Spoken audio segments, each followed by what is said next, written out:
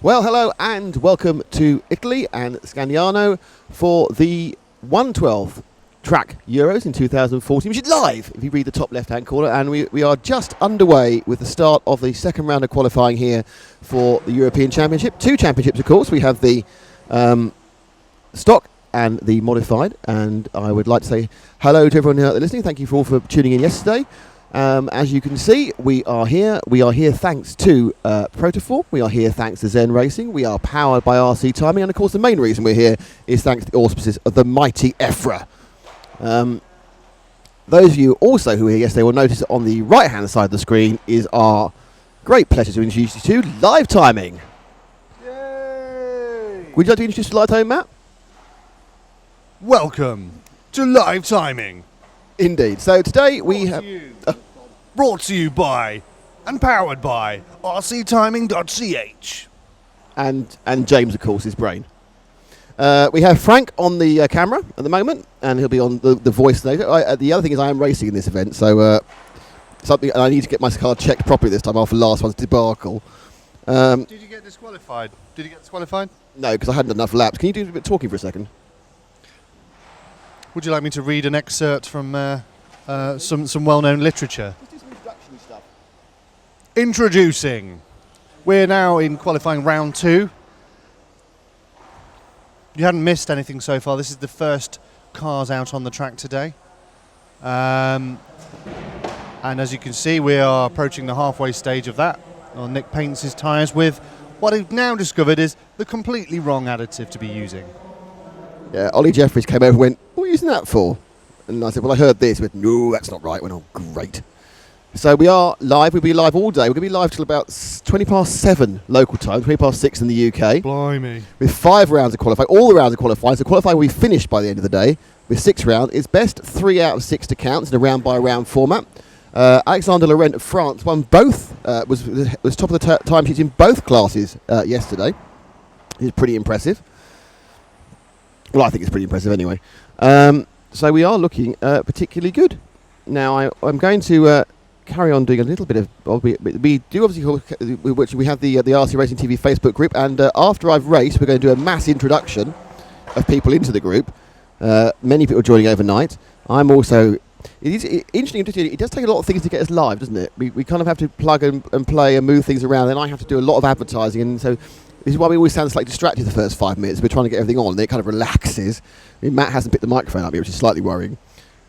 We spent the morning moving the cameras around, so you'll probably see the cameras slightly from yesterday because we're just trying to get better views, which is hard when because the cars are so fast. They're not in frame for very long. Hello. 1, 2. You're testing live there, Matt.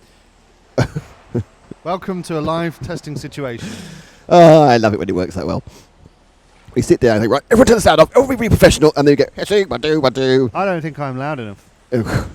I imagine the listeners probably have a different view on that. The listeners and viewers and listeners. 1, 2, 1, 2. I'm just 3, getting myself 4. into Frank's ears. Are you? Yes. Does Frank want you in his ears? He needs some kind of direction. That is true. Look at what's happening. So how is Frank this morning? Well. Would you say the word lightweight would be appropriate? He doesn't look like a lightweight. He's lighter than he was earlier. He is significantly lighter. Anyway, we'll discuss. It didn't happen in the car. There'll be more discussions there about. He is filming shoes again. Limoncello it's not later. About shoes today, is it? I'm going to tell him it's not about shoes today. It's not about shoes. We're going to focus on a different. Isn't it always about shoes? No. Today it's about haircuts. Oh, okay. Okay, right. I'm going to go and allow him to hear us, and then we can have some kind of organised direction to the broadcast today. Well, don't forget that at the end of this heat, I'm getting up and going to get my car teched. Right. Well, that's in just over 2 minutes. Well, I'll probably give me a couple. Actually, no, I'm going to have to do it there because I can't get across otherwise, can I? So we can waffle for a bit because there are plenty of races to see today. In 55, I think, actually, would be the total. It was 11. No, 10. There's 50 races today. All qualifying. All qualifying all the time.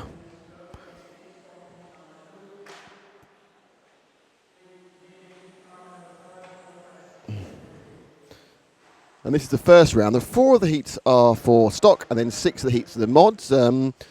There are a few drivers, about 10 or 11 drivers doing, about 15 drivers doing both classes. Others have decided to specialise on one or t'other.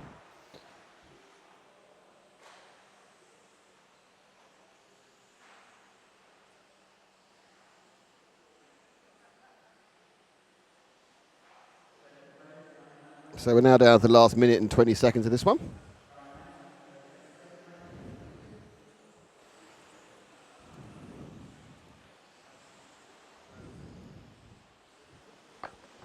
Plenty of races to see today. In 55, I think actually would be the total. I think it's 11, no, 10 to 50 races today. Goes all quiet as I try and post something up.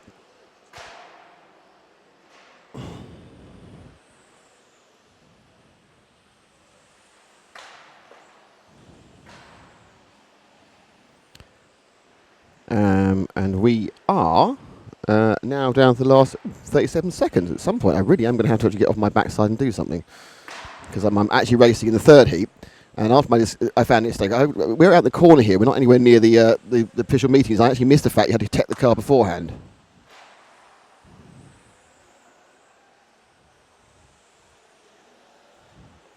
So, and my car is, just so everyone knows, a complete pile of poo. It's quite sad, but it's true. I have a pile of poo for a car. Oh, Matt's back. Matt can talk on the voice now.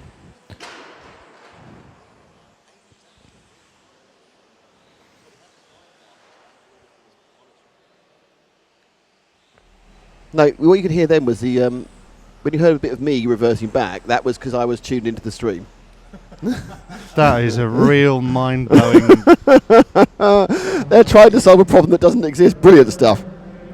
Can Frank hear us now? I don't know. Does he want it louder? Does he want it quieter? Is he happy? It's just right. He's doing the thumb and first finger 0 with the other fingers pointing upwards, which means OK, I think. It's the international sign of OK. As I'm going to need some kind of timing. Some kind of timing is going to be required. We've got the timing on screen. I want to get... Just go to my RCM. Exactly.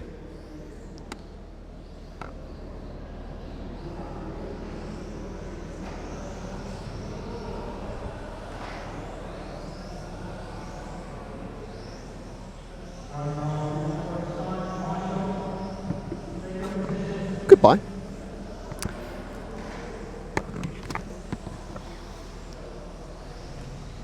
So now Nick is going to go and take his take his car. Which shell is it to be today? Nice shell or scrappy shell? No, a new one. New one. Nick's now going over to the scrutineering to drop off his car because he doesn't want to be disqualified from another round.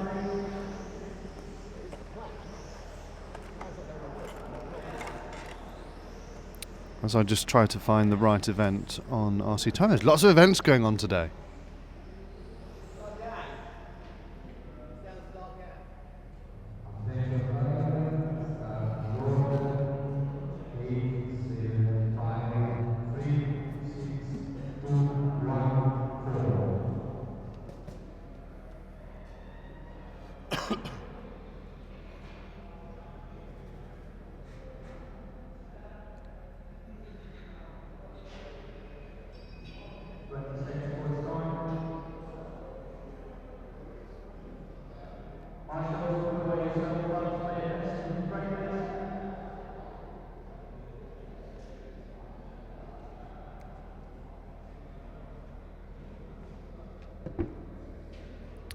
Ah, right, okay. So,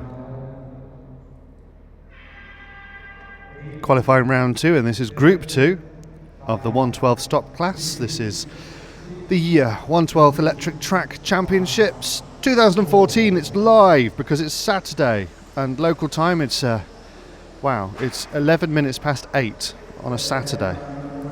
Out on track we have Robin Kaiser, Andrea Retrievi, Jan Dietmar, Oliver Hellman, Julian Jost, Sasha Freitag, Ricardo Monzi and Craig Fisher from Great Britain.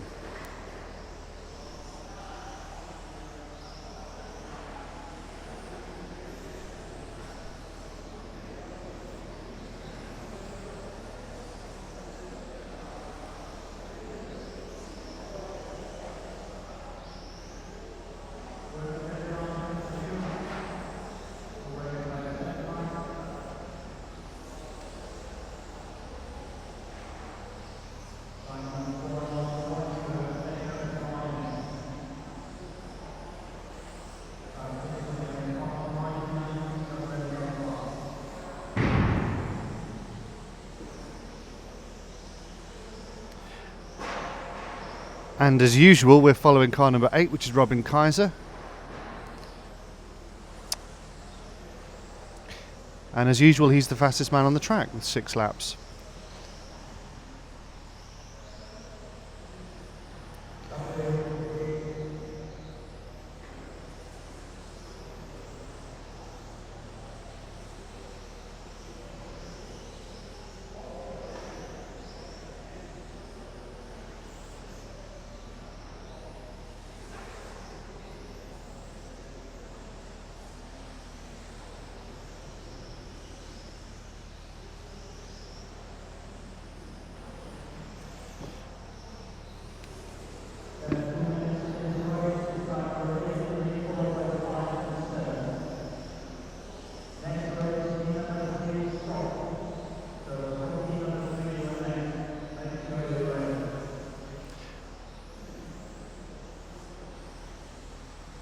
Just making a few final adjustments at our end as we continue to watch the first run out for Group 2 of the stock class. And we're focusing on car number 6 of Riccardo Monzani from Italy. One of the home drivers. Somebody seems to be slowing down there, allowing him, the pink car of Monzani, to go past him. But that was car number 3 who he allowed him past, and Oliver Hellman, sorry, that is.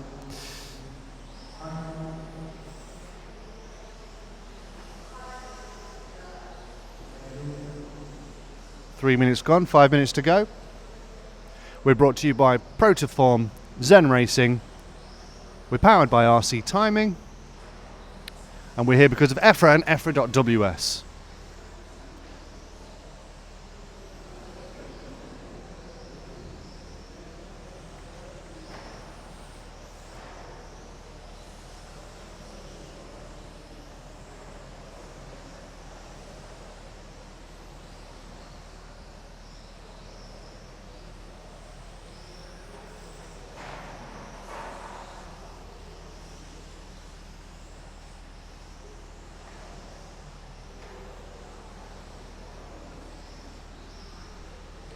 Now we're still following Riccardo Monzani, who is in 6th position.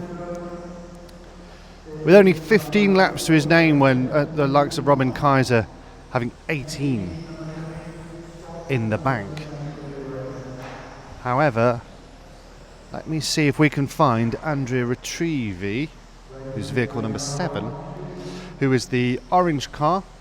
Frank's on him already. That's spectacular as he goes past Monzani there. Just clock his 19th lap. 20th lap.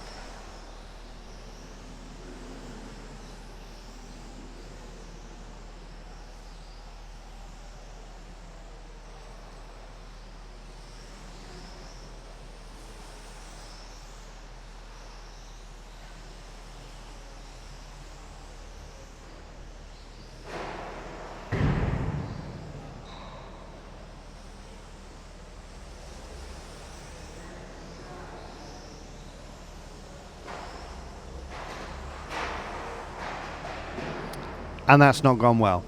Good morning to you if you're just tuning in to us on the live stream. Thank you for being with us. We had a great day yesterday, plenty of people tuning in, enjoying our new live timing, powered by RC Timing.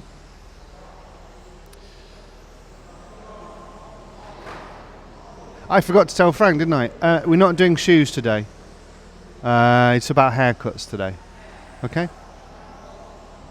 Good. Yeah, that's... Oh, and tattoos. Yeah, skin art as well. Oh, and beards. Blimey. Yeah. Anyway, back on track. We're following nobody at the moment. Coming down the straight towards me, we are following car number 5 of Jan Dietmar from Germany.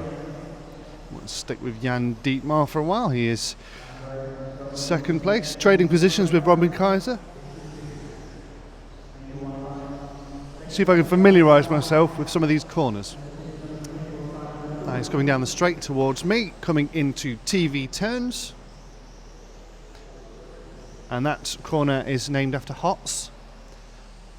That's the Proline P. And back onto the straight again. Now we do have some camera angles we can access.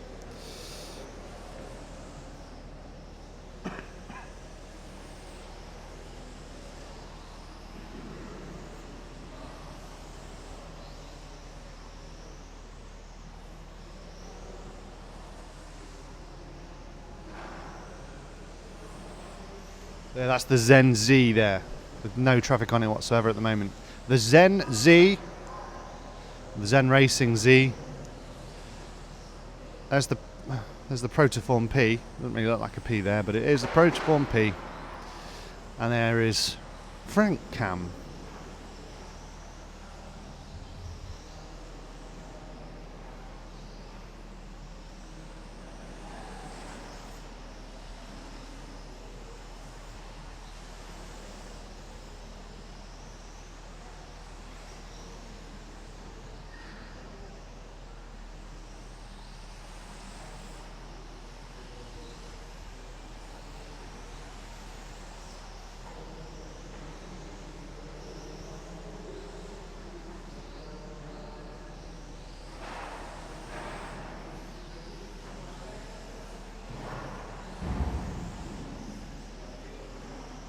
Last few seconds now of Group 2.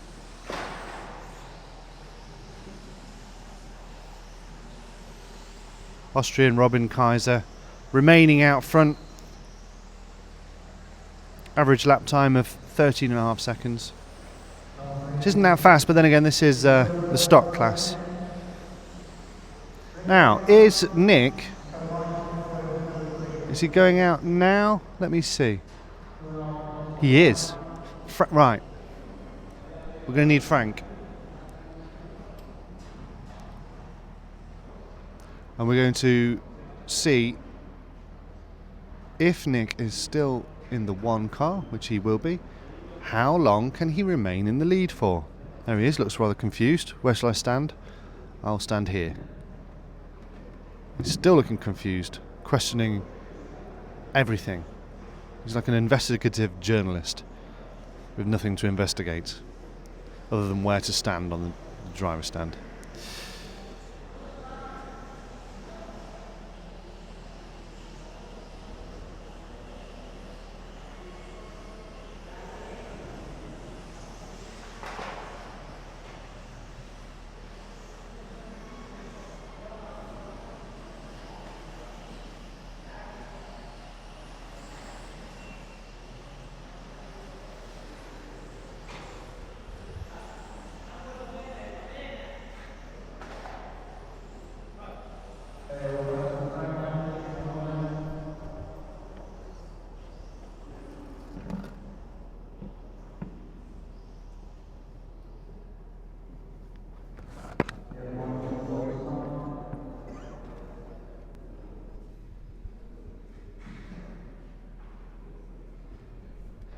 Welcome to Frank. Good morning. Good morning. How are you doing? Slightly better. Good. I'm okay. Good. Slightly better than I was.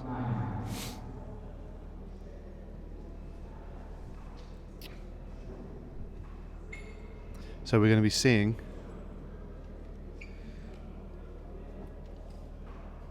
Nick must be setting off from the back. Oh, yes he is.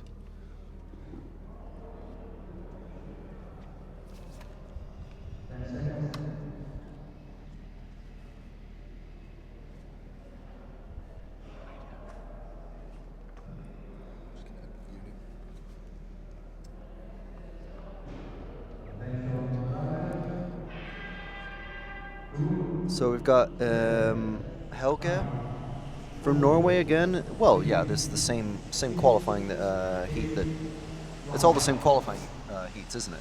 All Indeed. the same group of drivers. The same group of drivers. But because Nick was the slowest, in fact disqualified from the last round yesterday, I guess he's And they changed his starting order, obviously. They so everyone runs together, but you get sort of resorted in your heat, depending on how fast you went last time, right? Yes. Okay, so Helga obviously was fastest. Simon, Manuel, I remember these names. Oh, we don't have a number name now, do we? Nick's gone behind number name, whoever that was. Number Probably name. Joachim. Number name has been taken away now. That was car number 9. There was no car number 9. No 9. Right. Okay. Yeah. So Helga Johansson from Norway. Simon Rubet is in second. Oh, sorry. Helga is in first. He's car 2. Nick is car 1, but he's no longer in first. We are following. Is that Car number 7. Matthew Vara. He's in 5th place at the moment. So we got Helga, Simon, Manuel in first, second, third. Tim Wood from the UK in 4th. Oh no, he's just been pipped. Oh no, and then he's gone back to 4th. So and then Matthew Vara in 5th, who's just been pipped by Giacomo.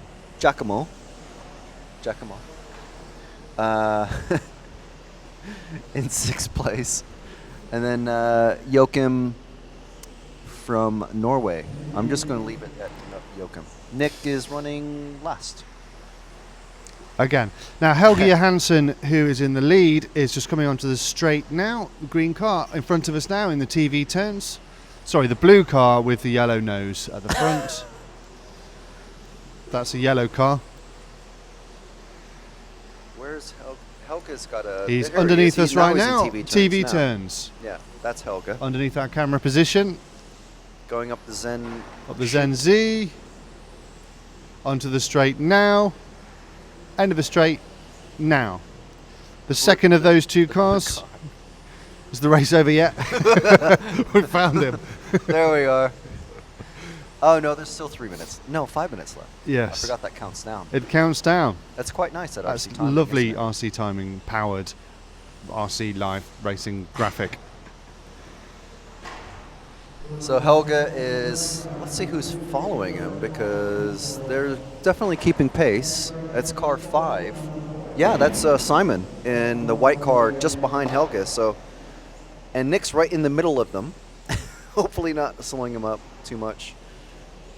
That just comes with the territory for these races. But Nick's trying to keep up with them with his pile of poo.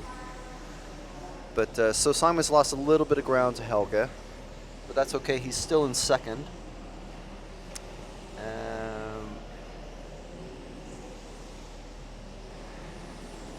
Yeah, they're on the same lap. So, but Helga's definitely pulled away from Simon now. So he's got loads of time on Simon now. What's Manuel?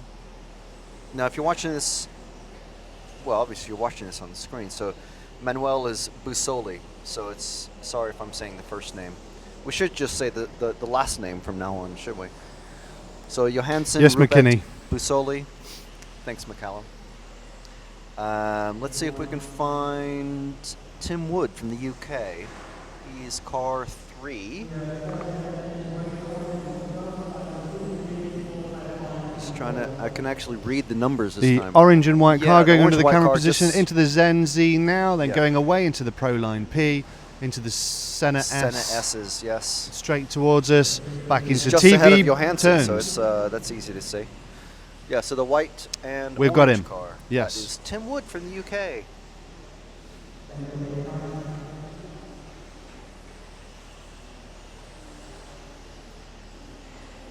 Tim is presently, he's in 4th position.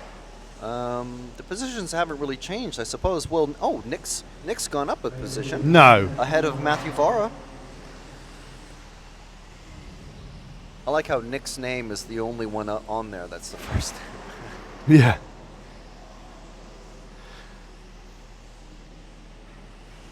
Oh, yeah, it's a big passel of cars there. And Nick's right in the middle of it. Nick's just behind Tim Wood on camera. Ah, I see what you're doing there with the multi-camera. It's nice. Yeah, you have to going go up from and fixed to coming down. fixed because it comes towards you in the Zen Z. Let me try and talk through this. Comes towards you in the Zen Z and then goes away from you in the Protoform P into the Senna S's down the straight, round that bumpiest of the track, which is the TV turns, into the Hots Hairpin. hairpin. There you go, the Yeah. Hots hairpin. No, it's not the Bosch corner. Or Yeah, I won't the- say what I the was saying Candy yesterday. New corner. fastest lap from Helge Johansson. It's good to see that's working.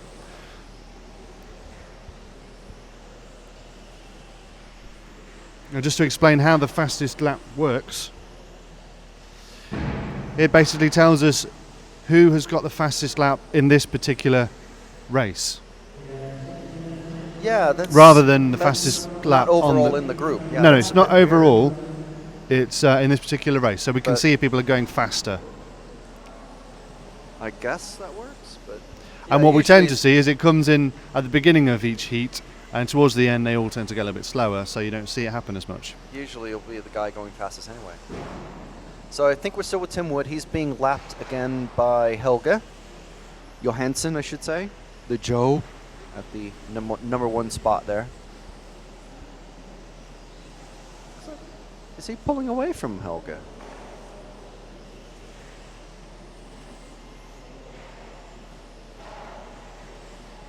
Looks like a little. Yeah. I may have been getting it confused with a different colored car. Yeah, Helga's nowhere near Tim Wood. So where's Nick on track? He is just coming through TV turns, car number 1.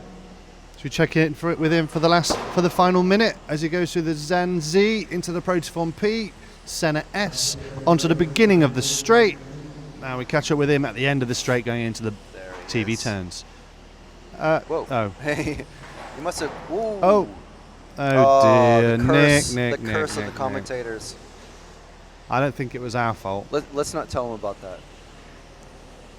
Well, if he knows the camera was on him, he will blame the camera. He'll blame a myriad of different things. Oh, car upside down, TV turns. It's not a dangerous position to be in. It's not as bad as at the end of the straight.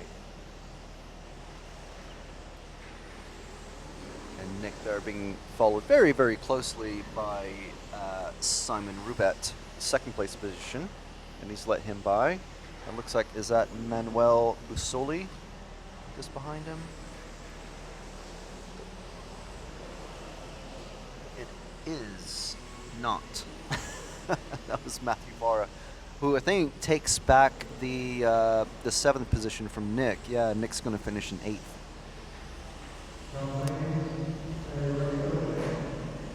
I think that is it. Helge Johansson once again, the fastest man on the track, the only man to get 38 laps with a medium or an average of 12.8 seconds per lap.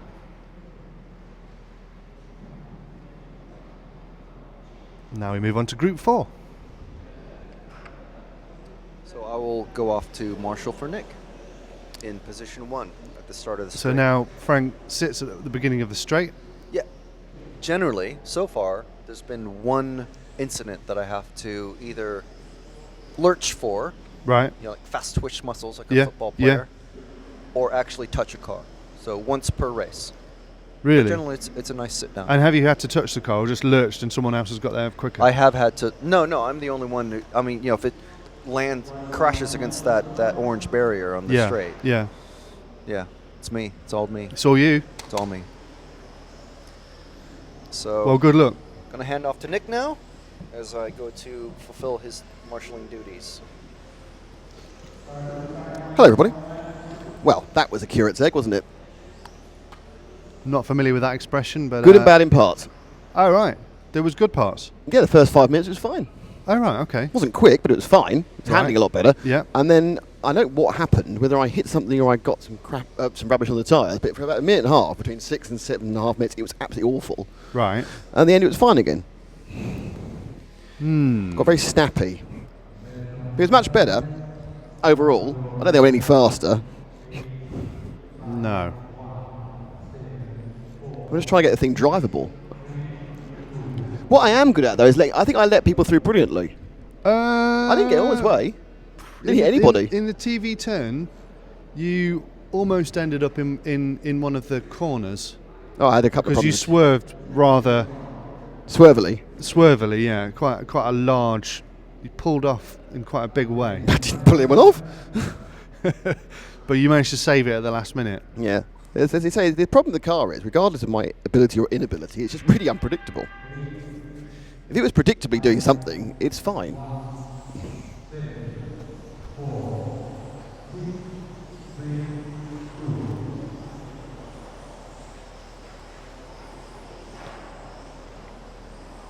Nathan Rules says, "Hiya guys, is the live timing on the blooming screen, Nathan? Of course it's live timing, it's on the screen. If you want full detailed time, just go to my RCM, because we are powered by RC Timing, and my RCM have it absolutely live, full timing. I'll be left on my own now."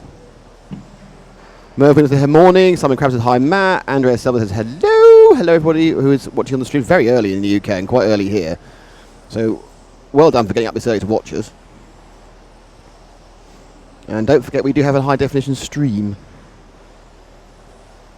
So if you would like to be on the high definition stream, you can be. Just go and select I'll have 720 please. And most of you are watching on 360. So go. Look, what you need to do is have a look at the bottom of your YouTube page, and you'll see a little thing there, which is like a cogwheel. A cogwheel. A cogwheel, and then you select up to 720, and you get a high definition image, and you can see the fantastic live timing graphics as well, and you can see Pro Performance and Racing's graphic too. Thank you to Protoform, thank you to Zen Racing. We would not be here, none of us, if it wasn't for EFRA. So you need to go to efra.ws. Yes, you do. You need to check out all of the information about all the other European Championships, all of which we'll be covering The A Championships, live. the A's, The plus, A's plus a B, a B, live and in HD, and in Herder. and find out lots more information. You can also find where you can start racing cars like this, perhaps in a club In an local to exciting you. way. Yes, you could also find out information about that at rcracing.tv. That's a great thing to do. We welcome the people to the group who are around. I I suppose really, this is the top heat. We should talk about this really, shouldn't we, first yes, of all? let's do that, yeah. So we're 2 minutes in nearly, and it's Marcus Mobersley from Alex Laurent who won the first round. Let's pick up who we got, Frank? Oh, sorry, it's James on the camera, sorry. Frank's marshalling for me. Who's he with? He's It's a bit wide, it's hard to tell really. Oh, no, hang on. He's now with this car, which is car number 8 of... I need this bit for car number 8, which is of Alexander Laurent. So he's with the guy who is running sort of first and second. It's Alexander there. And... Lorenz did quite well yesterday. He at the end of Laurent last night. TQ'd both stock and mod in the first round. Oh, that's much better. Just we could compliment our own cameras here. It's amazing what a bit of extra light does, isn't it, for these video cameras? So we're doing a switch. Look, we come One. Zen Z, Does he? Protoform P, into the Senna S. Can't actually tell. That's not really. That's not a full HD camera, can you? I can. I know you can. I was trying to. Nikon. That was an old sound system, wasn't it? Who? Nikon Nikon stereo. stereo. Yeah. God, dear. Right. Let's see if we can find Marcus, who's consistently leading this. That's Marcus, who's in car number 1. It's the white car. It was an all white body in the Coming stock. into the Zen Z, Protoform P. There he goes. Senna Yes. S. Down the straight. I'm not even sure if James TV knows. turn. Not sure if James actually knows what the There track's he called is. yet. Then it's the Hot's hairpin, short shoot. He's got it. He's got it. Excellent. So have we as well. Oh, look at that. Looks like it was planned that way. So Marcus with the on point. He laughed at my car this morning at the car park. For us, worrying thing is I'm laughing at it too. After making a very strange threat to you as well. I don't know what that was. Yeah, I wasn't sure about. that was bad. I think I had to go at his hat. Did you? No. I love his hat. Only live. I haven't personally gone for his hat. Wasn't sort of hat-based insult going on. Are you part of the gang that have to wear the strange hat in the UK? When That's just James. the James Stewart hat, Which which is the. Because James always wears it. Alan Murr has written me a personal message saying, "Hi, how will you?" How will you what? I don't know. How many ways will you look? Alan Murr, thank you for saying hi, how will you? If you could add that into hi, how will you do something else, we can answer the question. But hi, how will you? It's pretty much basics. So There's 4 minutes to go now. 4 minutes down, or well, just over 4 minutes, and it is Marcus Mobers from Francisco Martini from Alex Loren, and it's Hooper Honigel, Chris Kurzweil, Crisis. Jordan is Jorg Michael Teat, for some reason his first name. This is how it's programmed, the race system, not us. Mark Stiles is in 7th, and Vesa Ili is in 8th. So Mark Stiles is really not having a particularly good time. We've got 2 umlauts. They have 2 separate umlauts. That's fantastic. Right, and let's be terribly parochial. Let's see if we can find car 7 of Mark Stiles. It's probably that bright. No, that's yellow one. I don't know. White one into the hot. It's not car 7. That's why it's car 3. It's car 3. It's the yellow one down the straight now.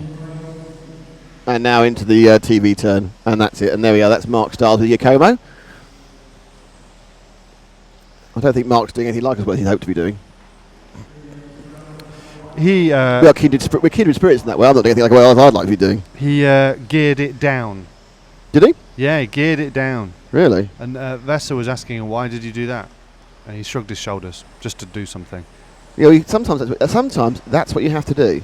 You just have to do something. So you think, well, it's not as I like it, so I'll do something.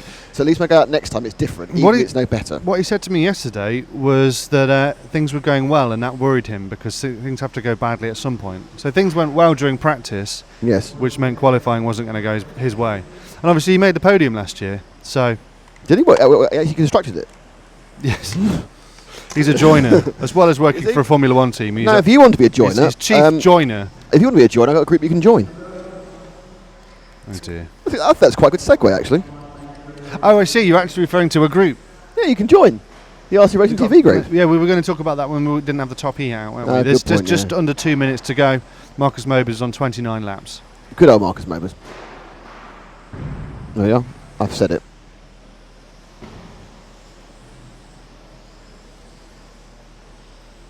So we need to clear this space here, so we can put my computer there, and not have yours on. And that way we can share. And I haven't got wires about to kind of garrot me, which is slightly worrying, because I don't want to be garroted. No. Who are we looking at the moment? Oh, let's look at somebody else to last minute. Let's see if we can find who haven't we seen so far. Hoopo Honigel in car number 7. Is he running I think he's running a white body shell, isn't he? Yeah, it's the car, that's it. Going through the Zen Z now. Hoopo on a CRC chassis. And we had Frank Calandra join us yesterday to be watching. Who, of course, is Mr. CRC. So, hello. I doubt Frank's there now because it's always about 4 in the morning in America. Though, of course, he might be watching on the stream because it's all archived all day, every day. So, I'm now unwinding wires, which are all over me. Oh, I'm all covered in wires, love.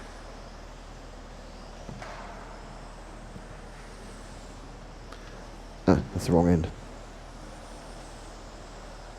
As he actually said to the bishop.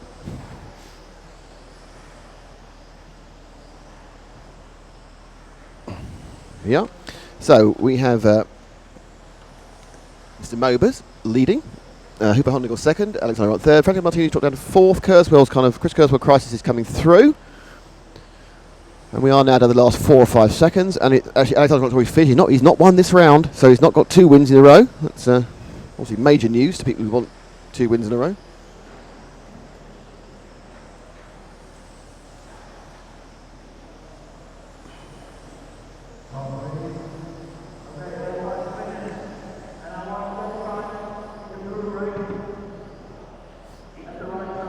And that is the end of qualifying for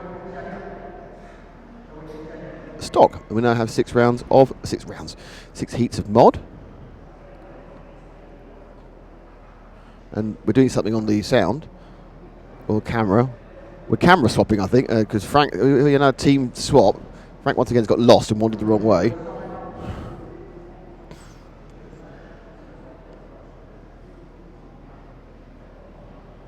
And the new heat freshens up.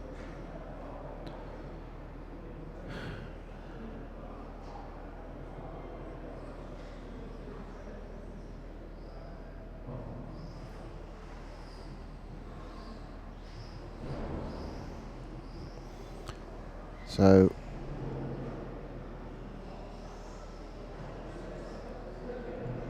see where we are overall, and for the stock qualifying, and find what the overall result with that was. And see, it should. I'm not sure it's updated just yet on the computer. It should have done. We should have a live overall ranking, and we do. So it was Marcus Merbers who won that round. In second, it was Hubert Honegal. Third, Alexander Laurent. Fourth was Chris Kurzweil. And then, so overall, at the moment, the top 10 in stock are Marcus Merbers is number 1, Alexander Laurent is second, Hubert Honegal is third, Francesco Martini is fourth, Chris Kurzweil fifth, Helga Johansson, I think it's in my heat, is sixth, Jörg Michael T is seventh, Vesa Ili is eighth, Mark Stiles 9, and Simon Rupert is 10th. I'm currently in 25th. With another very poor performance, honestly. Dear. I think I need to get myself sorted out. So that's not going well. I'll be honest with you.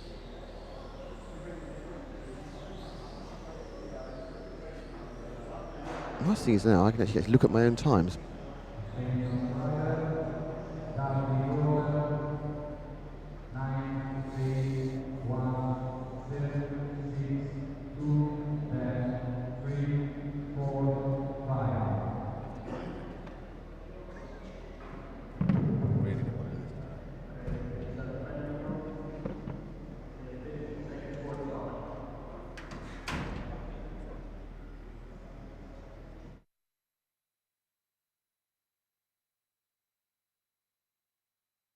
So anyway, so we are now getting ready for the first of the modified rounds. Are you going to join me for a conversation, Matt? It's more interesting with the two of us. Rather than just me talking bollocks.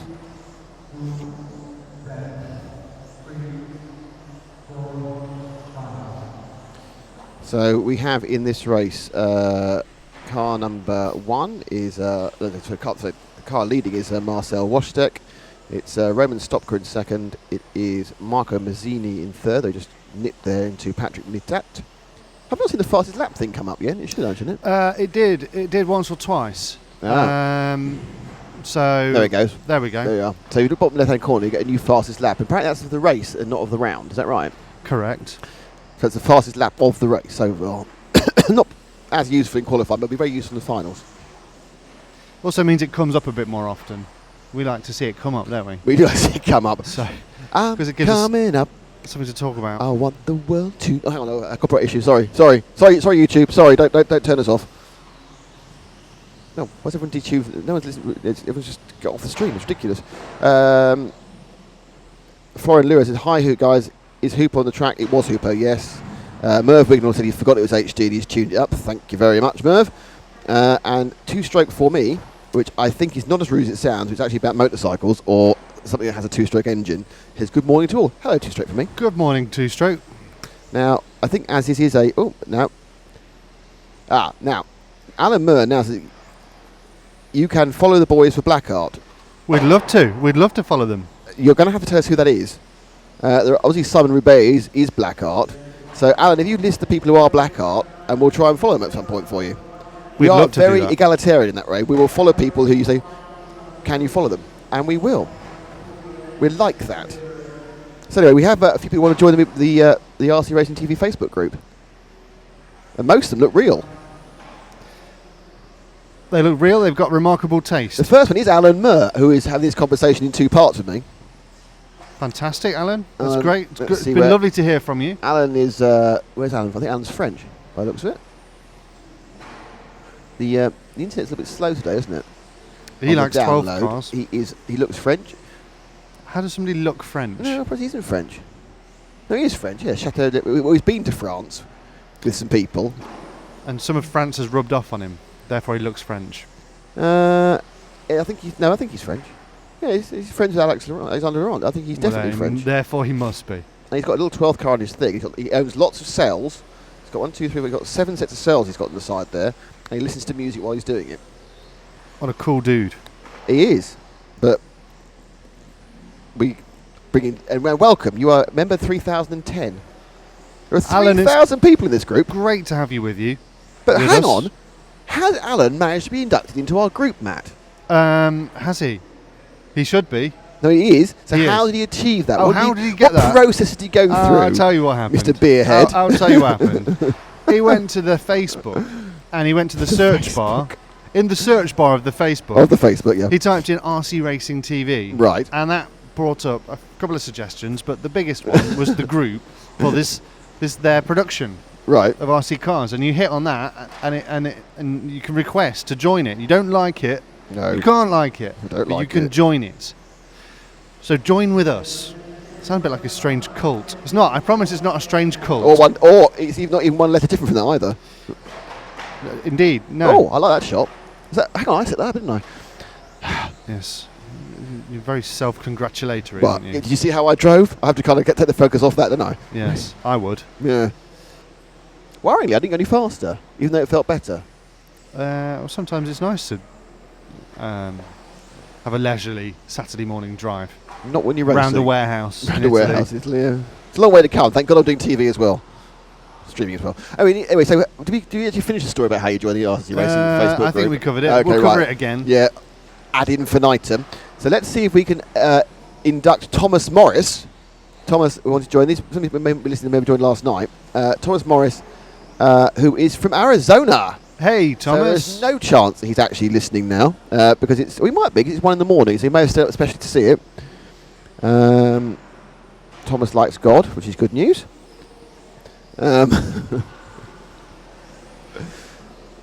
And he's got a picture of a tiger. He's And got- he is sporting a cracking hat, in fairness. Thomas, top 10-gallon hat wearing there. And you are in the Facebook group. RC Racing, the Facebook group. Praise the Lord.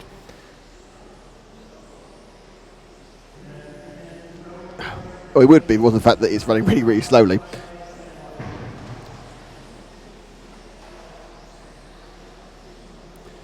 Who are we following now? Well, we're following one of the cars. It's a yellowy car. I'll tell you. Will you? You tell me while I induct Thomas Morris. We're following Marco Mazzini. Marco From Italy. Mazzini. Okay, so the next person we're going to follow. Next we're going to induct. Shall we induct this guy here called Frank L. Clements? 'Cause Why I not? think Frank L. Clements, who has many mutual... He's from Norway.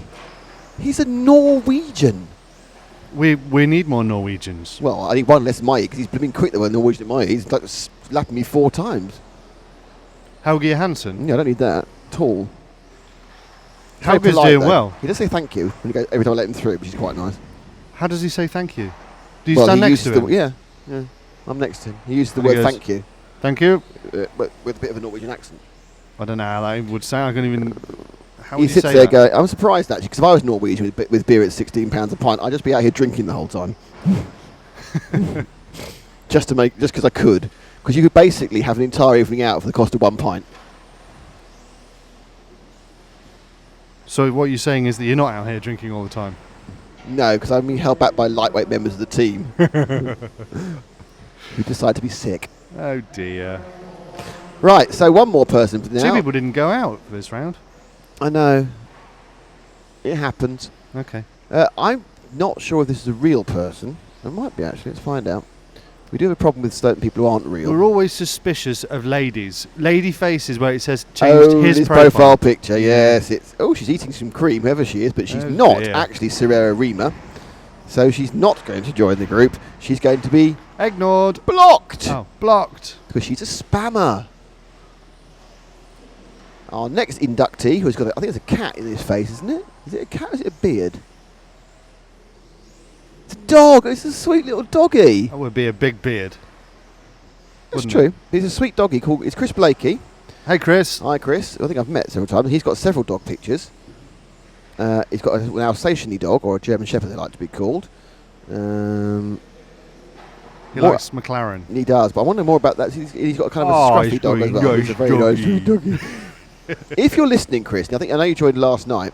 Could you tell us what breed your nice cover dog It's is? a Westie, isn't It's it? not a Westie. It's a one of them Scotty dog things. I don't think it is. I think it's bigger. I think it might be something doodly. I think it might be a Labradoodle, or it might be not.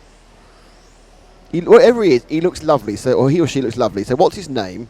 Because the Alsatian's called Phoebe. We know that. So, what's the Chris? What is your dog on the cover called? Because I already like him/her. Aren't people a bit funny about the privacy of their animals being shared on the internet? Only people who work with us. Oh yeah. They don't want to admit any issues they may have had with the RSPCA or not about cats being abandoned or going feral. If it makes you feel any better, I think he's now being punished anyway. By God. He's hovering. He's hovering at the footpad of doom. Oh, People dear. listening will have no idea what we're talking about. Luckily, it's making us laugh, so that really always helps things. Right. So that was good. What happened in that first? I don't know. It was we were too busy chatting, and in fairness, it's the first round. Can I ask you a question? Hang on, Vinny Weitz, the EFRA secretary, wants to. How can you stand all the noise and the smoke here? Oh, these Nitro fans who kind of say, if you can actually hear and breathe, it's not a proper event. Is that what you think? Oh, the dogs are here. Dog warning. Frank, dogs. Oh, Frank's so slow this morning. I wonder why that would be. Why do you think Frank's slow this morning? I'm not sure. I'm not sure what it could be. There we go. Yeah, they're very sweet. Now, what breed are they? They are Westies. Westies. Yeah. If you know better, on identify my breed. Just about to start the next. Snake Group. Warbound says, "Hey, Hey, Snake. hi Snake." All right, there's a big uptake on the 360p stream. If you're not watching on your phone, that's fair enough. You need 360. If you're watching on a computer, can you please use the HD stream? We're paid for it, so And you the better graphics use look better. it. And the very exciting graphics on the right-hand screen look better. What? Has James fallen in?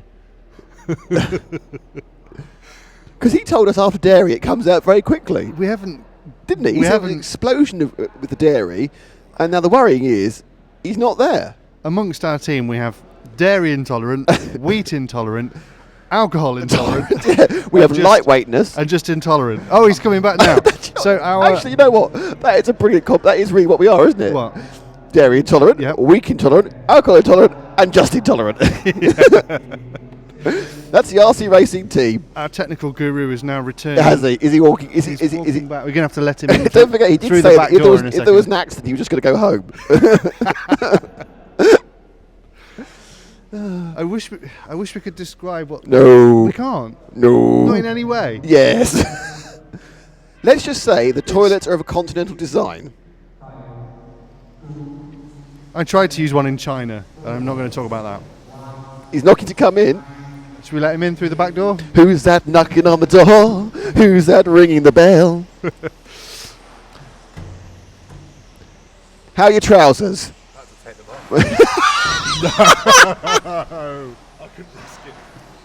He had to take them off, listeners. I can't believe you're broadcasting this. There's been running commentary. I couldn't risk ruining them. We were frightened you'd been so long, we thought you'd fallen in, or you had done what you said you were going to do and you'd gone home. I just had to be very cautious for the whole situation. Where you are It was an reviewing. experience, a first. Yeah. I might tell you more later. You struggle with having nothing to hold on to. A lot of balance was required. Really? Yeah, a lot of balance. As your central gravity was changing all the time. Did you have to lower your ride height? Oh dear. Well, we're a minute into this, so I suppose we better talk about what's happening on the track. It's Group 2 of the modified lot.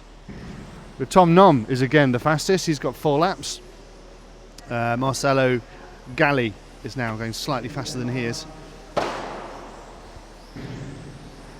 The new fastest laps, they come and go. They're a bit kind of sometimes. No, I mean, You can have them longer if you'd like, or they just don't seem to happen very often. yeah, because there'll be a batch of fastest must- laps at the start. Maybe it's because we're too busy. Ah, there we go. Dirk Brouwer, new fastest lap. Robin Kaiser, new fastest lap. Yeah, if 2 people get a fastest lap one after another, Yeah, it's a very quick succession of fastest laps going on. yes, I can look at trying to cue them.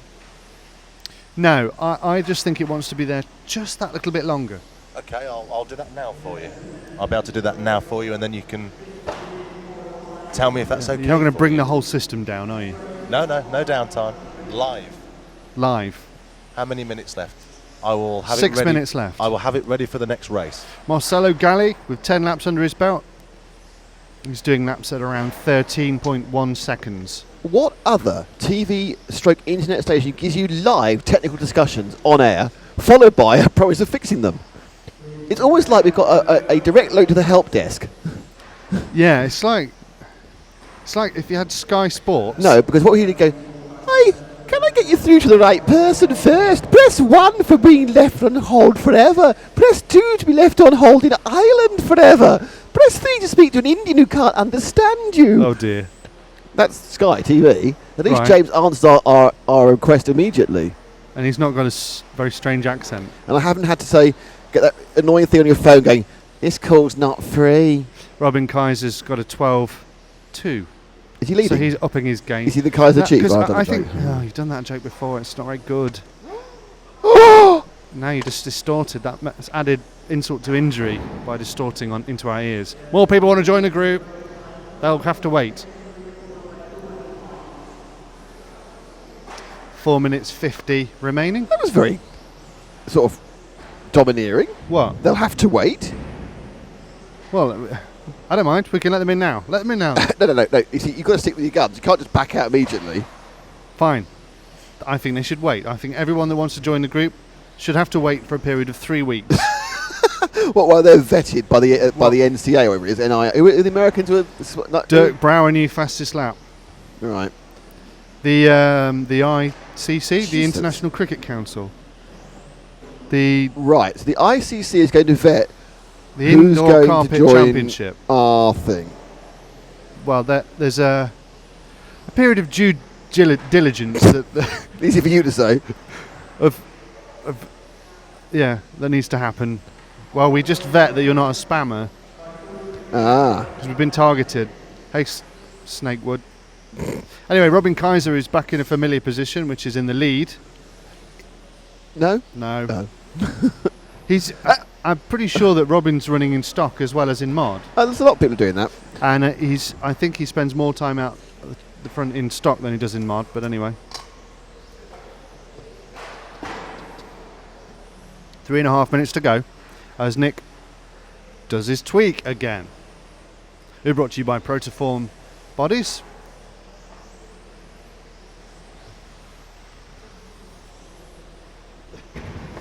And powered by RC Timing. Well, can I say the sponsors in order? Well, I just wanted to point at something. I haven't pointed. I've been very low on flappy handers. New fastest lap Robin Carter, 12.022. And it stayed up for too long. Blimey. That's too long. That's like a half an hour. That's 10 seconds. That's far too long. What was it It before? was 5 before. Can we go for 7 7 and a half? half. Thank you.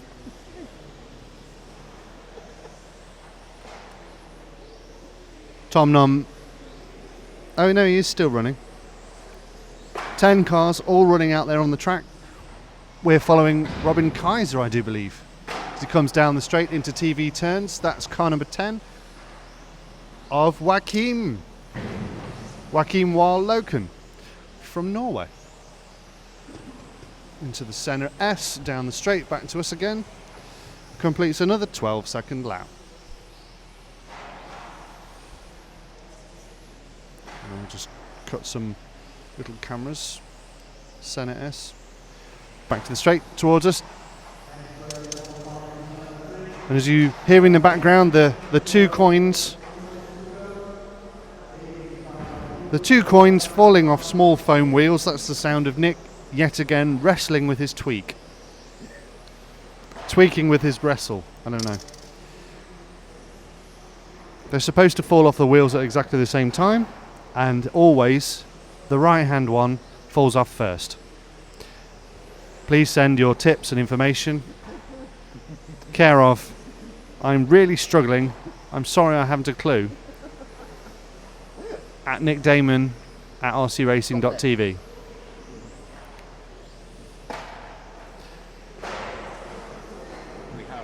James is now looking at me.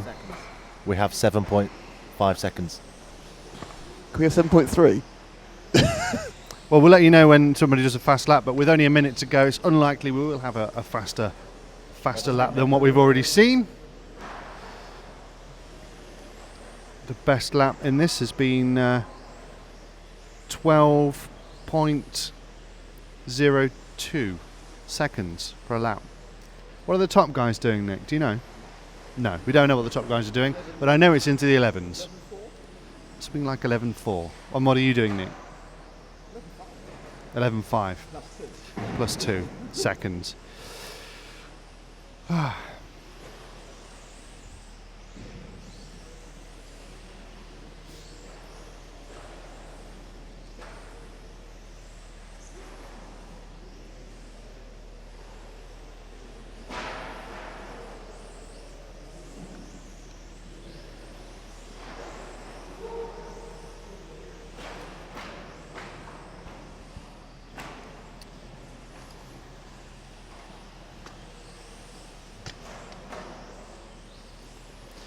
So the modified Group 2 qualifying round 2 coming to a close for them. And Dirk Brouwer finishes the fastest man, 37 laps. Robin Kaiser, something must have gone wrong because he only managed 32 laps. In fact, I believe he stopped about the 6 minute mark, 7 minute mark.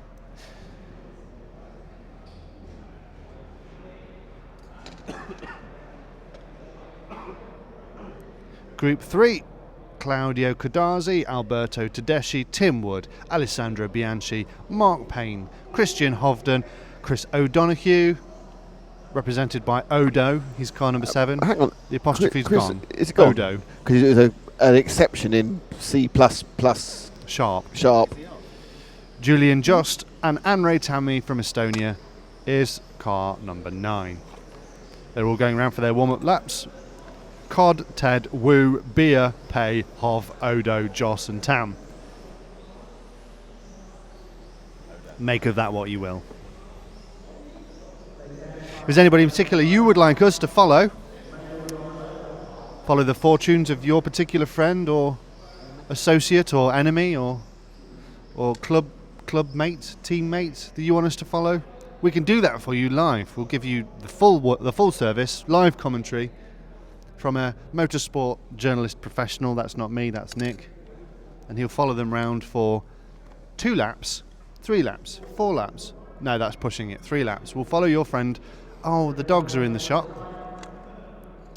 Looks like there was a dog licking the Zen Racing logo. What do they eat? They're eating. Anyway.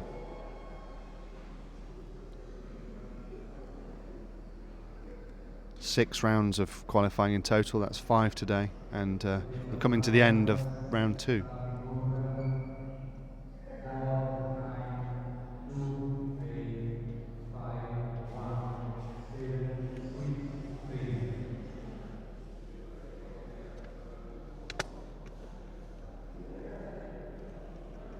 Frank's eating an apple. We'll be seeing that again soon then. I'd like an apple. You've got one, and you got one from me recently. An apple? Mac. Ah.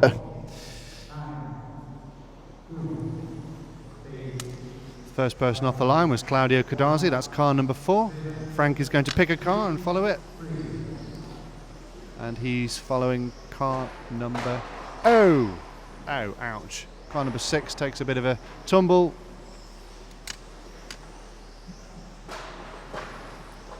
But we're following through the centre S's, onto the straight, end of the straight, TV turns, car number 4 of Claudio. As he clocks, that's 2 laps in 25.8 seconds.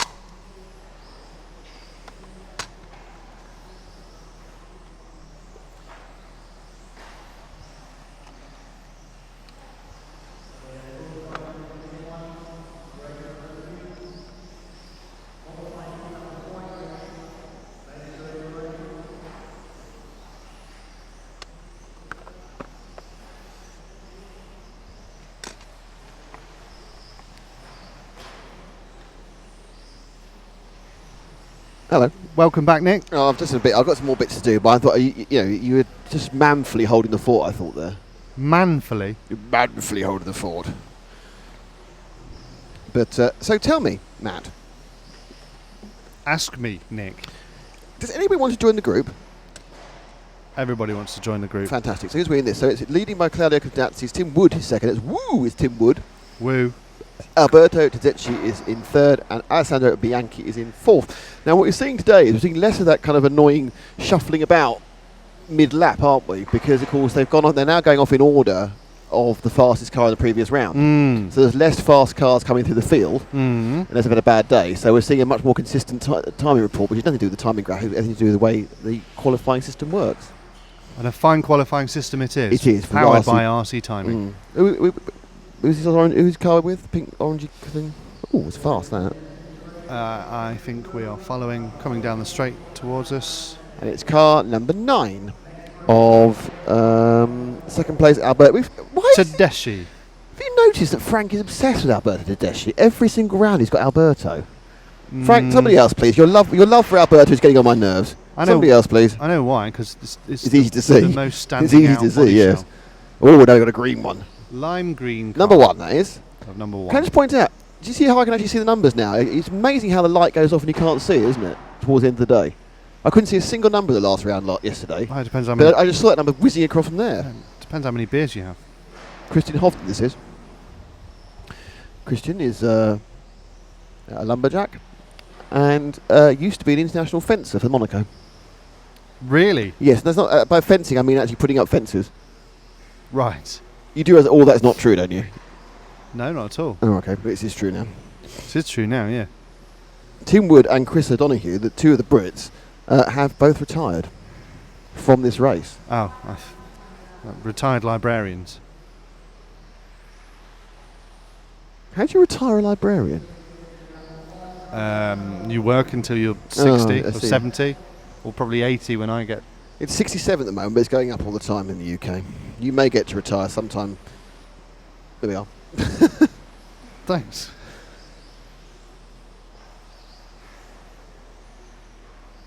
We're following another car now. Alan Muir has now come back with another sort of esoteric statement to us. I think he's talking riddles. Either talking in riddles or he's been deliberately kind of Gallic. He's at home with a Galois and an attractive dark-haired woman, and he's saying, "Roll gently to go fast." Or perhaps he's a fan of Zen racing and the Zen Z, and he's kind of very Buddhist. Or perhaps he's painting a protoform body shell. Or perhaps he's looking at RC timing. Or perhaps he's enjoying the EFRA website. Perhaps he's cooking. They're not our sponsors. Who? Any of the cooking.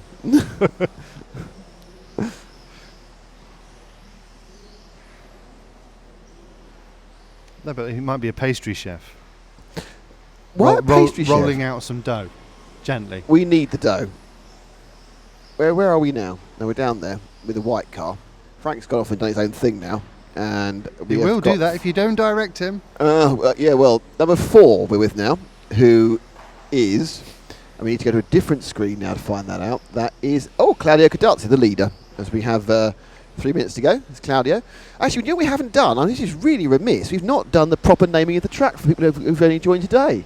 I've been saying it. Yeah, but we haven't told people. They go, what are you on about? Right, so we're going to go Claudio. He goes down the main straight, Claudio. Now he comes into the TV turns. There we go. Hey, now he's into the Hots hairpin, through the short chute, now up through the Zen Z, back down to the Protoform P, and up through the Senna S and back on the straight. That's a lap of RC Landia here in Scandiano, Italy. Do you like that? I really thoroughly enjoyed Right, that. I want you to do it now. It was, You in about 12 seconds. You do the same thing. Let's see if I like your way of doing it. Do I have to cut shots while I'm doing it? No. You can do all on one main shot. Right. Starting from the main straight. You know it's going to go terribly wrong, don't you? You got Who is it? Who is it driving? Oh, right. It's Claudio Cadazzi. You can't start at the start of the next lap, and you talk him around the lap. This is the hot. No, hairpin. start from. No, I know. I'm just telling myself what it is. I'm telling myself what it is. Okay. Senna. Go. Right. Okay. This is Claudio Cadazzi coming down the straight into the TV turns. Through he goes over the bumpy ground into the Hots hairpin, through into the Zen Racing Z, round to the Protoform P, Senna S he goes through onto the straight. You missed the short shoot. Short shoot. Let me try again. Protoform. No. TV turns. Hot hairpin. Short shoot. Zen Racing Z. Protoform P. Into the Zen S's. Coming through onto the main straight. My child, your training is so close. Don't forget. And as he does rub that, on, he clocks a rub new on. Is it fastest rub on, lap. rub off, or is it wash on, wash off? Wax on, wax, Wax off. on, wax off. 11.7 seconds. Rub on, rub off. We'll be That back in lap. the hotel room again, wouldn't it, with Frank? I had rolling fast to go slow. Rolling slow to go fast. Rolling with the deep, I don't know. Rolling with the punches. Rolling with the Stones? Rock and roll star? Roly poly. This is like the world's worst version of catchphrase. What's Mr. Chips doing now? I don't blooming know. Roll and rat. Because obviously everyone who was born after 1980 and doesn't live in England is going to get that one. Roland They've Rat. got a Google, haven't they? Yes, I'm sure if you Google it, like German Google, you put Roland Rat in, it goes, I have no idea who you're talking about. What? German Google talks in French. It was German. Well, it wasn't German, it was a German accent. What are you? Do you mean to say that German Google won't show you Roland Rat? It will go, I don't know what you're talking about. Right. If Do you you're know about the internet? I don't know what you're talking about. Right, stop. What do you mean? If we have someone listening or watching at the moment in Germany, so you have to be using German Proxtube for a That start. was a really bad example. Be using Proxtube. Yeah. Could you please Google Roland Rat and tell me what comes up? Brilliant. That's amazing. Works for me. Roland. Oh, here we go. Someone has actually taken it seriously, my problem with tweaking. It's AP Kayaka. Kaka. Hey, AP. Check that the rear pod is tweaked. Remove the centre shock. Upper toes. Put yes. Yep. No, read it out. Don't just say yep. Check that the rear pod is tweaked. To check that. Remove the centre shock. There. Put 3 by 10 millimeter blocks under the car. That's issue one of them. One in the middle of the chassis and 2 around the rear plate. The most in between. With on-point scale pro tips. After 8 minutes, AP is actually right. I've actually watched that. That's Robert Krenz does that video, and I would like to say that my car is actually not particularly tweaked. It's just not. It's actually a bit unwell. Are you following what it says? Yeah. No, you're not. No, I'm not doing that bit. 'Cause No. that bit's different. What do you mean it's different? Because you need 3 10mm blocks. Well, you haven't bought the right equipment then, have you? Because I've had to travel light. 'Cause I've got a whole TV company with me. You've cut in corners. Well, and I'm hitting corners mainly. You're slicing your way through corners. That's right. We do actually need to introduce some people to the group. Roland Rat. No, it's the first one who's going to go is for Nick Bensimer. Hey Nick, how are you doing? It looks like you've got a wrestler. Is it Hulk Hogan as your profile picture? It's very exciting. Waiting to find out with our odd download. It's Ultimate Warrior. How did you know that? Because I know. Are you a WWE fan? This was the time of WWF. This was. Well, World Wildlife Fund. And it makes a good point that Ultimate Warrior dresses like a girl's bike. That's fantastic. I love that. Where is Nick from? He's from. Look, I'm going to say he's from America. I think he is. He appears to be got some amazing American. Some amazing photos. He's certainly embracing the. I found an amusing photo in Facebook, and you are in. So Matt, welcome, Nick. Welcome. And now it's someone who it's Tony Limata, and I'm thinking he's somewhere Scandinavian because he's got 2 eyes, and I'm thinking he's Finnish. Why? Just because of the way the words go. Oh right, yeah. And he likes ice hockey, so that's a good chance. Are you Finnish, Tony? I think you are. He likes But the Prodigy. Tony, I would like to say right now, Tony, I don't care where you're from, you're fantastically welcome to the RC Racing TV Facebook group as we now sprint past 3,000 members and off to 4,000. Tony, we've been waiting for you, and I'm so glad today you made the best decision of your life, which was to join the RC Racing TV Facebook. To go to Facebook, to type into the search bar RC Racing TV, and join the group. And now another American, it's Craig Higginson, who lives in Alberta. No, I do apologise, he's Canadian. Very sorry, Craig. He's Canadian. He's from Alberta. Now, the great thing about Craig is Craig's got some very good TV taste. What's the best show on TV? Parks and Recreation. I like Parks and Recreation. So do I. Have you seen the episode with Michelle Obama in it? No, I haven't seen the series yet. Frank was telling me about that. I've got all this series on my iPad. Any luck with Roland Rat, anybody? Legally, obviously. Of course, yeah. You downloaded them all from Legal download world. Craig, great to see you. I think you just joined, so that means you're actually watching us at 5 in the morning, which is beyond the Call of Duty. But thank you very much. Is 12 racing big in Canada? Kevin Ebert does it. Kevin Ebert. And finally, to join us and become our 3016th member from Reading Tech, so I'm assuming that means he's actually from England, it's Matt Blaser. He's a bit of an off-road guy, but he's making an exception today. He lives in... Really? Trimousan? Is that true? Where's that? I've no idea. Oh, he likes his RC. And he's his got some dogs. lovely dogs. He likes his RC and his dogs, so we're in I have good to say that if you like your RCs and your dogs, I mean, that basically pretty much means that you're in with us. You're the right guy for us. So, Matt, welcome to the group. It's still taking a little bit longer than it should do, but you are in. And we now have the heat number... No idea. Well, there's a way to find out. It is. It's heat number 4 of 6 of modified. And it has a couple of good drivers. Vesset Lee, Luke Burley, Chris Kurzweil, who didn't do too well in the first sorting outy bits. Okay, well then let's find a driver. Illy. Car number 4 leading Vesset Lee. Can we find him? Is he running the colourful body, or has he got his non-colourful? Oh, he's got a bit of a grip roll almost. Here he comes now down to the TV turns. He's moving back now up to the hot hairpin and right on his tail. It's car 0 of Jacob Zundel. There he is. Frank's got him on the Zen Z coming through to the Protoform P. Zenit S is coming onto the straight. So we look at his car. His car's actually looking very darty, and it's actually not as fast as Zundel's car, which is gaining on him. And he's going to have to decide to let him through, I think. I mean, Zundel make a couple of mini mistakes, but at some point... Oh, Zundel made 2 big mistakes there. So what? And he stopped. So there's a problem with Zundel, who's catching up, and I think he's doing some radio fiddling. I think you should give Vesser some tips when he comes over here to Marshall. Do you think so? Yeah, I do you think he'd be interested in hearing what I think he should do? Yeah, because then he can do the opposite. It'd be fine. Ask him if he's watched the On Point guide with Robert Krenz. He might have done. I'd like to point out that is a really good guide, and thank you to the person who posted it up. And if I had 3 10-minute blocks and half an hour, that's what I'd be doing. But yet again, we're cutting corners. Yet again, hitting corners. I think it would be nice for you to talk to some drivers. Mr. Benzema says, funny, I was almost asleep, then I hear you talking about me. Hello. Hello. Double talkie. What driver will you talk to? Well, in a minute we're going to have some drivers. Well, these drivers. Are they going to walk past us? Vaguely, yeah. I think... how do you walk vaguely? No, vaguely in our direction. Are we running on time at the moment? Because we're now halfway through point 4. And it should be about 10:19. Is it 10:19? Yeah, they're on time. It's running like clockwork here in Italy. Tiki-top. We have a 10-minute break between grounds, which is quite nice. Some fastest laps coming halfway through the round.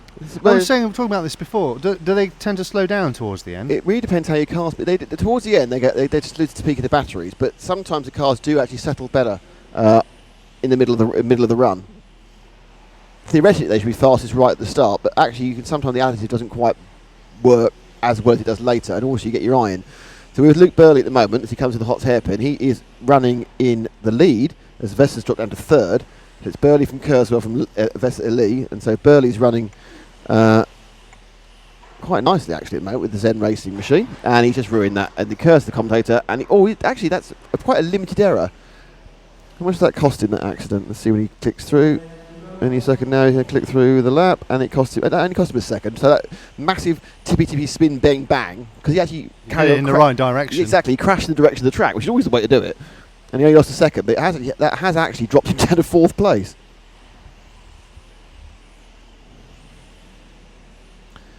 So Luke now, it's still Kurzweil from Vesser, Kai Altman, Luke down to 4th.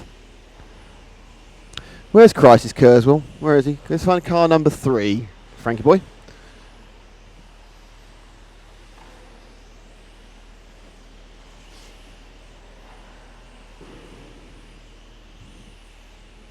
I saw James do that focusing thing you do on computer. TV turn now, the white car.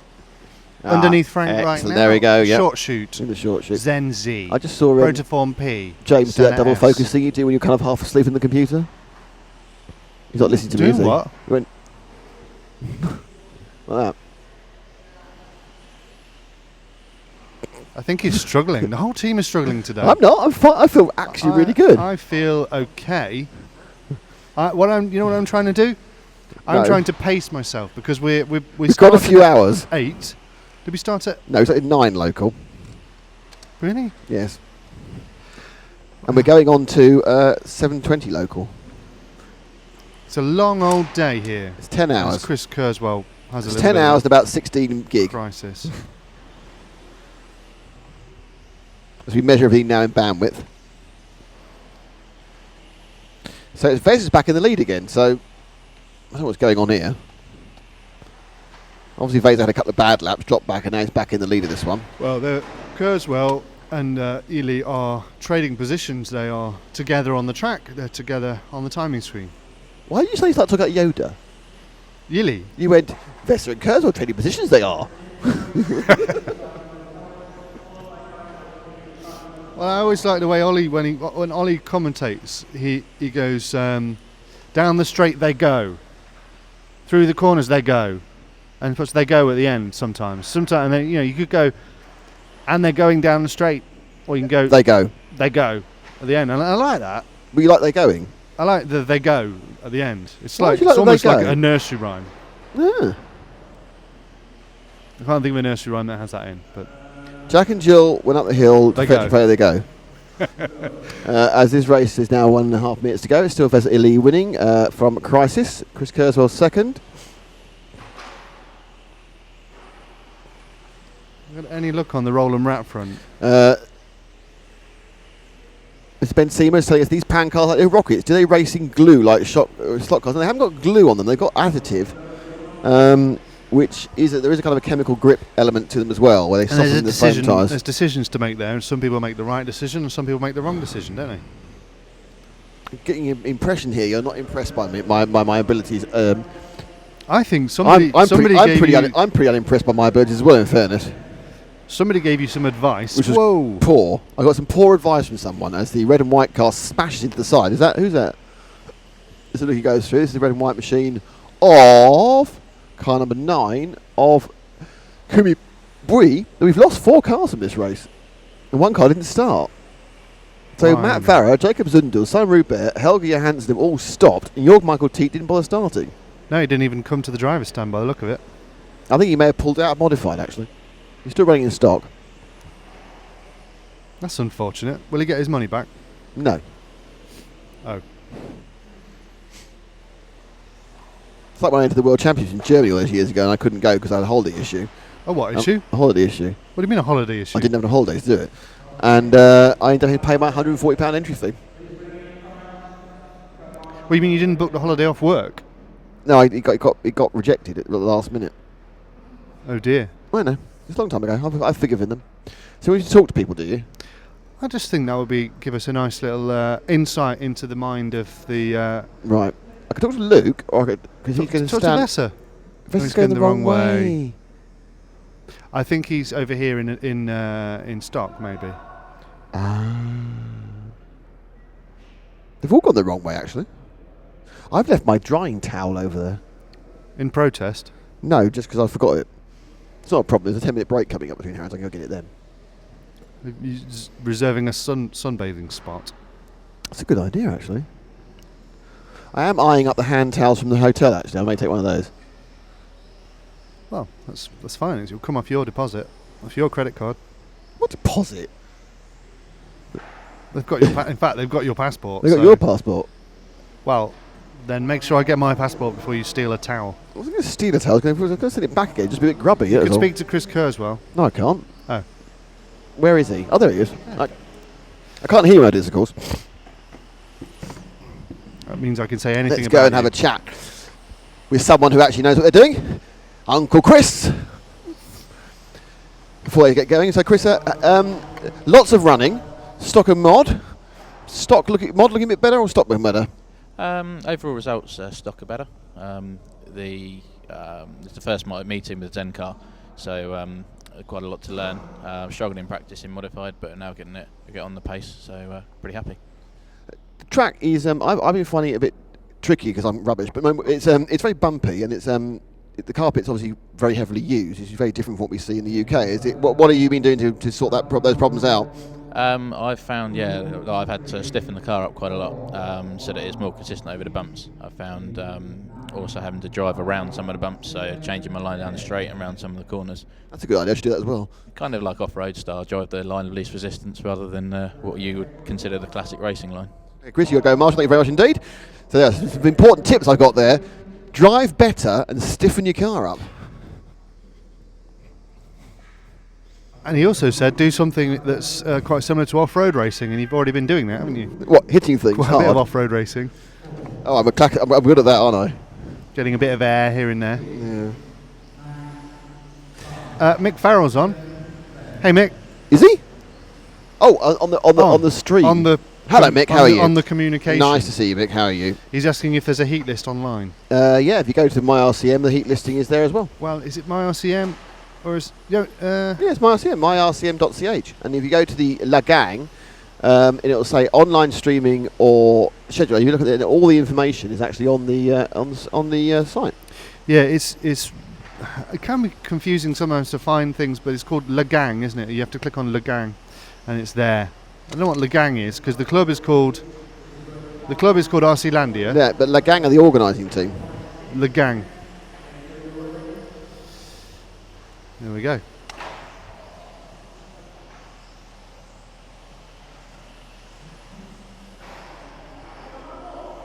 And this is Group 5.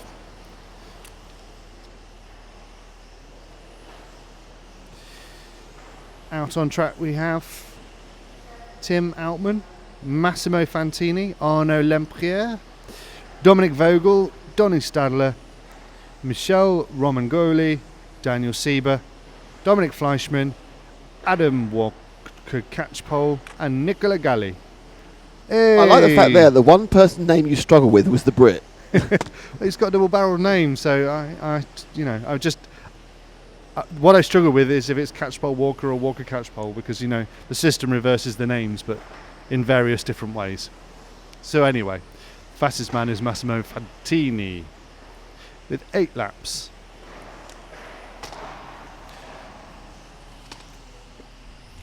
Can I ask a question? What's James coding at the moment? What magic are we going to find from James in the next hour or so? More developments. No, but what define them for me. Well, do you want us to make promises? You know I do. You want us to make promises on air? No, not on air. Just tell me what's going on. More facets of the timing system will be revealed. Oh, it's getting a bit too exciting now. You use the word facets, which is slightly worrying. Oh, look, there. Matt White stuck up the link for the online list. Matt's on. Hey, Matt. How you doing? No, is he on? He's even got his little picture at the top of the run of pictures. He's got Mike Haswell, Stuart Daldy, Matt White. Who's got a motorcycle? Oh, it's Mick with his motorbike. What is that, Mick? He's always a quack, isn't it? Very nice, Mick. I just bought a track bike. Do tell us. Actually, I got criticised because Vince Formosa was quite an amusing thing he wrote. Actually, did you see it? What Vince wrote yesterday? No, but I do like it when people criticise you. It wasn't just me. I'm not sure where criticise us all. Not so much. He what, actually. Me? Where's if I can find where Vince's thing is? It's a little while ago. Vince. Where's Vince? Here we go. This is the comment I quite liked. This is Vince's. Vince obviously listened to the entire show yesterday, which is great. He said, well, Nick got married again, he's lost 17 pounds, had free food today, flew back to Dubai first class, etc. But what equipment are the guys running in stock? We need a pit walk. Vince, it's a really good point, actually. Yes. And we would give a pit walk, except for the problem is, as I explained in my response, hi Vince, the pits are lots of small individual rooms, all at the back of the building, so no chance for signal RF or wired, but we'll give you all the info over the weekend. And we just got you some info from Chris about setting the car up. So what we'll do is endeavour to speak to more of the drivers. We will come off the driver stand. I will speak to any drivers who I know speak English, not just the English drivers, that makes sense. If they marshal over here, we mainly. could speak to Daniel Sieber. How's Daniel doing out there? He is currently... Well, is in I'd like to point out that our favourite driver is in 8th. Nicola. Gali, who very amusing. I was chatting to him this morning, and he said, "Why am I in Heat 5? I don't know why I'm doing Heat 5. I shouldn't be there." I went, "Oh, okay, you're still our favourite driver." And apparently, Chris Clark's is Adam Walker. It's not Adam Walker catch pole. It's Adam Walker fence post. Ah, okay. I'll remember it. That's a bit of a northern That way. joke, I think. Dominic Fleischmann is not running. He Is he appears to have made 1 minute Oh 33, yeah, no, he's 7 sitting there. laps. He's watching everyone else. There's quite a lot of retirements in this section. I obviously retired yesterday, my first year. I was quite pleased to complete the second one. Tell us about tyres. They're foam, Right. But different compounds, quite small diameters. do we have Ooh, that was a cracking crash on the green machine there. That was car number 2. do you have any limitations on tyres? No. So just unlimited, as many as you can afford. Yes, no, you can have as many as you like, but they have to meet a certain diameter and a certain inner rim size. But beyond, width and inner rim size. But beyond that, it's up to you. Okay.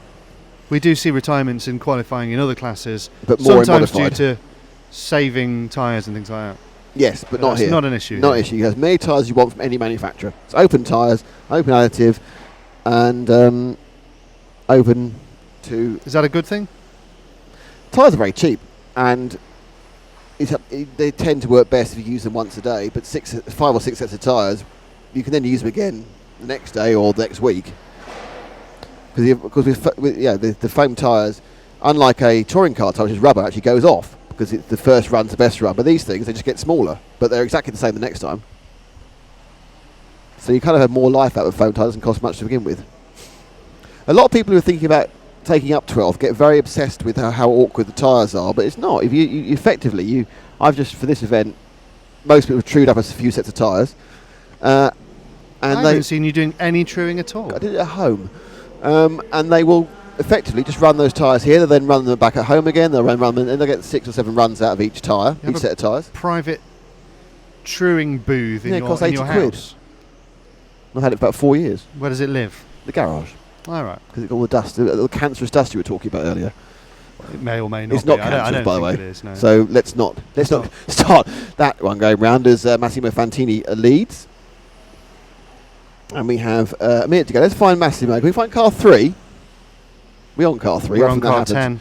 We're on Daniel. I'll tell you what, if it was James, we'd be on car 3. He has that ridiculous way of just knowing who the leader is. Well, that's the way. That's There a we good are. way to make friends with the cameraman. Well, he's drunk. He can't hear me anyway. What was that? Where is car 3? That's the orange car below again, the I've got hot a feeling hairpin. he's got him. Go through the short chute, and it's the orange and black car going down through the Predaform P. That's the baby. That is Massimo Fantini in the 3 machine, the Italian. Actually been harried by number 9 at the moment, which is Tim Altman. But the fact is that the leader is, actually now Michel Mangoldi has gone through. Best lap time 11.6s in this heat. And we have one more heat to go of this, the second round of qualifying, and they're in the modified class, which will see the big boys. They're no larger, they just have one more stuff. Do you have a timetable? Yes, it's here. For what? Adam Keegan's been on. Ah, is Kevin's son? He's got a question. Okay, go for it. Time-related question. Go for it. When are the main heats? Well, now, the next one. So you don't have long to wait. The Adam. top heat in stock, and this is local time. The next one should be at about 11:35, and the next modified top heat will be at 12:45, and then the next modified one will be about. Stock one is about. Well, that's the next 2 anyway. So now is the answer, and then the following one will be at about 11:35, and the following one in modified will be about 12:45. So there we are. That's what's going on as they all get off the rostrum. I wonder what happened to Dominic Fleischmann. We may never find out. Because it depends where he goes to Marshall. Wait, what number is he? Do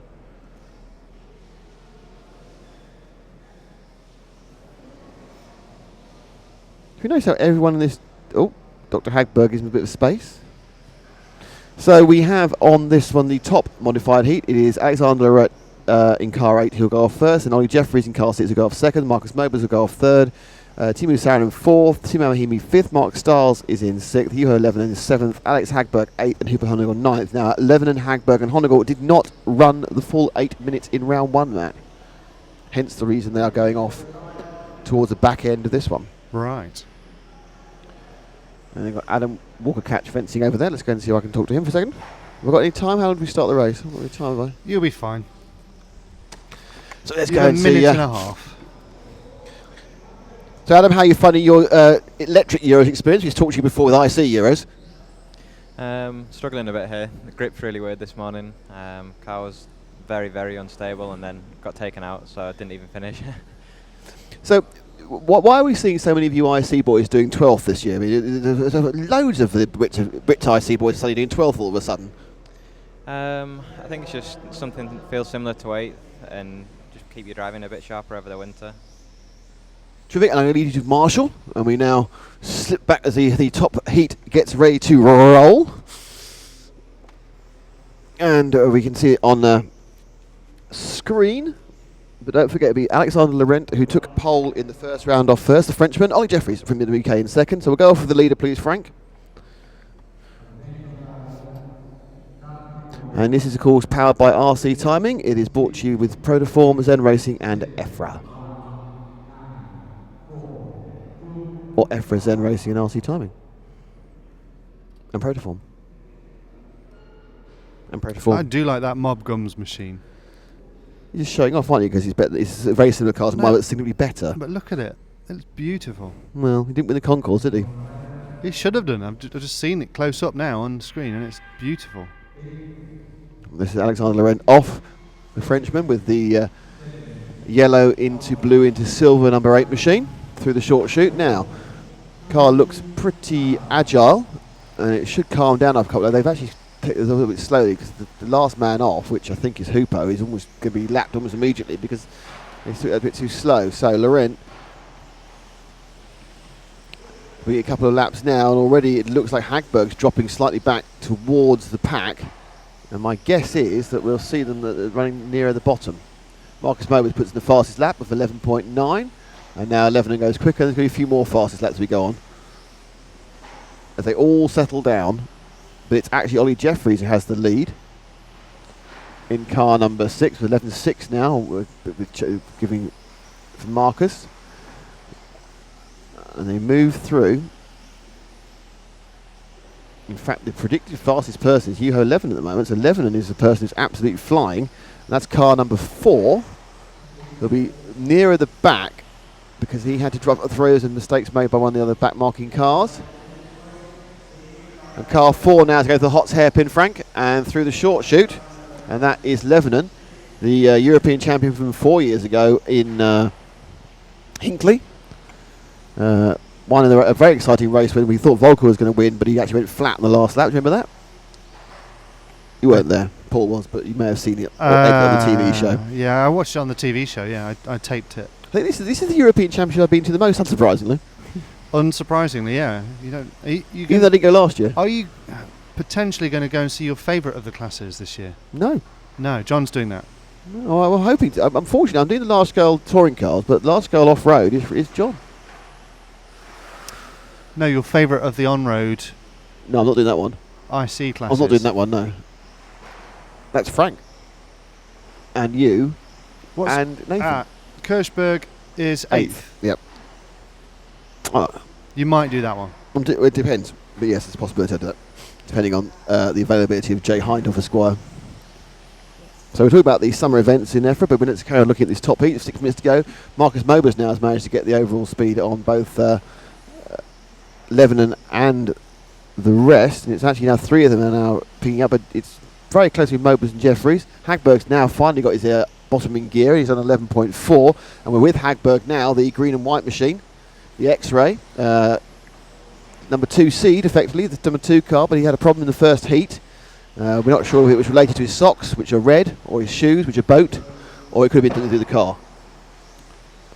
Hagberg's machine now, which is fast, whisked now through the Zen Z and through the Protoform P, and he's certainly eking his gap down to Anemi, who's not. No, so it's Levin he's catching up, and Levin's car actually looks slightly. The body shell looks slightly deranged. Levin now has to make that decision that he needs to let through his qualifying. He needs to let Hagberg through. He needs to do it in a way he loses as little time as possible, and it should go wide there. That was very good work actually. See, the good driver is even good at being lapped, and Hagberg now, after a slow start, is really clicking in with the X-ray, moving forward. Behind him, Jeffries and Mobers are still swapping the lead. Their predicted times within a couple of tenths of each other, and a mistake again for Teemu Saarinen. And right at the back of this heat is Simo Ananimi, the double defending European champion.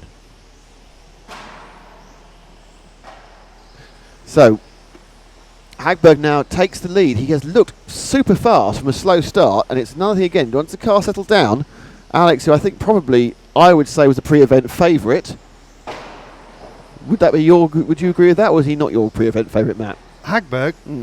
I'd like to see Juho Levinen. Oh, we got a broken chassis there. Was that? It's actually broken the pod in half. So a big accident for someone. I think that may have been Simo. And Anemi has had a nightmare. Oh dear. Well, he didn't have great qualifying last year. And we now see it's Hagberg who's going to get past Styles. We stick with Styles now, please. Stick with the second of those cars, Frank, because we haven't seen Mark for a while. We had a few laps with Hagberg. So Styles has to let through a couple. And again, his car, the Yokomo he's got, really isn't running particularly well. Look at that car's nasty snatch as it went round through the end of the short shoot. And a mistake there from Hagberg. Hagberg makes a mistake. And a massive mistake from Styles. And that car is not handling well as he restarts. But just prior to that, there was a mistake from Hagberg, which saw him bouncing off the side of the wall, and he actually lost about a second and a half, and through went Levenham. Obviously, this is qualifying, but it has meant that Jeffries and Mobers are looking to... and again, Alexander Laurent coming forward towards the end of the race. Styles is retired. So we've now lost two machines. So Styles is out. Anemi's out. Jeffries is leading Mobers, but Alexander Laurent, who won the first round, is getting quicker and quicker and quicker in the second half of the race, much as he did previously going forward. So let's see now who we're with. We're still with... No, we're now with... Ooh, that's a double bite at the corner there from Mobers. Mobers turned in twice. Car looking quite good. He comes through this. This is P. Let's watch him now as he comes down the main straight to see whether he can get the corner better as he sweeps in there. Rear end held on through the TV turns. He accelerates now through the short chute. Turns nicely as he goes to the NZ. A little wiggle, didn't do it straight. And now the centre S. But he's not looking quite as swift. In fact, the number 5 car, his Honegal, is visibly gaining on him during this part of the lap. So the white car, let's just drop to the white car. Once he did that! And that was a cameraman's curse. As soon as we switched to him, he clipped that really hard. Whoa. And in his eagerness to get out of the marshal's hands, he leapt into the air. But Honegal, huge mistake there when he was gaining well. And he's already lost one round, and don't forget, it's 3 from 6. You can't have... we've had 2 bad rounds in the first 2 rounds. You have to get 3 of the next 4 right. But Jeffries now is the leader. Hagberg is second, Levin and third, and Mobers fourth. But Jeffries is a 5-second potential lead, which he has to be made up in just 1 minute 47 seconds. Let's go and find Ollie Jeffries. He's the yellow machine. We're on him. And he's running right now through the TV turns. Ollie, the British national modified champion, has won second place already. And if Hagberg was a favourite, if I was going to tell you who I thought would be the top 3, it'd be Hagberg, Ananimi and Jeffries were my tips for the top 3. I may still be very, very wrong, but that would be my podium coming here in modified. Jeffries now through the short shoot. At this point now, he needs to be quick but clear, and he will get himself the fastest time of the day for round 2. And he'll get the 155 points. Laurent now has dropped down to 5th, so his charge has stopped. Hagberg is in second and getting closer, but that couple of mistakes he made at the slow start, the mistake he made about 4.5 minutes in, are going to probably limit him to second place. But it's a good recovery from where he started. Starting at the back of the grid does actually cost you a little bit of time as you kind of work your way through the cars. Big losers in this race, definitely Ananimi and Styles, but more Ananimi, who as a double European champion would have been, he's triple European champion, but won the last 2, would have expected to do better.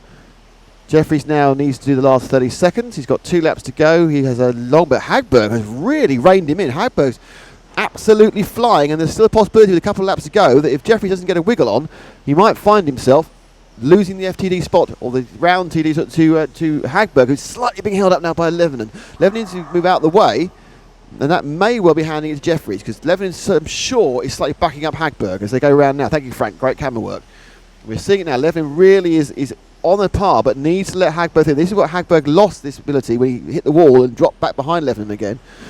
And Jeffries has finished. Levenon second, Hagberg as well. So it's gone Jeffries from Hagberg. Levenon third, Mobus fourth, Alexander fifth, Hongel is sixth, and Saarinen is seventh. So a great round win for Ollie Jeffries. Terrific work there. Stiles walks off with a huff. Well, he's just upset 'cause his car broke. And Nimi goes, I've broken it again. Marcus Mobus says, well, I think Nick's car's handling better. Levenon's got the same. I can point out Levenon's wearing the same sweatshirt as yesterday. Unless he has two Castrals. And the red. Yeah. It's a black art, man. So let's see if we have the round by round thing already up on the very efficient MyRCM timing system. And we go to qualification. And has the second round gone up yet? It has.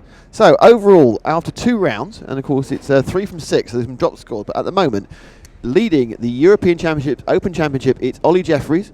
In second, it's Alexander Laurent. Marcus Mobus is third. Massimo Fantini is fourth. Michele Ramangoli is fifth. Timu Saarinen is sixth. Chris Kurzweil is seventh. Armand Lapierre is eighth. Dominic Vogel is ninth. And Tim Altman is 10th. But we do have a number of guys who haven't actually got 2 runs in. As Matt hops away. Is he going to the toilet? Is that what he's doing? All right.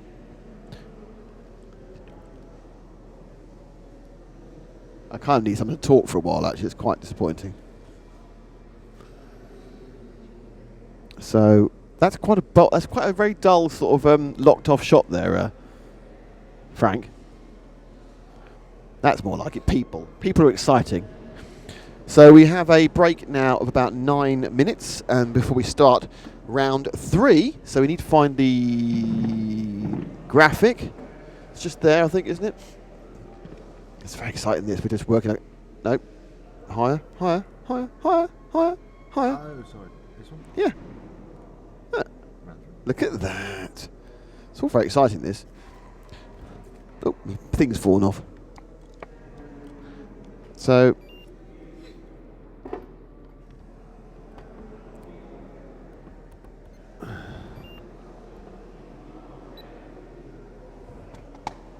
I've just lost something down. Where the hell's that gone? Oh, it's fallen the track. Can you just talk for a second, please?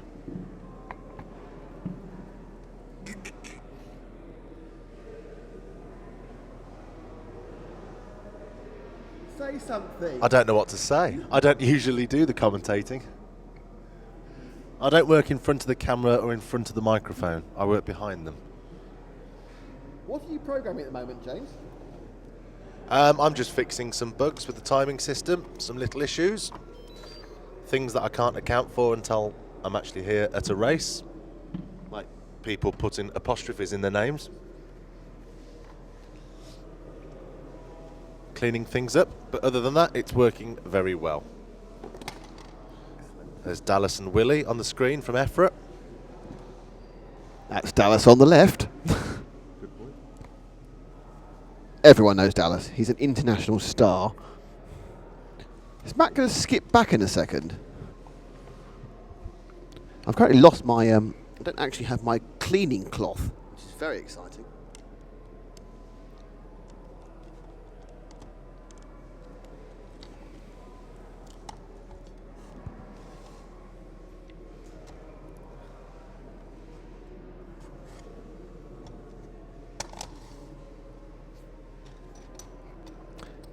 And they're the dogs, with an A-Paint man who obviously looks after the dogs. A-Paint, obviously a Italian painting company, obviously nothing like as good as polepositionrc.com. And obviously he doesn't paint the dogs. Well, you say that, you never know. There could be some dog painting going on.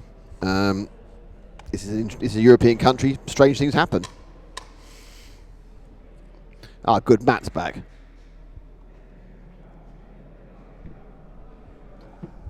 So Matt can fill for a second. See if we can find some stuff to fill with.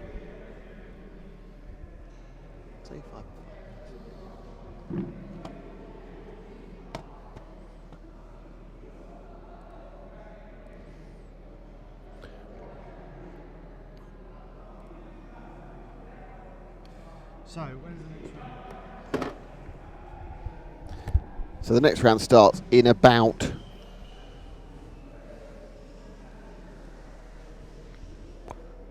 actually, the next round doesn't start for another 10, 12 minutes. I think we'll have. Should we have a little bit, we're going to have a little bit. We're going to go off air for about 10 minutes. Well, we're going to remain on air. We're going to leave you with the pictures of the pit, so you can see people moving around. So the next Or round the starts supermarket at shop. 11:08 CET, which will be 10:08 UK. GMT. Terrific. See you soon.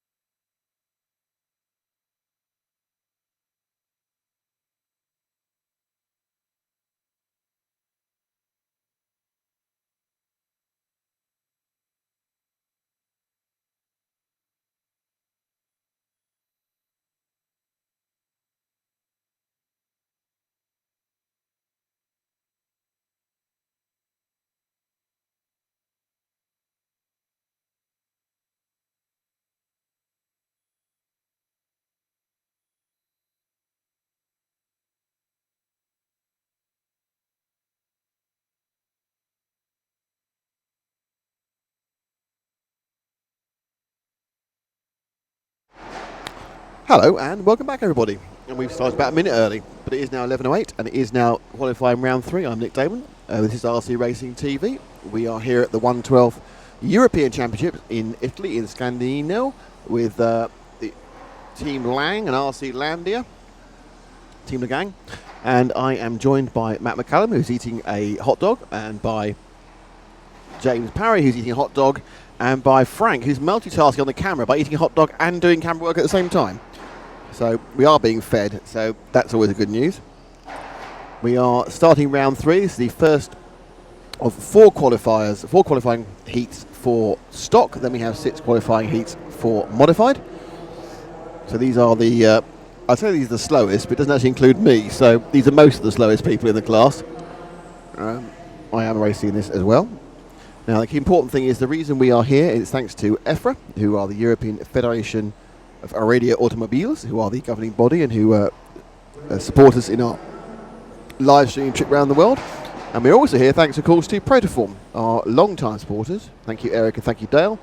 And from our new supporters, Zen Racing, the brainchild of 4-time world champion David Spashin. But the timing you see on the right-hand side of the page, which is fabulous and new this weekend, is all thanks to RC Timing, Felix, Javier, and our very own James Parry. So that's where we're at. This race, as you can see, is ticking along. The clock's not working, though. So it is a development system. So the countdown clock for some reason isn't running at the moment. That's only temporary. That'll sort in the next couple of seconds. But you can see that Mr. Mon, which is Albert Montecchi, has done 10 laps and is leading. Second place, it's Paolo Bazzini. And oh, there's some swearing now. Third place is someone else. So it's Montici from Matthias Heinrich now is second. And the car we're with is that green and white machine that is spinning around the track. Oh, not speeding around the track, I should say. And that is car number 4. And that is our second place man, Matthias Heinrich.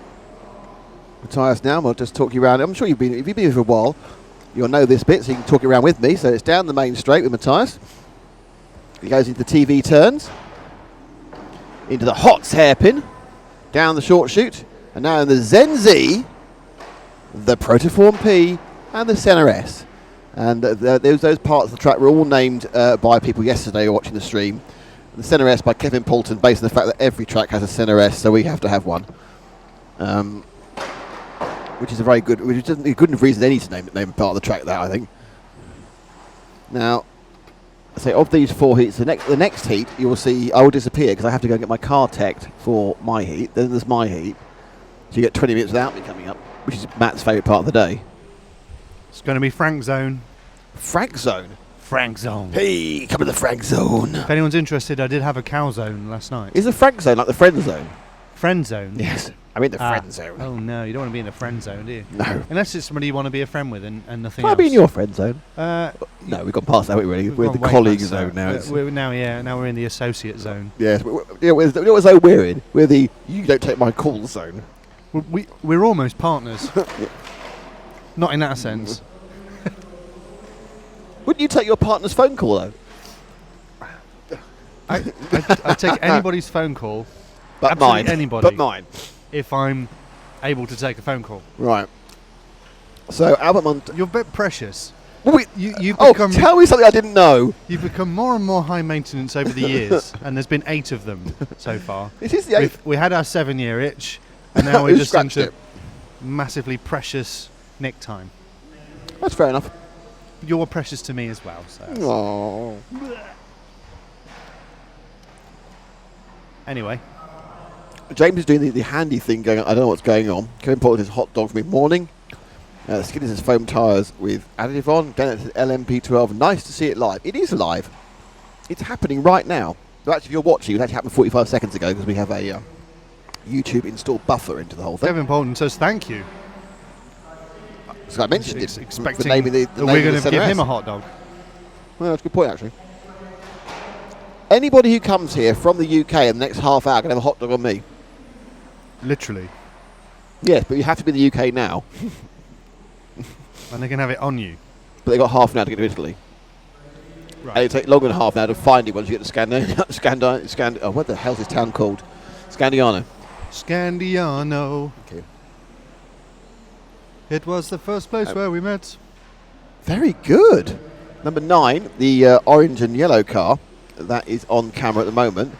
And is the machine of 4th place, Giorgio Favaretto. Well, I'm not forgetting that. You've just randomly done a bit of Barcelona, Montserrat Caballé and Freddie Mercury.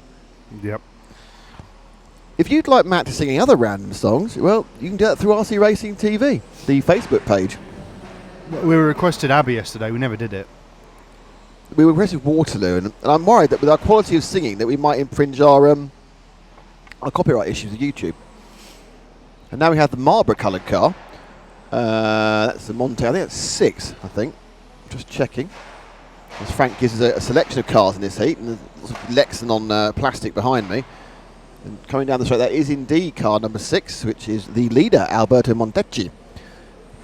Oh, one of those cars is actually really testing the strength of the track, the strength of the car.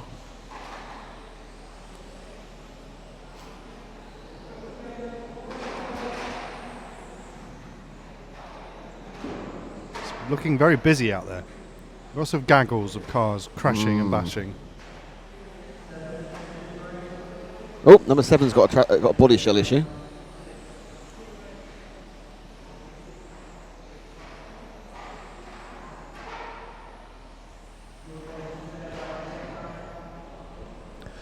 So the cars, oh, that was a bit close. They come around the TV turns, but Alberto got through just about.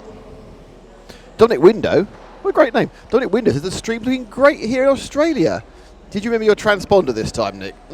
Dominic, therefore, was obviously watching Milton Keynes when I didn't. But the lucky thing was, though, I'm only running one car, not a very good one, and I haven't had to change it from anything else. It was in there from last weekend. But that is the thing I did twice this year, is forgot my transponder. Because you were running 2 classes? Yes. But no more. Have you given up modified for good now? Yes. Really? Yep. Oh, that's sad. Gives me a chance to be brilliant at something else. That's my Coke. I haven't got one. You haven't got one, so you just take somebody else's. Yes. That's how you operate, is it? You know that. Well, that's a bit rude. So there's about... Ooh, I was looking at the screen there to see how long there was, but it's been taken off by James as he carries on, his furrowed brow being scratched. The race actually is now running down the end of the 8 minutes.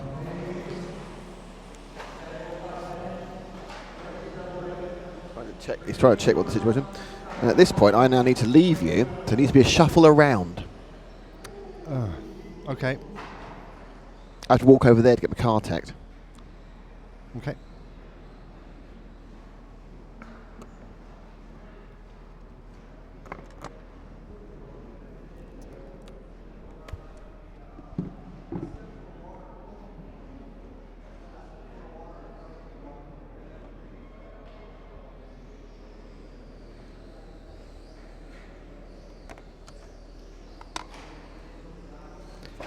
Thank you to everybody who's tuned in to watch us.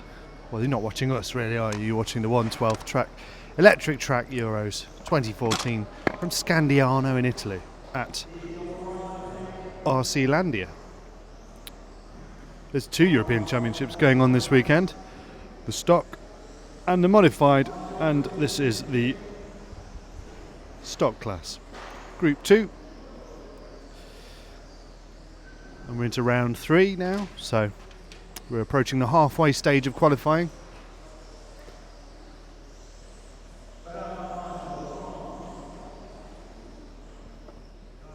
As Frank returns to us once again.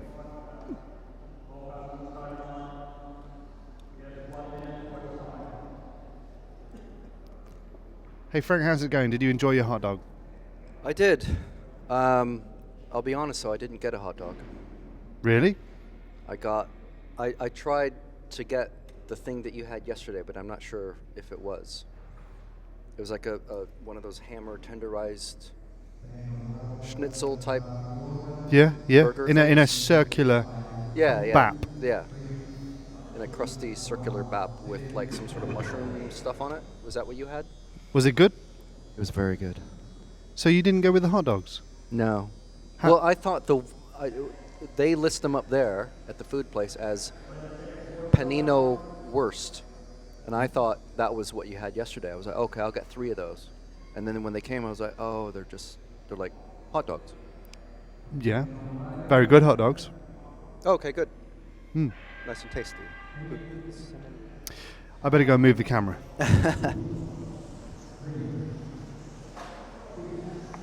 Right. So Matt is heading off to the camera. This is qualifying round 3 of the stock class, 112 stock class. And we've got Julian Jost. I think it must be Jost.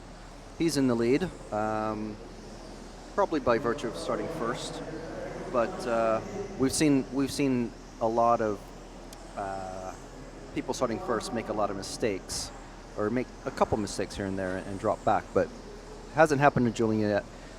There's Robin Kaiser. He's battling with Julian now. So Robin is, he's running both classes for sure. He's just coming into the TV turns. Matt will be able to recognize his thing, I'm sure. No? And just having to switch mics there. So Robin is in first. He's car number 8. He's one of the white and orange machines. Probably the one that just passed the other white and orange machine, because they're both running together. Julian Jost is car number 2. He's in second. Jan Dietmar is in third. Hellman Oliver. That's got to be backwards. Oliver Hellman. Jan is dropped right back. He's now in 5th. He was right up there. Sasha Freitag, Mr. Friday, is now he's jumped into 3rd. There's a lot of movement behind Robin, who is on screen now, I believe. Say car 8 is what we're looking for. And they go far to that is Robin. Making a nice pass. Very determined looking driver. It's I'm surprised, like, someone who drives this smooth and is able to just get held up there a little bit. I'm sure. Oh, unfortunate. That's bad. Ooh, jeez. That felt like it was right in front of me. So I'm sure Robin will recover from that pretty easily. Julian Jost has just nipped him. Robin had about a 6-second delay on the overall time for Robin. That's really bad. It's not so bad rubbing up against another racer on the track, but when you get turned into a barrier and you're not able to reverse away, and that's just eek. It's better than braking, I suppose, or landing upside down. Anyway, here's Robin trying to get past it. I'm pretty sure it's the same driver, and he's safely past him. So, let's see, he's not making up. Oh, he did a really nice lap time. He's determined. He did 12.8 when the average lap time in this class, in this particular heat, is 13.5. So he made up, what is that? A lot of time. Oh, now Julian's responded with a 12.8 of his own. And let's see what Robin does as he comes around again. See, 13.0, 13.1. So Julian must have seen Robin stamping on the accelerator and did it as well. So we'll see how these guys shake out. Robin, now they're trading lead positions again. Robin and Julian. Jan Dietmar is back into 3rd. Looks like pretty solidly in 3rd. I need to stop saying that word because I always get twisted around. Andrea Retrivi, whose name I haven't said so far. He's car number 7. He's in 4th place. Oliver Hellman in 5th. And Ricardo Manzani in 6th. Craig Fisher and Sasha Freitag have dropped out again. Craig is not having... Well, I think he's been dropping out in modified as well. I'm pretty sure. And if he's dropping out in stock Geez, it's not a good trip away from the island. Let's see if we can find Julian Jost, who is fencing with Robin out there. He's car number 2. He's just coming through into the Zen Z right now and around Protoform P. Up to San Estes, across the start-finish line and down the main straight. That is Julian. And it looks like, if I can see Robin's number, I think Robin is ahead of him on track. So, this is interesting. How much time is left? There's about 3 minutes of race time left. So this is a nice little interesting duel because when I, used to race, although I will be starting soon apparently, you can kind of like visually mark how far you are behind a driver as you go around a hairpin or something like that. Something, just out peripheral vision. Don't want to do it too much, or, I guess the good drivers probably don't do it at all. But I used to do it, and I would just get, know when I needed to try and cut a corner a little bit better, or, need to get around someone quick, or whatever. Usually it was more like I could see when people were catching up to me, so this is more the usual case. So Julian and Robin are dueling it out there. They're fighting over first. Jan Dietmar is still in third. Andrea Retrievi's come up to fourth. Oliver Hellman, he's fighting with Oliver and Andrea are fighting over fourth. Riccardo Manzani has pulled off as well. So we're down. We started with 8, and we're down to 5. That seems to be the order of the day, unfortunately. So we're with Julian. Let's see if we can catch up with Robin for the last, it's still about a minute 40 to go. Robin's coming around the Senna S's now and onto the main straight. And there's Robin. Herr Kaiser, because he's from Austria.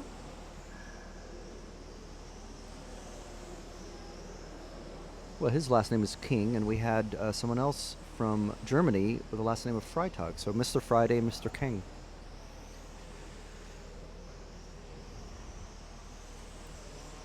And Robin's coming up on the car 3 of Oliver Hellman, also from Germany.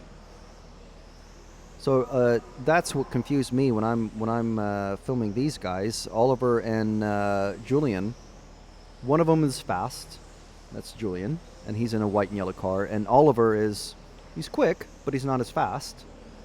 And he's in a white and yellow car. So it gets a little bit confusing. And the cars 2 and 3. Not that I can see that on the screen, but looks like Robin is he slowing down?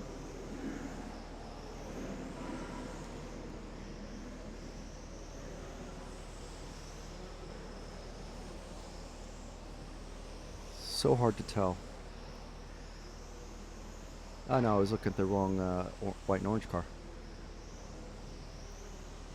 So we are we're tracking at the moment car 8 of Robin.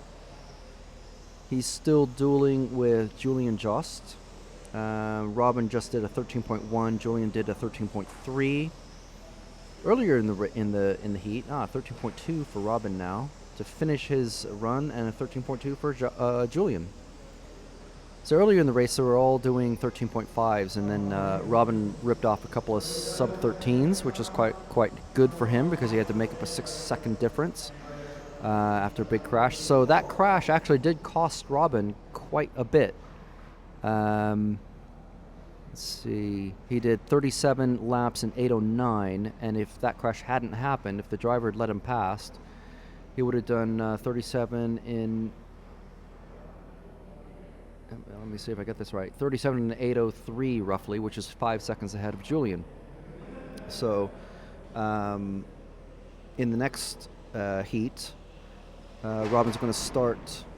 Wow, there's someone crashing before the race even begins. That would be me if I was running this thing. It's... I want to say it's car 8, but it's not actually. It just looks like an 8. Oh, no, it is car 8. Joachim. Because I was looking at Nick. He's car 1, but starting in number 8. Starting 8th in this race. So, unfortunately, Joachim has to wait for the marshal to come out. And none of the marshals are out yet. So, poor Joachim is Well, there's no heat being lost from his tires like in a touring car or anything like that, but he is losing on a little bit of practice time. Just a confidence knocker. You don't want to be doing that before your race even begins.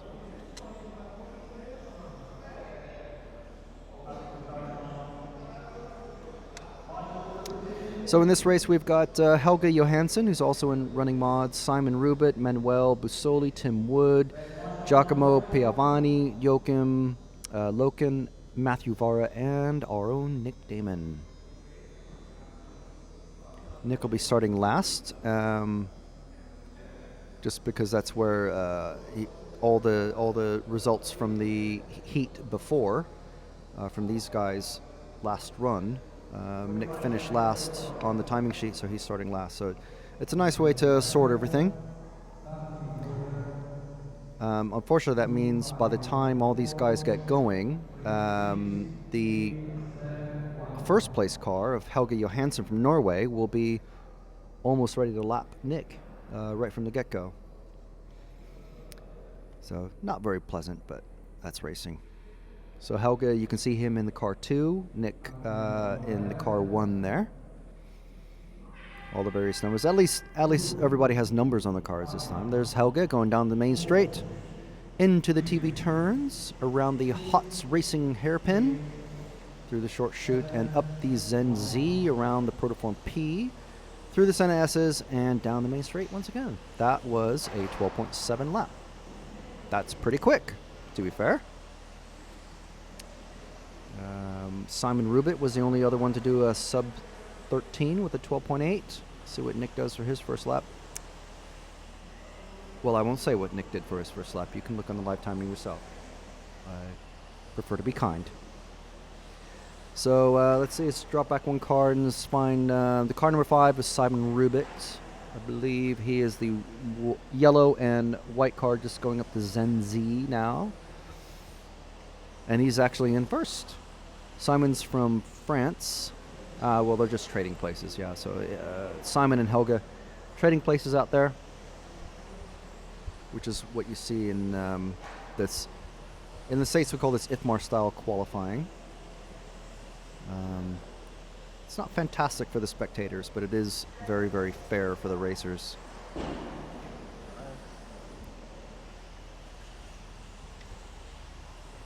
So Simon coming around to lap car number 7 of Matthew Vara. Presumably he's already lapped Nick. And Giacomo Piavani, car number 6. Obviously from Italy. Where's he? He's the white car just coming through the short chute now. He's going up the Zen Racing Z. He's about to pass Nick, so we'll get to see Nick on screen. And just a little bit of my own handiwork there. The paint. Oh, I don't know whose fault that was.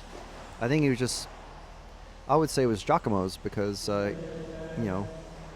just like kind of barged through Nick. That's a little unfair, but some drivers like to do that. It's like, I'm coming through. Well, you should have made a hole.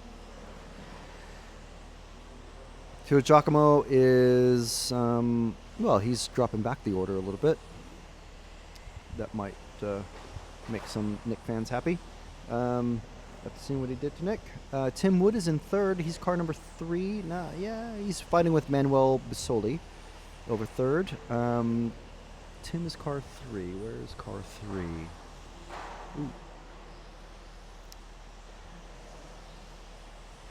It's really unfortunate when you look for a car. He's the white and orange car coming through the short chute now. There we go.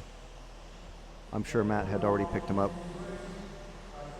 I don't know Tim personally, so I don't. I just know his name. I see his name quite a lot. So there's Tim. He's from the UK, obviously. So if you're from the UK if you're from anywhere and you want us to follow someone that you know who is here, and Tim's letting Helge go past, that's a nice clean pass. See that, Giacomo?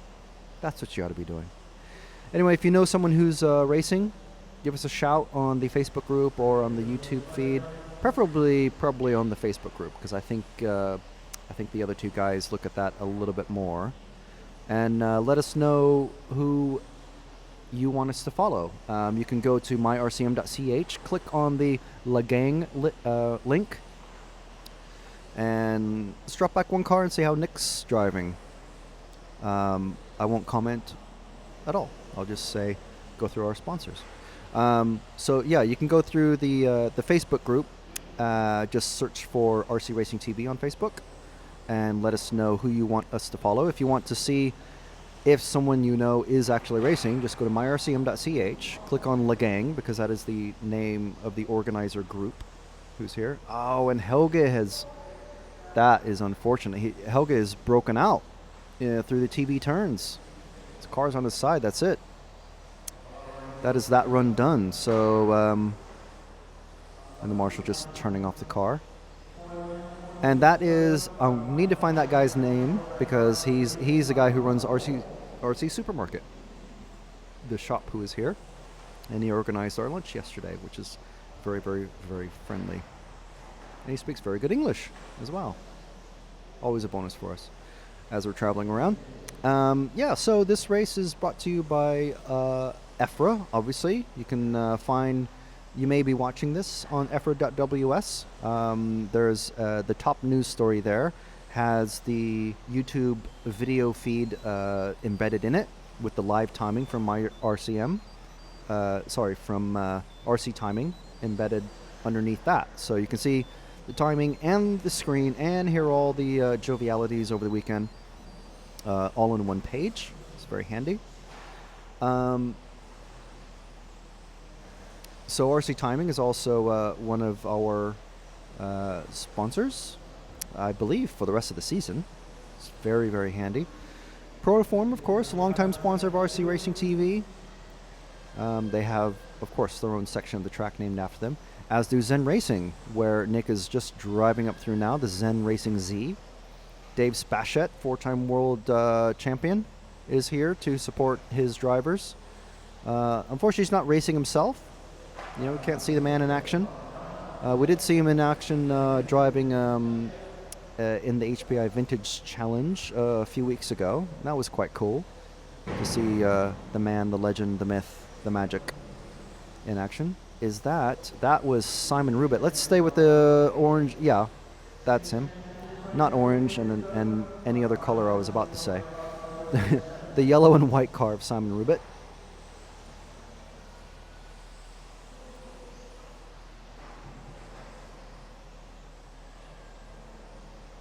And behind him on the track is Tim Wood, who is in fourth.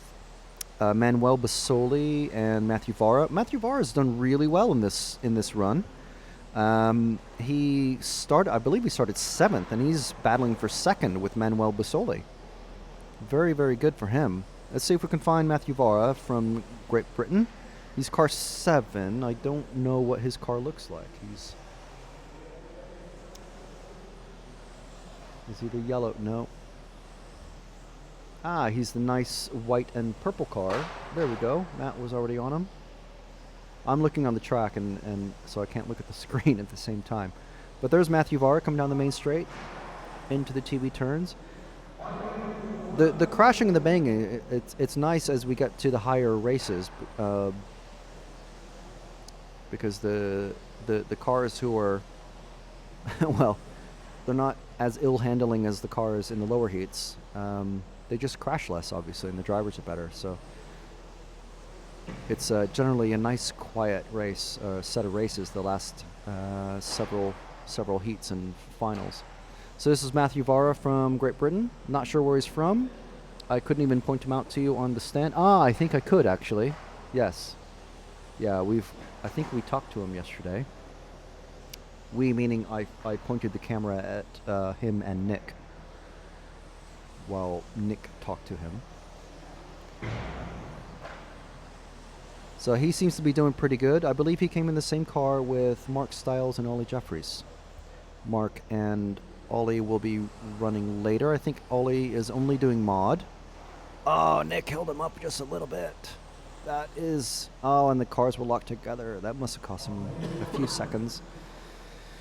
And he's done... That did cost him a few seconds. It was 4 seconds, and 4.5 seconds, in fact. So that order, Simon Rubit finished in first. Manuel Basoli ended up winning that. Winning the battle with Matthew. Giacomo Piavani finished in fourth. Tim Wood in fifth. Joachim in sixth, and Nick in seventh.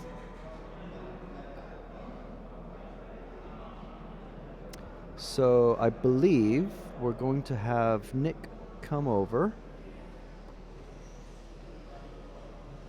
And the RC supermarket man is explaining to... Oh, I thought he was talking to Helga. I think we're going to have... these are the fast guys. We've got Hoopo, we've got Yuho, we've got Simo, Mark, not Simo, but Yuho, definitely. Marcus Mobers, Mark Stiles, all in this heat. The final heat of the stock class. So Nick has just popped over. He's got his car, and I will shuffle on over to his marshalling spot. So next voice you hear will be Nick. Thank you, Frank.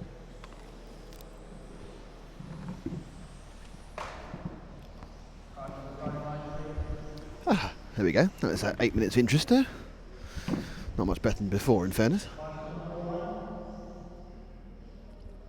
So now we have the top round, the top heat of the stock class, and that is Marcus Mobers, Hooper Honigel, Alexander Laurent, Chris Kurzweil, Francesco Martini, Jörg Michael Diet, Vesa Illy, and Mark Stiles.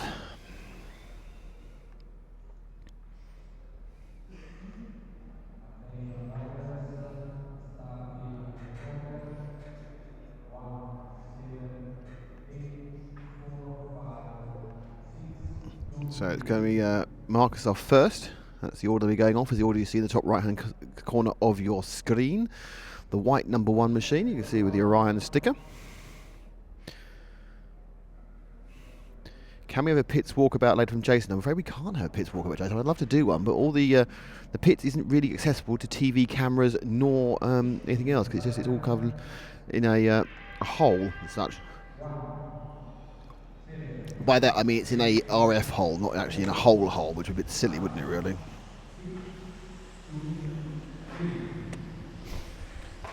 So there are... we are away, and we're with Marcus. And Marcus is spinning around, as you see. He's just now going down the short chute into the Zen Z. I'm not even clever enough to cut as well as everything else at this point. And he comes through the TV timing turns. I am almost clever. I was just a bit late that time. Okay.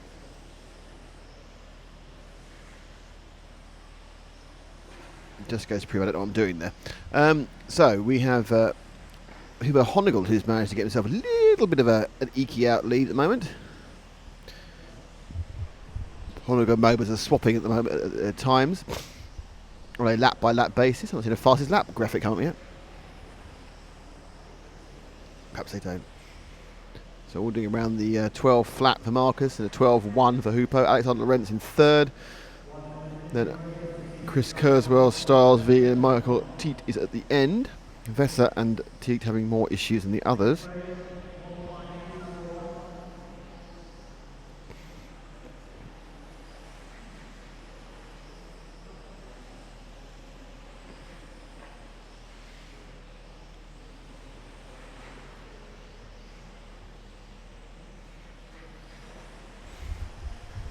So it is Mobers who goes around and puts a half lap on Vesa, who actually started later than him.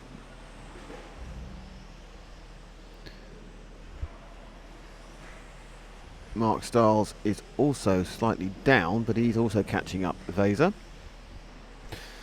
And that's with Vesa, Illy and Stiles. So it's Illy and the multicoloured car and Stiles in the all green one. They're currently running at the back 2 positions, unfortunately. Well, unfortunately for them.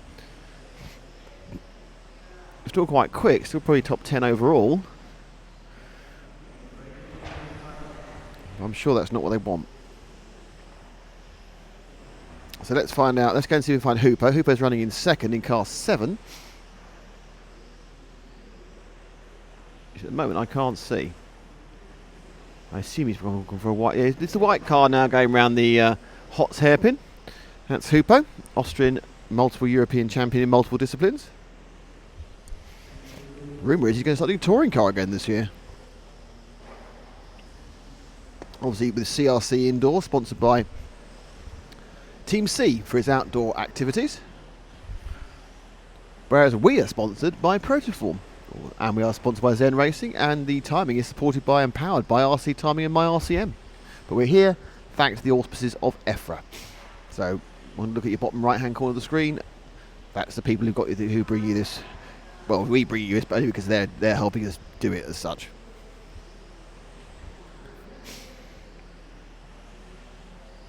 Still with Hooper as he goes through the TV turns. Mobers now and Honegal are on an estimated within about 0.4 of a second of each other, so they are a long way ahead of the rest of the field. Alexander Rent has an estimated time, as we're over just kind of halfway, of about 2/3 of a lap slower. So it is very much Mobers and Honegal who are setting the pace.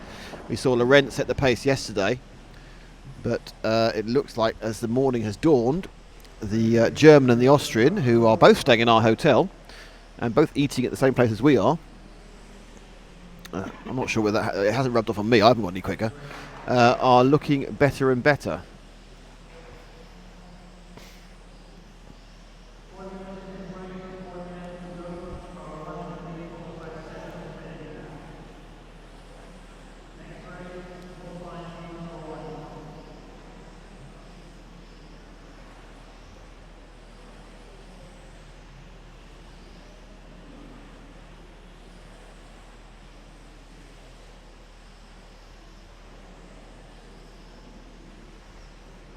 So let's see if we can nip back to Alexander Laurent. He's car number 8, the Frenchman.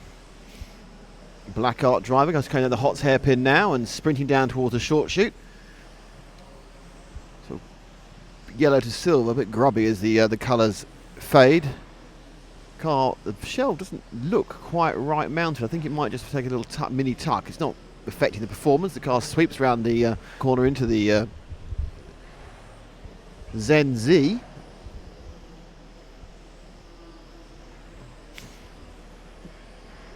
Everything looking ship shape in Bristol fashion for Laurent. He's down in 3rd, and his estimated time is, in fact, the top 2, Mobers and Honegal, are both slowed down, and Laurent is speeding up, which is what we have seen before. Alexander is a car that seems to come good towards the back end of the race. We're talking tenths here, but he does then start moving back forward. Whereas, start moving back forward? He starts moving forward as the others go back a bit, and Frank has to do some marshalling for me, and the car's dead. Oh no, he hasn't. I think he's going to rescue the car then. But Laurent, as he goes past the strident Frank McKinney, who's marshalling. So it's still Mobers from Honegal. Estimated gap now is down to 1/10 of a second for those two. Laurent is 4 seconds back, and we have 2.5 minutes for that difference in speed he made up. Current lap time is all about 12.5, off in Honegal, which is a 12.3. So the Laurent's charge has stopped temporarily. There's another 12.5. And Francesco Martini in the green machine coming round the Hotz hairpin, Matt, into the short chute. That's Francesco. He's running in 4th. Francesco, who's looking on the roster, I'd say he's about 6'5". He's like Stu Noble, but a bit more chunky.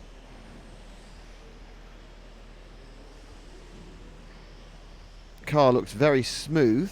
He did say to me on the rostrum yesterday, this is his first ever 12th race, which is frighteningly annoying if it's true. He goes straight on the pace like this.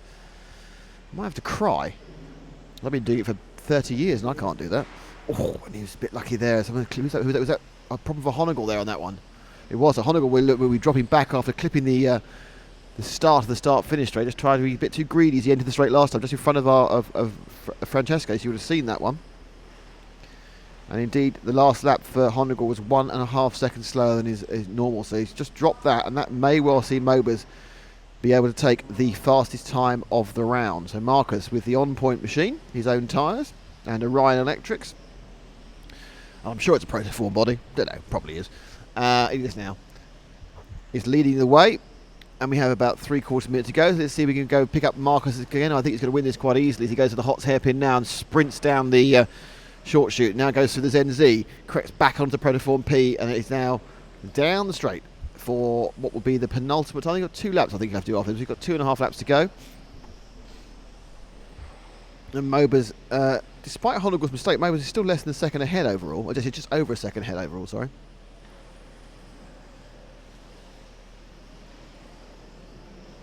So some very good, and oh, there's a big thump beneath me. I don't know if there's anything important. Maybe in the Rent, or maybe in car 4 of Kurzweil. I'm not sure which one that was there. Mobers and Honegal both finished, and they finished on 39th, and in the end, it was just half a second. So it's Mobers from Honegal. Lorentz finished in 3rd. It looks like Francesco's going to get 4th. Kurzweil 5th. Vasily 6th. Mark Stiles 7th. And Jorg Michael Tiet, I'm afraid, is not running at the end and did 25 laps.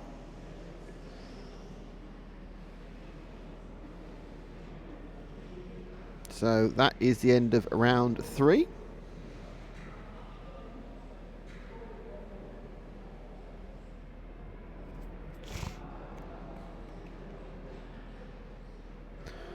And that is the end of qualifying, say, for the 3rd round of stock. So let's see if we have an updated overall positions for you, which I can throw in verbally. And do we? No is the answer to that question. I think oh, here we go. We do indeed. Okay, so now at the end of 3 rounds, in the lead and comfortably in the lead, it's Marcus Mobers with 2 firsts and a 3rd. Alexander Laurent is still 2nd. In 3rd, it is Hupo Honegal. Francesco Martini is 4th overall. Chris Kurzweil is 5th overall. Vaser is 6th. Mark Stiles is 7th. Simon Roubaix is 8th. Manuel Bassini is 9th. Robin Kaiser is 10th. I'm 23rd. Which is frighteningly high considering how rubbish I've been. But there are only 33 people, so that's fair enough, I suppose.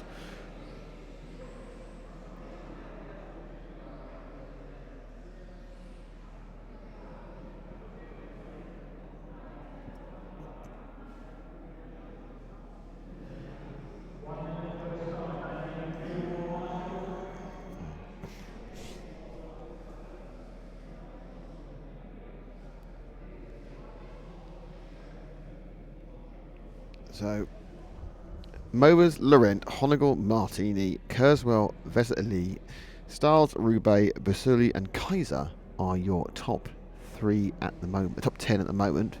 But Helge Johansson will pop in after he had a bad run the last one, so he'll pop in when he gets to remove his drop score. 3 from 6, 3 rounds to go.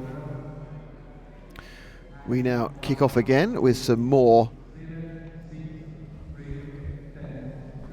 Oh. Frank's run away. Frank's just nicked me a drink. I think it's my. Actually, it might well not be my drink. It's probably someone else's drink. Andrew North says something very nice. Thank you, Andrew. He says, Nick, very impressed with the coverage. You guys just get better and better. It's great for our sport. Thank you very much, Andrew, for saying that. We do actually, despite the fact that it sounds like it's all fun, it's a nightmare. No, it's all good fun. But we do quite a bit of work, don't we? As poor old James has just sat staring at a computer screen the entire time, waiting for exceptions to the timing. And then when something happens, which we're expecting to happen, he looks so upset. He looks so depressed when the timing didn't work about an hour ago. Oh God, it doesn't count down. My life's over. What am I going to do?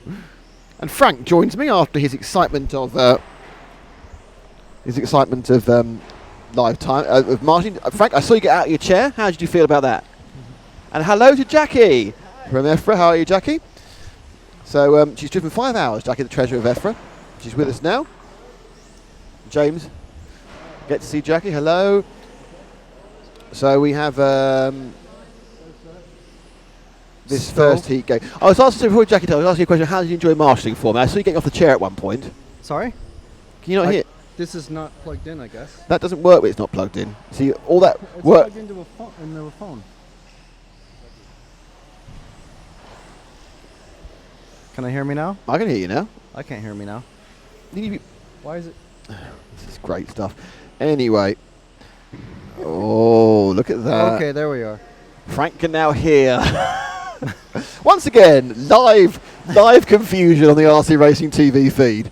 No confusion with RC Timing, who are bringing us the fantastic timing screens. No confusion with Protoform, who build great bodies. And no confusion with Zen Racing, who are fantastic chassis builders and other spares for 12 cars. And EFRA, of course, are completely unconfused. They are having a fag behind us. Cigarette.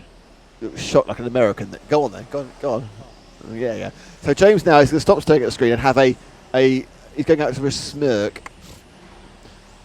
The fastest lap for Patrick Milat in the anyway. Frank, now Yes. you can hear me. Yes. Firstly, how's the hangover?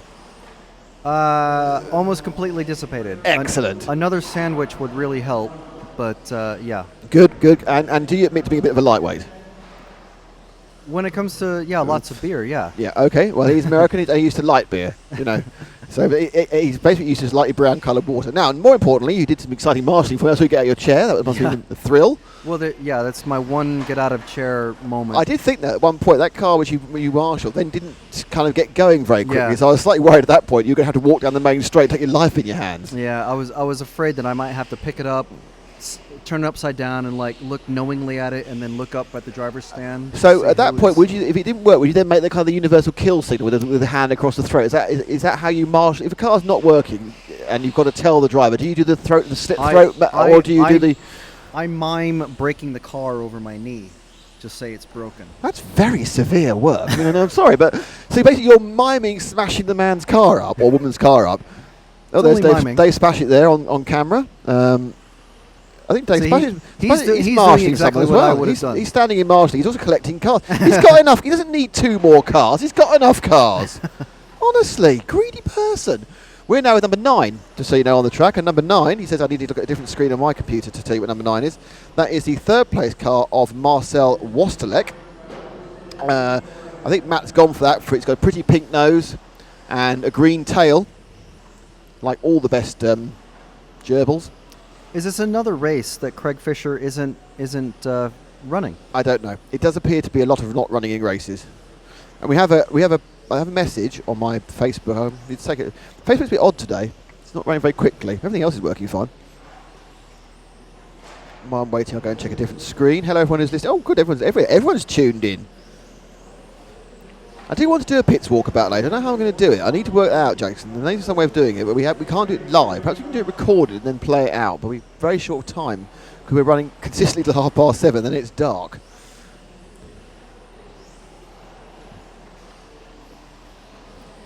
Alain Meur, again, our French Jean-Paul Sartre, has clipped in with another esoteric comment.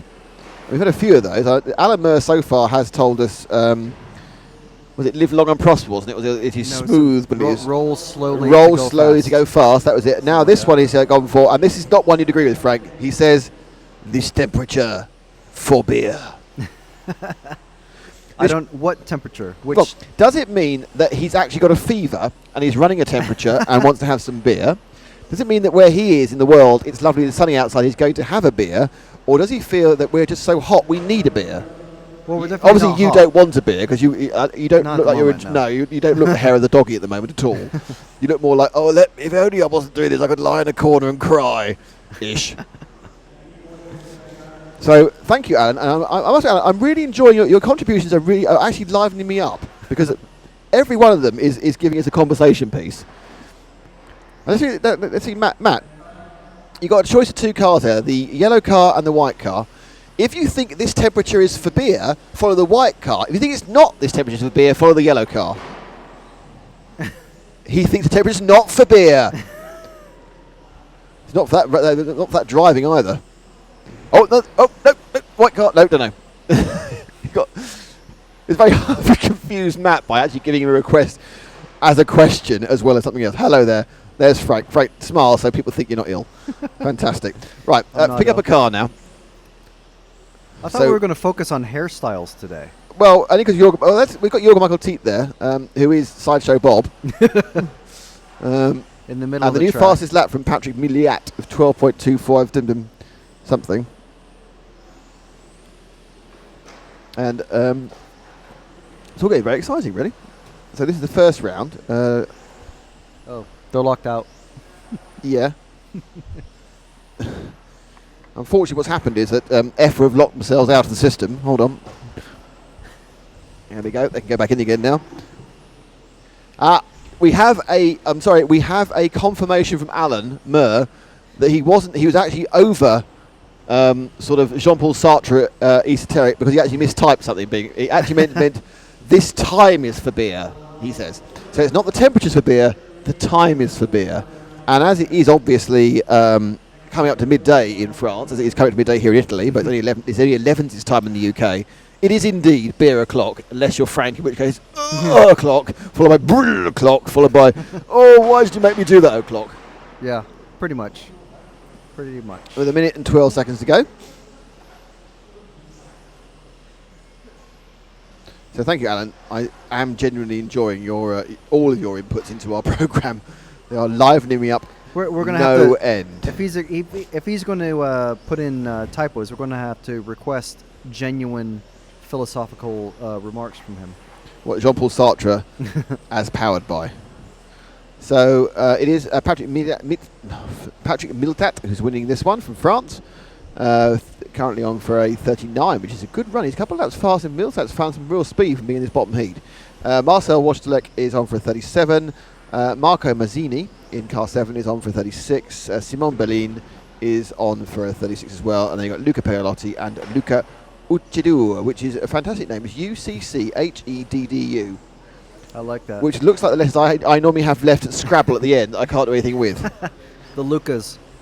And then we have James Kahn, who's retired. Roman Stopka's retired. Craig Fisher and Claudio Rossi didn't start. So the collection of cars which are So they're starting to wrap up now. in fact, they've finished actually. 4 of them. Only Patrick hasn't finished. I think. Oh, actually, no. Per Ligotti, but that is the end of round 3, heat 1 of Open, not Mod. It's Open, and the marshals cannot get off their positions quick enough. It was remarkable. The word finished, and already they had slipped off most of their high visibility jackets. Yeah, I was saying earlier, in I think it was your heat, when someone crashed before the Well, it could have been me. started. No, it wasn't. No, I forget.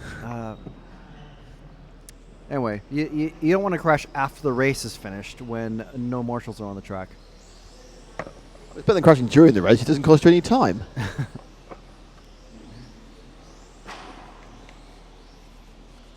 Well, my contention was that if you crash before the race even starts, that kind of knocks your confidence, doesn't it? I've done that a few times.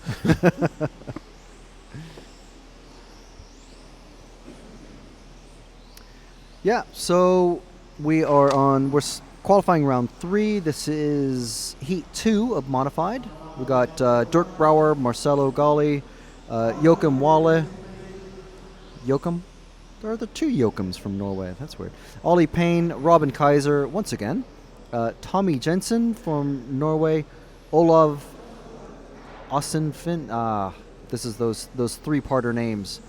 Joachim, Tommy, and Olav from Scandinavia. From Norway. No, they're all from Norway. Lee Palmer from the UK. Tom Nom. I love that name. From Switzerland. And David Federighi from blank. But I'm going to guess Spain or No, all the Italy. blanks are Italians.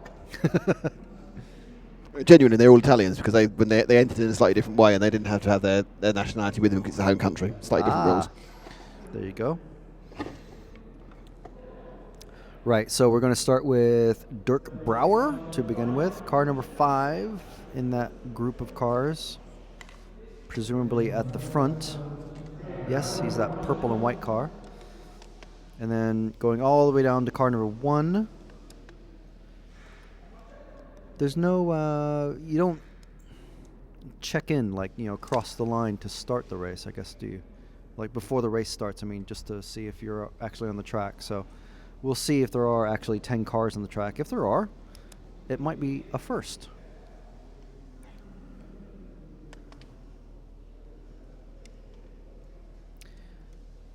So just waiting. I missed the announcement for how many seconds there are left. I think we're waiting on a marshal to get into the correct position or into a different position. Yes. Apparently Marshall 5 was missing. So here we go. We're about to start off with Dirk.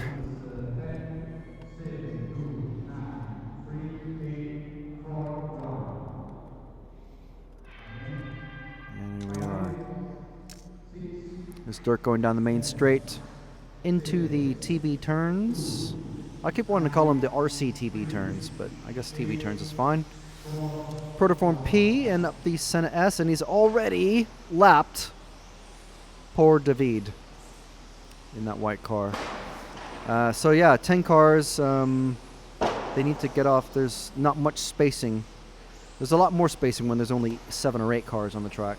So, and here we go. David he's come in with a 12.9, but Marcelo Galli has already jumped in there with a 12.7. So a couple of sub 13 seconds. Let's see what Dirk does that time. Another 12.9, but another 12.6 from Marcelo. So let's see. Car number 6 should be 1 or 2 cars behind Dirk. Let's see if we can spot him. Yes, the yellow car behind Dirk on the track.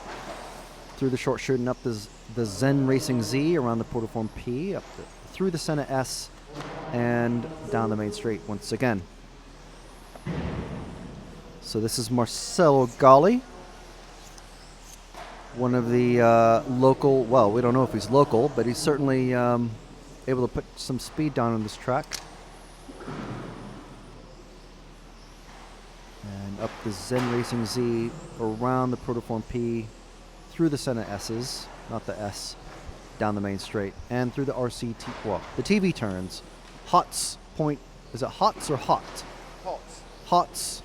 This is the Hots. Hots hairpin, just Hots, okay. I was wondering, when that request came through, I was wondering, like you said, is it a trap? Are we gonna be falling into something here?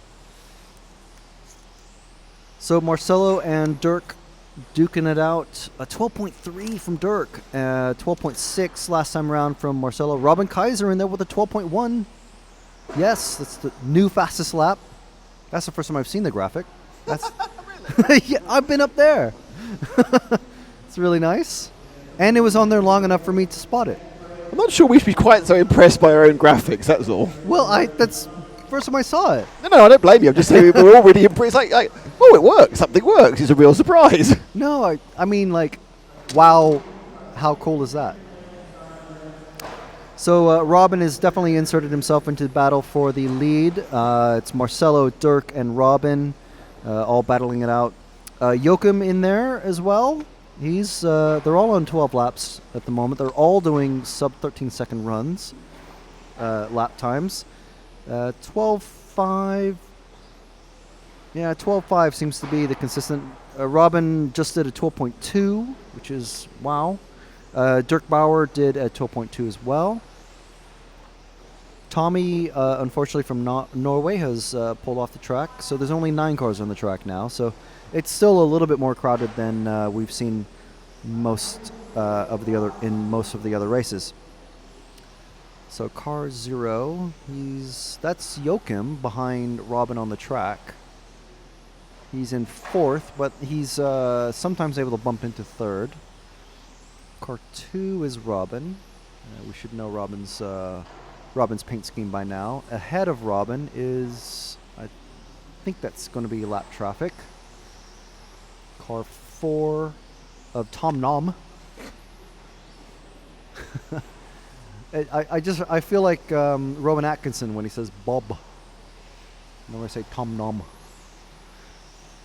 So it's car 7 of Ollie Payne is behind Robin on the track, so he must have just been passed as well. Robin's got a bit of clear track ahead of him before he comes up to lap, I think that's Tom. And Tom pulls way over. Hopefully he doesn't pull over for everyone behind him, because I think he's fighting for position with these other guys. Robin coming through the short chute and up the Zen Racing Z around the Protoform P. I'm not sure where you guys have said the Protoform P is. In my mind, it's right next to the Marshall. You go from the Zen Z, Yeah. up the ZZ, and then you go around that corner. If you go back away from us again, that section is the protoform P. The section. Okay. That run. Right. Okay. Oop, Marshall, and handily flipped over by another car. Right. So let's see if we can spot Dirk Bauer, the white and purple car. He's just coming on the main straight now. That's Dirk. He and Robin have been going, as you say, hammer and tongs for first position, trading fast. Well, not trading fast laps really. Robin's the only one with a fast lap, with a 12.1. He just did a 12.4. Dirk just did a 12.9, and then followed that with a 12.7. And somehow, even though Robin's lap times, every time I look, are 2 or 3 tenths faster than Dirk's, somehow Dirk, who just did a 13.7, I think that will probably hand the lead over to Robin for, instead of being he gets back in there again with the 12.3.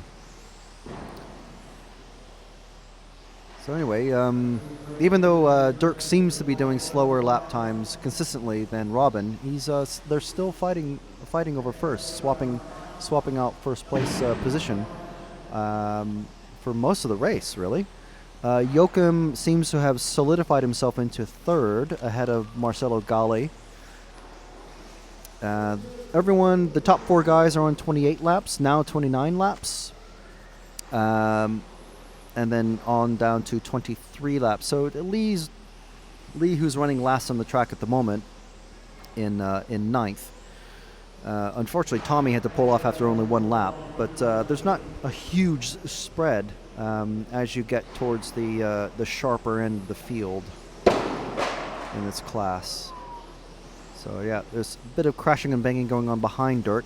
That's fine for him. He doesn't have to worry about it.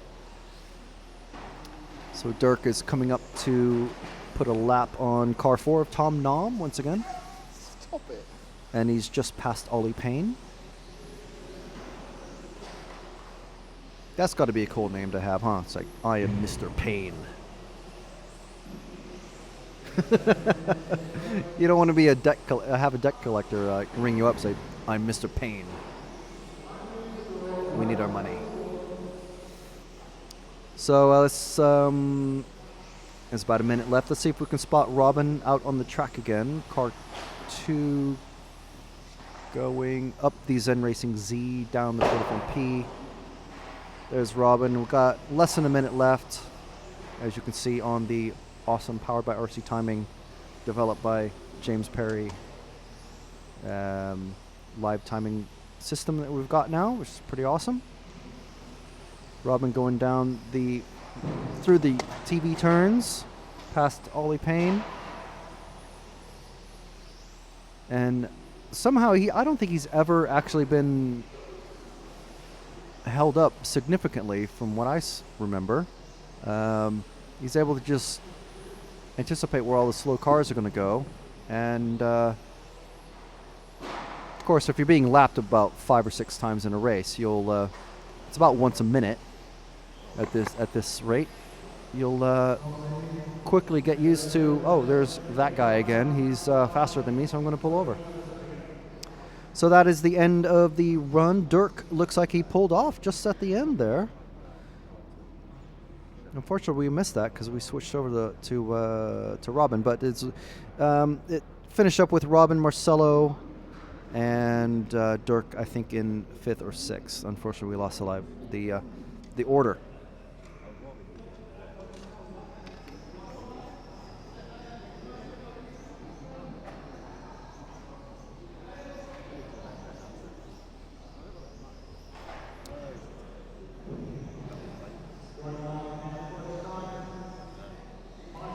So I'm going to pop back onto the camera scaffolding, and next voice to hear will be either Matt or Nick. I think it's Nick. I don't know why, perhaps some sort of terrible ego I have. Me? Ego? Never. Thank you, Frank. Very nice stuff. Your love of particular names is particularly amusing. And back comes Captain Grumpy. Oh, sorry, no, it's Matt. Matt, who's always lovely. Always lovely. And we're now into Heat 3 of Modified.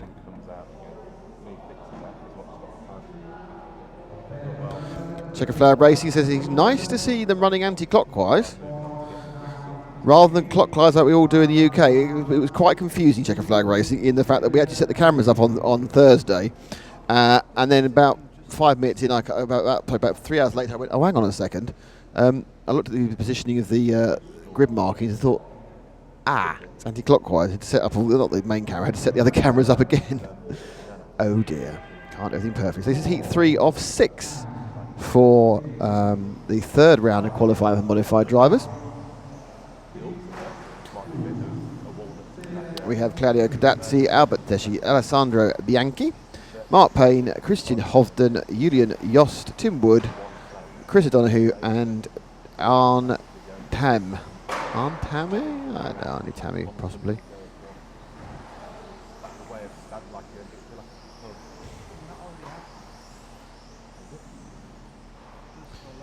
So, thank you for all who are watching on the stream today.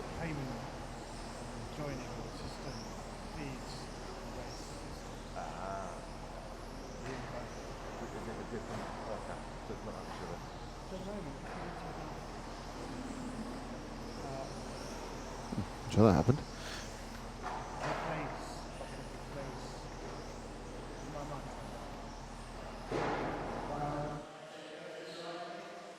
So let's have a quick shufty at the overall times at the moment. It is Alberto Tedeschi. Let's see if we can find car number 5, which is Mark Payne. There he is, the white car, going down the Hotz hairpin now and down through the switchback. Yes, and now he is down through the Protoform P.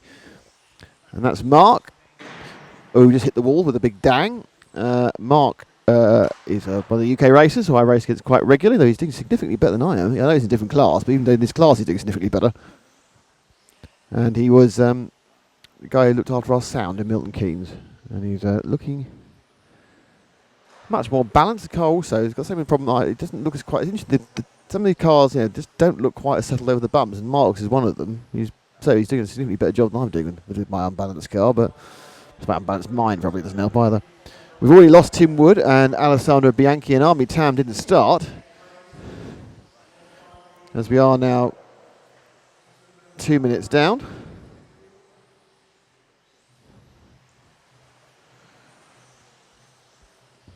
Still with Mark. And now up to second of the 6 runners. Mark's not, Mark's in third. In second, it is Claudio Cadazzi, car 4. I'm not sure if you've seen much of car 4. I'm not sure. Where is he? He's not that one. That's 5. Is he the next one along? Is he the white one following it? Yes, he is. So it's the white one now. So you need to drop back a car effectively. They go for the Hotz hairpin now. And that's Claudio. He's got a very eager orange machine. I think that might be Alberto behind him. So Alberto is leading, but is behind the track. So we'll take these two together. And if Claudio lets Alberto through, then go with Alberto. That's a kind of a function. Actually, Claudio's pulling away, in fairness. So I'm not sure how much longer Alberto will be in the lead. In fact, according to this, Claudio actually is in the lead. So it's slightly odd. In the RC timing, he's got a slightly... oh no, that's why it's sorted itself out now. There's just a lap here, a lap. Glitch bit absolutely right. Still, it's Alberto Tedeschi who's likely to be the winner. But Cadazzi's very close. Tedeschi has gone past, and we're now with Alberto. Go forward to the orange car. That's brilliant. Thanks, Frank. So the one car we need to pick up in a couple of laps' time, we'll let you go through for a second, and I'll see if I can see where it is, so I can tell you where it is and see when to pick it up. And that is the man who actually scuppered our timing yesterday, because he has an Irish apostrophe in his name. He's O'Donoghue, Chris O'Donoghue. We showed him yesterday, and he crashed 4 times in a lap. So I'm going to say to Frank, if you want to wait at... well, don't wait, actually. He is now about to go through the Protoform P, the white and the red machine. Oh, we got that crash there for Alberto. That's not good weight. Ooh, that's more like it. And another accident left, right, centre. And that's our Chris O'Donoghue. And Chris now has also almost had an accident. That wasn't his fault. He's trying to avoid the recovering white machine. Is that Mark's white machine or somebody else's white machine? No, that's the white machine of Claudio. So Chris there had a very beneficial couple of laps. Claudio lost 5 seconds. Albert got 10. But neither of them lost their position. Actually, Mark Payne has pinged into second place. Chris may need to wait to get the advantage that through, but it was a big problem there for Claudio and Alberto. Both had very, very poor laps at possibly the wrong time. Not sure what the right time is to have a poor lap, in fairness, but it wasn't then.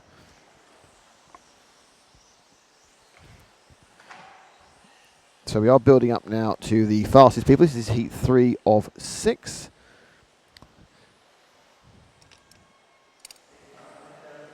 And we are now down to the last 3 minutes of this one. Donahue sprints down and through the Zenzi, Protoform P. Goes very, very wide. He falls Frankie went so wide around the end corner there. And he's about to be caught and passed by the leader, and he lets him through very nicely. Gets a horrible tank slapper as he tries to regain the track. And behind Chris is the blue. Let's put it as the blue and white car. That's the 6 machine of Julien Josse, who's now crashed, who actually has broken the let's have the and now I've crashed record. That's the Frenchman, who was in 4th, and I think he'll have dropped down after that accident. Let's see what that accident cost him when his next lap time comes up. And it has cost him 5 seconds, which is never good.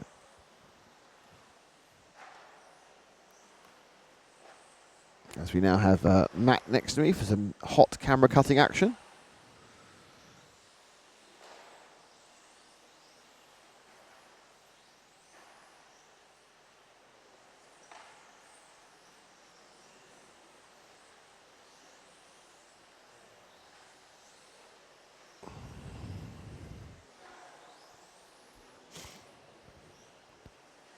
So we're getting close to the top heat. 4, 5 and 6 modified. We'll see some well-known names ply their trade in the electric format of racing cars.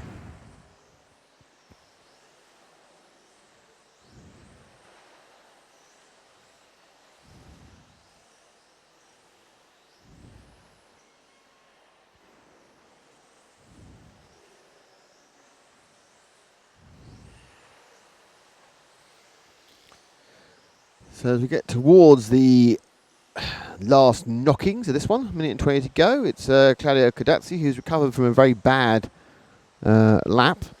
Though it will cost him because it's a round by round. The fact he's won this heat is going to cost him, those seconds will cost him when they actually assess who came where overall. In fact, he had another mistake there, Claudio, so he's just been on his roof again.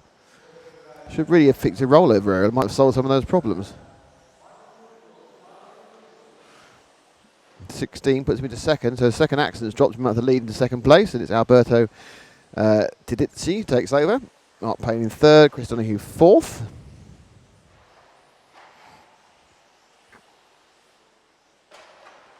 We're back with Chris.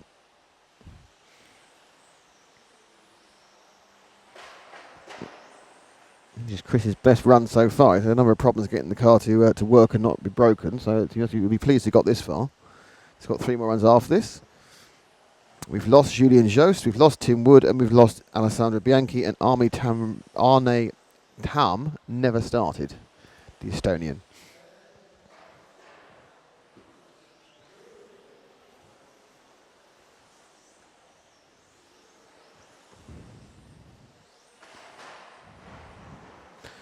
So the race is coming to an end, and it is Alberto Tedeschi who wins this with a 38 flat. Claudio second, 38.802. Mark Payne, 37.802. Chris Donahue, 36.807. And Christian Hovden with a 35.805. And the other drivers, as they say in America, didn't make the trip. And Matt's cold. So the alcohol easing out of you. So we now will have heat 4.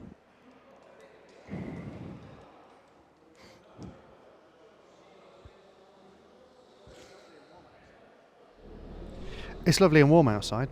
Is it? In the sunshine, it's really nice, yeah. What have you been doing in the sunshine? I just went to see, just to double check on the possibility that there was some kind of long-sleeved garment in the car. but there ain't. There's some old curtains I could wrap around me. You could wrap the old curtains around you, that is true. But they are actually there to protect the edges of the TV screen. Well, yeah, I wouldn't want to stop them from doing that. That's right. Yeah, Get your priorities right. yeah.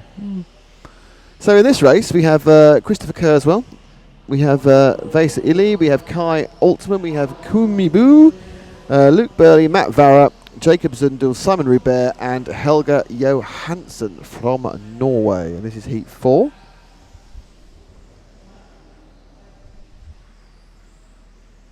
It's another Mob Gums machine. Rolling on them Mob Gums. Keep rolling, rolling, rolling. Keep them doggies rolling. Oh, off YouTube. Number 4 now wants to go. Come on, number 4, which is Vaso, but just wants to get a bit nearer the front. But Kurzweil's going to go off first on car 3.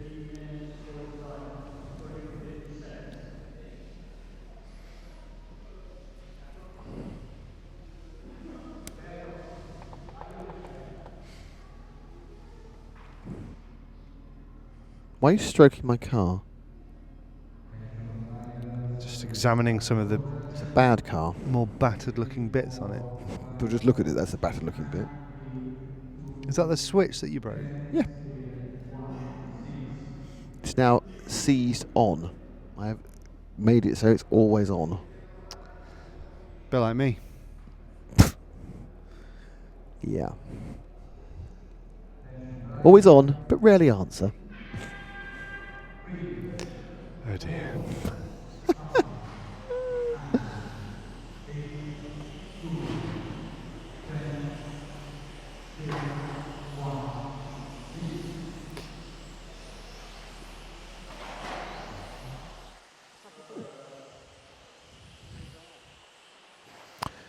So off they go.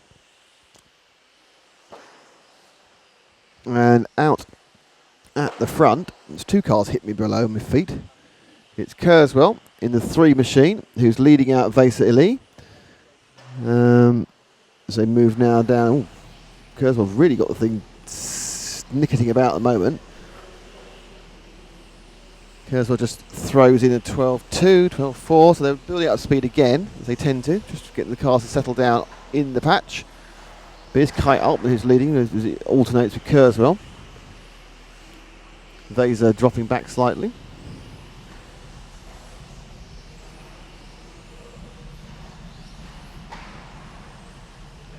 So Kurzweil now leads it with Altman, Ili, and they're all so close at the moment. Now officially, actually, Altman's got a little bit of a lead. But it's all about the calculation of time. They are all covered in an absolute case by about 2/3 of a second. So Kurzweil as he is now beginning to put a little bit of gap between himself and Vesa.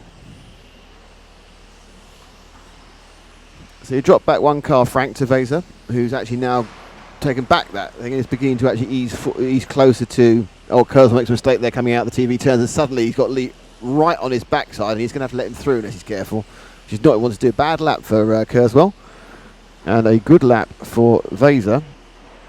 Has seen him pick up something in the region of about 4/10.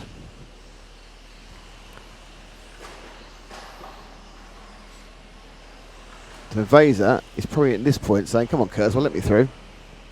And Kai Altman, which is the white car behind both of them, is the leader. So these 3 cars are actually the 1, 2, 3 in the heat. And I would say at this point, Chris has got to start thinking about letting Vesa through. He had to do because he made a slight mistake go through the second half of the TV turns. And now he's got Kai Altman, who's actually also quicker on the clock.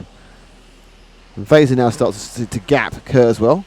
And Kurzweil starts to gap Altman. So I'm not sure whether Kurzweil was actually being slowed down by his own desire not to let Vesa through.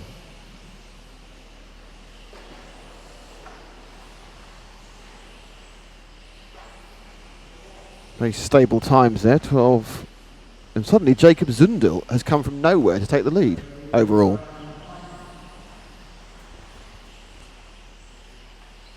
With an 11.7, which is way quicker than else has done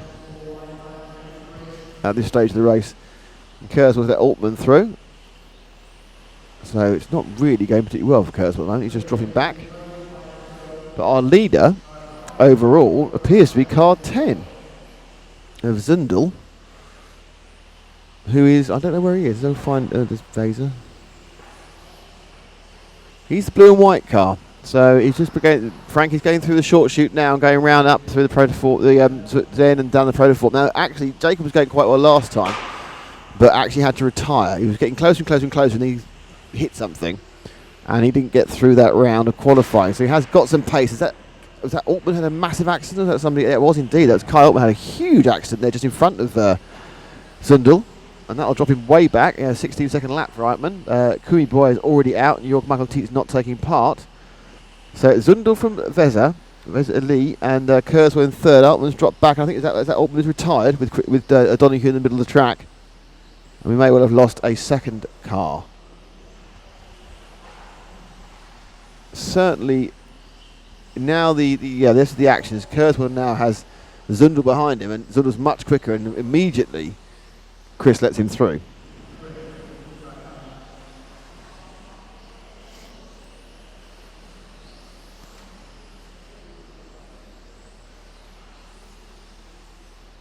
They go and they come back again as they go through the Zen and out back through the Protoform. So Weser and Zundel are quite close actually in absolute times.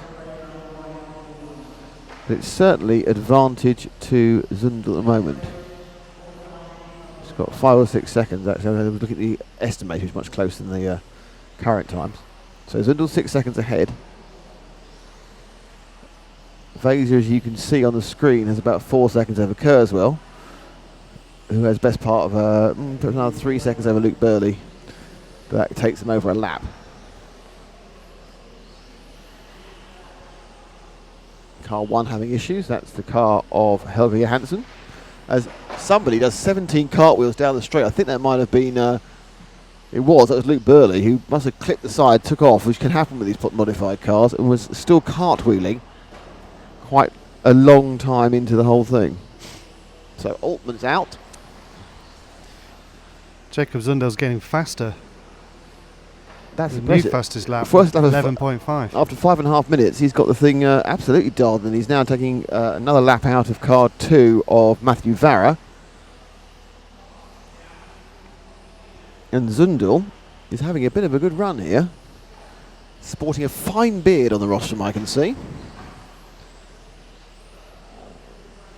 Oh, very sculptured, yes. Lovely. He's done the full grooming, hasn't he? He's done that thing like Andre 3000 in the advert where he's trimmed it all down and... Bit of manscaping. Well, I'm not sure about that. Can't see from here.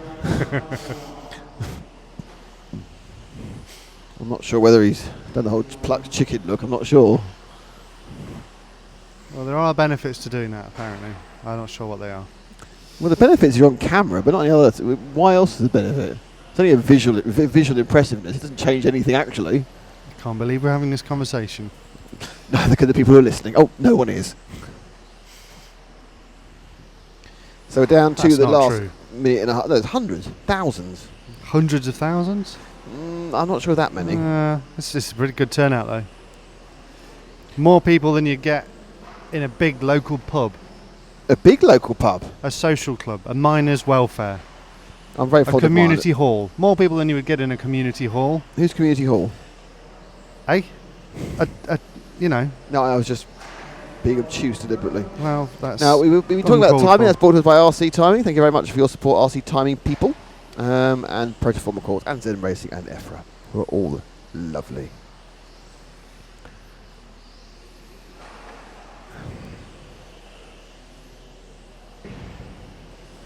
Okay. We are now 41 big no 39 no, 38 seconds left. And Zundel, well, he's made it his own, as Louis Walsh would say. You've made the to be sure, you've made this race your own, Jacob. Is it Jacob or Jakob? I would think it as a Zundel, and with that beard, I think he's a Jakob. Okay. You've made it your own, you cheeky little Austrian. It's a lovely beard. I've just seen it again. It's nice. We do need, Frank, when the drivers come off, we need to get the camera because everyone needs to see Jacob's beard. It's like Jacob's ladder, really. Don't forget you've got the timing graphics, so make sure you go a little more to the right than you think you should do. We need more air conditioning pipe for top beard action. And the race is over. Zundel's won it with a 41. Vaser's second. And any second now. So that's no. Zoom out. That's Helga. No. There's Chris Kerr as well. No, it's the next one. The one after this one. That's Matt Farah. Here we go. Look at that. Oh, come on. Out. Look at. He's even got kind of like a swept over kind of ridge in his hair as well, which is not like me. That's not bedhead. That's been designed. That is designed hair. I like that. I like that a lot. Frank likes it. You can tell because he's got a bit shaky. I think this is an example of Frank. Oh, you can get you have very good hair. On, Thank you. I have a lovely nice beard. One. Yeah. Yes, I love you. I love you. You are marvelous. Oh, it's fantastic. Your hair is wavy. I know. I have a kind of a look like Ralph Fiennes 15 years ago. Oh. Give me a hug. No, I don't love you anymore. No. Goodbye. Look at my beard. Look at my beard. There's a man. There's a man with hirsute confidence. Why? Look at me. I have marvelous hirsute areas. Oh God, I have to wear fluorescent orange. It just clashes terribly with my underarm hair. Frank, shout which him. I have plaited. Frank, shout him and give him a thumbs up. It's like he's got a plate on his head. It's called of hair. It's called Jakob. Jakob. Focus. I've taken the autofocus off. You'll have to pull out more. Pull out. That's about as far in as you can go. Sorry. Do you know what? We're sharing a room, so I'm glad that's the only time we're going to hear you shouting, pull out. All right, no, it's more focusing issues. Oh, no, dear. We're going to have to reset it for the race, Frank. Oh, dear. Oh, dear, oh, dear, oh, dear. Do you know what I'm going to do? I'm going to do that. That's not as exciting. So we're about to have round 5. Before we do that, I'd like to welcome Rob Streeter to the RC Racing TV Facebook group. Of the track. It's the RC Racing TV Facebook group, and it's Rob Streeter. Rob, you're very welcome to join. Thank you for joining us. He went to Facebook. He typed in RC Racing TV. Zoom in on the furthest corner of the track, and you are. And then you need to focus the camera. Rob. Andrew North, Nick, from what you've seen so far, who do you think will win mod? Well, I did say when I came here, Andrew, I thought it was going to be Alexander Hagberg, or it was going to be Simon or Ollie Jeffries, and I thought Alexander Hagberg was going to win. And that's fine whilst now. That is not quite happening at the moment, I still think Alexander Hagberg is going to win. No. Or Ollie Jeffries. But Simon's having a nightmare at the moment. Well, you can know me as much as you like. To know me is to love me. I think Simu. He's going to recover from his disaster so far. He's going to come back strong. He's going to recover. I'm coming back strong. Something inside so strong. RCTV, your pit lane report. We've got a pit lane report. We haven't got a pit lane, as you've noticed. We've got a pit lane, but it's a bit difficult with it spinning around. We do need a bit more of a reporter that roves a little bit more. I think you've got a good point there. Roving? A roving reporter that actually roves from time to time. That would be quite good. The old rovey dough. Yeah, it's true. I mean, it was. Then Frank has to make to put me on camera. Actually, it was about a whole round ago the last time we spoke to a driver. Was it? Yeah, because it was Chris Kurzweil and he's back in the same position again. But no, I spoke to Adam Walker Catchpole on there now. Nearly a whole round. There's been a eureka moment next to us. It's been a eureka moment. Hey, that's why. Eureka moment. There's a difference between 0.5 and 0.05. It's quite boring, I won't explain. It's a decimal issue. Well, it's now sorted. What were you previously encoding in old money in pounds, shillings and pence then? And now you've decimalised yourself 43 years too late? Yeah. Okay. And Daniel Sieber is leading this race in car number 10. Is that car number 10 on the camera? Who knows? It's badly marked. Where is car number 10? Can't see a blooming thing.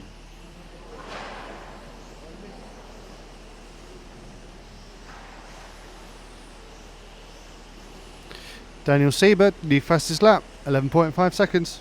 Where is Daniel Sieber? Oh yeah, he's the white car, the fourth car going through the up through the ZenZ now.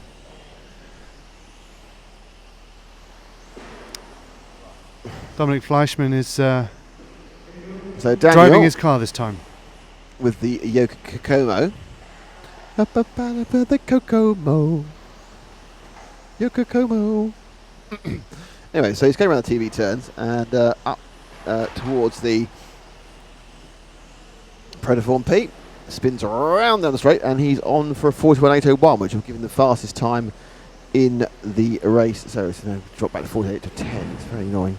It was 7, so it's predicted he's there to be there or thereabouts, the fastest of the round so far.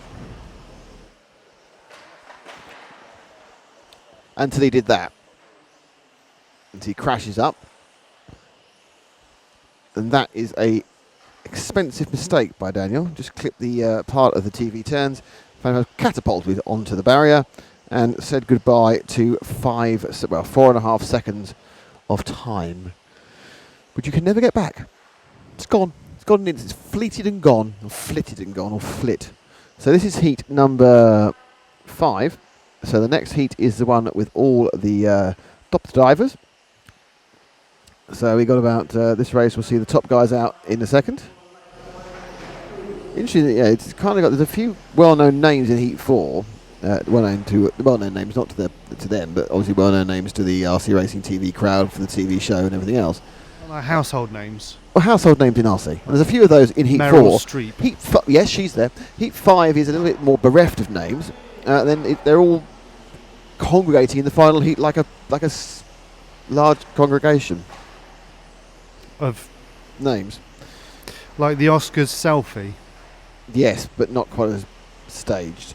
Right.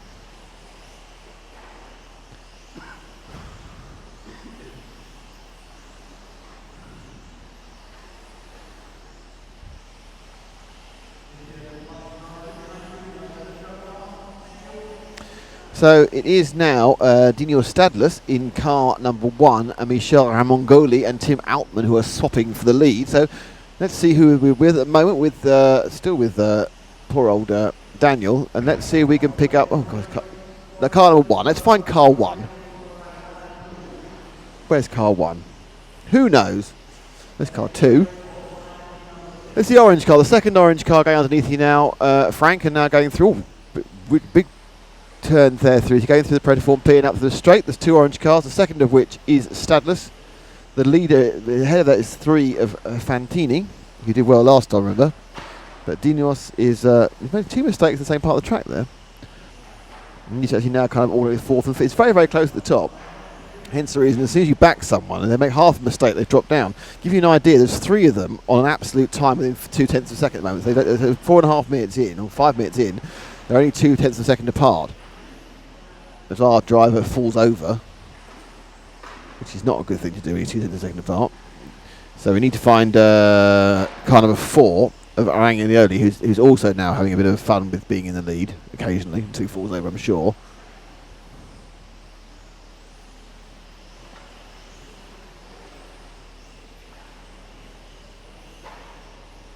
Now I think car 4 might be the car that hasn't got an easy to read number. I think it probably is. Is that the red car going through the short chute now? And he's now up through the thing, and through the Protoform P. I think this is car 4. It is. He's only got 1 number on the nose. He hasn't got 2 side numbers. He's a very, very naughty boy. Is Michele Romangoli. Our late chargeman Frenchman, Arnaud Lempierre, is now thinking about doing something. Not sure what he's thinking of doing, in fairness. So with 1 minute and 55 seconds to go, it is Rongoli and Lempierre. Lempierre is car number 2, who is, I have no idea where he is at the moment. Car 2 is, nope, not him. There he is. The car 2 now goes through the TV turns now, and he's going through the short chute, Frank, and he's now just about to go up the ZenZ and down the Protoform P and round to the Centre S, and he sprints. That's the wrong car. 1 car forward, Frank.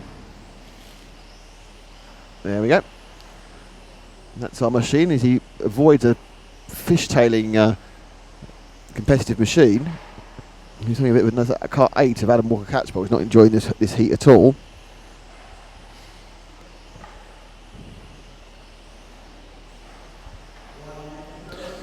Because we do have car 7 of Nicola Gali. Go Nicola in this one, our friend. Go, Nicola! Yay!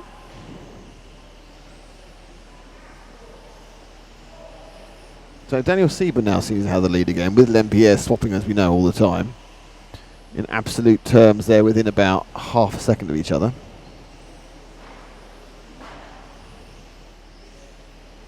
It's oscillating like a excited otter, which apparently Frank has pictures of. We'll show you.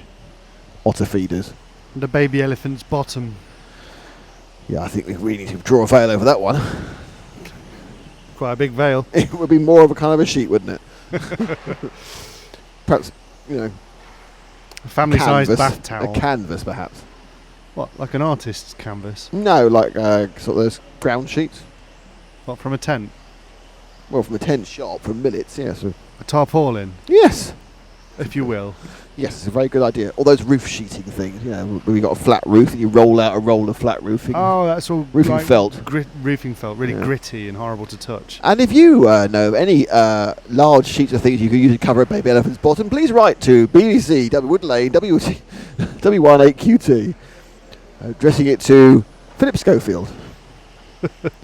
And the winner of that heat is Arnaud Lempier, 41807, Daniel Sieber, 41809. Mika, Roman, go. Where do we end up in these places? What a special link that was. What a special Are person. we having any roving? No. Because the only person I can rove to is over there, and he's had a bad one. He's came last and retired. Fleischmann's not done very well either, actually, in fairness.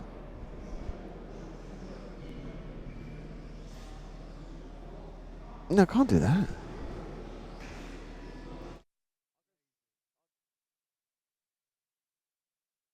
Go super walky soon. What does that mean? I don't know. I think what I'll do at the end of the next one, because it's a break, I'll go wander and talk to people. And then we'll have a little break for a few minutes. And then we'll have a race. Or... Look, we're not halfway through the day yet, so they're not flagging. There's 3 more rounds after this. The last one in the dark.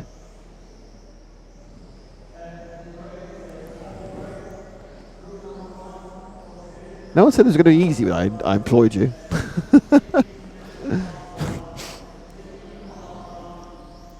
Just reasonable. So the top heat There's in Mr. Hagberg. modified.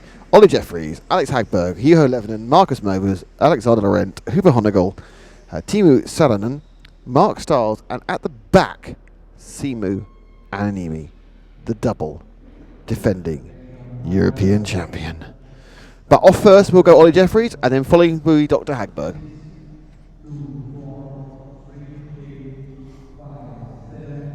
Dr. Hagberg.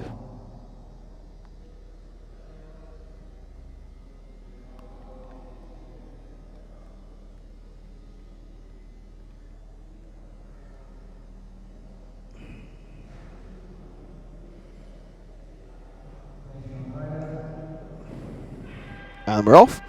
Well, we're not off yet, obviously. And there goes Ollie. So he's got 1 FTD to his claim. And apparently has the fastest time of all, which is why he started off first. And the car zips through. This is what we've been seeing in the English season all year. Ollie has shown a clean pair of heels to all the British drivers in mod. The stock championship was actually won by David Spashett, but in mod Ollie's won most of it. But instantly we have Hagberg taking the lead. Let's go with the green car. So Hagberg took advantage of a slight slip there by Ollie, but Hagberg is absolutely flying. He's made up the 1 second gap and he's pulled away. So it's Hagberg, Alexander Laurent is second, Stars is doing better with third, as is Levonen. So there's a constant tick about as these cars try and sort themselves through.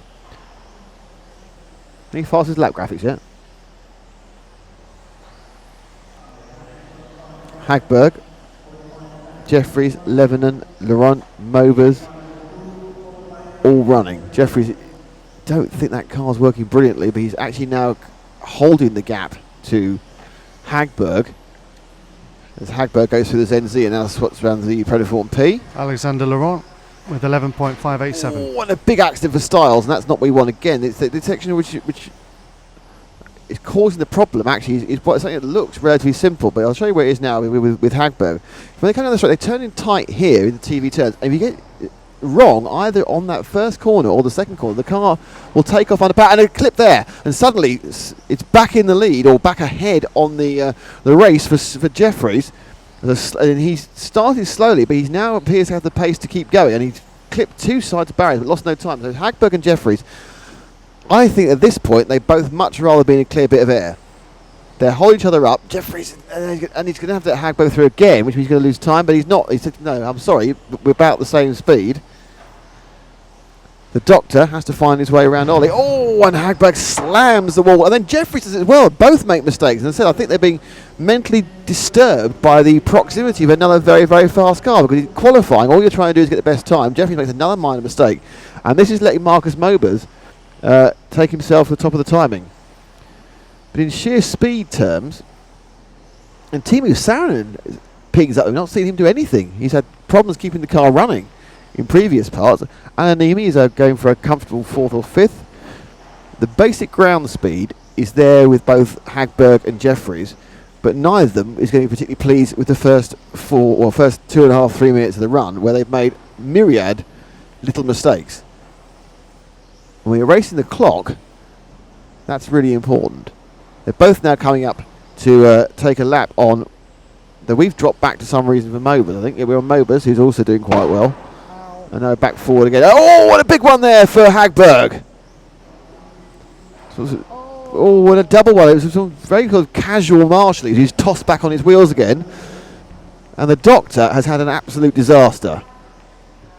Clipped a barrier, upside down. I'm not quite sure why these cars, most of the European cars, don't seem to bother running aerials, whereas actually it's a requirement within BRCA rules to run a rollover aerial, which means that when you actually do flip up, you will end up 99 times out of 100, you end up on your wheels again.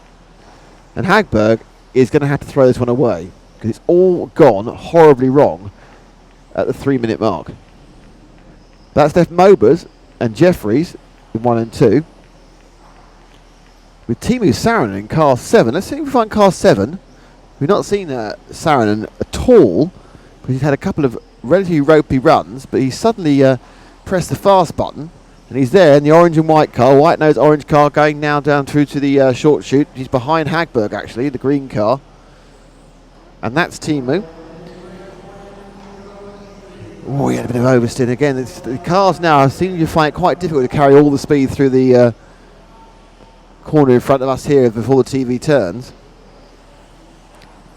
And Saarinen is still in second overall, as Mobers and Jeffries obviously touched the timing beam before him, so he started off earlier. Hagberg's car's got a slight issue with the body shelving, not quite right the way it's sitting in the car. Now he's sort of holding up Saarinen a bit now, and he needs to let him through. Hagberg's in that situation where he's pushing, but he knows he's got problems. And Saarinen is probably thinking, going, come on, Alex, play the game, let me through. But again, Hagberg is hoping that the car will pick up and start going. He's actually picking up the inside body shell behind the front left wheel, so it's been slightly moved, and he turns around, he just lightly lifts it up. He's going to do no good to his tyre. That's not the end of the world as he goes past. Ananimi drops a lap. Ananimi is dropping down, even though that's Lebanon. Sorry, so Lebanon's having a problem. It's Lebanon they went past then. The next car in front, so you've got Hagberg, the green car, and then the white, that car there is Lebanon, who's dropping backwards. And a big mistake by Saarinen, and he actually takes out Lebanon by actually somersaulting over, landing on Lebanon. Lebanon got assaulted from above. But you think, what did I do? Suddenly there's a car flying on him. So that's not gone well. We wait for that to settle down again. So there's 2.5 minutes left, so we're 5.5 down. Ollie Jeffries has picked up the overall lead. And that's been after a kind of a choppy start. He's managed to get his head down. He's on for another fastest time of the round, which will be 2 FTDs, and getting closer and closer to pole in the whole thing. And he's now got, we've got Animi in front of him, or is that is very, very wide. So Jeffries and Mobers, but Animi is doing all right. He's in third because he's not made the mistakes that everyone else has. And Saranen now has made 2 or 3 mistakes in a row and has dropped down dramatically. We're now down to the last minute 50 of this qualifier.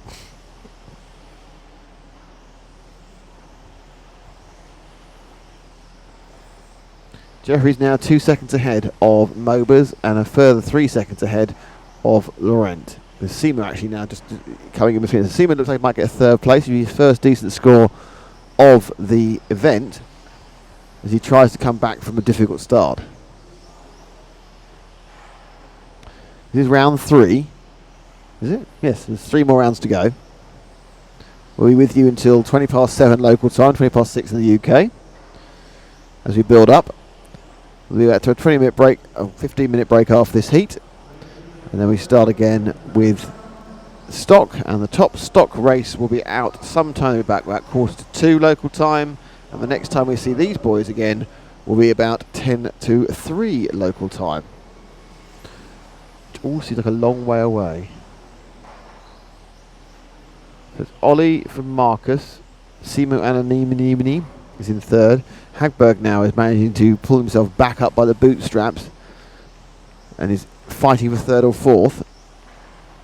Hupo, we haven't mentioned, has kind of crept into fifth, but he isn't really doing anything special. I think Hupo's looking for a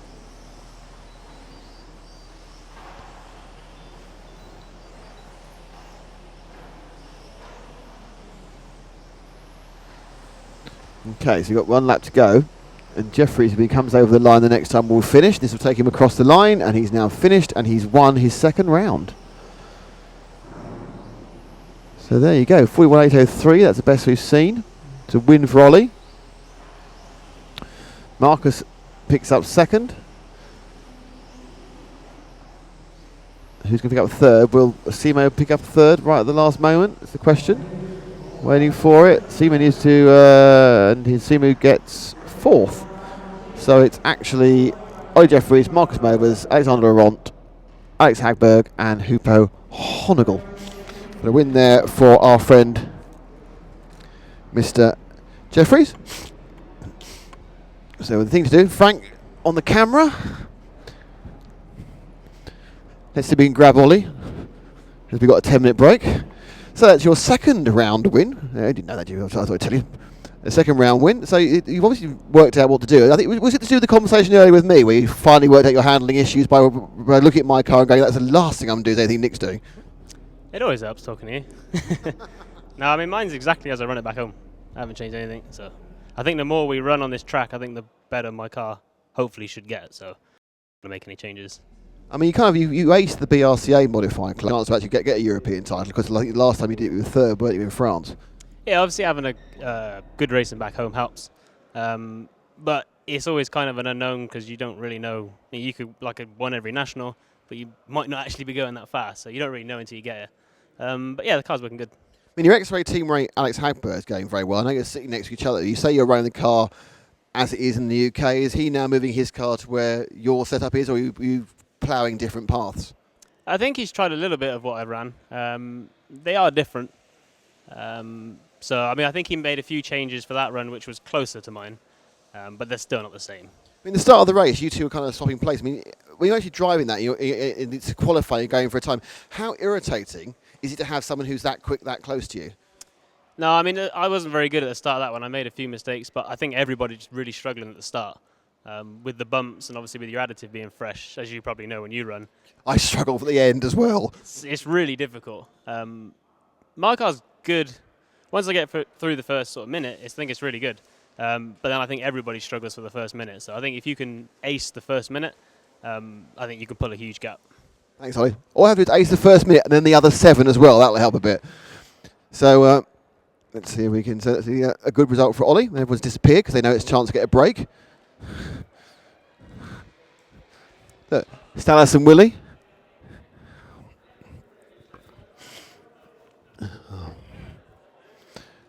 There's kind of a what's going on here?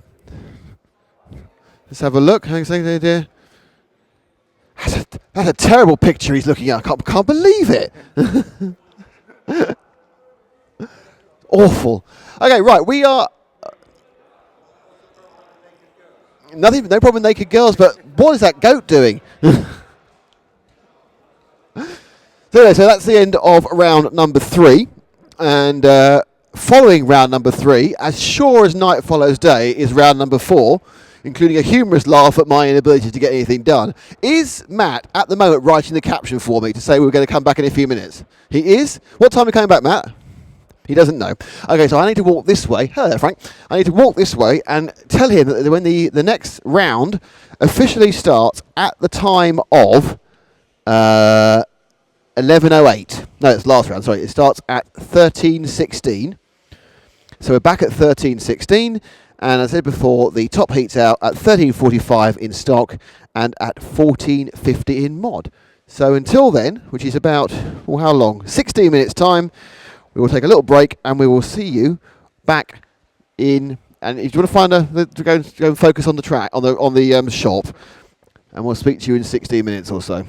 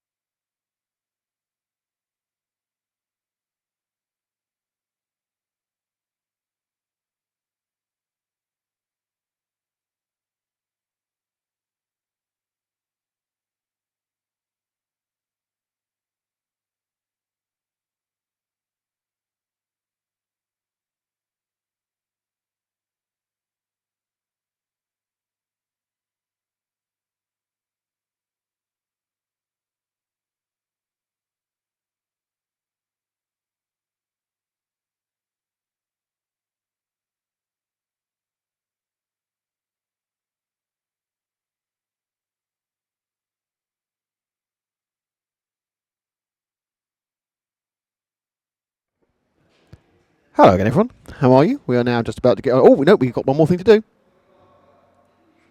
Look at that. We are so cool. I just remembered to change the round number.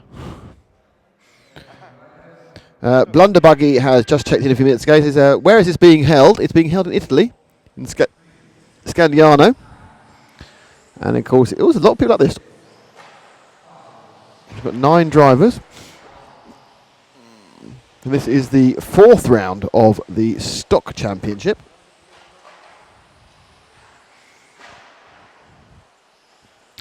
And Frank is on the camera. I'm on the microphone. Matt's on the sandwich. And James on the computer. I'm on a sandwich. A lovely sandwich. So, with the well-known American cigarette company colours, and being covered by our favourite camera person, Frank, it is car number... So it's 6. We've had this before. It's Alberto Montecchi. And Alberto's his second. As you look at the top right there, you can see. Now, that top right graphic package is brought to you by the brilliance of James Parry, but more importantly, is powered by RC Timing. And we are brought to you by the people at the bottom right, EFRA, who do everything. And Dallas is here, Willie is here, and Jackie is here, which is fantastic. But we are also brought to you by Protoform Body Shop. A new fastest lap, another piece of timing information there from Matthias Heinrich, 13.1. Zen Racing have also supported us here for this 1/12 event. Stock and mod. This is round 4 of 6. There are 4 heats of stock, and then there are 6 heats of mod. The grand total of 10 heats, which takes around about an hour and 50 minutes. And we have a very short break, and we have round 5, and a very short break, and then round 6, and then we collapse before the finals.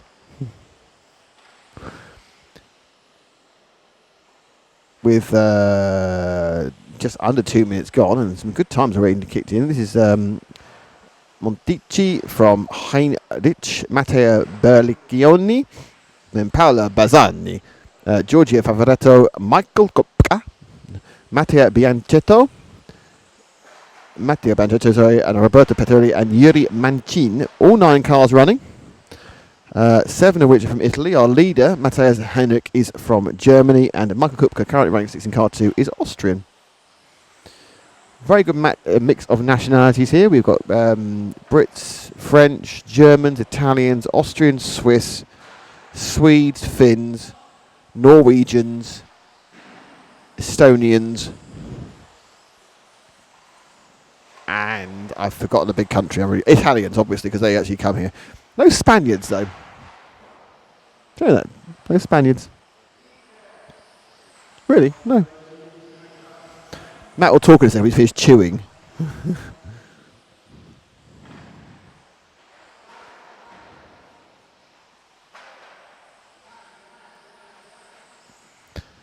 No, he's going to open a can of Coke before he does anything. Matt decided to run about the speed of... Whatever the reverse the speed of light is, he's running at. The speed of... bleh.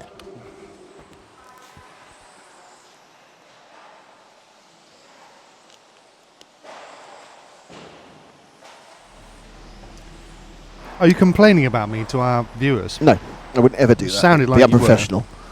These unprofessional are talking about the size of different kinds of sheets to cover an elephant's bottom. I never did either. It did sound like you were... I was just saying that you seem to be more interested in munching on a sandwich and providing exciting 1/12 base electrical RC racing car information. Right, well, if anybody is listening and communicating with us on Facebook, please can you tell Nick that I think it's only reasonable that I have some lunch? Well, you could possibly.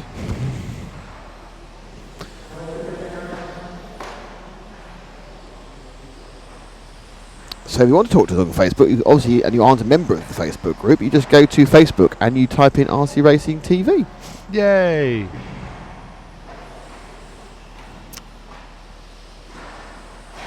And say, can I join, please? Because you can't like us. No. You have to join us. People don't like us. That's right. You need to like me and not join me.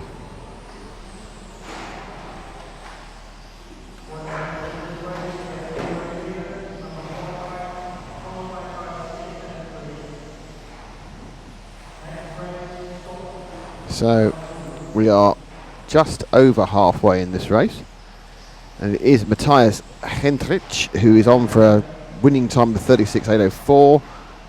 But he won't actually get that, so he's aiming for. Alberto Montici is in second. There's been a big flicky finger thing to my left. So let's look, who are we actually covering? Let's look, what car is Frank on? He's on this yellow and green one. I think it's car 9. Let's find out when it comes round. It's kind of waving down the straight like a drunken sailor. It's car 8. And that is the machine of Roberto Petrelli, who's actually suffering a bit from having been overtaken. I don't know how he feels. You get overtaken by 700 cars and things get a bit depressing. After a while, you kind of lose your will to live and you fight. It all goes out of you. And now, for some reason now, Frank's showing a collection of... he's doing his own crash tape, isn't he? Michael Kupka. No. Alberto Montici parked up. Oh, that's pain, because he's doing quite well. He parked up for a while on the bluegrass. What, in Kentucky? Yes. Take me out to the blue... Oh, jeez.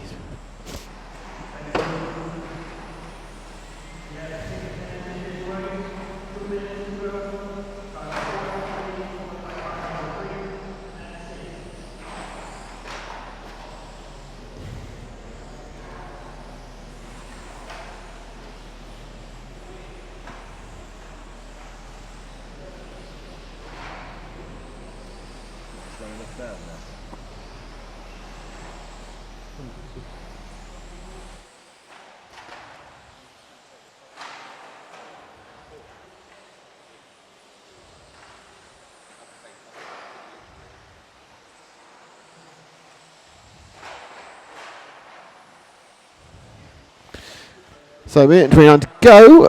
Oh, and there's some coming together there. We're now with the green and white car, which went up the backside. So the number 4 sexually assaulted number 9. So that was Heinrich going a bit quicker than Giorgio Favoretto.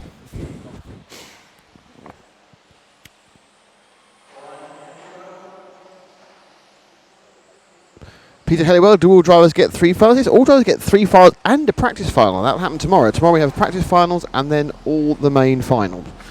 Not sure we'll broadcast practice finals, in fairness. That would seem really pointless. Well, we're not going to turn off, are we? Well, it starts at 8:30.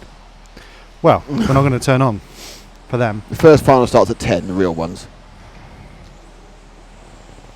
So we get a lie-in? No, because I'll be in one of the low practice finals. You don't need that. I do. It's not need mandatory, is that. it? It's not mandatory, is it?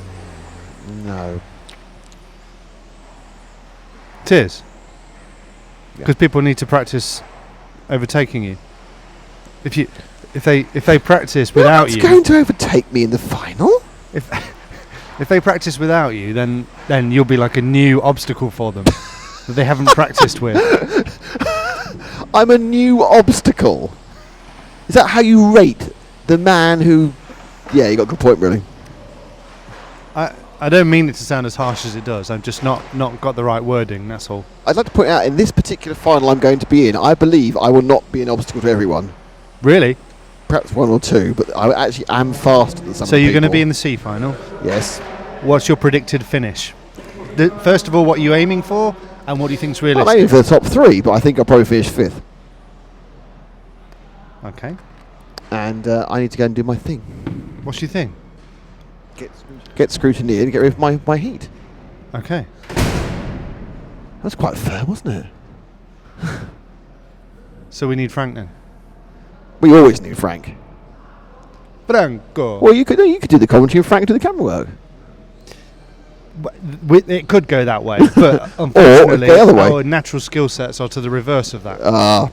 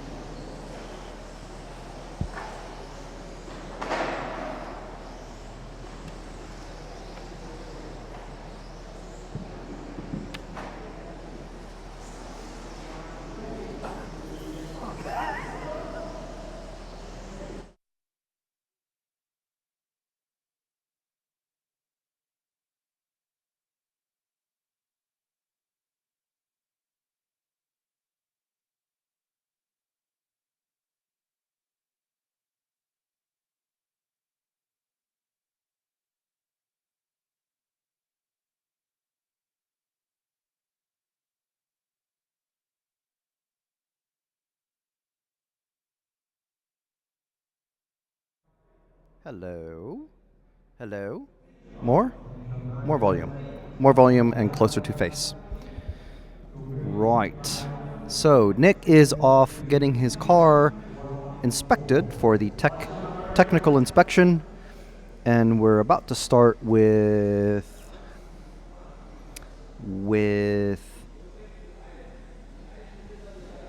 is this the third? Group 2. Batteria Round 2, Gara 4. Yeah, Group 2, Round 4. Group 2, round 4. Round 2, Group 4. That's my drink. Right, so we've got Julian Jost, Robin Kaiser, one of our favorites. Those guys are leading out with Jan Dietmar, Andrea Retrivi, Oliver Hellman, Ricardo Manzani, and let's see, did Craig Fisher... Hey, he's starting this race, all right. And Sasha Freitag.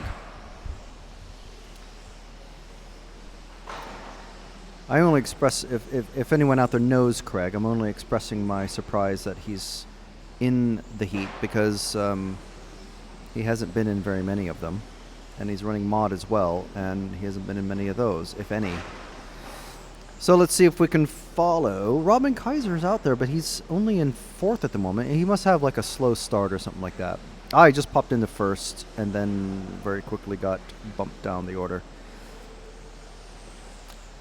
Is that Robin? It's not Robin, but we can follow him. He is one of the fast guys. 7. That's Andrea Retrivi, currently in 2nd. Oliver Hellman is the only person in front of him. Robin Kaiser is running 3rd.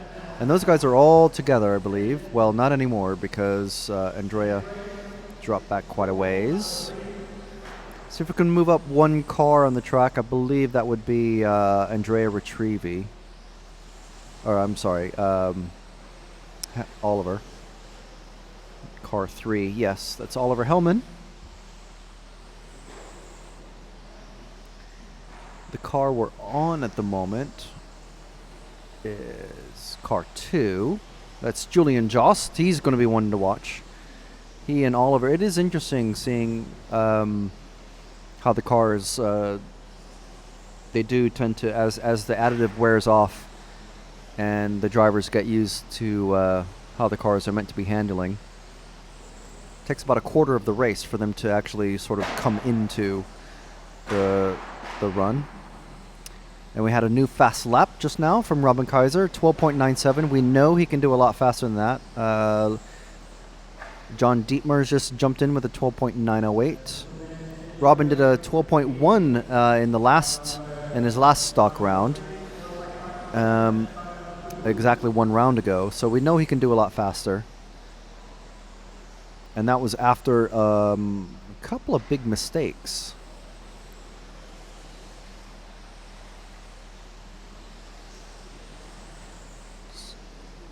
So we're with John Dietmar's jumped in with a 12.764. Jan is in 5th place. He's now he's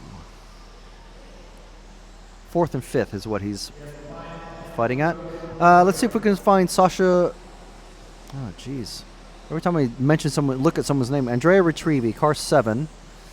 Here's car 7. He's currently in the lead. It's a different set of guys battling for the lead in this round. 7 is that car that we're on. All right. Andrea Retrivi and Sasha Freitag are both battling it out for the top spots. Fairly slow lap time last time around for Andrea. Jan had a 12.7. Everyone else has had a 13.4 or 5.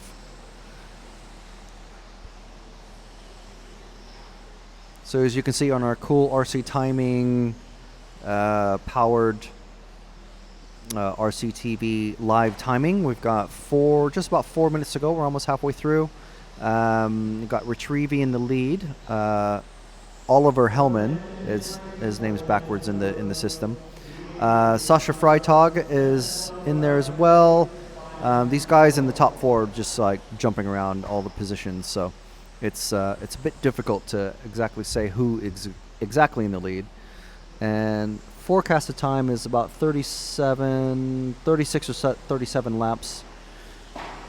37 if you're one of the faster guys. And we're just under 4 minutes now, 3.5 minutes now remaining in this run. And in the next run, we'll see Nick in action. So we're still with Andrea. Let's find car number 8. Let's see if we can find Robin out there, because he has moved into second position now. As the final 2 and 3 minutes start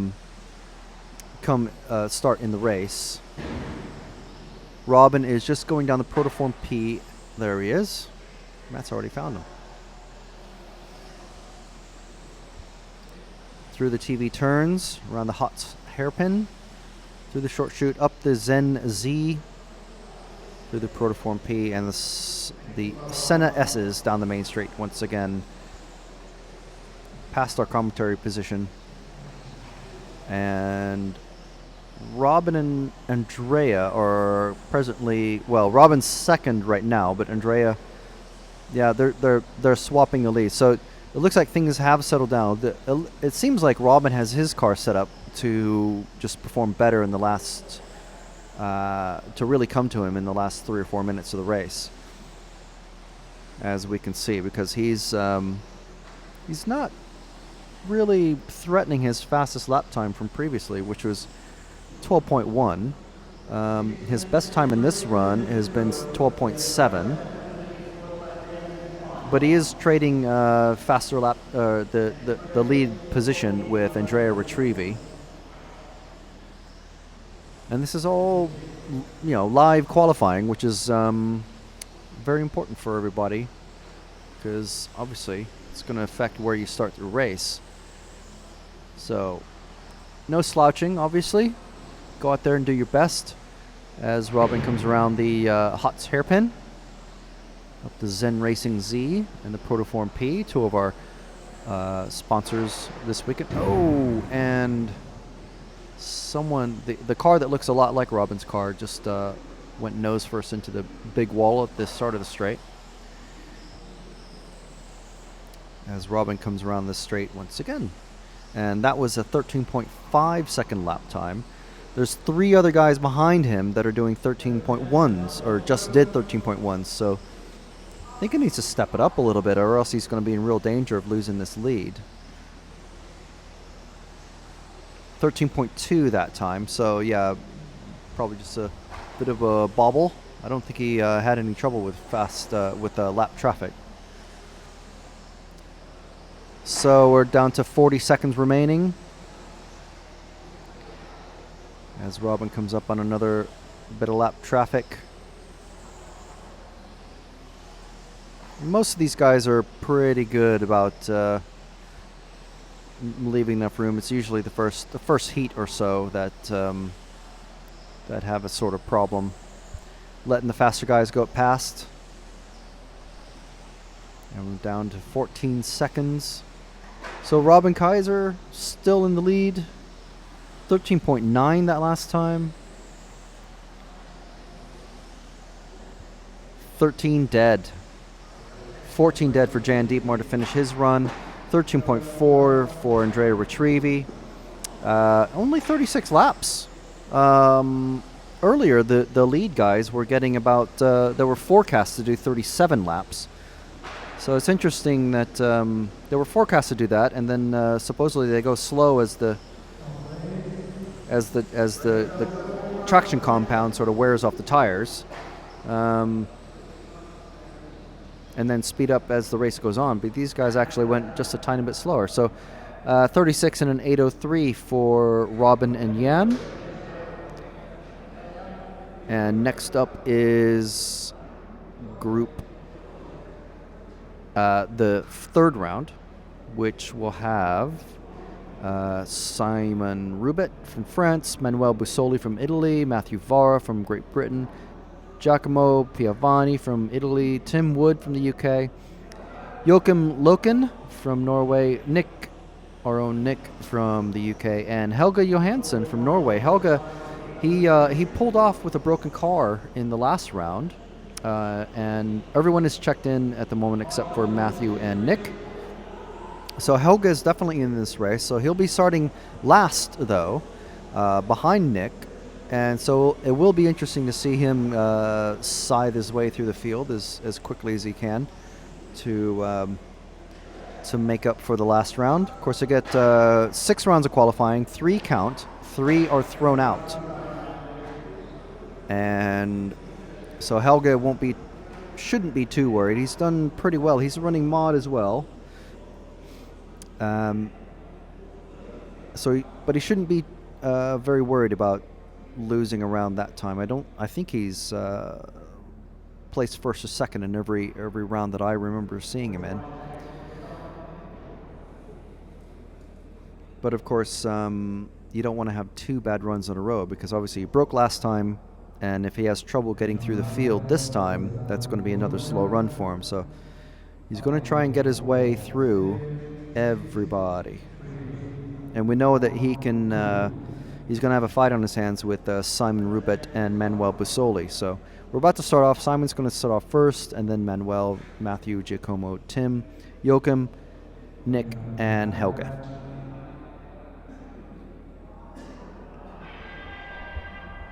And they're off. That is Simon that we're following down the main straight through the TV turns, around the Hots hairpin. One of the Hots UK club racing club members got in touch with us on Facebook.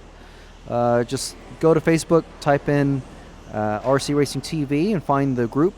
Join the group. Send us a request, and Nick and or Matt will discuss your various merits and failings and determine whether they should let you into the group. So it looks like Helga's already got ahead of Nick, and Nick let Simon past. As Simon's going up through the Senna S's down the main straight and into the TV turns around the Hots hairpin. I hope there's more members of the Hots Racing Club watching. So if not, tell your friends. For those guys.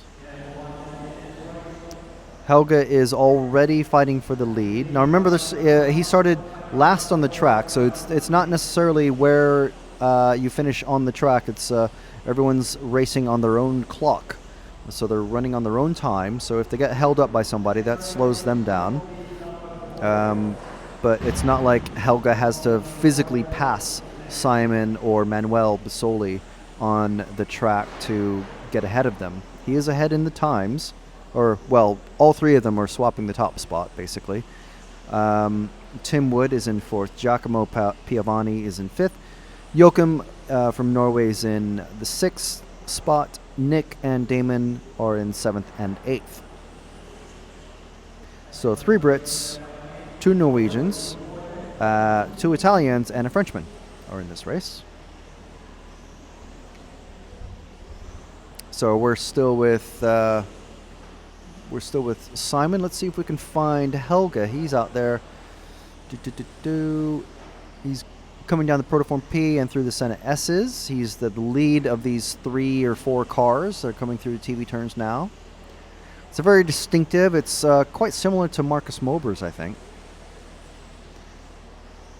Not sure where Marcus is from. I think he's from Germany, but for some reason, because I've been following Helge all weekend so far, and he's from Norway, I just tend to think that Marcus Mobers is from Scandinavia. So I don't think he is, though. No? No. Matt tells me no. Matt's silently communicating with me.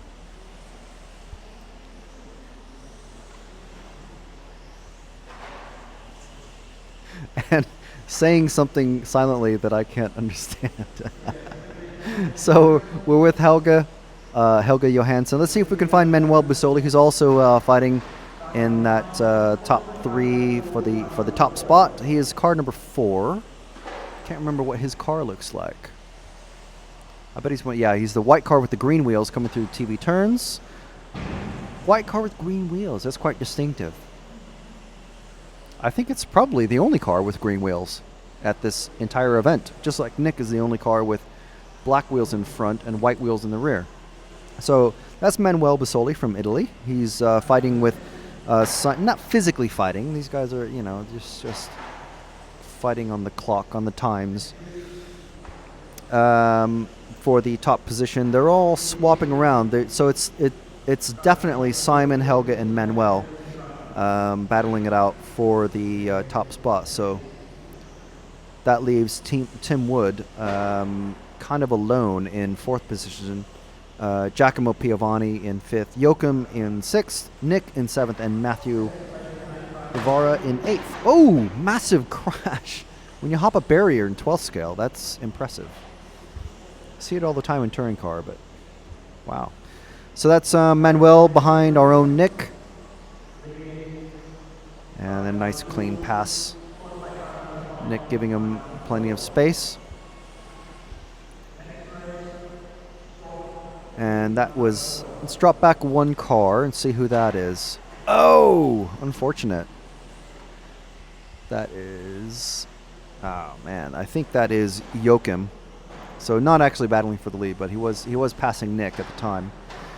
Helge is up on Nick now. So that is Joachim.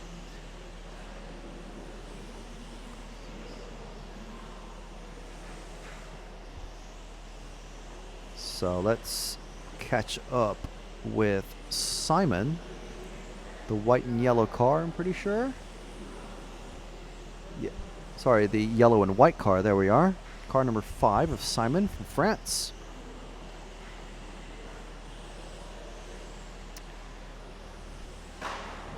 One of the 3 drivers. He's projected to do a 37 lap run. Helge is projected a forecast to do a 38 lap run.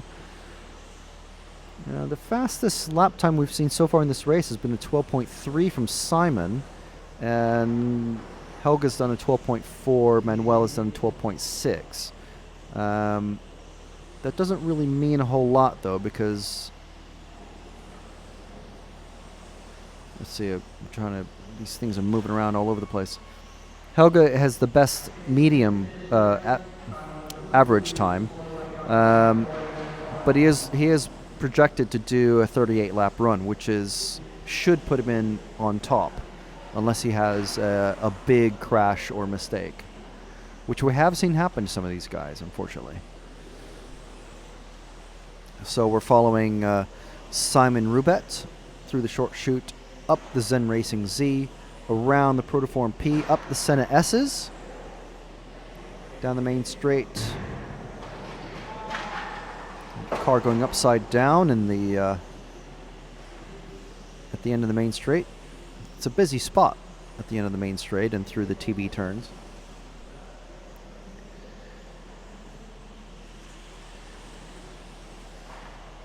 So we've got a minute 20 left. Let's catch up and see where Helge is. Car 2 of the Norwegian.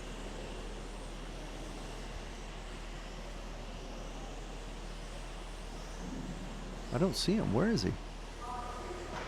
Has Matt found him? Yes. Of course he has.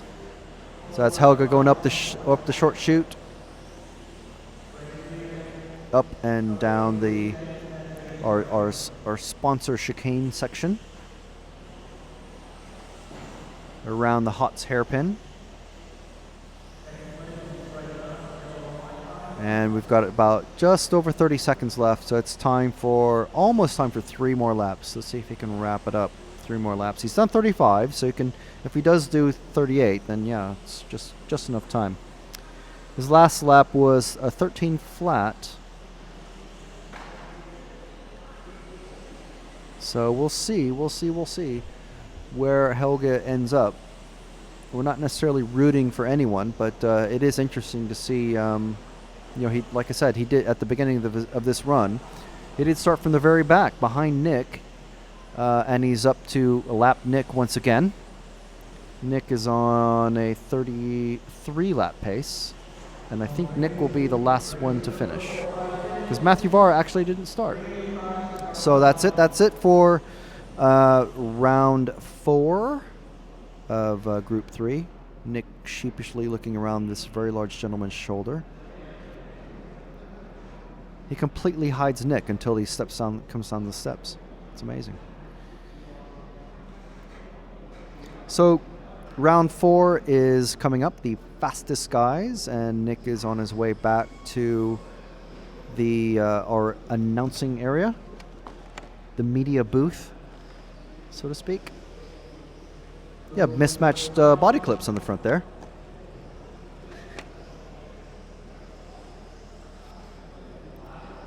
So in the next race, we've got Marcus Mobers, who is from Germany. Hupo Honegel, Alex Laurent, Francesco Martini, Chris Kurzweil, Vesa Yili, Mark Stiles, and Michael Jorg. I see what you mean about that name there. Right, so the next voice you hear will be Nick. As I pop off it is me. Turn marshal for you. Thank you very much. You're a star. So that was another exciting round for me. I think I went backwards less slowly that time, but I still went backwards very quickly. So currently, Marcus Mobers is our leader within the field of the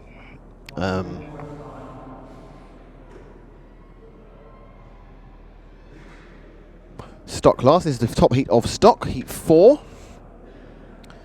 So it's Marcus Mobers on pole, then Hupo Honegel, Alexander Rent, Francesco Martini, Chris Kurzweil, Vesa, Mark Stiles, and Michael Tiet is last off. Now, the interesting thing I have found out today in the last heat is actually this is just the order in which they finished the last race. It's not the overall fastest time or overall positions. It is just the order in which they finished the last race. It's the way they go off in this race this time around.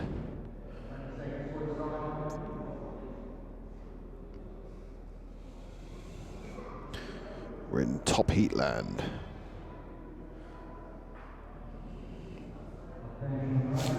So, off we go.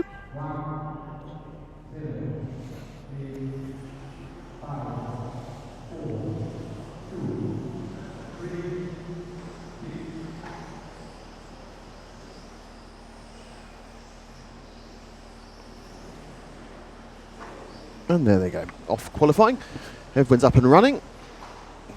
We're looking, I believe, at the white machine of Marcus Mobers, who after one lap was behind Hupo Honegel, and he'd be just on the new fastest lap of 12.078. So Marcus, after 2 laps, is back in the lead again. So it's Mobers from Honegel from Stiles now in third. Mark Reed does need to, he's had a difficult start, and he'll be keen to get something going. It's Mobers who's moving into his rhythm first. And he has one FTD already, so he's in this round 4. He could be looking to seal off the pole position in the stock championship.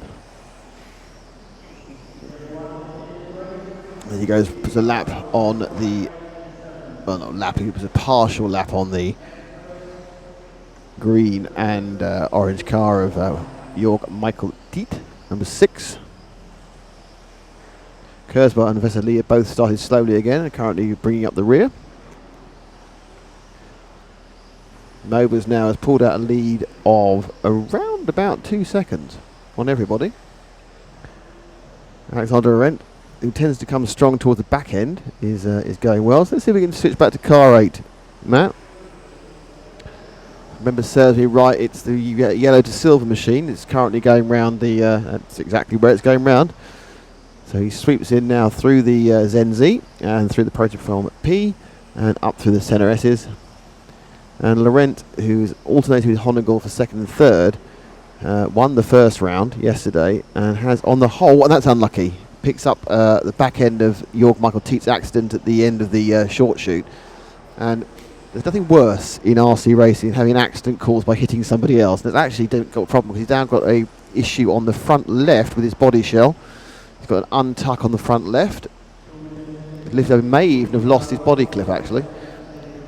I'm not sure you can see the front left very clear. I think it's away from you most of the time there, Matt, but there's a definite body shell issue for the car in your frame now. Alexander Laurent, as you see, look at it now, it looks odd as you see going straight there. Lifted up. I'm not sure if he's lost the clip or not. As long as it doesn't pop up, it's fine because it will just sit there and the aero loss is minimal.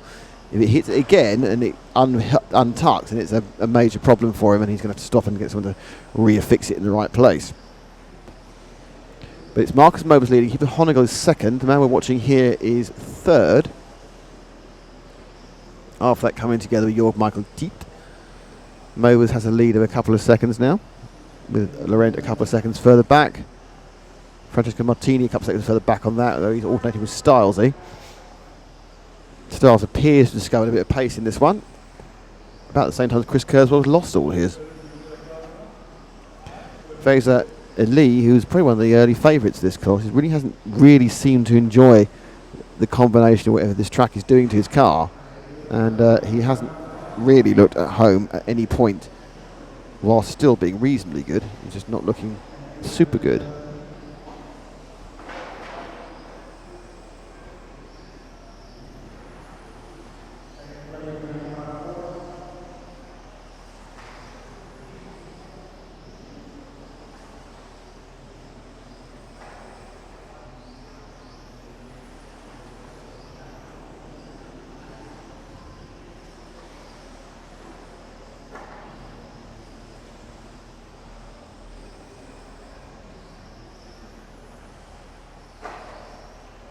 So let's see if we can pick up Hupos in second. It's car number 7. He's been using a white shell normally for this event. And indeed, that is his white. No, that's Hong. Where is he? Where is the young man? Honestly, there he goes. Coming now to the TV turns. He's catching up to Stilesy, it looks like. Now, whether Stiles is ahead of him on the clock now, he's behind him. So it's Mark Stiles in the Yokomo who's just ahead. And he lets him through. That's a very quick gain that Honegel made on Stiles. So Honegel now is absolutely flying. Stiles is not exactly slow. He's in fourth. And Honegel beginning to lay down some time. And the Hupos obviously came in here as one of the favourites to qualify well. And whilst not doing badly, has not been singing the way we thought he would. He makes a little mistake there as he comes to the bottom of the Protoform P. I think he hit every single bit of... He's really cut the corners tight now. He's hitting most of the edges. So Hugo now really pushing very, very hard. He's obviously gaining tenths, but he's also a tenth of a second away from complete disaster at this point. Again, tight, very, very tight there.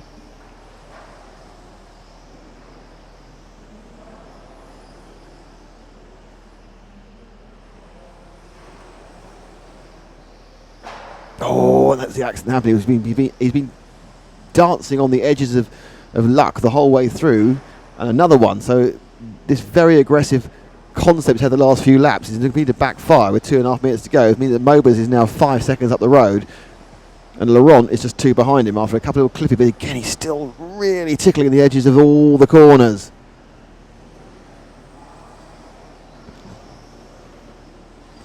He's about to put another lap on Jorg Michael Tiet, the Estonian. Oh, and there's a little bit of misunderstanding there. Tiet was trying to get out of the way, and Honegel was perhaps a little bit aggressive going through, but in the end, no harm, no foul.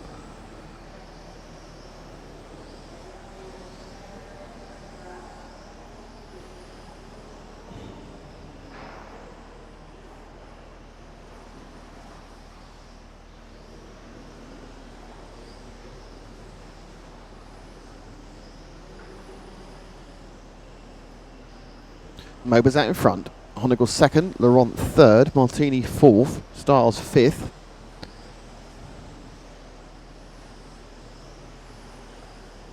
Kurzweil sixth. We have a minute and a half to go.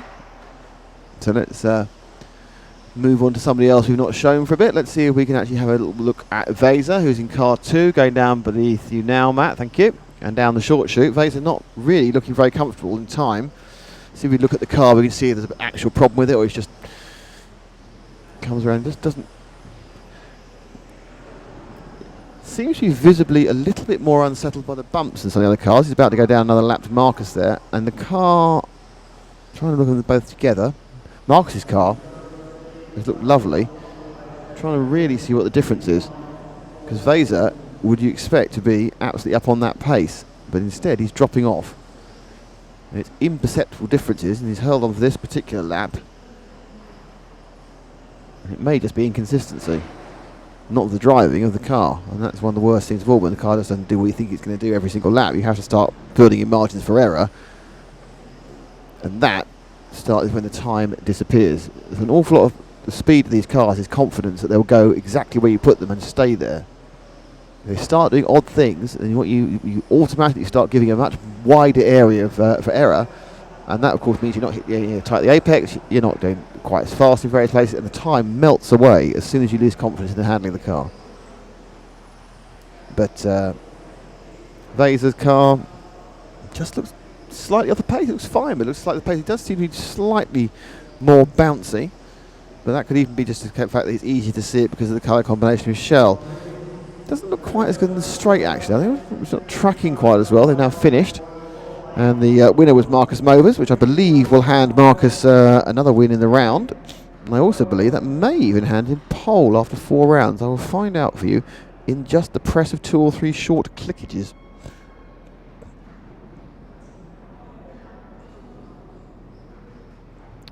So, quite a clean run there. That was the end of round 4 for stock, and we're going to start with round 5. Oh, I'm not. We start with round 4 of mod before we go to round 5.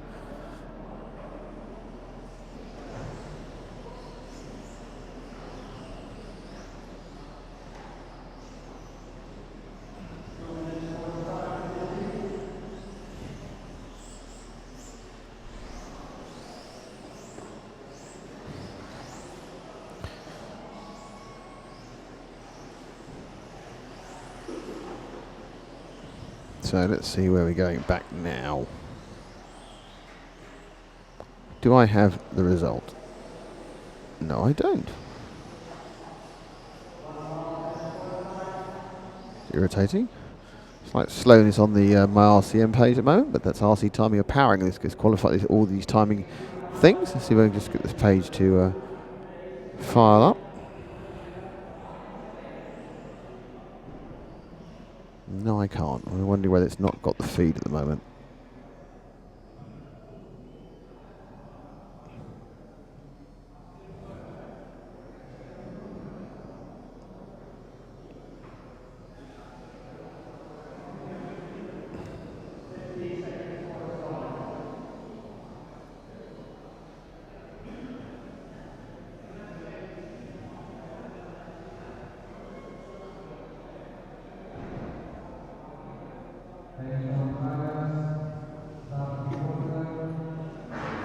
And there we are. Right, okay, so we do have the times now, and it was Marcus Movers who won that round, and Marcus Movers now is pretty much assured a pole position for tomorrow's finals.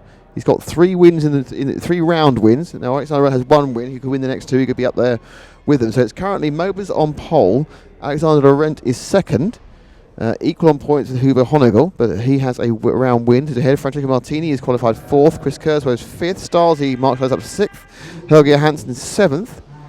8th is Vaser Eli. 9th is Simon Rubert. Manuel Busoli is in 10th. Robin Kaiser 11th and Tim Wood 12th. And I'm 24th. How exciting. After doing a time the last time, which was second. I'm very consistently slow. At least you're consistent. I'm consistently slow. And at least you're quite right, at least I'm consistent. There's still room for you to move up into the top 20, though, isn't there? No. Not unless I can find 2 laps, and the car hasn't got 2 laps in it.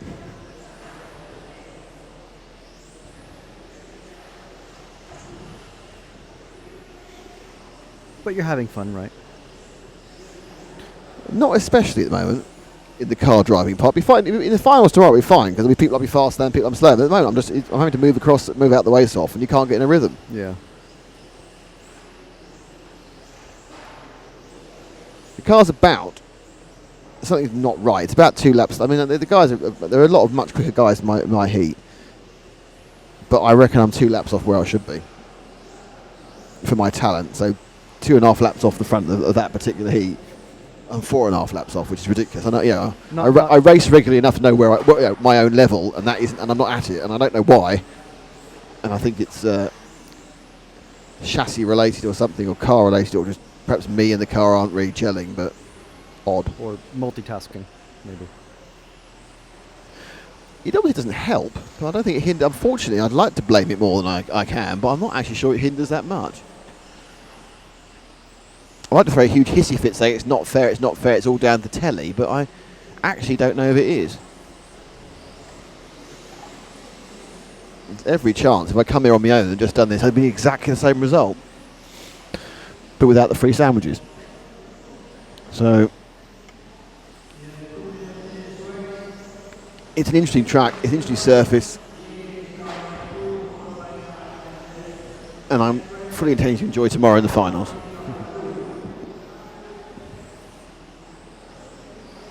So we are now in the first round, so the first heat of the fourth round of modified. Matt is following the blue car with the bits, which is car number 7. And that is the third place car of Marco Mazzini. Marco Mazzini. Hey, Marco! There are some really great names. I shout, hey, Marco there, and Vaser's looking at me like I'm completely insane. He's not far off.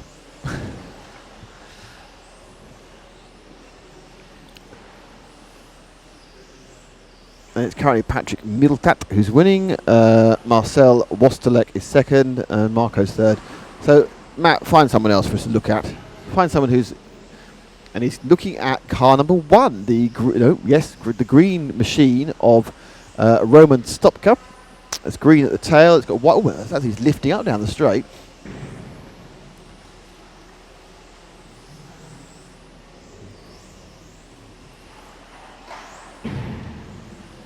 Have you seen the green car with the martini stripes on it? Is it Francesco Martini's? It might be. It's not in this heat.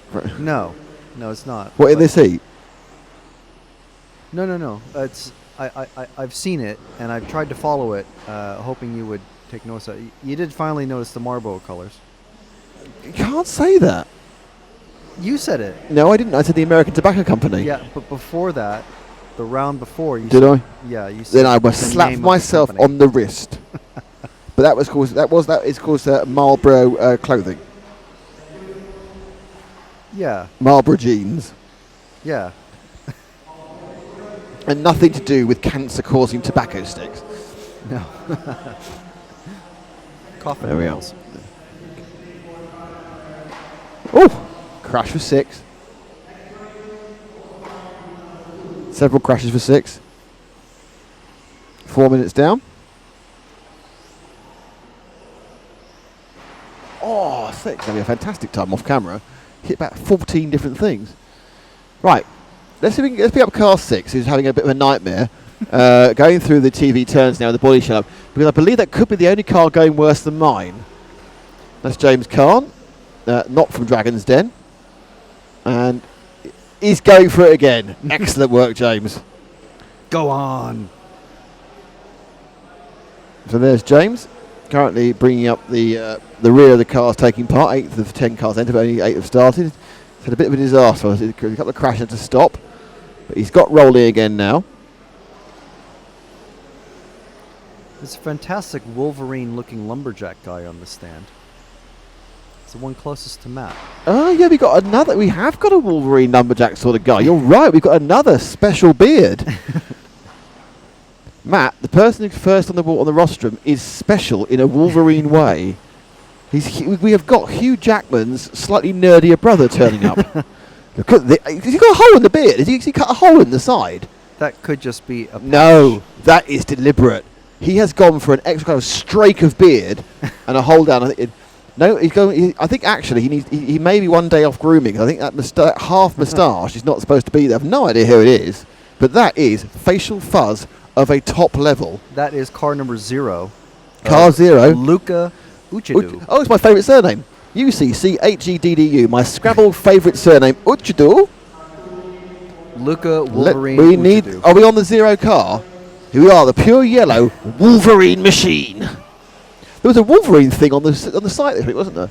Some bloke had made a scale axial machine with a scale Wolverine driver in it. And if you know of any superheroes currently driving in the 112th European Champions outside of Wolverine, we've got Sideshow Bob marshalling. Can we have Sideshow Bob marshalling, please? There we are. There's Sideshow Bob. He's marshalling. Excellent. Okay. So we've got Sideshow Bob and Wolverine so far taking place. If you've noticed any other lookalikes in the field, please tell us who they are, and we'll probably end up being kicked out of the event. And unfortunately, Uchidu's broken down. No. And Francesco Martini is sitting down at the bottom there, looking very relaxed. The world's tallest driver. He's crossed his legs and they're halfway across the track. Although the guy who drives next to you in your race. Yes, the very Norwegian is stylish, he's very tall as well. Yeah. But the important thing to remember about Francesco is, and this is between you and me, he is the richest person any of us know. Because he hasn't just got the surname, he's part of the family. So it's not just like, if I was called, Mr. Lloyd's Bank, Nick Lloyd's Bank. Nick De Beers. Nick De Beers, yes. No, and I'd stolen some beer. Nick De Beers, and I just happened to have the name. Francesco Martini has the name and is in the family. So he can get us VIP tickets for Williams Martini. No, he can get us a bottle of vermouth. And if you say Cinzano to him, he hits you. It's true.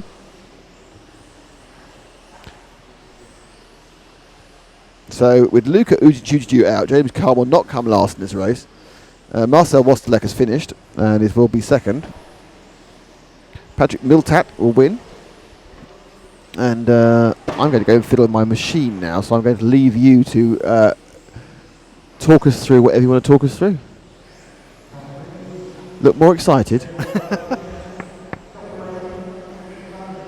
Right, so the finishing order was Patrick Miltat, Roman Stopka, Marcel Vostelek, Marco Mazzini, Simone Bellin, Luca Pellegatti, James Kahn.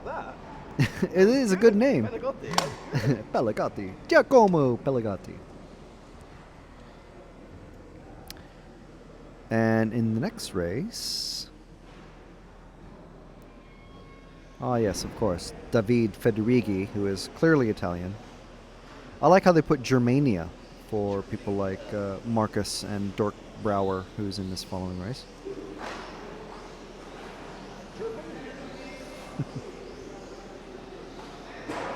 Right, so while we're waiting, I'd like to say we are brought to you by EFRA. You can see their logo in the bottom right-hand corner. I almost said left, but it's not.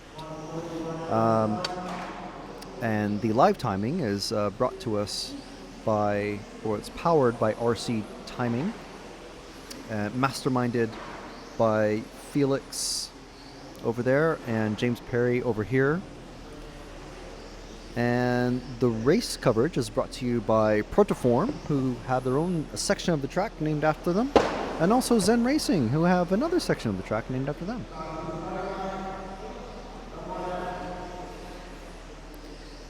So in this next race we have Robin Kaiser, once again, Marcello Galli, Loken Joachim,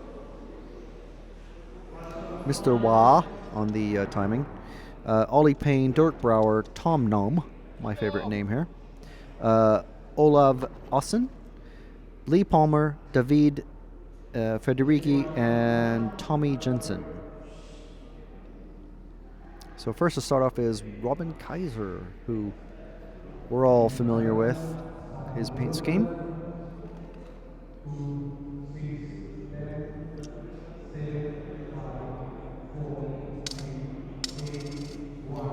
And you can hear Nick is doing his de-tweaking his car. No, I knocked the spring off back.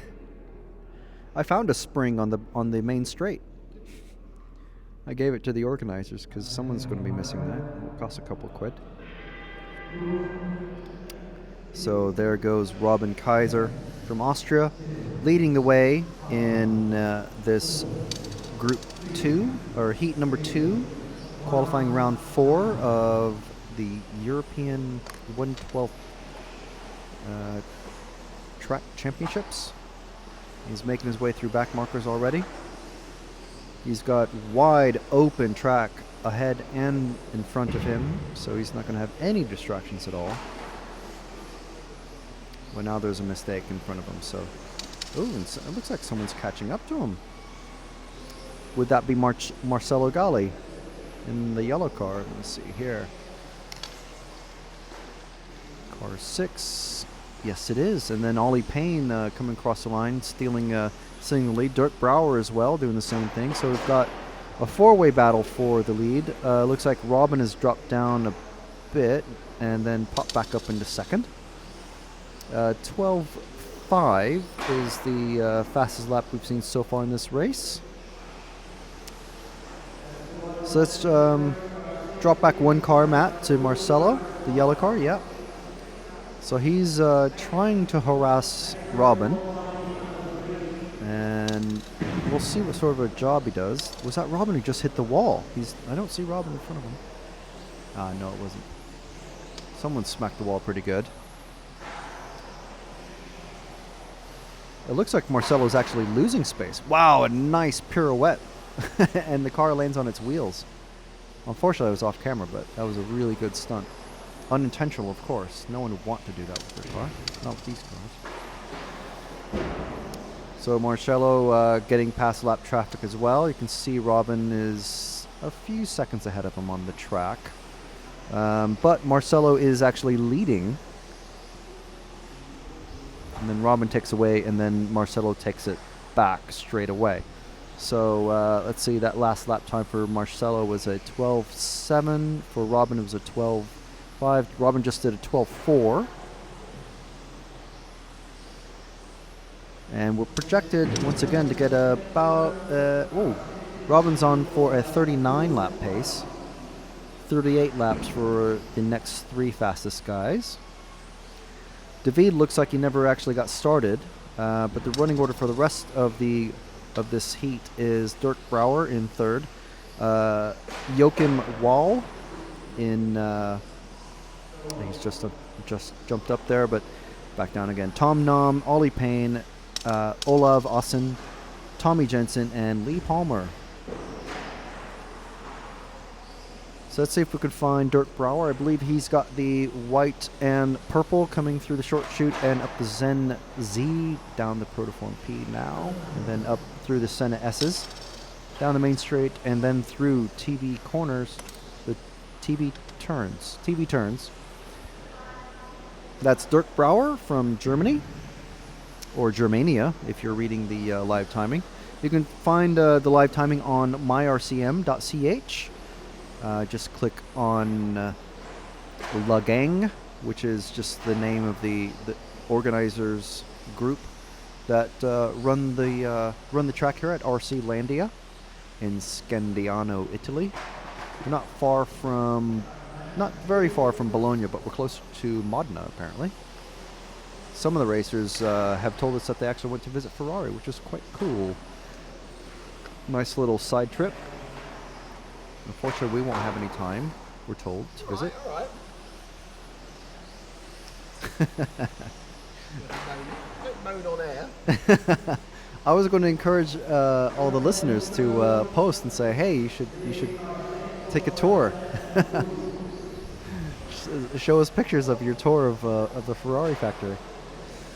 And let's see. So, speaking of Facebook, you can go. You can search on Facebook for RC Racing TV, just in the search bar, and you'll find the RC Racing TV group, and join it. And Matt and or Nick will give you a little shout out as they approve your joining request.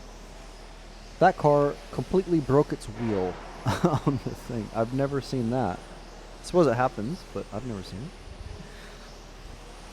And let's see who we're following now. That is car 3.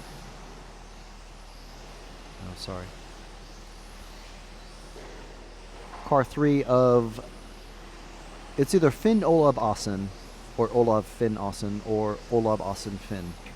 We have no idea. It's FAO? I don't know. Olav. I'll just call him Olav. Tommy has pulled off. Must be the one with the broken car. unfortunate to come all that way. But he's still got, what, 5 other results to go and two more runs after this, so should be okay. And we're still on car 3, and that's not, I don't think that's Robin behind. It might be. Yeah, he's carved right past pretty quick.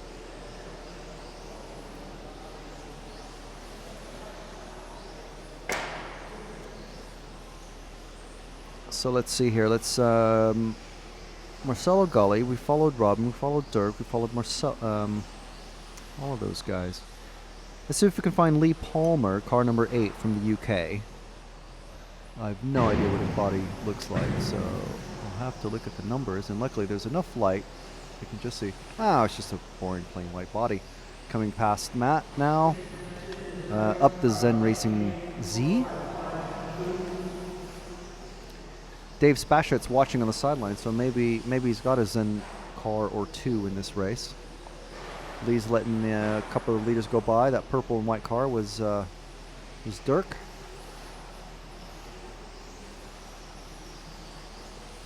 And there's only about a minute and a half left to go. So let's see if we can find that bright. Well, there's only one bright yellow car in this race, which is really surprising. It's a very common color. That's Marcelo. Going through the P and through the S's down the main straight. He's been the leader consistently for the last last couple of minutes at least, which is an eternity in this sort of racing. Robin and Dirk are battling for over second, and it looks like Marcelo's going to win this one. Robin's pace dropped off a bit. Everyone in the top 4 should finish with a 38-lap pace. Marcelo's fastest lap was a 12.3. Dirk just did a 12.4. But his best time was a 12.3. Robin is now challenging again, so it'll be close. There's just under 30 seconds left. So we're still with Marcelo. Pretty confident that he'll be the guy to walk away with the overall win. He's actually he's just behind Robin right now, who made a couple of mistakes ping-ponging down the through the TV turns. So that's Marcelo. Oh, Robin briefly got past him, then made another mistake. So that might end it for Robin's charge. Everyone is finished except for Olav and Lee. So Marcelo, finishing order was Marcelo on 38 laps, Dirk, Robin, Joachim, all with 38 laps, Ollie Payne with 36, Tom Nom, Olav with 35 laps, and Lee Palmer with 31.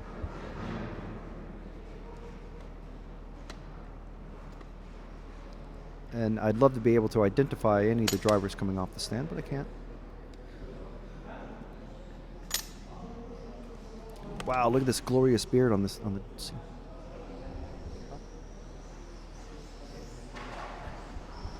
Nice beard. Matt's a beard guy, and I'm sure even he would give this guy a thumbs up in the street if he saw him.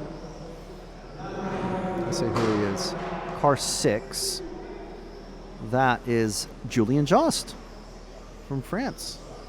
No way. Really?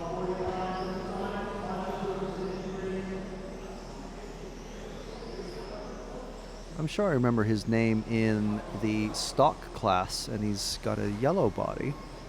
He's definitely driving that car 6. Yeah, so that's Julien. You enjoying Julian's beard, Matt? Big thumbs up.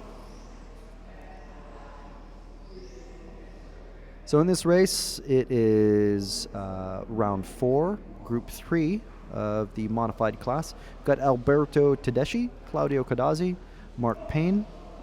He must be related to Ollie Payne. Chris O'Donoghue, Christian Hopton, Julien Jost, Tim Wood, Alessandro Bianchi, and Henri Tame from Estonia has not checked in. So it looks like he's giving up on modified, which is fair enough. You come all this way, he's the only only driver from Estonia, but I'm sure he won't be the only one driving his particular make of car. But if you're having lots and lots of trouble,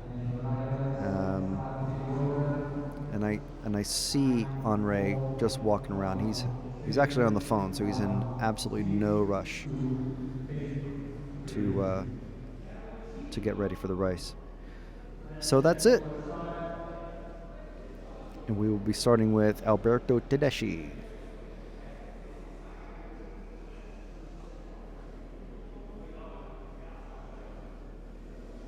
In a second. Here we are. There's Alberto immediately hits the barrier. Before he even got around the first corner, he hit the first corner. Not even a real corner, it's a chicane. That's bad luck. So that's Alberto. Several car lengths behind him is Claudio. And we've got Mark Payne, Chris O'Donoghue, Christian Hobden, Julian Joss with the massive beard, and Alessandro Bianchi. Alberto's just set a really good lap time, 12.1. Nice little graphic that comes folding up out of the bottom of the screen. Quite cool. I heard the guys talking about it earlier, but I didn't get to see it until about one round ago. Focus. Yep. So Alberto's leading the way. He's leading the way on the timing as well. If you go to EFRA.ws, you can see the video feed embedded on the screen in the top news story, and you'll also see the live timing that we're watching directly underneath it. There might be a little bit of a timing delay, but generally, as we're watching Alberto cut his way through the back markers, or just the slightly slower guys in his run, Tim Wood just coming in with the 12.1 as well. I think that's only a couple of thousandths faster than Alessandro's fastest time.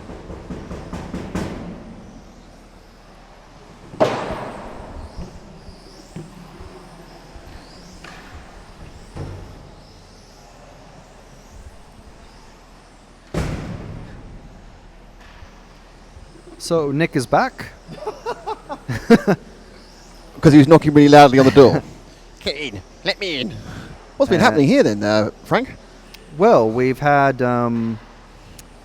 Alberto has started in the lead, and he's stayed in the lead. Claudio, he started second, he stayed in second. They're holding position pretty much. I think Mark Payne's the only one who's dropped off a bit. Julian, with that magnificent beard on the driver's stand, he's pulled off. Another super beard. Yeah. Have I missed our third top beard? That's very bushy, and that's more unkempt. That's not been manscaped. That's been grown. Topbeard.com. Yes, do you? We got an Italian 1, 2, 3 with Alberto, Claudio, and Alessandro. And then the British 4 and 5. Are we with the? We're with the. Oh God, those cars are fast. The pink and white. Is it the car 8 we're with? Is it Alessandro? Yeah.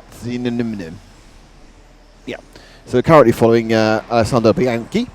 That's White, of course. Alex White, if you're English. Ah, yeah. Mark Payne has clipped past him. The British invasion. Where's Mark? Car 5. So Ted's leading, which is Alberto Tedeschi. Tim Wood and Julian Joss. So Tim, the British driver, and Julian, King of the Beards, has both retired. Arnie Tam, I don't think he's here because he hasn't started again, the Estonian. No, I mentioned that. He was just wandering around on his phone. Would as you the break race was it? about to start. Huh? You sure? Yeah. Shocking. So this is, of course, the group 3 of round 4. There are 3 more heats of modified. And we'll finish round 4, and another win for Ollie Jeffries would assure him a pretty impressive overall position. Oh, it's not Skiddins, it's not Sideshow Bob, it's Krusty the Clown. It's a bit unfair. Honestly. You couldn't catch us taking the mickey out of the looks of anybody here, would you? Good grief, no. This guy's helpful. I know. I think we've got someone to induct at the end of this round, by the way. There's an induction going on. An induction loop.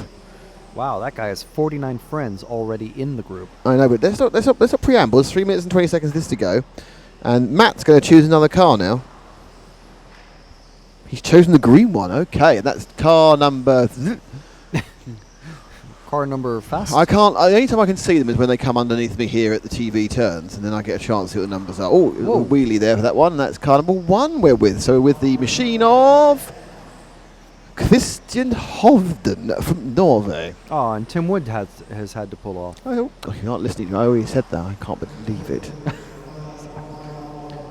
So, Julian Jost and Tim Wood and Christian Hovden, and they're all there in this heat.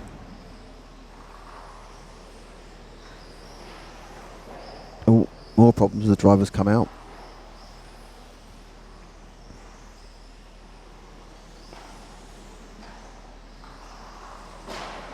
Oh, and that's a big problem for O'Donoghue. Well, that didn't really help for the marshal, putting him back where he came off and not back where he ended up. That was rather over-efficient marshalling, actually, in that case. But we are currently with the green and white machine of Hovden. And with 2 minutes to go, let's drop back one car. And that is Chris O'Donoghue, who's actually running in behind him, actually. He did go off that big accident. So he now needs to get past Hovden, which he's just done again. They're kind of running at the same sort of speed. Minute 56 to go. And they're all swapping around. O'Donoghue's going backwards again now. So kind of a moment of warmth, and now he's gone backwards, and Hovden's got past him, and also the car 4 of Claudio Cadazzi. It's Claude Codpiece, that is his name.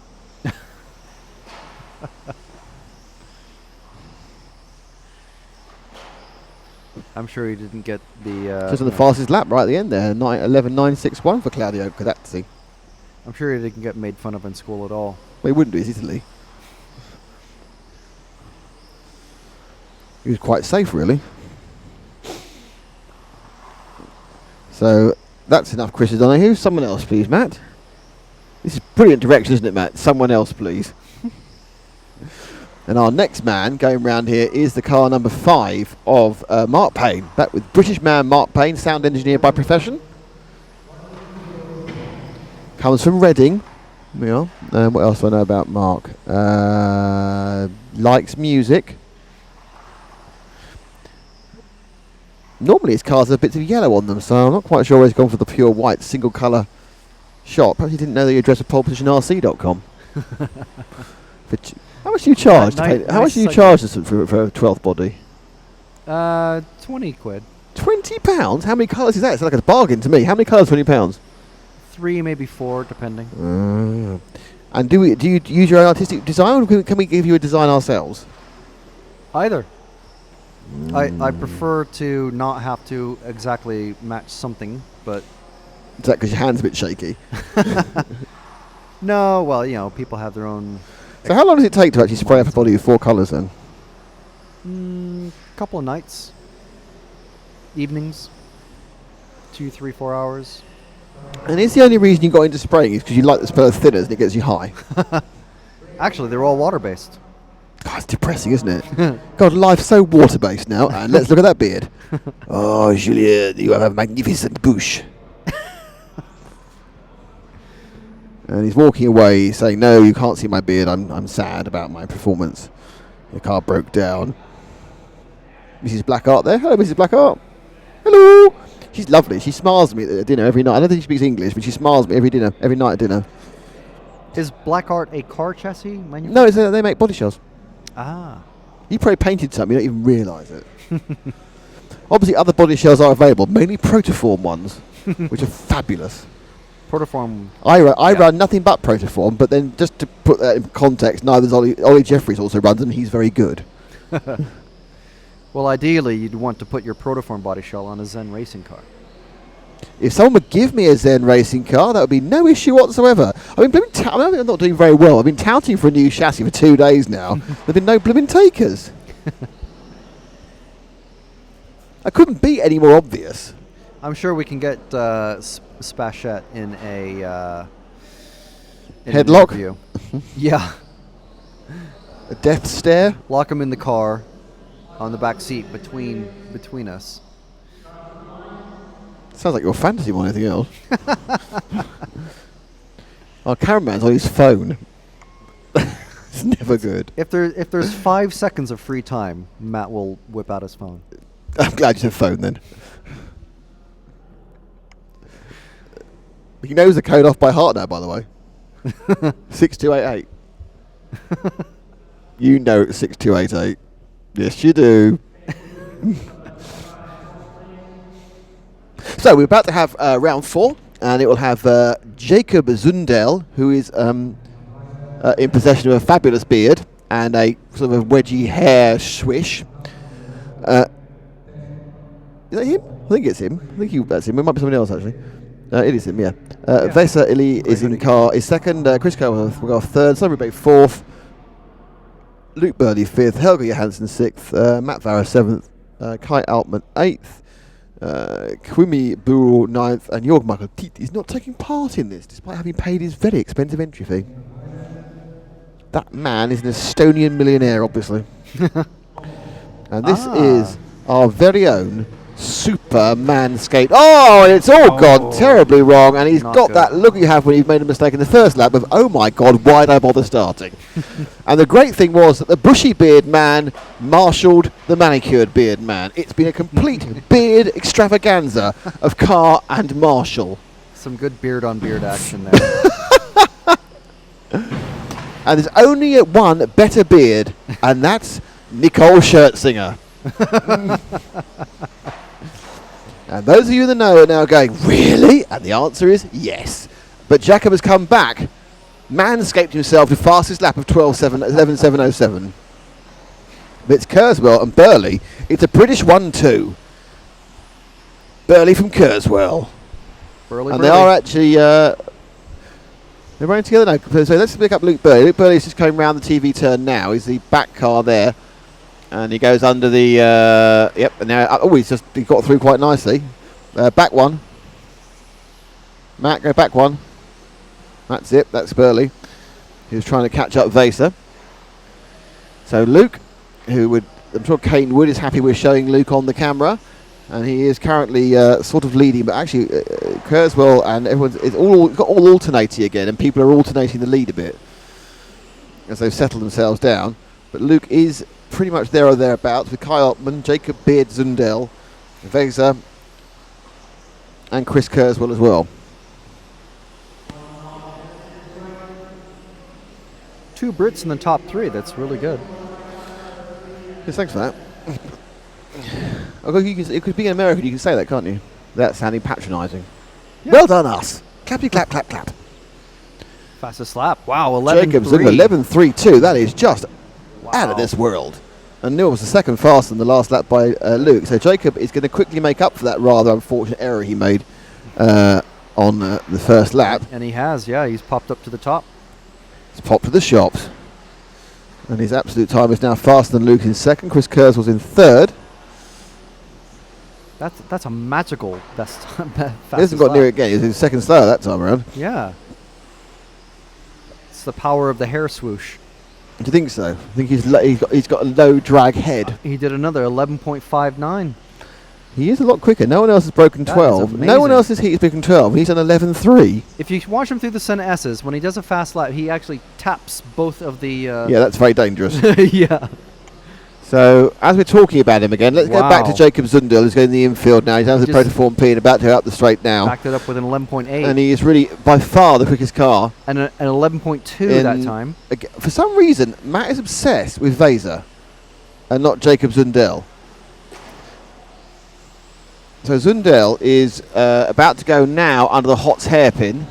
And now he's down the short chute and he's going through the Z of Zen. And it's not that car. It's one. Blue and white car. Oh, in accident the 2. hot hairpin now. Okay, One car forward. Where is he? He's disappeared. He's the third one. He's one. Yeah, he's one way clippity clip. Then there he is. He's underneath you now. He's going down. Oh, it's been a kind of oh, gee, I can't do it moment. I think he's looking at his phone. Wow. Oh, we've got a car retired there. One car retired, and it's now the third car going through the TV turns. There he goes now. It's the second car. No, that's not the right car. Blue and white car. That's a red car. Here he is! Yay! Da-da-da-da-da-da! Hey! And we found Jacob. I've had enough of that. I don't want to follow him anymore. I'm bored with him. Anyway, Zundel is happily in the lead as James returns.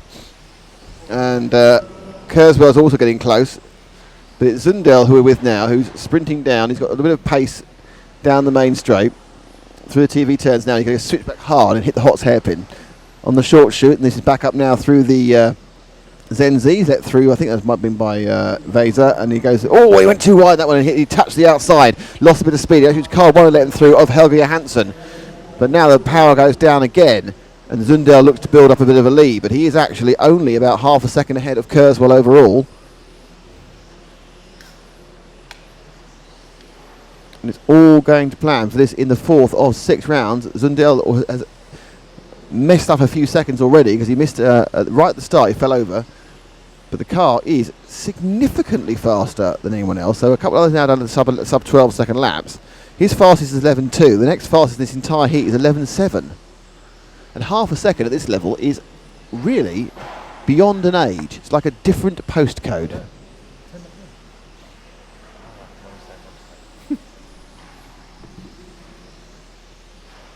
Oh, and see the mistakes, as you say, you're quite right. He's cutting it fine, and it's going wrong a few times, actually, isn't it? He just went over the blue grass on that hairpin, coming out of the. That's a style of music, isn't it, bluegrass?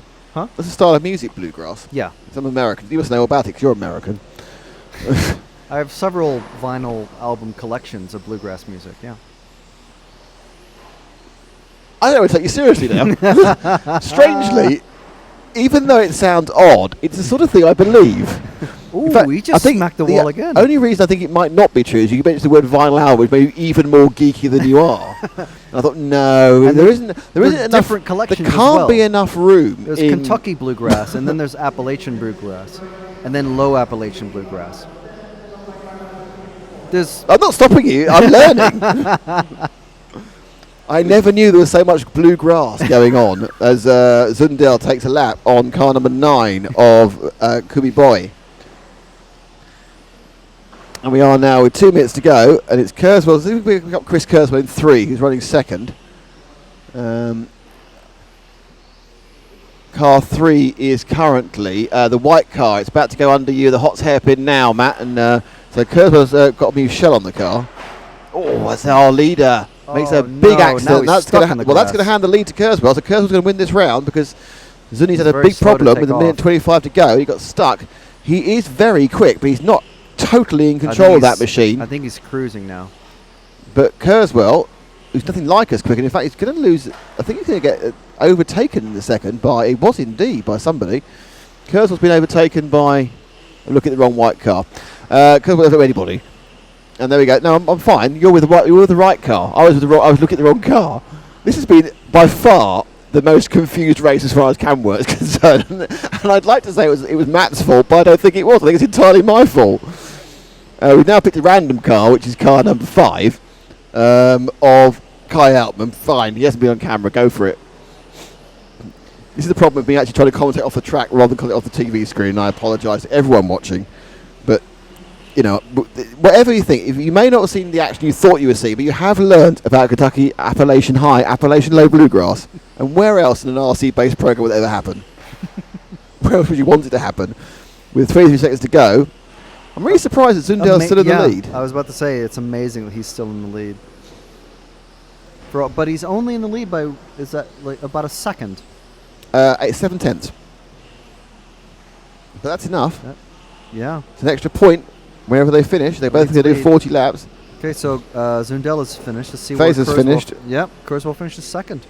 For After all that, 48.09. 3 or 4 huge. So goodness knows how fast Sundell could do if he didn't hit anything. So not only is he in possession of a fabulous beard, he's in possession of a fabulous car. I think that was the end for Matt. Ah, yes. He wants me to take over. I'm worried he's going to come and hit either one of us, or perhaps both. No, he's looking at his phone. He's looking at his phone. It's fine. Yeah, see, he's... Yeah. Apparently he wants to see your final bluegrass collection. I'm sure he wants to hear it all as well. Is that the way it goes? Yeah. Okay. Banjos. Lots of banjos. You can never have too many banjos. All right. Signing off, Banjo going back on to the camera run.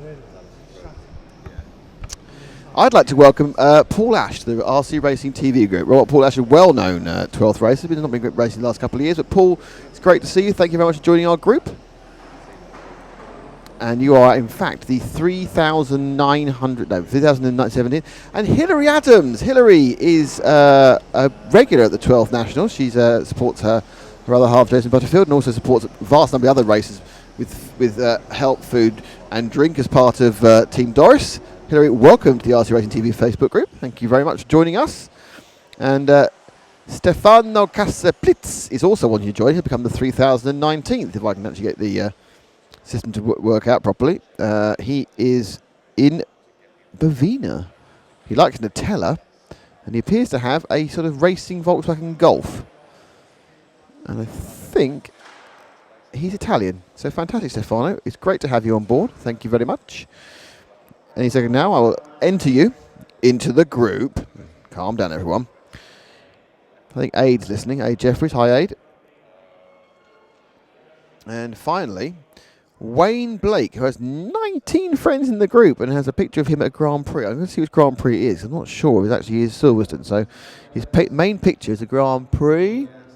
I think that's Spa. It is Spa. Wayne's there at Spa with McLaren, the new one as well. Well, no, it's an old one. It hasn't got the appalling nose. With an old McLaren, talked about Vodafone. Should give away to Vodafone. They haven't got Vodafone to sponsor anymore. But that is, I would say that's Spa, with the old Spa pits and his kids. Fantastic. You are in, Wayne. Thank you for joining as we will now wait for this, the penultimate heat of Modified in round 4. We now have 3,021 members. It's very exciting. Now, people are posting on my timeline saying happy birthday. It's actually my birthday tomorrow, Steve, so it's obviously just come up in your time zone. But thank you very much indeed. It is my birthday tomorrow, which I'll be 23, plus several.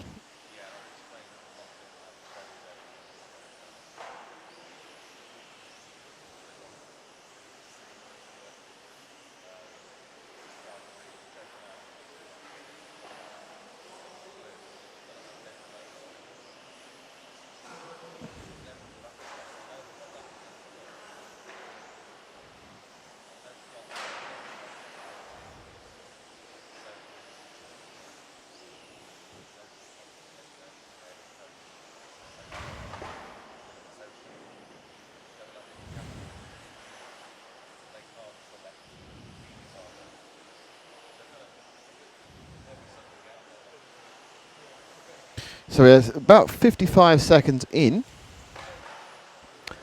and our current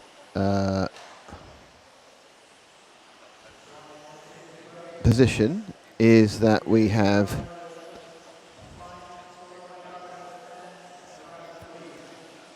in the lead, it is Daniel Sieber. In second, it's Arnaud Lampierre. Oh no, Dominic Vogel in 5. Where's car 5? He's taking the lead.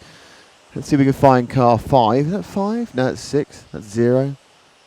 Can't read that one. 7, 8, 1, blimey, 9. 5. There's 5. Right, 5's going around the hot hairpin now. It's ready nose and white-tailed, Frank. And that is Vogel, who is sort of in the lead as the car slams itself off the side. And he clips in there. You see he's got a lead of about 0.05 of a second, Vogel. And another car crashes in front of him. There's a lot of accidents in this heat. We've lost 2 cars, I think, or 3 cars, and 2 cars have gone. Several cars have had major problems. Vogel carries on going and now has a lead of 0.8 of a second. Other people hit problems. We've got a new fast lap for Daniel Sieber. So Sieber now putting a bit of drive in. Vogel back to the top. Sieber a couple of seconds back. The fastest time is 11.7. Not like the 11.3 we saw from our last heat, but of course that didn't keep going. We lost Fantini, the number 9, in 3, and Romangoli, number 4, are both out already. The Italians both hit problems early on. So we're still, as Dinos Stadler, does 11.5 the new fastest lap. And, oof, dear.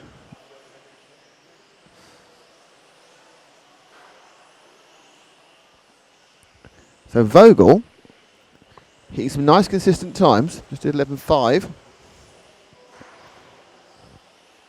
You can see it's Stadler, Sieber and Vogel. Vogel from Stadler from Sieber. Oh. Very, very fast. It's kind of 3 o'clock local time. We're just kind of the end of the 4th round of qualifying. 2 more rounds still to go.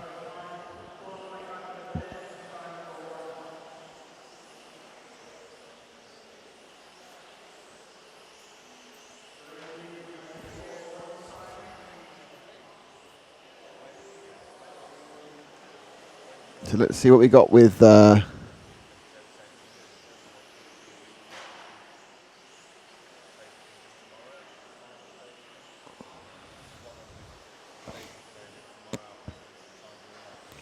let's see if we can pick up with car 1, Dinos Stadler, who's very close to Vogel. Dinos is, where is he? There he is, the orange car now. He's just about to go to the Hots hairpin now.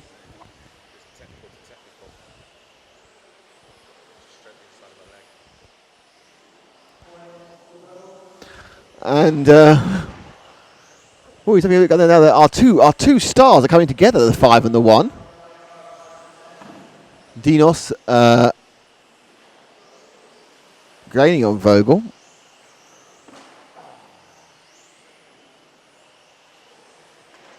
King of the camera work comes and sits down next to me. Oh, he's looking for the end of his thing. He can't hear what I'm saying. Plugs himself in. Hello, Matt. Hello. Oh dear. Was James happy? Seems that way. Blimey. Are you happy? Not with my car, no. But Dominic Vogel, new fast lap in 4.58. No, there's many things I'm happy with. The car isn't one of them. So Daniel Sieber in car 10 is also alternating at the start, the front. There's another car retires. It's 3 we've lost now. Was that Vogel? I'm just watching him vanish down the screen. Is Vogel gone, is he? No, he's in the lead. They'll go back up the screen again. Up and down the screen like a horse draws. So it is Daniel Sieber in car 10, which is the white machine, just going up the Zen Z, and now the Protoform P. That is your... Oh, no. That's a different car. It's Vogel you're back with. So it's cursed. So it's a 0. It's a white car now, going through the Zen, down the P. Sieber, down the straight. Apparently he's not listening to me. They're discussing the... You're very loud. I am. You're quite bassy as well, quite manly. Have you manscaped as well? Hey. You sound... I haven't done anything. Do you sound the same volume as me? I thought you were a bit louder, but hey ho. I can whisper. Yeah. I don't want to overboom you. Overboom me? What are they having a conversation about? I'll give you 3 guesses. Bluegrass. No. Oh, damn. Food. Correct. Oh God. I've heard of an army marching on its stomach, but obviously this team is ridiculous. The irritating thing is, the only person who's carrying any bloody weight is me. Seriously? Well, perhaps not. Yeah, perhaps not. Perhaps not. Let's find car 7. 7. Are you listening to me? That's Nicola Gali. That is our fantastic translator friend, the man who's made this all possible. He's down the straight now. There he is, the white and pink car. Nicola, who's done a lot of the liaising with our team here, helped us in Italy a lot. Oh, what he did! Oh dear, we've cursed him. He's off the track. He's back on the track. Go on, Nicola, you can do it. Oh no, yes, here we go. Go on, Nicola. He's our friend. Be nice to him. Pardon? He's our friend. Be nice to him. I said, go on, Nicola. That's nice. We lost 4 cars. We lost Stadler's gone, Walker Catchpole's gone, Fantini's gone, and Romangoli's gone. It's been a race of attrition. I'm not sure who Trisha is, but it's a race of her attritions. Yeah. Do the sock on this. It's kind of ruffly on my chin. You see, that's the problem because everybody else Mm. has the mic like this. Do they? And then you come along and eat it. And Hello. it distorts. You turn something up. The headphones. Oh, right. Because there's a little noise, which I think actually is the engine's going Yeah. as they do. So coming up any second now is the top heat. In fact, in 7 seconds, this race will be over. How are we looking overall? Overall, how are we looking? Well, overall, I think that in stock, Marcus Mobus is on pole already. Right. With 2 rounds to go. Okay. I mean, that means he may retain his championship. Yes, he may. He will start from pole. I had a conversation with Juho Levin in the toilet. Luckily, we were washing our hands at the time. Both washed our hands. Good. I said, "How's it going, Juho?" Does that mean you? I meant I washed my hands. Okay, fine. From a wee. Okay, fine. Honestly. I'm just interested. I know you are. And what happened there was he said, "How's it going, Juho?" "Well, it's good. It's bad." He's not French. Yeah, I realised that, but I couldn't get the hurdy-gurdy sound going quick enough. He's not heard. It's Finnish. Finish. How's Finish go then? He's a driving instructor. That's just fantastic news. No, but he is. It's true. No, I'm impressed. I like to find out more about the lives of our racing drivers. He's a driving instructor. Yeah. Doesn't look stressed enough to be a driving instructor. He has lost his hair though, or he just shaved it. He's got a lovely, powerful Subaru, which he doesn't instruct in that, does he? No, but No. he did. We did see him do some really cool drifting last year in Finland. Well, that's money. Another one. He said to get more euros off you.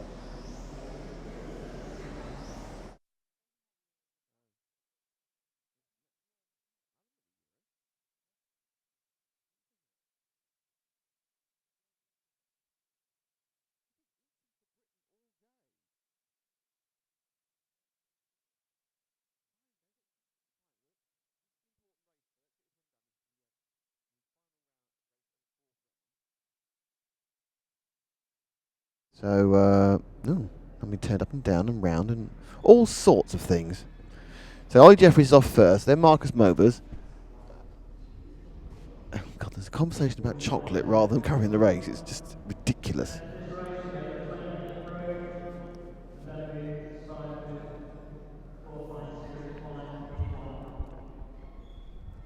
So it's Ollie Jeffries, Marcus Mobers, Alexander Reddick going 1, 2, 3. Simon Nimi goes off from 4. Alexander Hackberg goes off 5. Hubert Herbert goes 6. Timo Saarinen 7. Juho Levinen 8. And Mark Stiles 9, which I believe is the order in which they finished last time. So we'll go off with That's Ollie. the convention. Who didn't like his car at the start. Well, I think Hackberg came 5th though. And how come Hackberg's suddenly Italian according to this?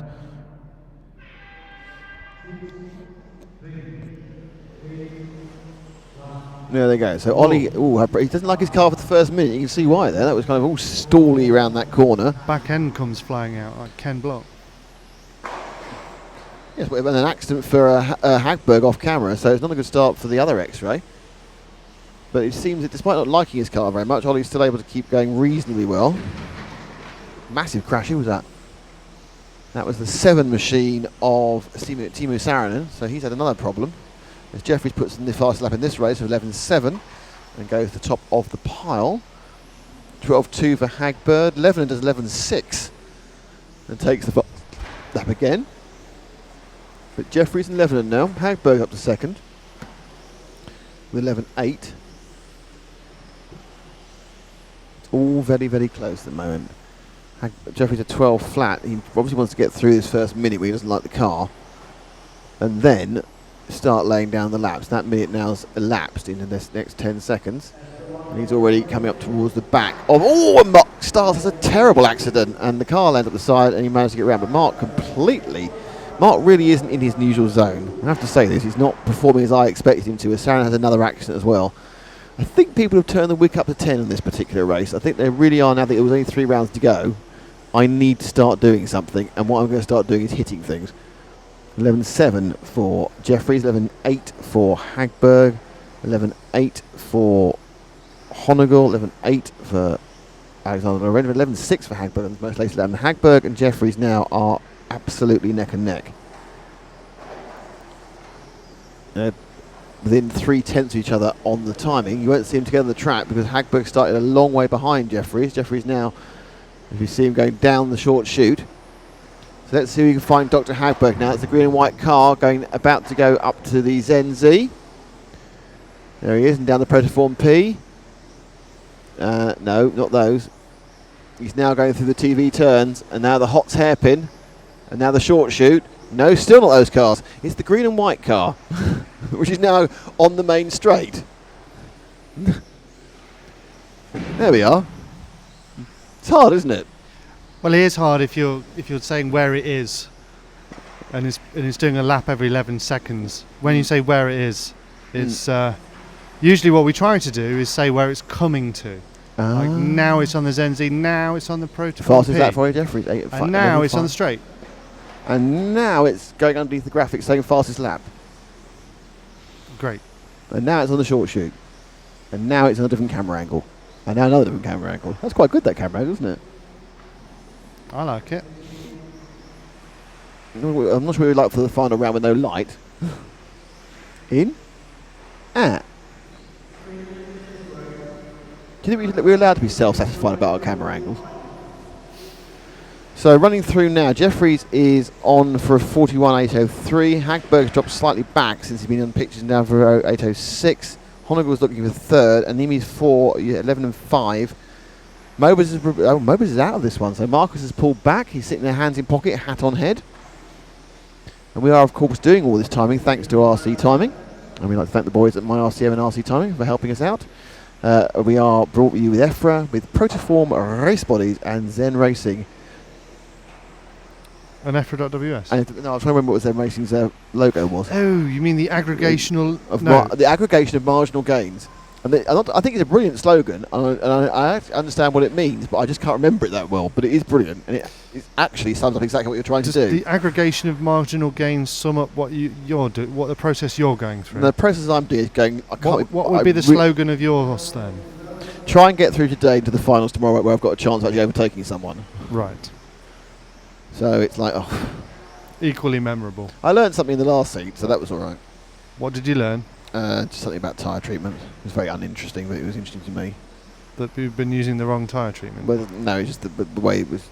I thought I'd discovered something, but had a slight issue, which I've now realised I can sort out. It won't actually affect anything apart from how I feel about myself for the rest of my life. Newsflash. Hagberg's in the lead. How's he done that? He's not. It's rather close. He is. He's ahead by 1/10 of a second. So Hagberg and Jeffries. Hagberg, as we can see on the camera, is going through the Protoform P, as Jeffries is just going round the TV turns. So they are half a lap apart, but effectively tied together. But Hagberg is really finding some pace. You're about to comment. With 3 minutes 10 to go. Honegal third, and Nimi fourth. Alexander Long fifth. But it's all about, as you can see there on our super timing, thanks to RC Timing and James, but the difference in real terms now is that Jeffries has picked up a lead. No, we wait for him to finish the lap, and Hagberg is ahead by half a second in absolute terms with 2 minutes 50 to go. It's X-ray from X-ray. The boys in Slovakia will be glued to their screens and cheering them on. Hello to Martin, Mario, and Uri. Hello. They'll be phoning us up on Monday asking for the copy of this race. We can phone him an email, in fairness.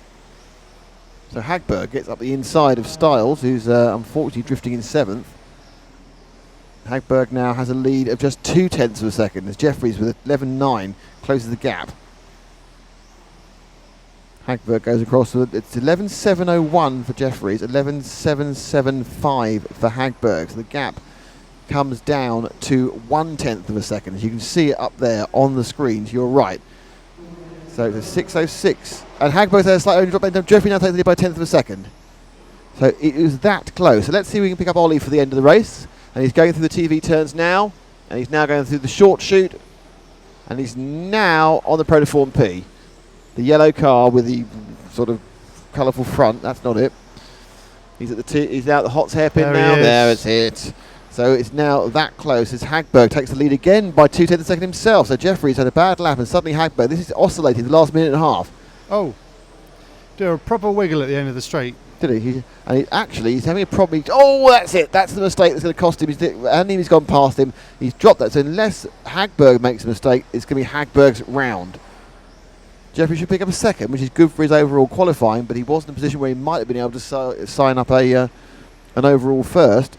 But Hagberg there, that little wobble at the end there that cost him 1.5 seconds is all it needed to give Hagberg. Hagberg probably even know it's happened because he can't. His peripheral vision is not taking him that far around the track, and he has no idea where he is at the moment. He probably thinks he's doing quite well. There's no information on that. We get no information up on the rostrum in these championships. In British Championship, every 2 minutes you get told the race order. You get no information. You're running completely blind as to where you are. You kind of get a feeling. I know I'm running last most of the time.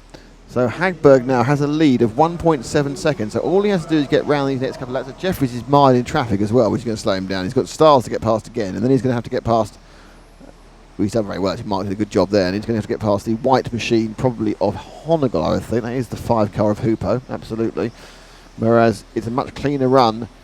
Ollie's just an 11.474 though, which is pretty impressive. And he picked up half a second that last lap, and suddenly it's getting all close again. But it's the last lap now, and it's just Hagberg who takes it by a second and a half. That accident we saw was the one that caused the end. So it's a win for Alexander Hagberg. In second place, it's Ollie Jeffries. And in third place, it's Hoopo Honegal. So I'm going to go and talk to Dr. Hagberg, who has won this one. And we have a break coming up after this interview. Let's see, I'm just going to go this way. Oh, no red socks today for Alexander. Alex, just grab you for a second. That was the winning time for the round. How's the car handling? I mean, it's okay to drive. It's a bit tricky over the bumps. I mean, as all other cars, obviously, but that run I could keep it on the track for 8 minutes, which was the first time for me. So, how much work have you been doing on the car? Have you been doing major changes from what you were normally doing? Because this is a very bumpy track compared to normal 12th circuits. I mean, what we realize is that no matter what we do, it's always shit over the bumps. So we try to just make it as quick as possible, and then we try to hang with it for 8 minutes. So. Is the car evolving a lot during the run, or is it nasty at the start, nice at the end, or? I mean, mine is tricky at the start, and then it gets really good in the middle, and kind of picks up a push towards the end. So it's changing a lot, and that's what's so tricky too. That's great, thanks, Alex. And keeping up the Scandinavian love of the S word there. So that's sort of Kimi Räikkönen special. I know he's Finnish and Alex is Swedish. But what's going to happen now is that Matt's going to type in something. I'm going to give him a time. I'm going to talk to Matt and say, Matt, we're back at, and he's going to type in a time. And the conversation about sweets that was going on prior to the start of the main event can stop. But before that happens, I will read out the top 10 to you. But first I need to tell Matt what time we're back. Matt, we're back at, that's interesting. Qualification 4, qualification 5. We are back at 15:24 local time. And if you give me a couple of seconds, everyone listening, I'm going to try and get a updated overall running order for the Modified Championship. Well, that doesn't work. That's interesting. It won't refresh that. That's really interesting.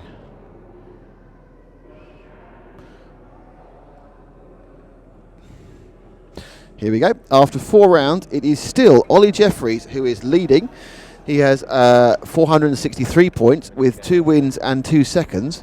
Marcus Mobers is in second with 456 points. Alexander Hagberg is in third with 455, but he's got 2 good scores. He needs to get 1 good score in the next 2 rounds, and he'll go up to second at least, not first. Alexander Ron is fourth. So from nowhere, Arnaud Lampierre has come into 5th overall. Daniel Sieber is 6th. Simon Animi is 7th, but has but probably needs to move forward on that one. Michel Romangoli is 8th, Hooper Honigel is 9th, Jacob Zundel of the Killerbeard is in 10th, Levenon is 11th, Vogel 12th, and people who aren't doing well, but Mark Starthan 21st, for example, is not going to be happy with that. So we are now, with that happening, we'll be back at the 15:24 Gunt, 15 CAT, with the start of the round. So people listening can know, the Fast Boys in stock will be back on to entertain you at 5 to 4 local time, whereas the next time we see the Fast Boys in modified, that is at 5 o'clock local time, and we'll be back with you in 15 minutes time or so.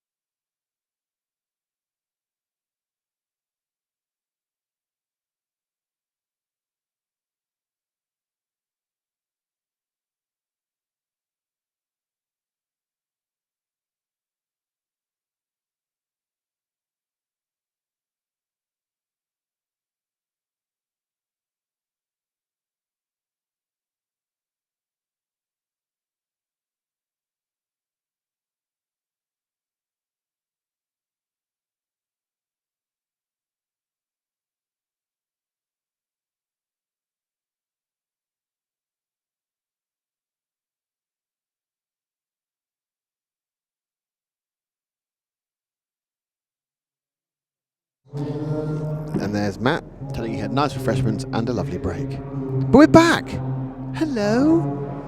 Back with qualifying round 5. The exciting round 5. It's the best round.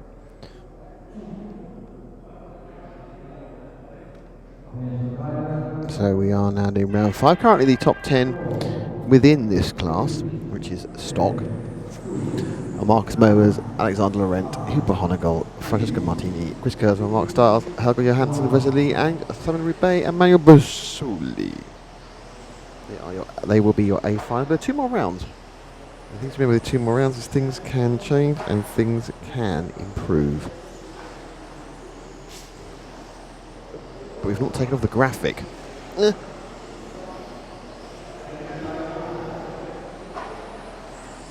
we got a new suddenly get a new one graphic comes off and on comes a new fastest lap of Mr. Baz.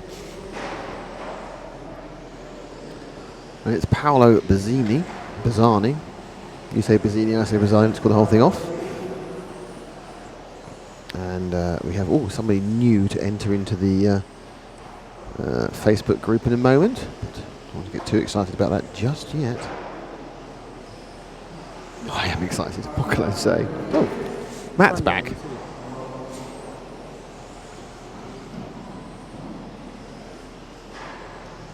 So it's now round 5 of 6 at the F1 12 European Championships. We are RC Racing TV.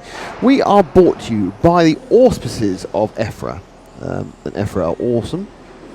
Everything is awesome when EFRA are involved in the world. Anyway, and Protoform, and of course Zen Racing, and the timing you see in the right-hand corner, well, right-hand side really, is from RC Timing, the only timing place to go to for your RC timing requirements.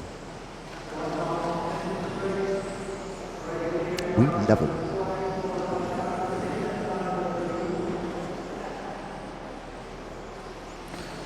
So it is Albert Montecchi in car 6, who I've just found out in a remarkable piece of information that I should work this out. That Albert Montecchi in car 6. I'll wait for it to get onto the camera and see Albert Montecchi in car 6. Car 6, Albert Montecchi. Now I think Matt needs to hear. So car 6 wherever he is. Where is car 6? That's not car 6. There he is. He's going through the short chute now, and now he's about to go on to the Senna S's. He's the red and white car. Albert Montecchi in that red and white car is Montec, who makes stuff. So it wasn't like he's like a tech, Montec. He's like 2 bits of his surname, Montecchi. I found that out in the toilets as well. How cool is that? I found 2 things out in the toilets now.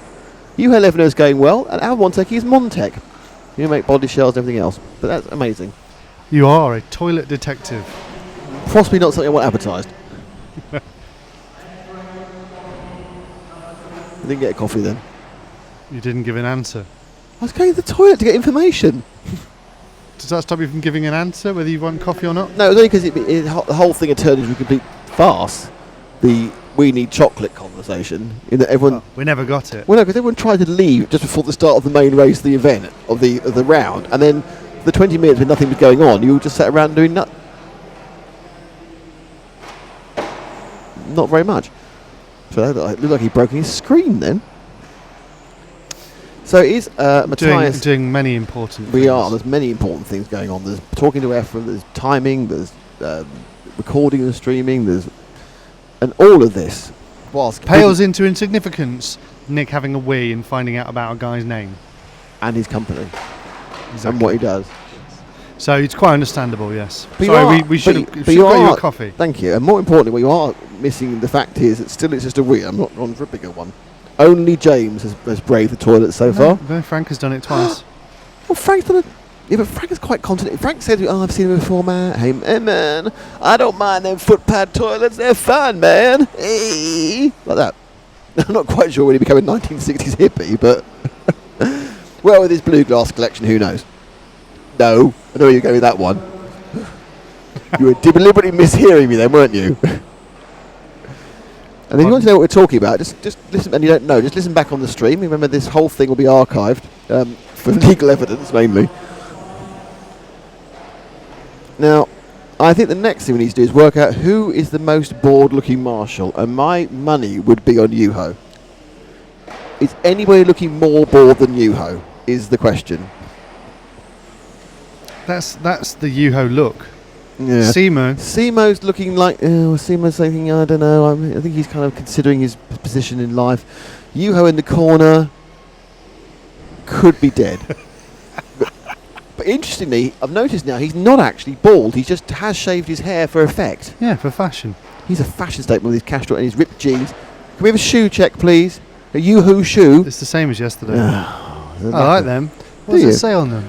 Is that maximum zoom? Jack and Joker? Jones. Jack Jones. There's Hoopo. Not looking bored, but not interested. Yeah. Ollie in the middle of the... Yeah, we know about that. There's a couple of substitute marshals as well. There's Ollie Payne substituting for someone, either Kurzweil or Styles. There's... I'm on pole. It's fine. Yeah, it's fine. Don't mind. Look at me. I'll tell you who... Dr. Hagberg, over in the corner here, no red socks. Very relaxed. I think it looks like he's about to sit down and watch his favourite Swedish jumper-ridden detective solve a very complicated murder case on Swedish TV. He looks like a professor. A young professor. A young professor, yeah. He's a doctor, of course, already. Of course. Oh. Tell you who's not in a good mood. Who's that? This guy. Oh, Marcus. Someone's told him that his hat makes him like Murray Melvin in a 1960s film. He's like, I don't know who Murray Melvin is. Well, look it up. When you're looking up I like those German trainers. Roland Rat, look up Murray Melvin as well, who was a homosexual actor when it wasn't legal to be so. Well, it was legal to be a homosexual actor, but it wasn't legal to be practicing as a... Well, you can practice as an actor, but not as a homosexual back in the early 60s. I don't know where you're going with this. I'm just saying that he was one of the people who won the early, gay rights sort of actors, Murray Melvin. Good for him. And he was in a film called A Taste of Honey, and he wore a hat like that in the 60s. I remember Taste of Honey. What was no, why that would was that a come film up you before? saw last night, or night before, which is very different from A Taste of Honey by Sheila. That's some air. Sheila something, really. Sheila Doherty, I think, and had Rita Tushingham in it. Who? Rita Tushingham. Japanese? No. Jeez. Why do I have to work with children? I realise by that I'm not saying you're immature. I'm just saying you're not very old. Rita Tashimi. I'm not touching you. Don't touch me. Don't. Touching you. Touching Sweet me. Caroline. How many Bam, do you think No. we could play a game where we try to lose a specific No, we've done number it of quite viewers? brilliantly. See, Despite the last time being great coverage, guys, it is not picking up since we've come back from doing nothing. Have you said happy birthday to Kevin? Kevin. He's 49. Wow. That's interesting because tomorrow I'm going to be here and racing and I hope you bought me a present. What would I buy you? What do you buy for the man who has everything? I don't know what you can buy anything you like from me because I've got virtually nothing.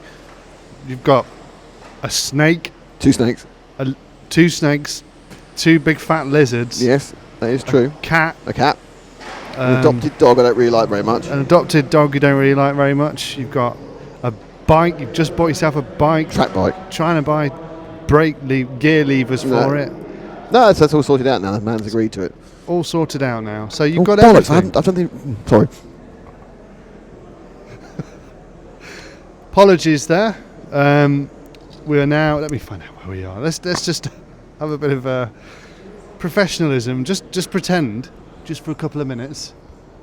Frank's walked off. What?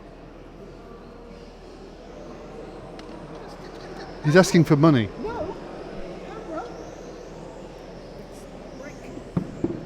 Right. Oh, what's happening, Nick? We've managed to help Nick to forget that he's supposed to be here racing. But it is qualifying round 5. So that's the 4th trip out for today for everybody. Or in some cases the 8th trip out because some people are running 2 classes. But yeah, it's round 5 for everybody, and there was a round yesterday of qualifying. We're going to finish today after the 6th round, but we've just started the 5th round, so there's plenty of action to come yet. Here at RC Landia in Scandiano in Italy. Where do we fly to, James? Where do we fly into? Yeah. I can't pronounce it correctly, but Bologna. Bologna.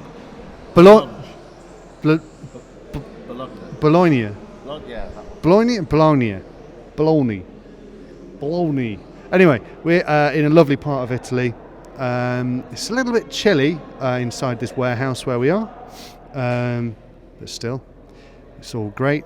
This is the 112 stock class, Group 2, featuring Robin Kaiser, Jan Dietmar, Andrea Retrivi, Sasha Freitag, Oliver Hellman, Julian Jost, Riccardo Monzi and Craig Fisher.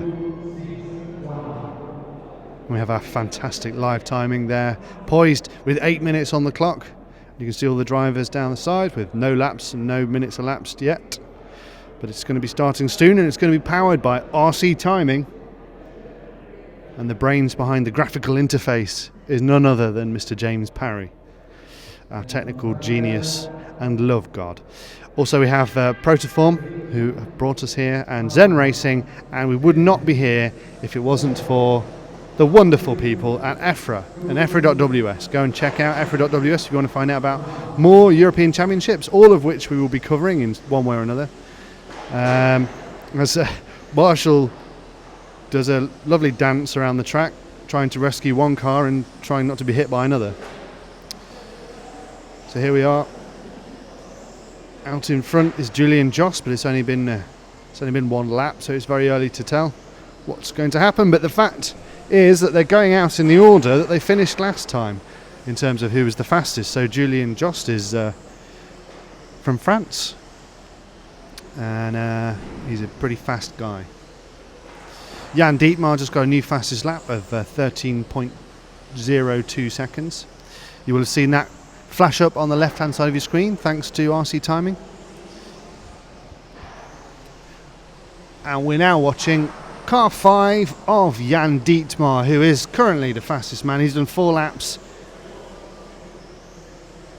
And there he goes down the straight towards us through the TV turns to the hot hairpin. The short chute. That's the Zen Z, the Protoform P, and slightly unfortunate entry to the straight.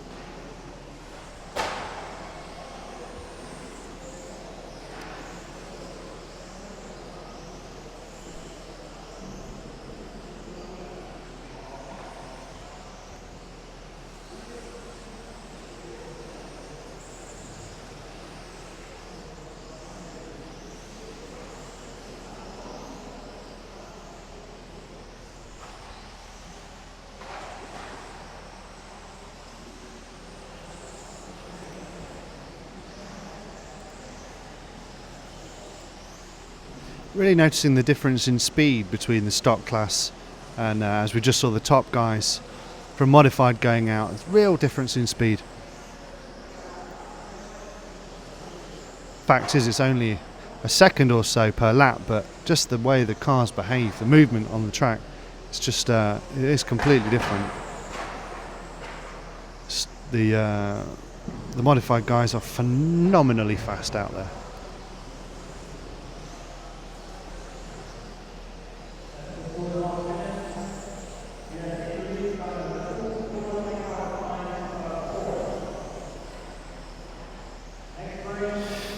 Checkered Flag Racing, hello to you, saying cold in the warehouse, that reminds him of TRCC's venue in the UK. It's not UK cold, it's just, it feels cold because if you step outside into the sunshine it's actually quite warm. So it's not British cold, not British grade freezingness, but it's just got a bit of an edge, you know, a bit of an edge.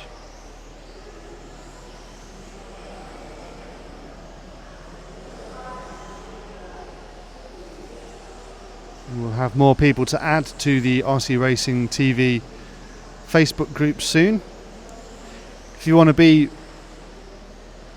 on the list of people that we welcome into the group, you just need to go to Facebook, go to the search bar and type in RC Racing TV and you'll see a group. You can't like us, we don't have the ability to like us, but you can join us. Click join and we will welcome you along.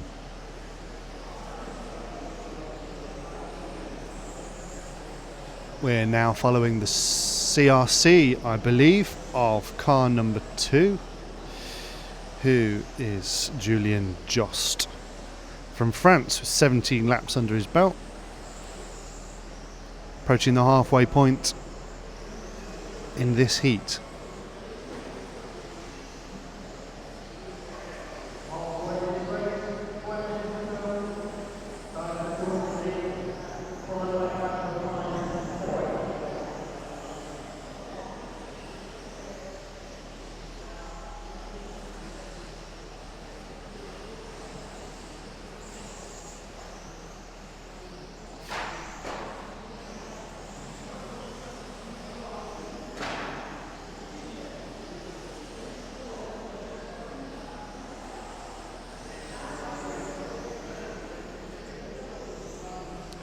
Julien Jost laying down his 20th lap. Approaching 21 now.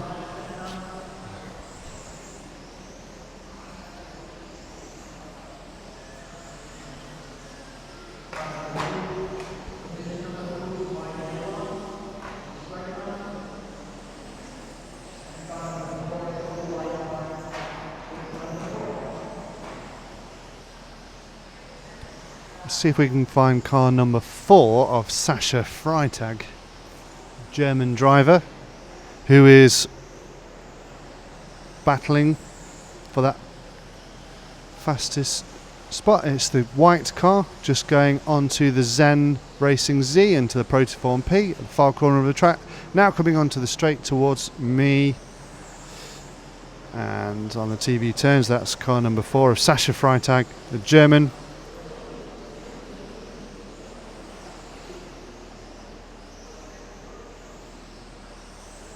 Wearing a lovely gingham style checked shirt. Not that that matters, but it's interesting to me.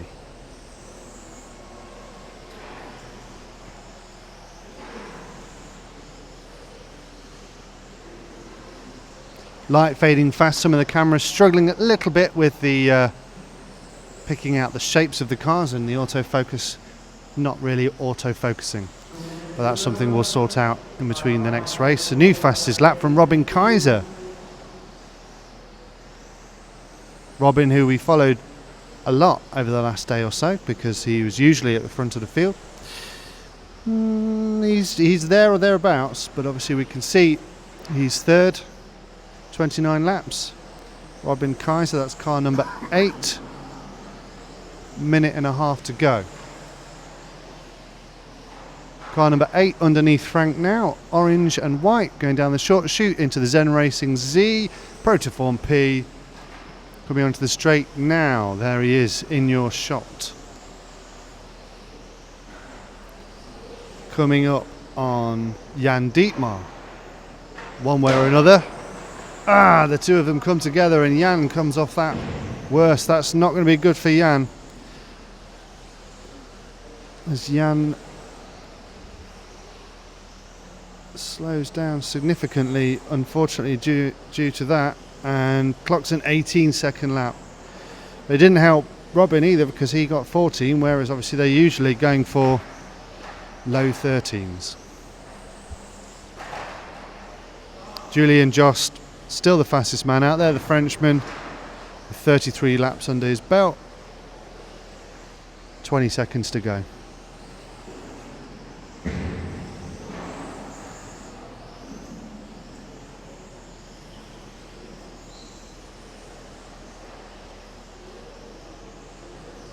And that's Julien, I think, that we're following now.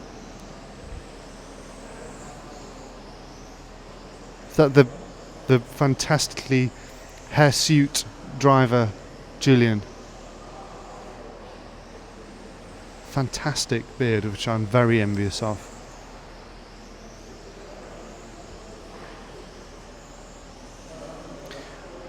And that's it. Time is up. Julien Jost with 36 laps. Robin Kaiser, Sasha Freitag, Andrea Retrievi down in 4th. There he is. Good for him. That is my kind of beard. I need to get one of those. Thing is, I just can't put up with how itchy they become. I find it very irritating. It must be some kind of wax or oil that you can put onto them to stop them from becoming itchy after they get past a certain length. That's my kind of beard. And that's the wonderful gingham shirt that I was referring to earlier.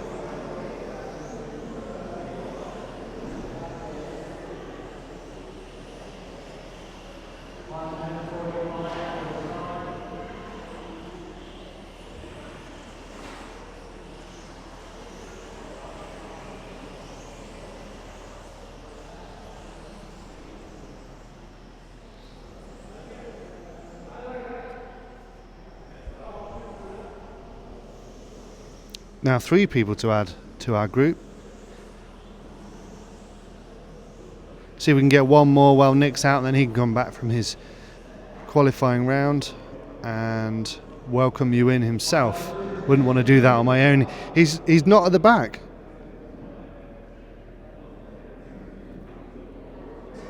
Yes. What? Hello. I'm being pointed at. Me? Pointing at me? This is rather confusing. But anyway, this is still with the stock class, and this is Group 3. First person to leave will be Helge Johansson, Simon Rubier, Manuel Busoli, Tim Wood, Joachim Wall-Loken, Giancomo Pavani, Nick Damon, and Matthew Vara. We'll be watching Helge Johansson off the line, which is car number 2. Driving the Associated with blue tail and yellow nose.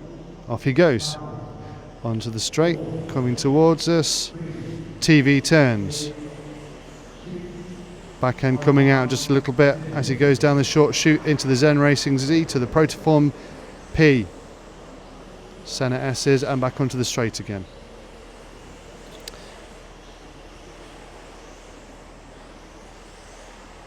And he gets a 13.06 for his first lap.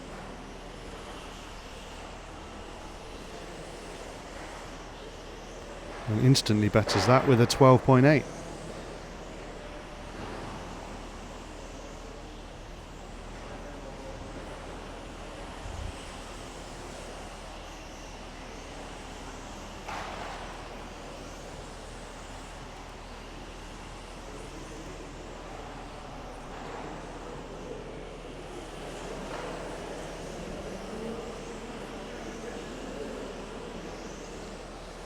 $12.699 now for Helge Johansson. Top 4 moving around like crazy. Manuel Busoli, Simon Rubier, Tim Wood and Helge Johansson.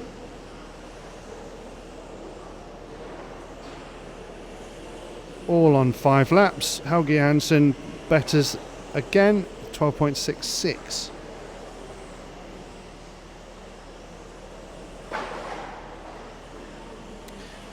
And Nick Damon is, well, he's down in 8th position. 5 laps. And he's averaging 15.2 second laps, which is not what he will be wanting.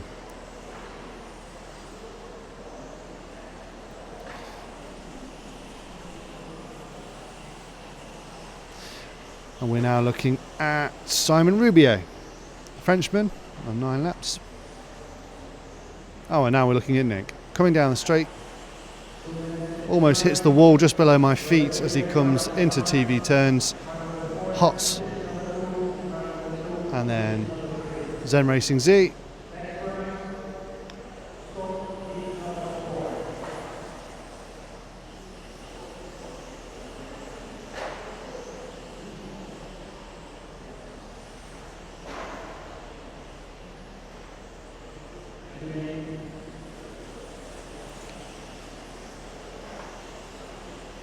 as Nick has been saying pretty much most of the day, that he's having to lose so much time just letting people past that he's not spending very much time at all on the racing line, so he's not really getting his groove on. He's just constantly moving out the way for people, which must be a very frustrating position to be in. But still, infinitely better than I would be achieving out there.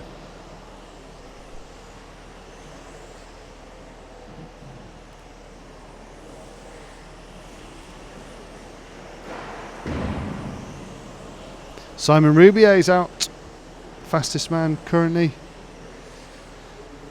with 15 laps.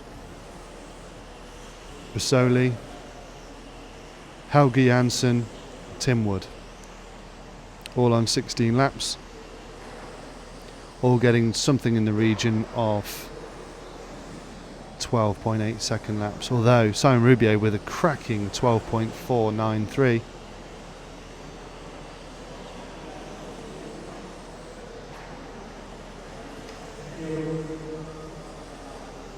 Got to string that together over 3 laps and you're winning.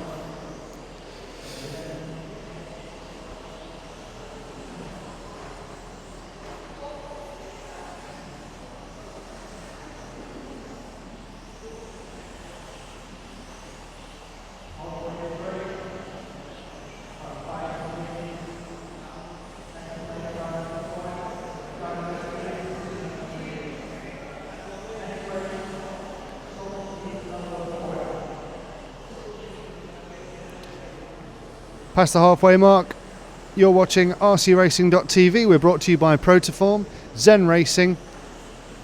Our lovely live timing on the screen you can see on the right hand side there is powered by RC Timing, and we're here because of EFRA. Go and check out EFRA.ws where you can see this live stream embedded there with the full live timing courtesy of myrcm.ch.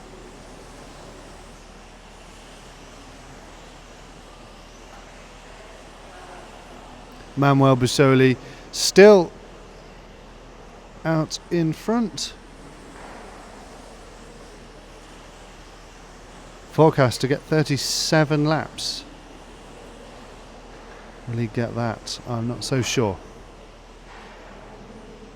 2 minutes 40 remaining on the clock.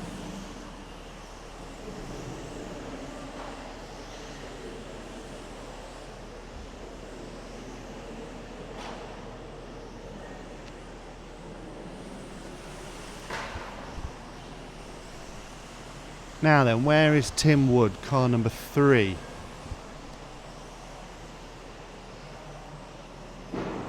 Who can find Tim Wood? Will it be me or will it be Frank? Tim Wood on the Zen Racing Z with the white nose and the orange tail coming onto the straight. Frank's got him. He's now the fastest guy out there. 28 laps. He's forecast 37 as well.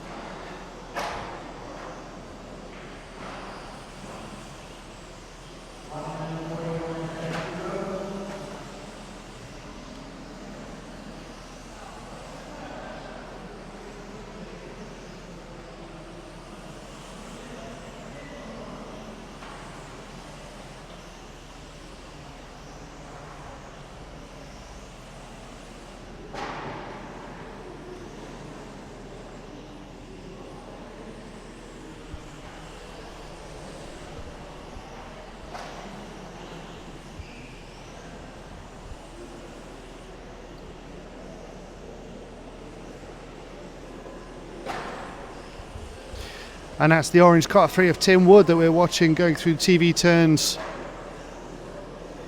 Short shoot, Zen Racing Z, Proline P, Senna S's and back onto the straight. He is car in position 1 with 33 laps. With less than a minute to go, Nick is off the bottom of the timesheet with Matthew Vara behind him.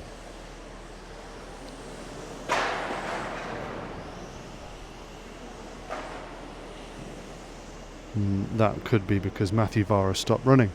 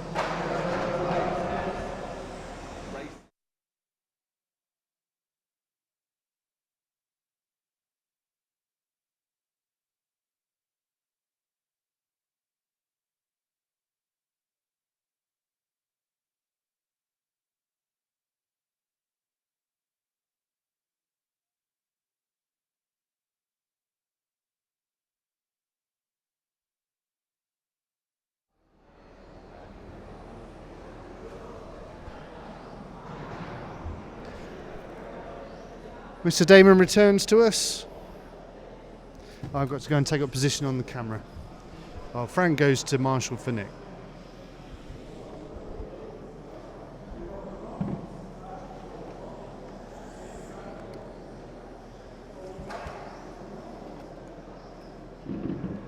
Frank.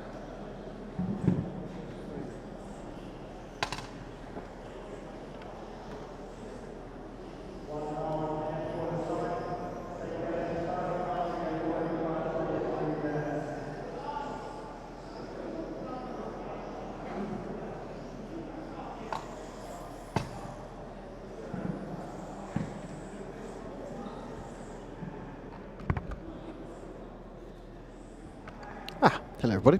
That was another terrible run, so there we go. Not quite sure what to do. Car's not working. You're watching, you'd have seen how not working it was.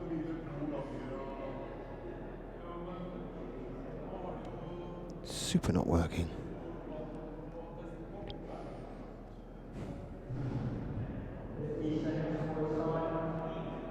Oh well, never mind. Right, so this is now the top heat in the stock class. It's the 5th round, so it's penultimate round of stockage.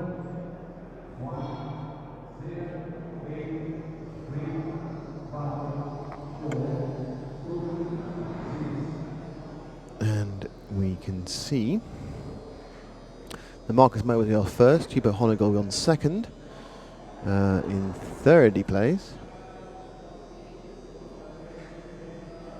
It will be Alex Laurent, then it's Mark Stars in 4th, followed by Francesco Martini, Chris Kurzweil, Vasily, and of course Michael Diet is up there and will be running as well. So off they'll go, and actually light's already going a little bit, and we've got another 2 hours around already. We've got 2 more hours to go yet, so it can be very dark by the end.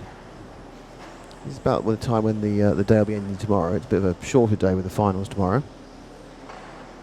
We are with Marcus Movers, who is pretty much nailed on for pole position within the stock class. Perhaps another European Championship to his name. Marcus now. Down the main straight. Car looks very nice. Comes in. That sweeping that thing into the corners where I'm having tremendous problems. He does the fastest lap at 12.356. He's got the fastest lap overall within this class as well, which was 12.05 done at some point during the day, obviously.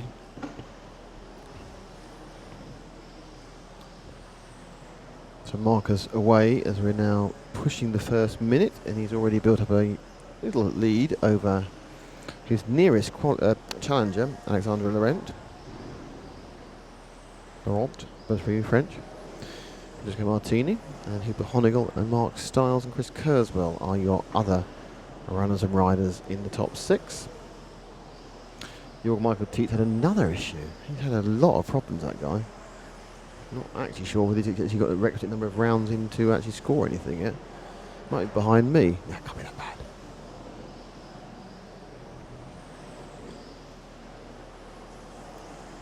So Mark Stiles and Francesco Martini are running together. Matt, who are down the straight. That's Stiles and Francesco and Martini. Martini in third. Stiles and just let him through actually. So Martini moving forward. The exceptionally tall Francesco. And the exceptionally like Mark Stiles. The light really has faded. What are mini cameras looking like when the light begins to fade? It obviously helps if I get the thing to work. So anyway, so we're now with Francesco, and he now goes into the hot hairpin, and he's going to come into the next camera in a second, and there we are. This looks all right, and he goes into that one and away again. Just about right, that amount of light. Mobers Laurent Honegal now is in third, Martini's fourth, Stiles is fifth, Kurzweil is sixth. And as you can see, when Laurent tips the chime bean, he's 2 and a bit seconds behind. He's very, very close to Honegal in time. I don't think they're close on the track. Maybe they are. I don't know. It's no, because 2, 7 and 8. They are quite close together, actually, second and third. So Matt, if you look at the end of the short shoot, and then now about to enter into the protoform, you've got the white car followed by the white car is Honegal, who's just behind on time. They're just ahead on the track of Laurent. And there's Hupo.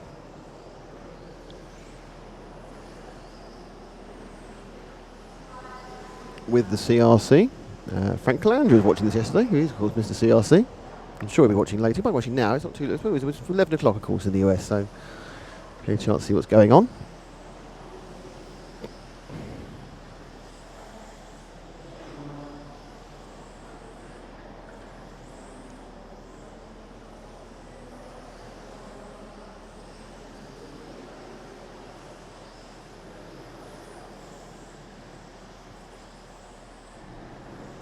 Now Honegal now just beginning to stretch a tiny bit. Here he goes at the inside of car 4, which is Kurzweil. Is it? Yeah. Goes up inside Kurzweil. So Honegal beginning to stretch slightly, and he's now established himself firmly in second. Well, I say firmly, he's only by 26,000 to the second, but you know, it's firm for us.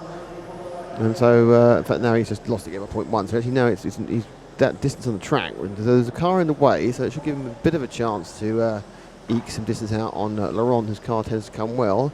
Mobers is 1.2 seconds ahead of both of them as we've just gone past the halfway mark in this qualifying. And mistake there for Stiles, you could have heard that in the background. We're now with Laurent, who just clips the back of Kurzweil, and that's holding him up. A pair of them are having a little bit of a 2 and 8, and as Laurent goes round now this time,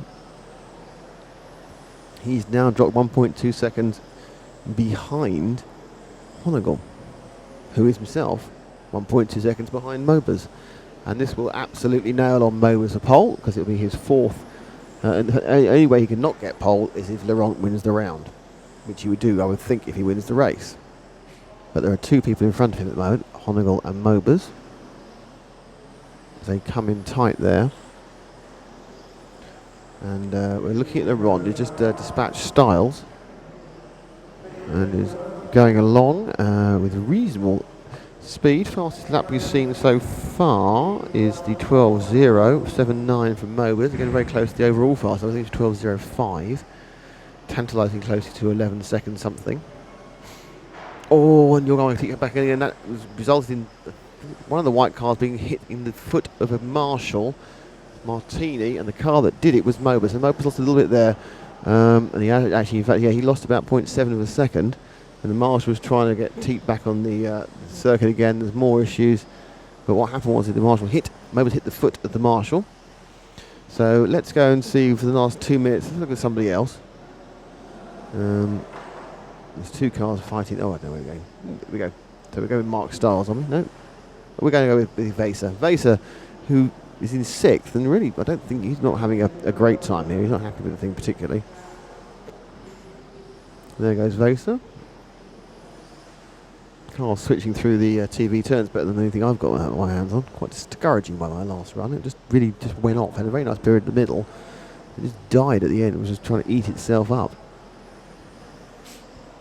And I don't know why. There was no reason for it to change. It's sad. So it's Mobers is leading. He's got about a second on Honegal, who himself has got about a second and a half on Laurent. as we come to the end of this, the period for qualifying. Oh, that's a big slam on. As you hear these noises around the track, what's happening? Someone just whacking the side of the wall. Doesn't tend to do much damage in fairness, because it's a side-on hit. This car's quite strong in that direction. Vaser has one of the white machines behind. I think that's Mobus, who's actually just dispatched him. And Mobus carried on his merry way. And now Vaser comes through the switchback and up to the Zen Z and down to the Protoform P. We are brought here the RC timing. Thank you for their help in bringing us your live screen timing, your live on screen timing. Also called Protoform Bodies and Zen Racing. Get the last half minute or so of this event, or this fifth round of stock qualifying. Mobers is looking to take his fourth FTD, which will give him a guarantee of starting on pole for tomorrow's finals.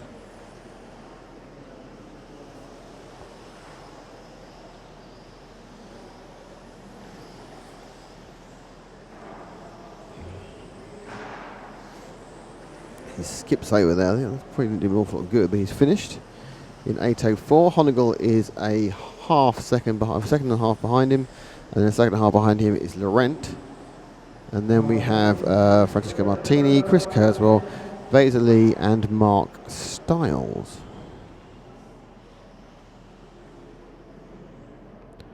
So it all seems to be, after 5 rounds, Marcus Mobers is indeed 465. He's in pole. Huber Honegel with 459. And his 4th second place in a row, Honegel. He's still behind Laurent, who's had 4 thirds. In the last 4 rounds, it's been Mobers, Honegel, Laurent every single time. Martini has clipped himself into 4th. Kurzweil stays in 5th. Mark Stiles is in 6th. Helge Johansson is in 7th, and Vesely is 8th, Simon Ribet is 9th, and Manuel Busoli is 10th.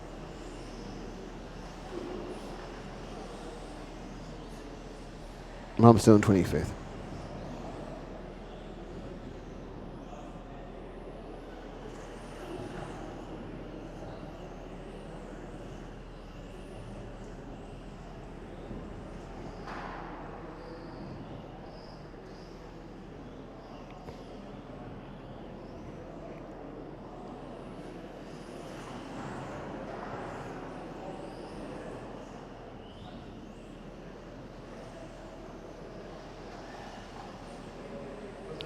So we're now starting the first round of qualifying, the first heat of qualifying for round 5 of the Modified or Open Championship.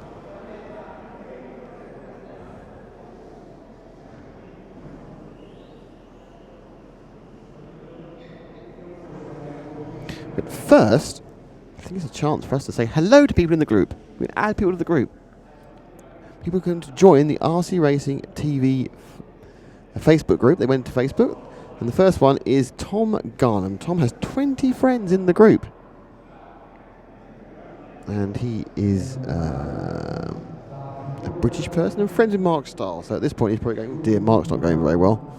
He has a spaniel and a chicken in his cover picture. Tom, welcome to the RC Racing TV Facebook group. You are very welcome to join. And our next inductee is Nigel Smith. Good old Nigel. Nigel is from Great Yarmouth, so he obviously likes things that are sunny. There's the modified class. So Nigel, welcome to the Facebook group. You are our 3023rd member or 4th member, as the Kit Kats are brought back like a guilty secret by young Mr. McCallum. And we'll induct a couple more people after this race. And the fastest lap for Patrick Miltat. Did you induct people without me? Yes, they were induced. I can't believe it. I saved people for when we were together so that we could... Oh, have I broken the bond? Well, just a I'm bit. very discouraged, actually. I'm feeling very discouraged. Well, it's not coming across at all. It was a very bad... I'm carrying my race into it, and the car was awful. I don't know what to do. I've heard more exciting commentary at a state funeral. And now, Marcus Mobers with the coffin. And there's Chris Kurzweil on the white Charger. Are you all right? Do you need a hug? I do, really, yeah. Do you? Yeah. Not from you, though. No, I didn't think so. Lovely Rachel needs to give me a hug. Well, I was thinking the only person who No. could substitute for Rachel would be Dallas. Oh, I wonder where you're going with that one. Well, where would I go? I don't know, Jackie. No, I'd go to Sweden. Would you? For Dallas. Oh, yeah, true. You've had a hug with Dallas before. He's lovely. He's got big bare arms and hands. No, he's got a shirt on. No, they're always bare, so you can see his manly tattoos. And which are awesome. biceps. Yeah.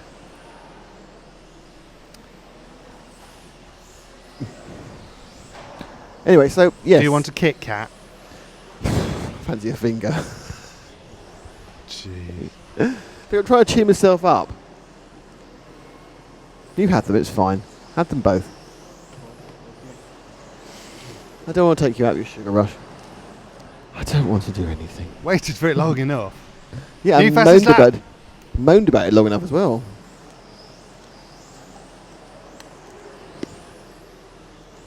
That's right. I'll have one. Give me one. Oh. Whole world seems better now.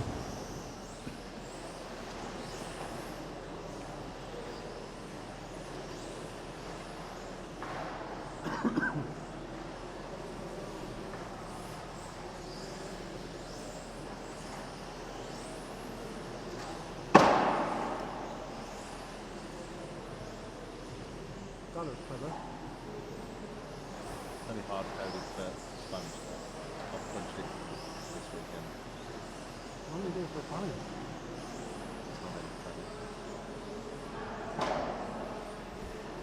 More exciting developments happening. I'm excited. This sugar kicked in and suddenly I forgot my woes. What are the exciting developments happening, Matt? Tell me more. Can't tell you, sorry. Oh. That's a bit frustrating rather than exciting then.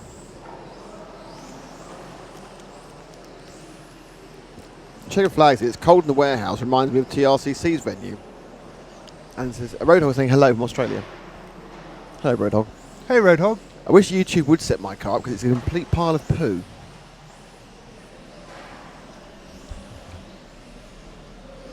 It's doing things that are not my fault. I'm not saying I'm driving brilliantly, but there are bits where it's just falling off the track. There's nothing to do with me.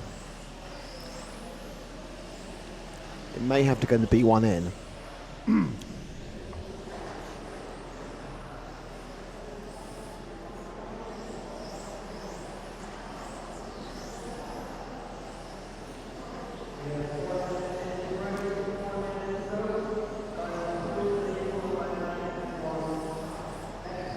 So it's Patrick Miltat leading this one from France. It's Marcel Wostelek from Austria in second, Roman Stopka from Austria in third, and we have in our frame the green and white machine of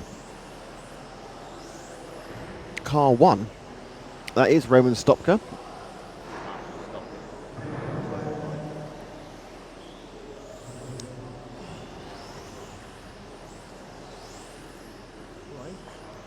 Roman.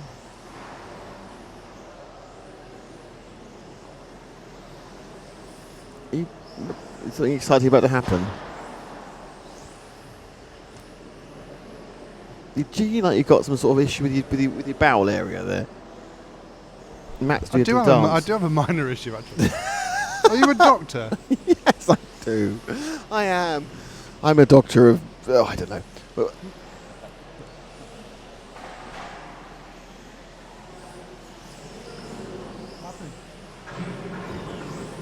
so it's still Patrick Miltat leading, even Marcel Wostelek second. In third, it's Roman Stopka. In fourth, it's Marco Mazzini. In fifth, it's Luca Pelagotti. In sixth, it's Simone Berlin. Luca Uccidinidu, he of, I think, the Wolverine look, is in seventh. Some people warrant having special effort put into pronouncing their names from you, don't they? I'm not sure how it's decided. Who gets the effort? Do you just spread the love over the period of the whole event? Make sure everyone gets like a special pronunciation? Yes, mate McKilliam. Thanks, Nike Demon. Oh, if only. Jam is Pirai. And Frank McKinney. Our bluegrass fan. James Caan. The actor. Oh, he's got something else on now. He's 7. He's with Marco Mazzini. Wasn't he in The Godfather? Probably. You sure? Yeah, reasonably. What was he in? He was in this race. Why are you looking at your phone again? Because you're not helping me. I've got You're to help myself. You're supposed to be helping me commentate on this, the 5th round of modified qualifying, Heat 1. And here we go. See, I'm helping you put something into it. Are you saying it was James Caan in The Godfather? He was in The Godfather. And Rollerball. And Misery and Elf and Cloudy with a Chance of Meatballs and The Godfather Part 2. I thought you were saying it was Marco Mazzini in The Godfather. I'd moved on by then. Well, we got there in the end, didn't we? Eh? Was it worth it? He's also in Dragon's Den, but that's a different James It is Caan. different James Not Caan. this James Caan is the actor. Yeah, and then he's not. And this James Caan's guy is racing who's not in Dragon's Den either. Yes, that's right. He's out. I'm out. That's Duncan Bannatyne. Is it? Yeah. That's brilliant. It's like he was in the room. Really? Yeah. I'm out. I'm out. The moose loose. Boost this hoose. Means nothing to about 70% of the people watching. Yes, but it's given us a chance to do a bit of a Scottish accent. Oh, we're doing some real camera cutting action, aren't we? Somebody's got their toes in my camera shot. Have you seen that? Is it your Michael Teat? Is it? This is car 0, by the way, of Luca Ujijidu, or Wolverine. Yeah. Michael Teat's had his toes in my camera shot. Won't have it.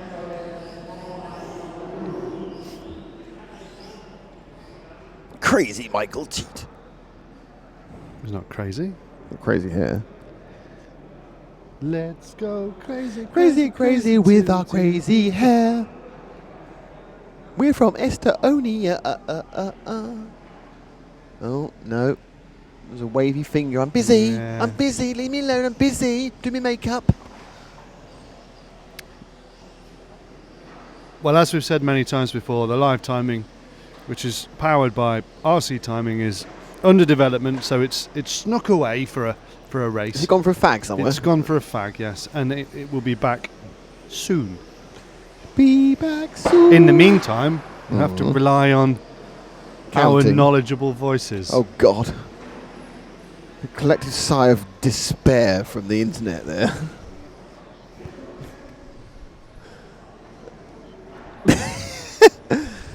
Matt now is committing suicide. Frank is eating a biscuit. He's got a packet of biscuits. Has he? And they're called Ringos. Oh, really? Shouldn't you give them back then and let the Beatles sue? They belong to Ringo. Do they? Yeah. Do you know what Ringo The way to Starr's hand- real name was? Barry, No. Harry, No. Larry. It wasn't that far from Ringo Starr. Oh. It was Richard Starkey. Oh. There you go. Richard Starkey. And the live timing is back. Yes, but I think the information about Ringo Starr was more interesting. Of course. There may be a little treat at the end.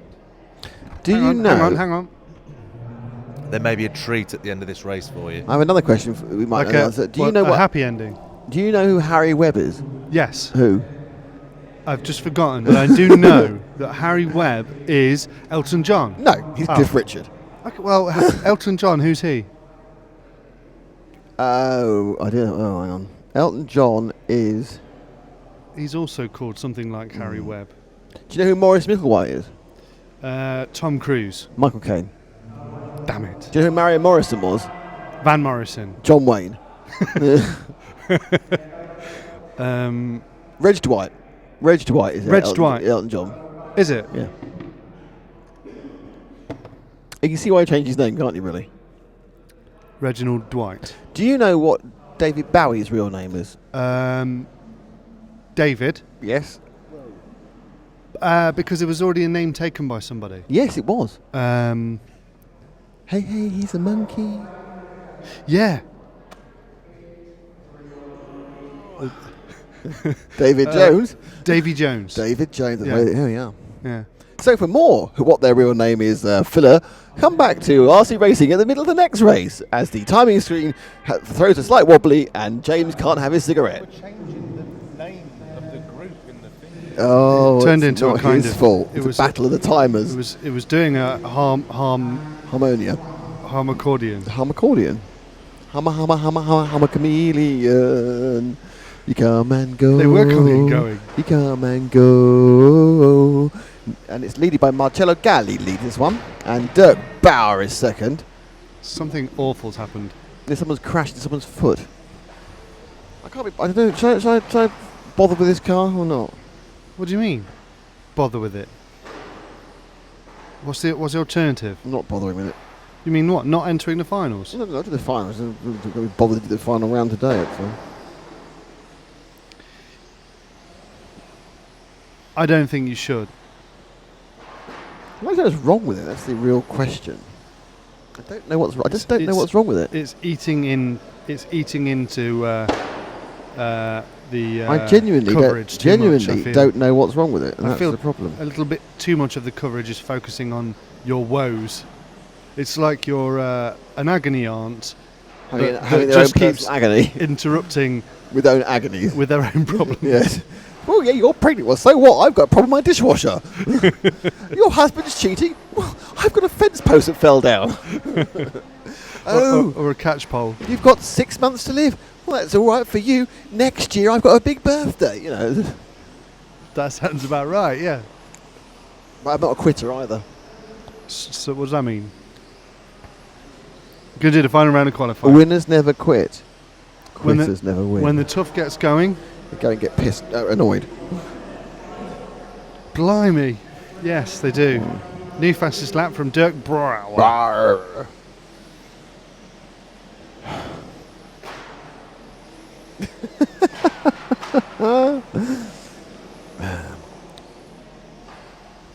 Robin Kaiser. Tom Nom, who actually is the favourite name of Frank McKinney.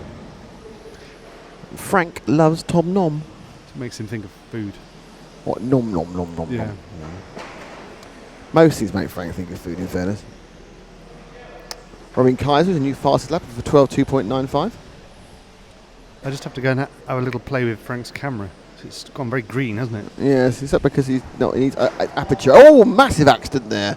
And number 9 is fenced. So poor old Tommy Jensen has been fenced. Anyway, our erstwhile technical team has finished having its fag and finished its programming and now can talk to us. So how's your day going, James? But hang on a second, mine's going terribly. How's yours going? It's going okay. Ups and downs. Are we getting a treat in a minute? We should be. Oh, as long as we're on and up, which I think we are. I've accounted for some Italian translation. Have you? Hey. Batteria is not battery, as Google says. What is it? Group. Or round. No, it's group. It is group. It's group 2. Gara is round. Gara is round. And Gare, G-A-R-E, is station in French. It's race in Italian. Is it? Apparently so. Really? That's what Google says, and it makes sense. Oh, that was a big one. That was a good one. He came through the gap. Into the media area, but he's now back on the track. This is the media area, is it? It's nearly another one. I think so. By the way, if you're wondering why you're staring at a single locked-off shot, we're just adjusting the camera because he's got a lot darker in here over the last 15 minutes. Which is worrying because you've got now 2.5 hours to go. The lights are on now, but I think... But no one's at home. The light's on outside called daylight, but I'm slightly concerned. It's getting darker. Have you done your stills job yet? Stills? Mm-hmm.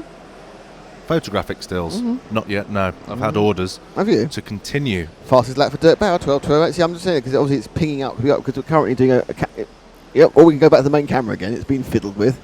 Oh, much better. Oh, yes, much better. Suddenly it's daylight again.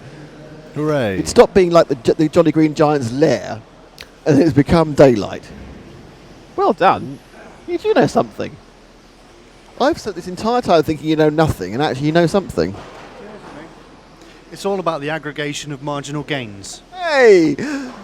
That is a perfect example, or a perfect phrase to coin my experience. Well, you're going. Well, hang on. There you go. Sorry, I'm not very quick. Decided what? I'm going for it next round.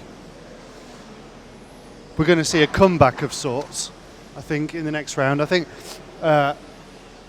it continues to be all about Nick. That's the danger here. The 20 pence piece. The 20 pence routine. Piece. The clang that takes over the broadcast when the one on the right falls off first, yet again, as it has done all weekend. Maybe when we go to events and Nick's racing, we should have a behind-the-scenes camera. That was pretty good. To capture these techniques. The thing is, the in front of the scenes camera, well, at least the sound, is pretty much all focused on Nick's activities at the moment. So I'm not sure what the behind-the-scenes one would be doing, other than capturing some of the woes. What's happening on track? While Loken is the fastest guy out there with 28 laps, he's pulling in just under 13-second laps, so they're not particularly fast, these guys, but they are they're not the stock guys. They are. No, they're not. It's opened. It is open class, yes. And under 2 minutes to go. I was just about to announce that there was under 2 minutes to go and remembered that our viewers could actually see that for themselves They now. could see it for themselves. And that's in fact powered by RC Timing. The rest of our broadcast is brought to you by Protoform and Zen Racing. And we're here because of EFRA. Go check out EFRA.ws. Go check out rcracing.tv. Both of those websites you can see the embedded stream and watch everything that unfolds. It would be a good opportunity for me. I know we've already thanked him, but I would like to personally thank Felix at RC Timing. He's been helpful is an understatement. Are you going to cry? I'm seeing you at the Oscars now. At the video, not the video games Oscars, the coding Oscars. The on-screen graphics Oscars. Yes. The low-budget on-screen graphics Oscars. I wouldn't say low budget. Really? No, I wouldn't say low budget. I wouldn't say low budget either. Okay, I may have hit a nerve with that one. Moving on. That's not low budget. That's not low budget. Okay, so how are the 20 pence pieces Fortunately, coming everything along? else is low budget. Just you. You're low rent. As we approach the last 10 seconds of the race, Robin Kaiser, for a change, is going to be on top. But the question is, more importantly, will I be able to deliver? Will James be able to deliver? I have to do it. If he doesn't, I'm going to steal half of one of his Kit Kat fingers. I have a slight graphics clash, but other than that, that is the results on screen for Group 2 Race 5. Group 2 Race 5. We have Robin Kaiser, which is powered by rctiming.ch. That's fantastic. That's fantastic. I am at the mercy of the spelling. I realise that. spellings or country names not being entered, Yes. or very long names like Jensen. Can I be honest with you? Yes. I think I've dropped the countries because they've been entered quite randomly at this event. Yes. We have. Not forever, just for this event. Yes. We have UK and United Kingdom, which. And you have Switzerland, Switzerland. They're just kind of Yes. Consistency, not the strong point of that. I will have that ready for you for the next race. That's an easy fix for me. Are we going to get to see the grid order of Group 3? Possibly. Let's give it a whirl. Is the new information on the screen? Flying Yes. by the seat of our pants here. We are literally. Could that be? That is Group 3, Race 5 of the 1/12 Open class. Is that the order they're going off in? I believe so. Brilliant. Sorry, brilliant. Oh, yes, I need to just amend the header slightly.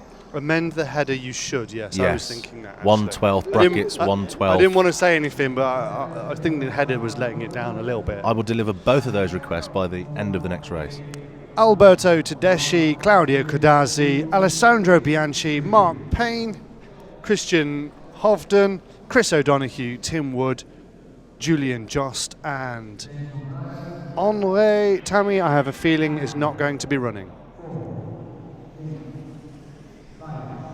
Are we on 5? We are on 5. Okay, I will leave you in the hands of Matt whilst I make those adjustments. You saw that header out. I'll give you your half a Kit Kat finger back. Thank you very much. Anytime. Now we're now following Frank's favourite car. Nick, look, it's Frank's favourite car. It's the one he always wants to follow. It's car number 9 of Alberto Tedeschi. To be fair, he is out on front. He is the top of the timesheet. He has completed 2 laps. He has the fastest lap, but it's just been superseded by Claudio Codazzi. But anyway, Alberto Tedeschi, the Italian, with 3 laps.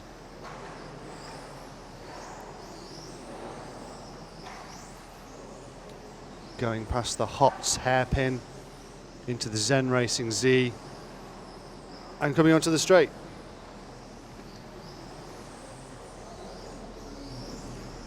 As Claudio Codazzi clocks another fastest lap of 12.182. Very impressive.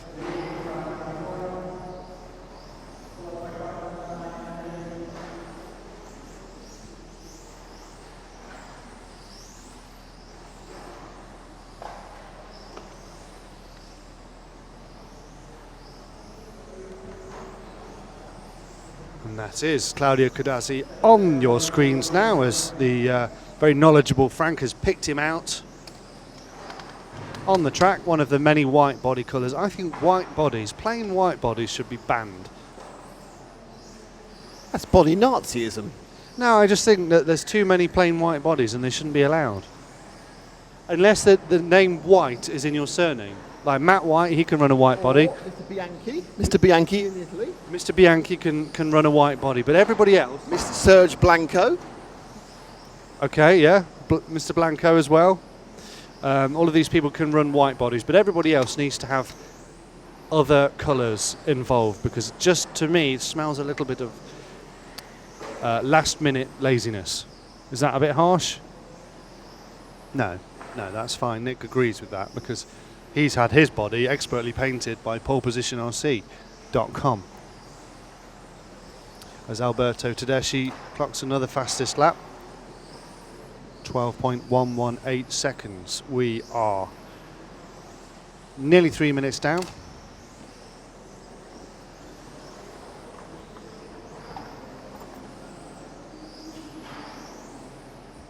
The light fading rather fast here in RC Landia. You see, that's partly Nick's fault because he demanded to have the lights turned on first thing this morning. And what that's done is it means that when the light fades outside, there's nothing for them to boost the internal light with, because our eyes got used to it all now. So it can only get worse, I'm afraid. And for that, we have to blame Nick. but it's fine. He's not listening to me because he's obsessed with his one-man mission of finding out just what is wrong with his car.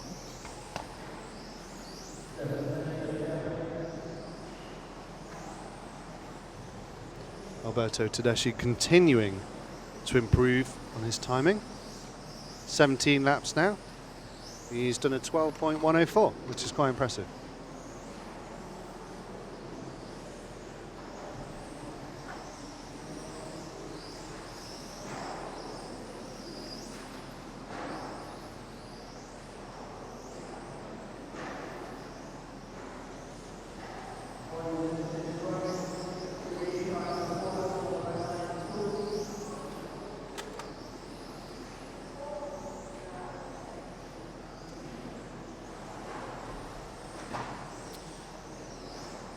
Over halfway through this qualifying heat, which is Group 3. As we welcome back Mr. Damon.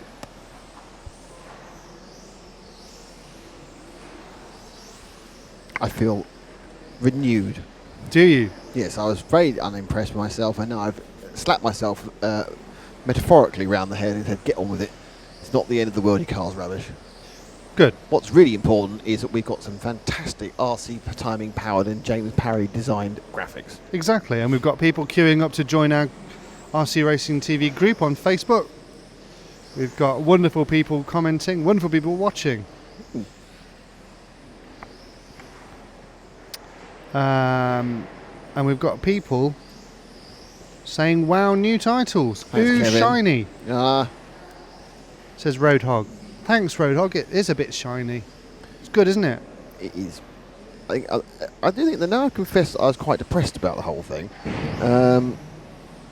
Everyone's trying to help me. I thank everybody. And Roadhog, Big Hammer. Do you know what it is? I did say I think it needs to be the B1N. It is an old car. It's thank you to Paul. I've actually got this 3 years ago, and I think it's a bit tired, and some of the bits need replacing. And I am available for anybody to give me a 12 scale car.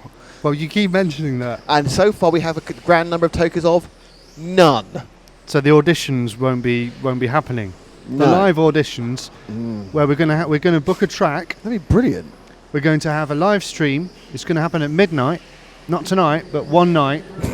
Nick will have a number of cars prepared for him by the designer of the car.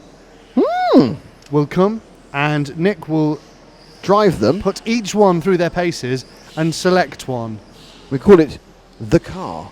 The car. And what can happen is I can drive round, and then you can be in a swivelly chair, and when I sound happy, you go, we'll have that one. When you sound happy. Well, I also thought maybe we'll let them all have jet black body shells. Yeah. Can't see a jet black body shell. Okay, we'll let them all have white body shells for once. We'll allow that. And you won't know which manufacturer is which. Yes, the car. No idea at all. Yeah, no idea at all. And then you'll drive them all. But you know what's going to happen? No. I'm going to tell you what's going to happen. Am I going to make the track my own? I can foresee the future. Go on then. We'll go through this process. Yep. And you will have not evictions, but obviously you'll do round by round. Eliminations. Eliminations, that's the word. And we'll get down to 2, and then you'll pick the 1, and you'll say that's the one, and we'll take the lid off, and it will be the on-point racing car that you've been running all this weekend. No, it won't, because this is part of poo. There's nothing to do with on point. I'm just hoping that Zen Racing, our sponsors, or any other people who have sponsors in the past, would love to help us out. Why are people talking about stacking dishwashers? It's a midweek motorsport situation that a conversation. You know how conversations go off topic. John was talking to Alan McNish, 3 times Le Mans champion, and obviously current BBC Radio F1 pundit. Right. And they're having a conversation, and somehow it got onto the fact that one of the things that irritated most Alan, now he's retiring, is that his wife didn't load the dishwasher properly.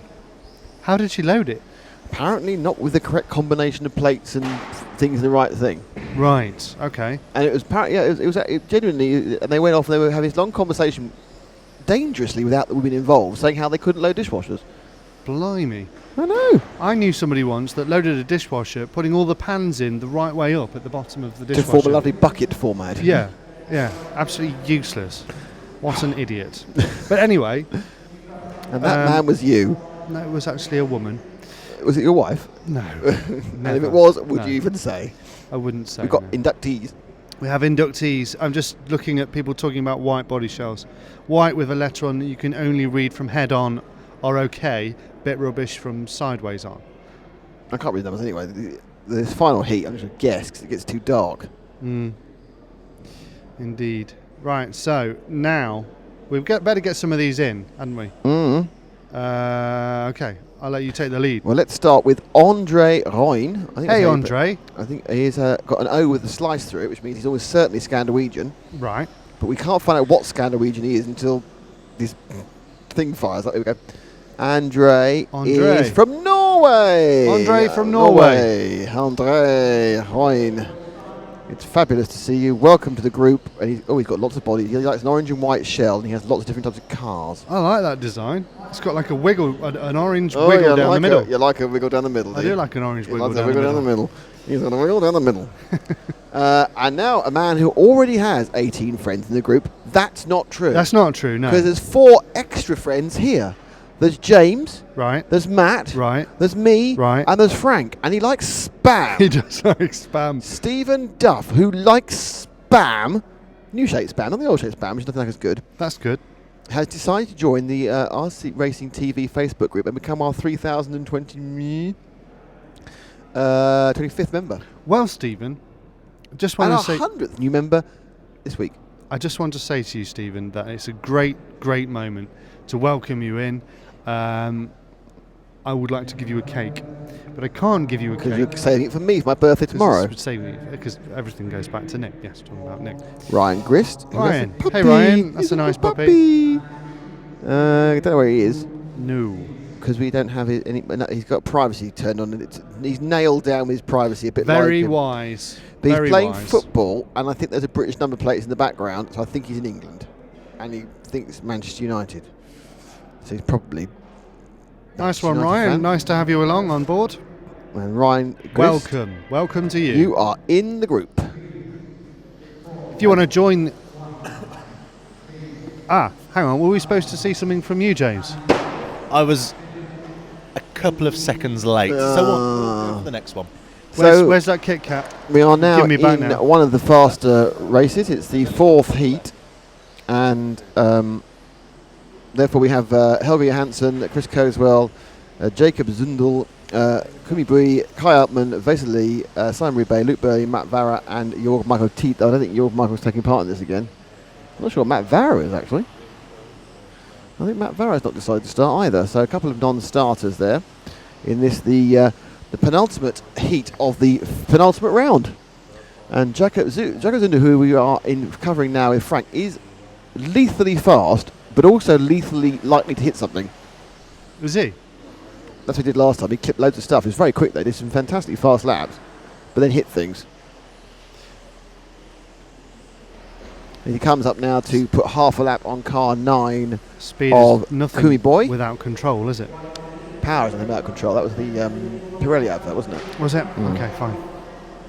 Upside down, going there with an accident for the all-white machine, which you want to get banned because you're a colour fascist. Well, that's a bit strong. R3 of Chris Kurzweil. You fascist. Yeah, I can't believe it.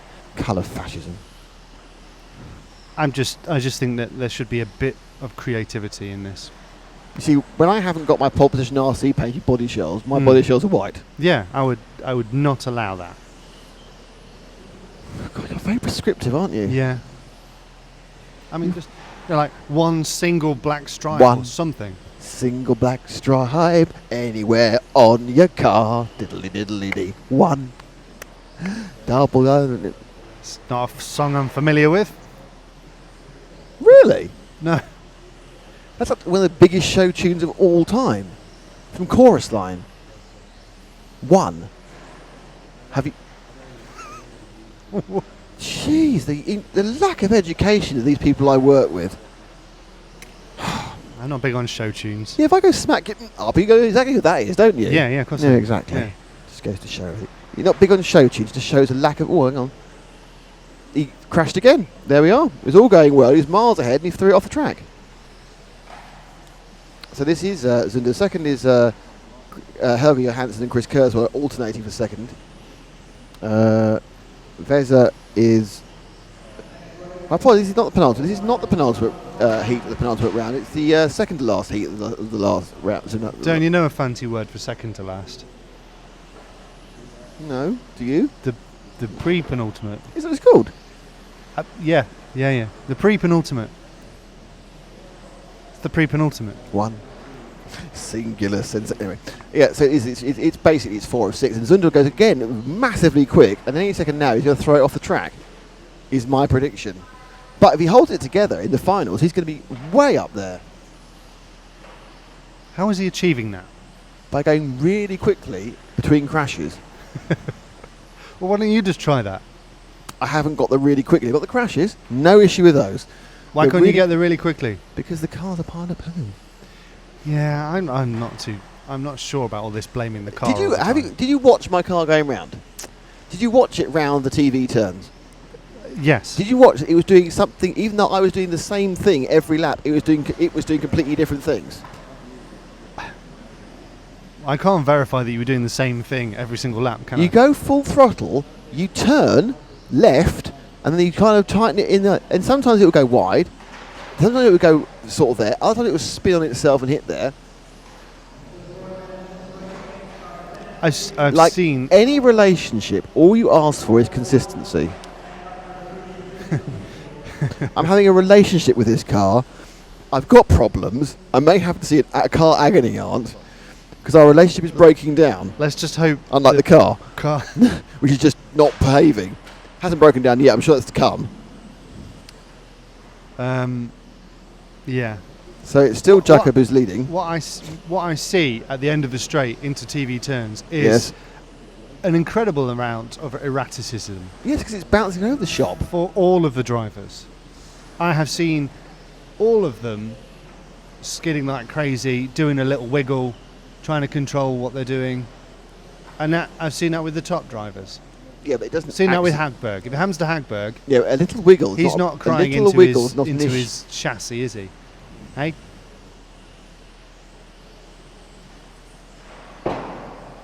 Anyway, so this heat is heat 4 of 6. See, you don't know because you've not driven. I'm not saying you're wrong, by the way. I'm just saying you don't know. Yeah, I think that's I think that's essentially the thing. Luke Burley's in 6th. Kai up, and we're back with Zundel, the super fast yet super crashy Austrian, who also possesses a fine manscaped beard. Very good, yeah. It's getting dark. We've got a whole round to go. Whoa! Who was that? It was... Back with Luke Burley now. So Luke, who is currently in 6th in this round. It was Chris Kurzweil. Ah, you don't like him, his body though. I don't like him what? His white body, you don't like it. It's not got a white body. But his Kurzweil has. No, he hasn't. Yes, he has. He's got a red and white body. Oh. Red and white's car 9. Oh, he's car 9, yeah, but it looks like a 3 when it goes past. It was Kumi Bui. He's on the end there. Okay. Representing Switzerland. Or Svizzera. Germania. That would be Germany. So it's Jakob Zundel, Chris Kurzweil. Helge Johansson is in 3rd. He's lapped me many times today. Has he? Yes. It's a very kind of tortuous claim to fame, isn't he? Being lapped by someone. Red Bull FXX says it's a fantastic car, the yeah, but this is the previous version and it's very old. Which is not good. Now it's time to tell your friends, because in 2 heats' time the big boys are out again.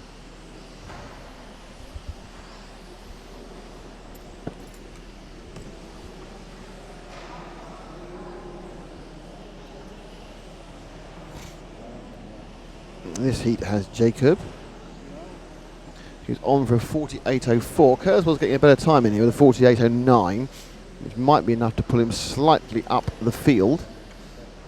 Vaser actually is a bit nearer the front for the first time in a very long time.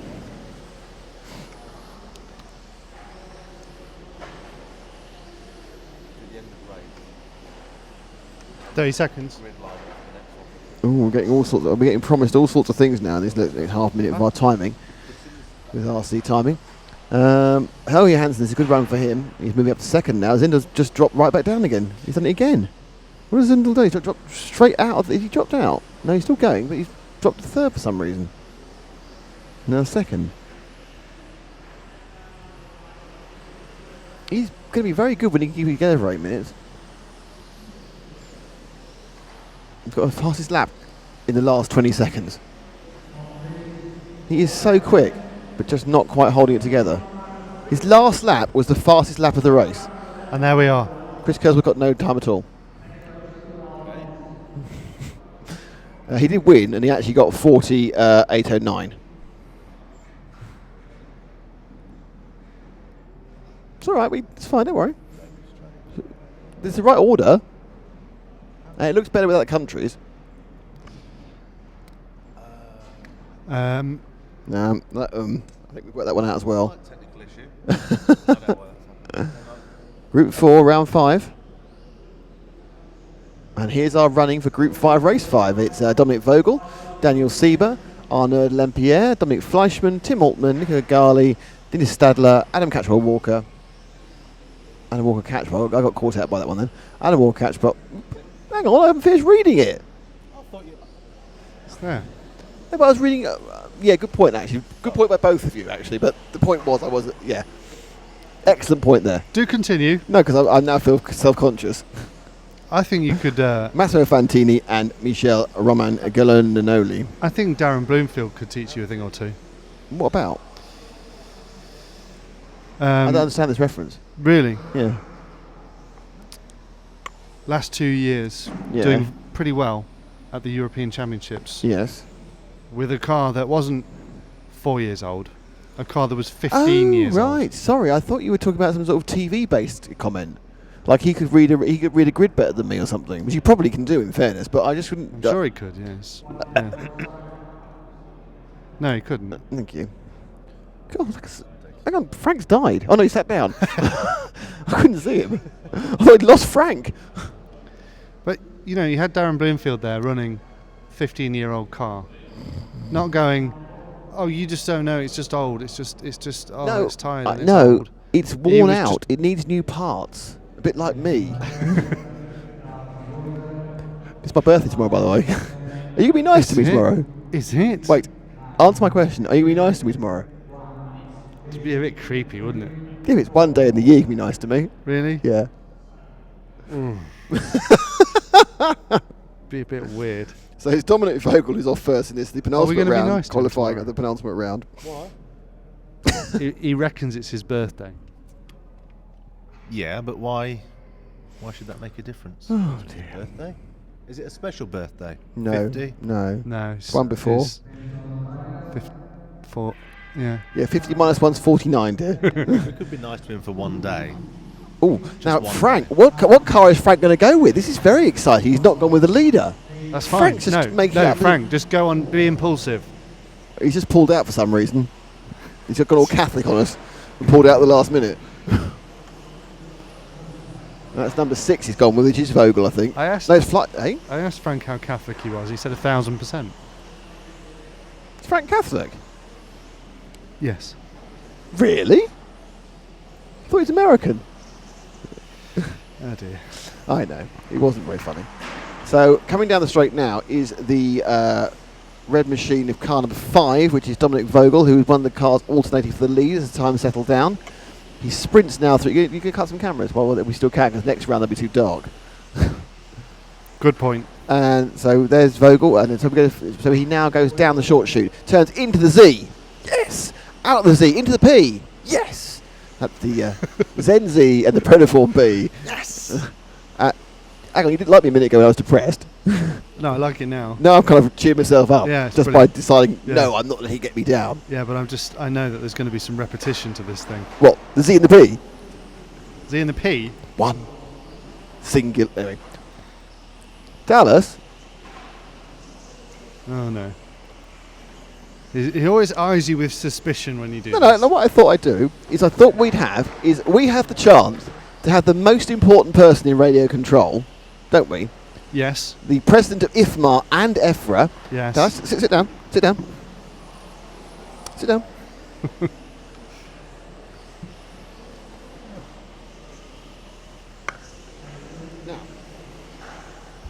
Now, what we need to see, I want to see Dallas.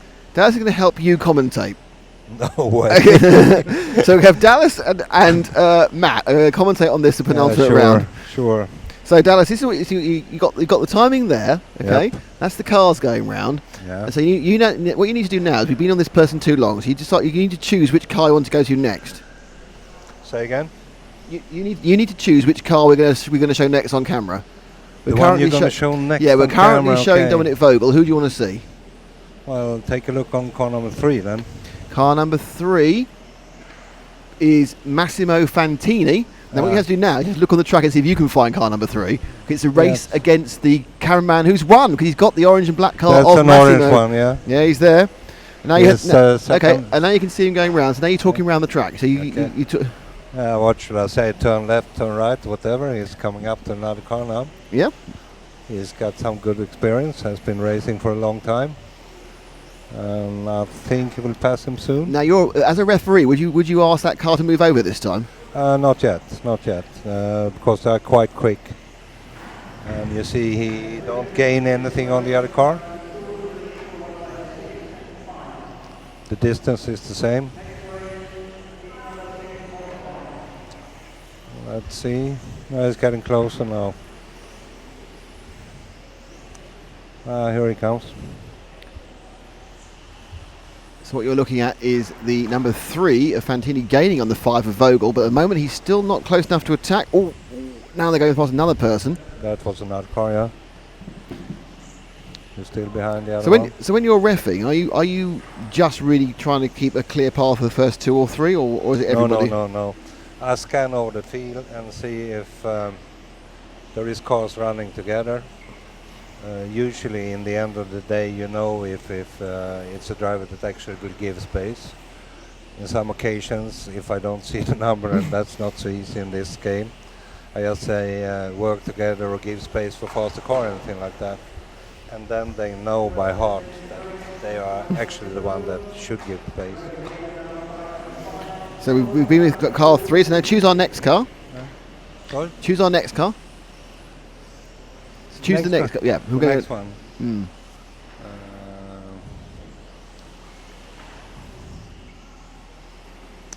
The one in the middle on the straight right now. So it's car 2. No. Take the green one. 2. Car 2 we're going for. That is the second place man, Arnaud Lampierre, the Frenchman. And once again, Frank picks him up very quickly, comes down the main straight. So have you ever raced the 12 cars, Dallas, even though all those years ago? I know you used to do 8th. Once. Once? Yes. They told me to do something else, keep on with the buggy, they say. It's extremely quick.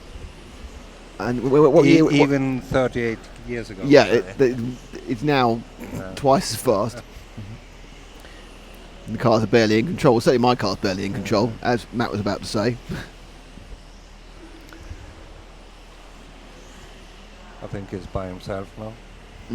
He's having a little couple of laps of his own there. But it's fine. We're happy to have people by themselves. They go down. See what I'll do now. I'll take. We've named the track, Dallas. So I'll help you out now. So you need to remember all these names in one lap. All right. Okay. So when he starts, let go this lap now. Again, what should I do?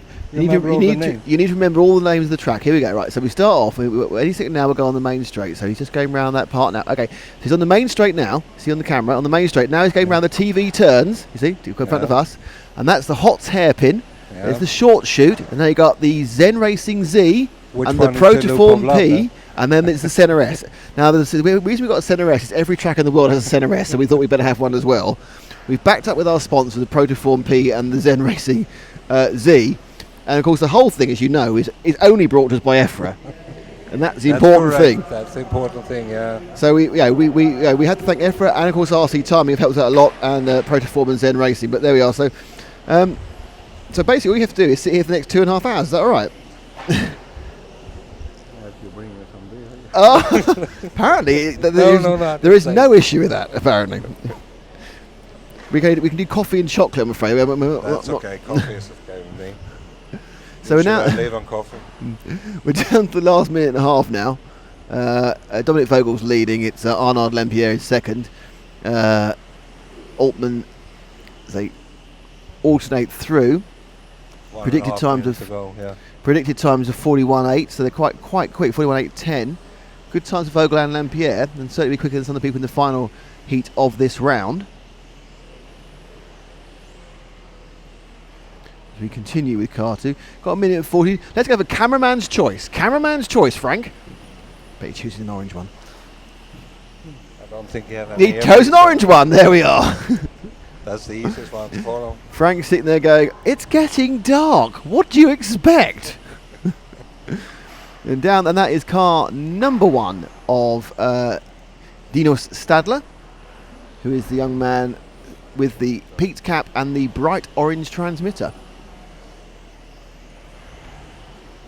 And he comes round. He's going through down to the short shoot. Now, which bit's this part of the track? No, come on, Dallas. What's that part of the track? Dallas, come on, I told you already. Which one? What's that? That's the main straight. That's the main straight. Excellent. Good TV work. Corner. TV turns, yep. And then you had something else. It's the Hot's hairpin. Hot Short shoot. The Zen Z. The Protoform P. There's an accent the Protoform P. And then, of course, it's the Center S, because every track has a Center S, even if you have one or not. I just had because in mind to say so. But yeah, exactly. Yeah. The idea, you name the slowest, dullest part of a track after a racing driver who thrived for fast corners and excitement. It makes no sense. 9 seconds to go. And so we're about to finish up. Vogel and Lempier will get 41 lappers, which is going to be pretty good for them. And they come through on a 41.8.10 for Vogel, and who wins this one, and Lempier is a 41.8.11. And thank you, Dallas, for your work there. You're not allowed to use that. So it was a total piece of expertise there as Dallas helps us through that penultimate heat of the penultimate round. Thank you, Dallas. And now we have the last heat of round 5, and it is the big boys. Alexander Hagberg will go off first, Ollie Jeffries second, Hugo Honeckl third, Simon Animi fourth, Alexander Rent fifth, Juho Levinen sixth, Mark Stiles is in seventh, Timu Saarinen is eighth, Marcus Mobers is ninth.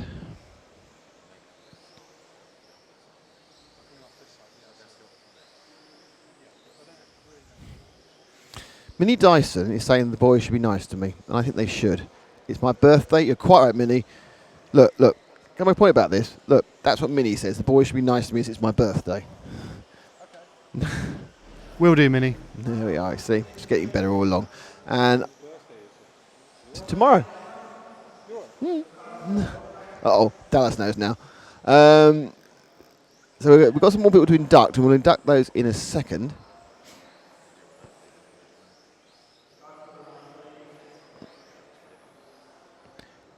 Including someone from America. So we're now getting ready for this race. And as you know, Ollie Jeffries has a couple of fastest laps, fastest heats. Alexander Hagberg has one fastest round score, and Alexander Laurent has one round score. So if Ollie TQs this one, he will be on pole for tomorrow's finals.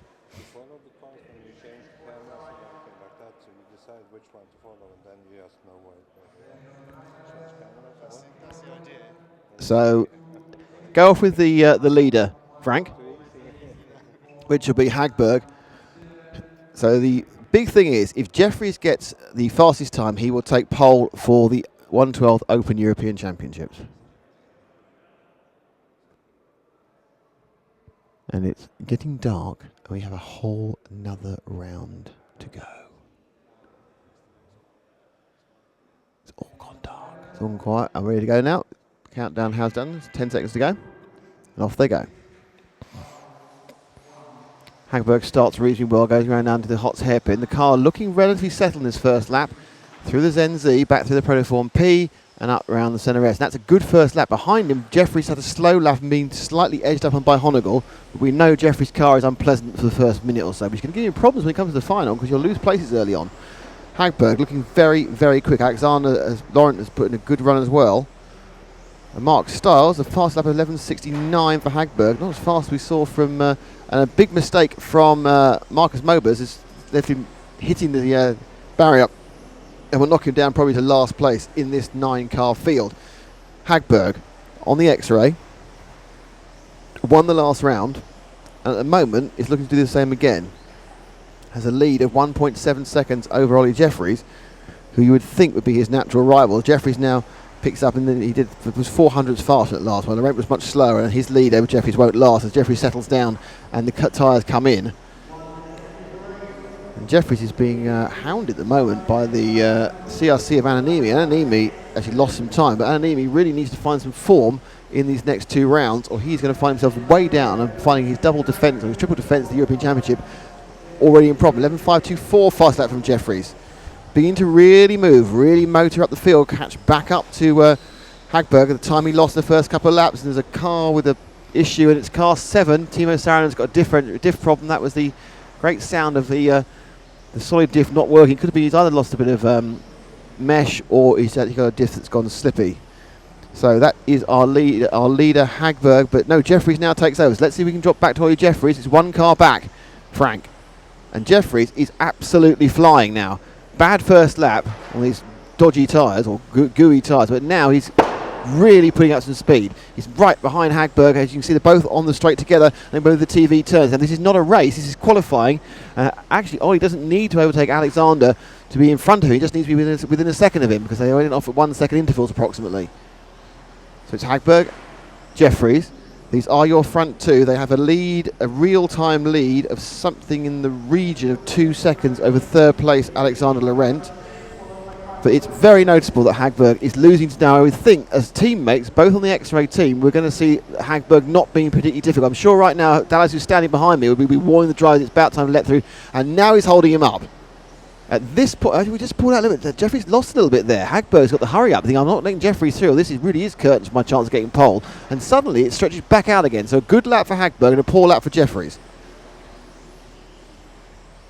But still, Jeffries is actually in the lead because he only needs to be close to Hagberg. He doesn't need to overtake him, though. Saying there's still 5 and a bit minutes to go, that would be an interesting theory. Both cars looking much more settled. Mark Stiles now is the next obstacle for them both to clear. Mark really can't be happy with what's been going on today. It's just not really, it's a bit of a weave there. And that was I'm sure Hagberg had his heart in his mouth there. He was gaining on Stiles. Stiles kind of moved left and right on the straight. I don't think it was deliberate. I don't think the closing speed surprised him. And the drive that got out. But now we've had a very consistent gap between the 2 X-Ray drivers for the last, 3 or 4, perhaps 5 laps. Jeffries got very close about 5 laps ago, and now it's dropped back. But he is still net ahead, and as you can see when it clicks round, his actual lead is 0.7 of a second, even though on the track you'd think, he's behind. Slightly stretched again. Hagberg knows he needs to stretch it, and Hagberg pressing as hard as he can, and Jeffries makes a mistake there and loses a bit of time as he's about to turn the car from the exit of the Protoform P into up towards the Centre S. And this point now, when they come around the next lap, the gap is down to just 0.5 of a second. No, it's down to 0.05 of a second the last lap. And Hagberg picks up the lead. So it's swapped round. Hagberg, after a period where he was just losing, almost had to give up the point, has now got just about enough lead on Ollie to pick up the overall. But this is going to oscillate. It's going to be very, very close. Hagberg and Jeffries, the overall time difference between them now was 0.1 of a second. And Jeffries is on the chase, Hagberg's on the lead. Hagberg has a lot of traffic, which is going to condense him initially. He's got Juho Lehtinen first, goes inside his fellow Scandinavian. Sweden, of course, for Hagberg. Finland for Juho Lehtinen. Next victim for Hagberg, and let through very nicely by Hooper. Hooper lets him through, and certainly at this point Hagberg's gaining on Jeffries. He's picked up the 2 cars. Jeffries had a good period, and now it's Hagberg all the way, and this will give Hagberg 2 FTDs, and the whole thing will come for a round, and this will all come down to the final race in about 2 hours' time for who gets to go off pole in the final. So Hagberg now has a lead of 0.5 of a second, but more importantly, he's got 2 cars in between himself and Jeffries. Jeffries 1 car now because Hagberg has let through Ollie, but again the gap is getting longer and longer, and it's noticeable that you'll find he gained half a second. That last lap was gained by Hagberg. So we're down now to the last 2.5 minutes. You can see, well, 2:50. You can see it on the screen on the right-hand side, thanks to RC Timing, that we have all these details for you. I'm giving you some lap times because that's the information that we can also see here. It's 11.6 Hagberg, 11.6 for Jeffrey. So they made no difference either way in that last lap. Hagberg goes through on the camera now, through and up and onto the Zen Z and down the platform P. He's taken that bottom corner much, much tighter. The corner where he turned back onto the centre S. He's been much tighter on most occasions than Jeffries. It's not necessarily theoretically the fastest way of doing it, but actually the way the car gets thrown slightly sometimes doesn't give you much advantage. Hagberg now has a lead of 1.2 seconds with just 2 minutes to go. So it looks like a second round win and then up in the air. I think that was the Anonimi just now. There's 2 cars in front of Hagberg. A crash as well, 3 cars. He made clear the first one. He's already got past Laurent, and now he has next up it's Simo. So it's another Finn to get past before there's another Finn, I think. And it's Stars to be lapped for a second time. Oh, Stars' car has just flipped on the straight. He did a Mercedes at Le Mans and turned on itself as he got some air underneath the car. And Mark will be looking at that going, what on earth has done to do that? He's just got a little bit of bump, up it went in the air, and it flipped on itself. It hit about 40-45 miles an hour down the straight.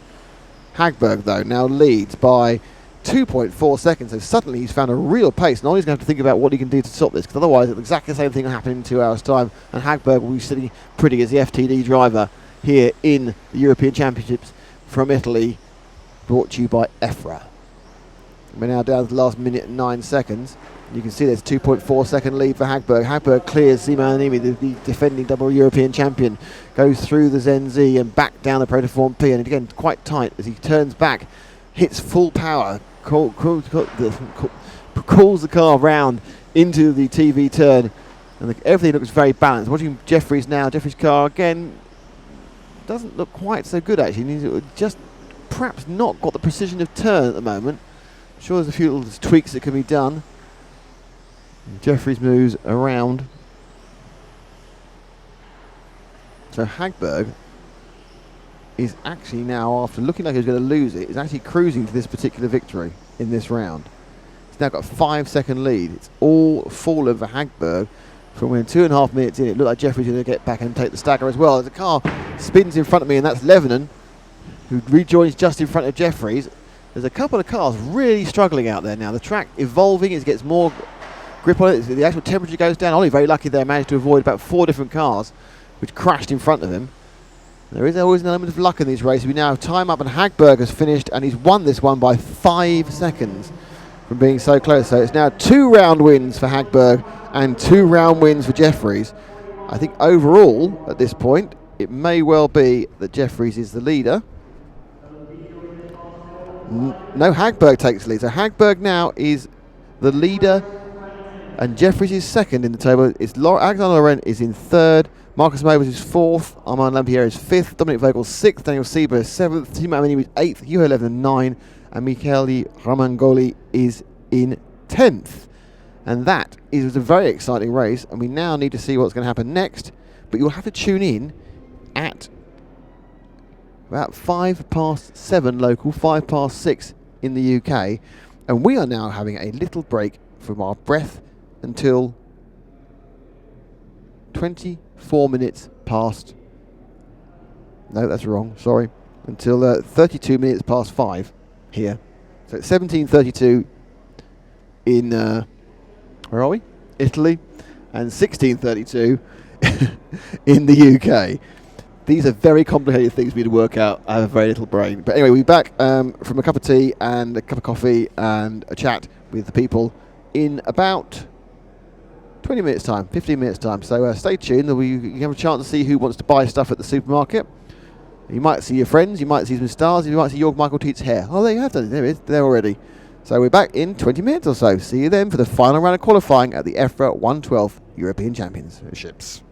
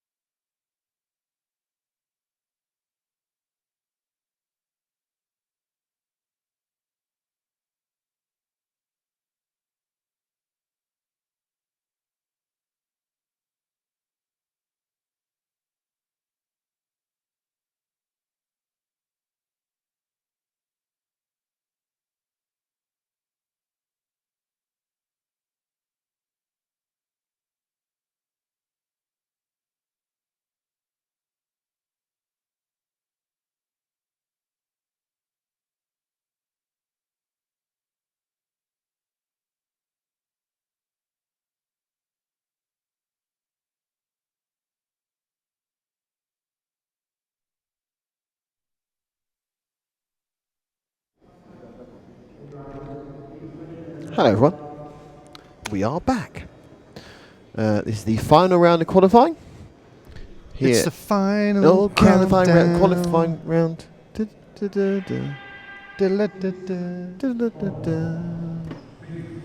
Oh, can't see anything now.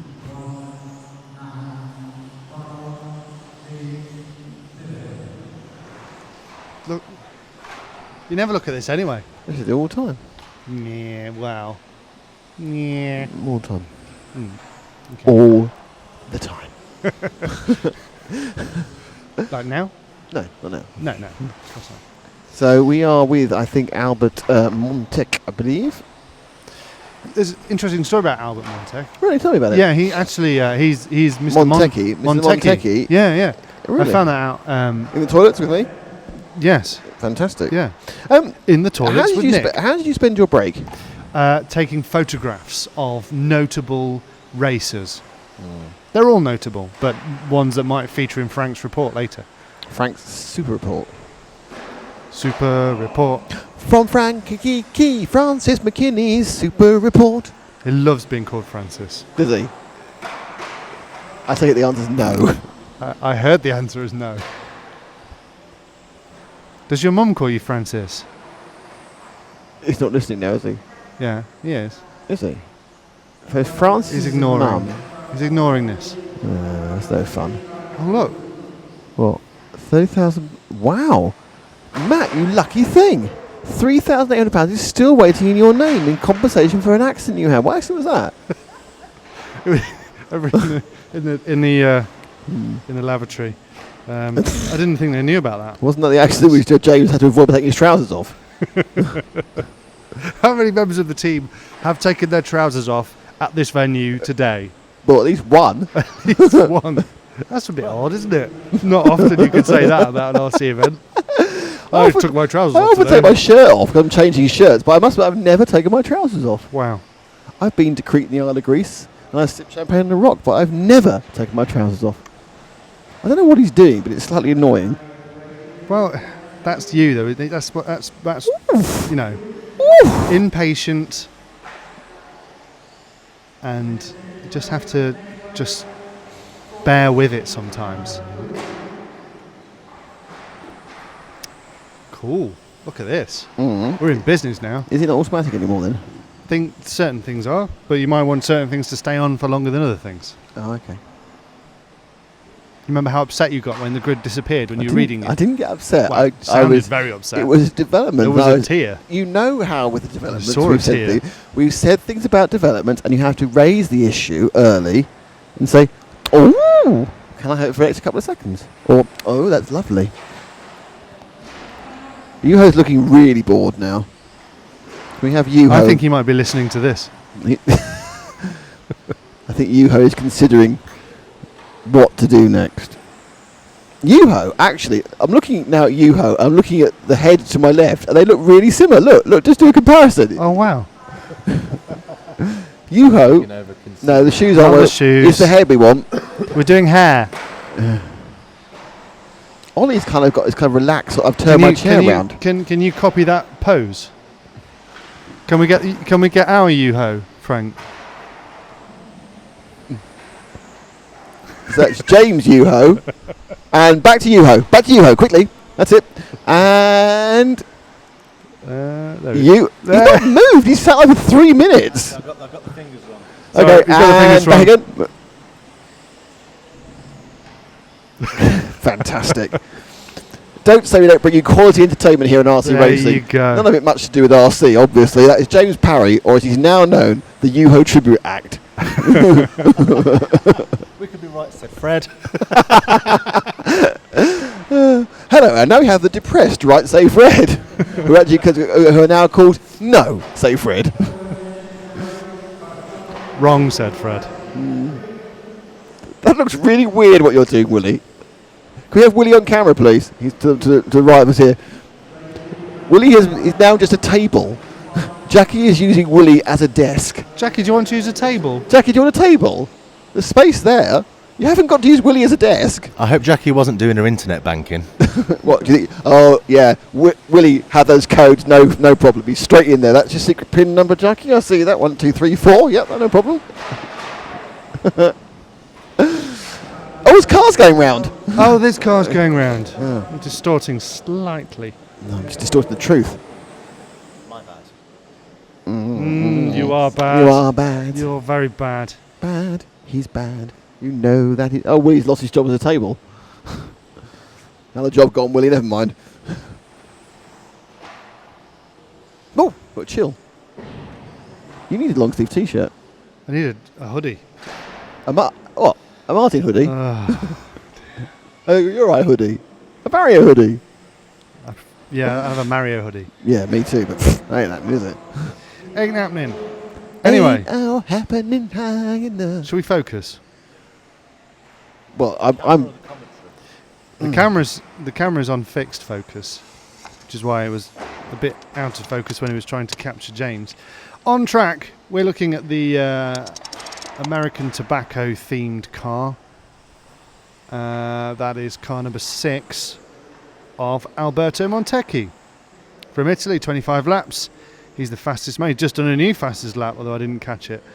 It was 13 seconds, and I've got it. It's okay. It was 13 seconds, 13.024. So it's all fine. It's all fine. Behind him is Matthias Hendrich, Michael Kupka, Giorgio Favoretto, Mattia Bianchetto, Urin. Pardon?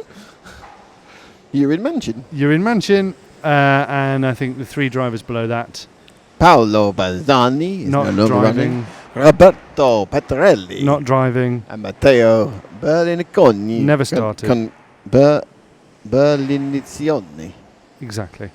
Never started. So we have not 6 all of the cars running with 1 6 minute out of 23 9 left. cars. 2/3 of the cars going the distance so far. Going all the way. But there's still just over a minute to go, so anything could happen. It has done because the green and white car just slammed itself against the wall. 5 of the cars running. There's 4 running at the moment. 4 cars remaining. This is not going well, is it? There's 4 left.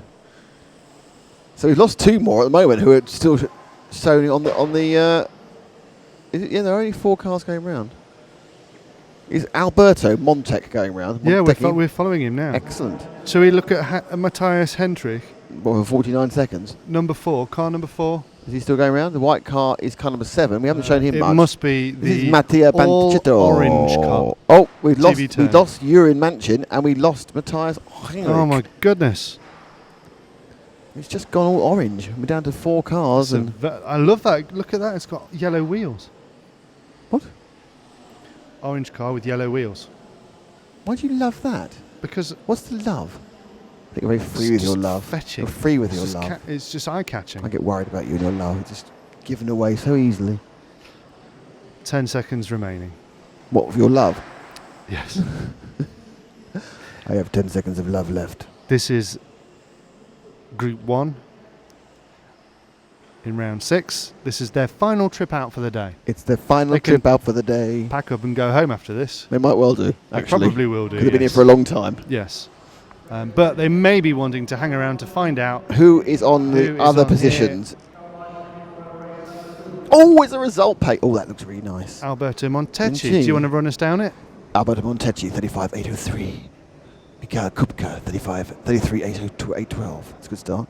Mattia Bianchetto, 32.803. Giorgio Favoretto, 32. And then they're the ones who finished, so the rest didn't finish. Brilliant. I've seen there's enough now, the rest didn't finish. And who's up next? Why, Julian Jost, Robin Kaiser, Sasha Freitag, Andrea Retrievi. He's a golden retriever. Sasha Freitag. It's not his day today. No, it was yesterday was his day, wasn't it? Yeah, it's not his day. And Oliver Mayonnaise is there. Jan Dietmar. I think one thing I would like to say, if any of the race organisers for later in the season are watching this, which I'm sure you all are, when you enter the names in the computer for your particular European Championship, could you have some consistency of nationality, of whether the first name comes first or second? Make them all the same nationality. No, say the same country names, not like Germany and then Germania. And also, Oliver Hellman should be Hellman Oliver, or everyone should have their first name first. Yeah. Give us something to work with. Love. Consistency. That's what I asked for. That's the order of the day, isn't it, with you? Consistency. Haven't That's got what any you want. consistency. No, you've just been all over the shop. Blowing hot and cold. No, cold No? and colder. Cold and colder. Actually, I should be over there right now getting scrutineered. Really? I'll have to walk out the back way and do it in a minute. You might get disqualified. I won't get disqualified. I haven't At least qualified. you'll have an excuse. I haven't qualified to be disqualified. Good point. Thank you. I thought it was. So, a needle pulling thread. of course, some of these drivers will be hanging around because they'll be running the modified as well. That is true. Or do we call it open? Open. The open class. It's a European Championship up for grabs. There's 2 European Championships up for grabs. One of them looks like it might be retained. If I was a betting man. Are you? Marcus Mobers. Are you a betting man? Not really, no. Do the lottery from time to time. That's a mug's game. Explain to me. Simo Ahanimi, his chances of retaining his title are looking... I'd like to point out that I tipped 3 drivers at the start of the whole event. Right. One was Simo, but the other 2 were Alexander and Ollie. Okay. So I'm feeling my 12th vibing is actually quite good. You're going to have the last laugh, are you? Doubt it, because someone else will probably win. It's usually the way. Us picking you as a favourite is usually the worst thing that can happen to you. Yeah, it's a good point, actually. And if this was a nitro class... Oh, God, no. No, I wouldn't do that. I wouldn't be fair on them. No, because so many times we've seen the TQ driver not even make the final. Well, that's obviously after the rule change 3 or 4 years ago, wasn't it? Yes. And we can discuss that for as long as we like. When? I think Tuesday week. Okay. Because I'm going to come around to your house about 6 and discuss it for 3 hours. Is that all right? Really? Then we'll have nachos. I have to prepare them, or are you going to bring them with you? Hang on, are you the wheat intolerant one? Yes. Oh, so we can't have nachos then? I know. They're corn tortillas, fine. Yeah, corn is fine. Oh, that's fantastic. I don't really like the corn tortillas. Oh, bloody hell. They're well, how can we have nachos then? I'm not coming. You've blown it. I'm not going to discuss nitro rules with you. Prefer a burrito. Oh, yeah, it's always something different. That's got wheat in it. I know. You can't be wheat intolerant then prefer a wheat-based product. I'm intolerant. I still, you know, I still like it. I am speechless. I am also now very late with my heat. And with that, he was off. What's going to happen? Just before you go, what's going to happen during this next race for you? At some period in the race, I'm going to think, the car's going really well and be chuffed, and then it's going to be shocking on either side of that. Okay, well, we'll see if we can, from our position here, see if we can pick out those moments for you, and then we can have a little debrief when you get back. How's that sound? I won't be as depressed as last time. I've got over that now. Promise? Promise. Okay. Good. The only way is up for Mr. Damon. And we are following a car on the track, which is good. That's what we should be doing. Robin Kaiser, as usual, he's done very well, has Robin Kaiser, is the top guy. He's exchanging positions with Andrea Retrievi, as he has been doing for the whole of this event. The Austrian and the Italian, both on 11 laps, with Julian Jost and Sasha Freitag behind them. And that is, I believe, the orange and white car being held up by another all-white car, but that's Robin Kaiser. It is indeed car number 8 of Robin Kaiser. 5 minutes remaining in this, as Nick does a runner. And I'm joined by James. Hello. He's muted it. That's better.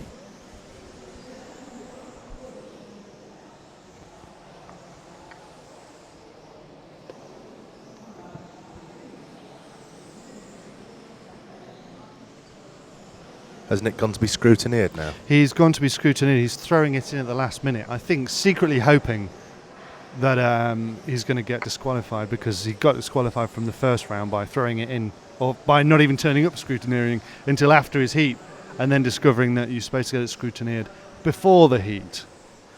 Julian Jost is who we're following now, that yellow and white car going round, being stared at by EFRA.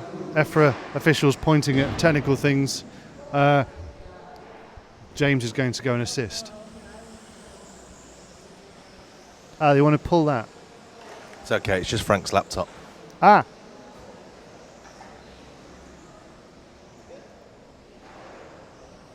It wasn't us, it was EFRA. It was EFRA, yeah. What it was one of the chair legs was a little bit short, and they wanted to use Frank's laptop because it was just the right height to balance it out. So we've said, obviously, help yourself. Yeah. So anyway, we're still following car number 2 around. Julian Jost, but he's in 4th position, the Frenchman with 20 laps. Robin Kaiser still out there with 21 laps with less than 3.5 minutes to go. As one of the drivers desperate to leave a driver's stand. Who could that be? Andrea Retrievi, the X-Ray driver, standing right at the end of a driver's stand on the top step. He's sticking there, he's sticking on the stand. I don't think they're allowed to leave the stand during the heats. Oh, I see. But look, he's getting as close as you could get to leaving the stand. Not sure what happened, but he went 10 laps and then stopped. Is his departure due to mechanical failure? I would expect there was something mechanical or electronic involved. I.e. he didn't smash it up against a wall. Well, the smashing up against a wall doesn't tend to be a huge problem. It happens a lot, and they're very robust. They just carry on. Yes, I have noted the noise that some of these cars make when It's they frightening, slam isn't it? into the wall. Yeah. You don't expect them to drive off again. No, especially when it's just next to your toe. And our toes are currently protected by a very thin plastic hoodie banner. Well, you have a concrete block by your toes. Well, I'm resting on the concrete block. True, Yes. true. Yes, as Robin Kaiser takes a dive and does a cartwheel into the pull-off area, but he's back out again. He's still in the lead. How much time did he lose doing that? We'll find out as he comes round to complete another lap. His 28th lap it will be. 16.9 seconds. He's forecast for 36 laps at the moment. Currently on lap 28. Do you think he'll get his 36? No. No, because he's forecast that for 8:11.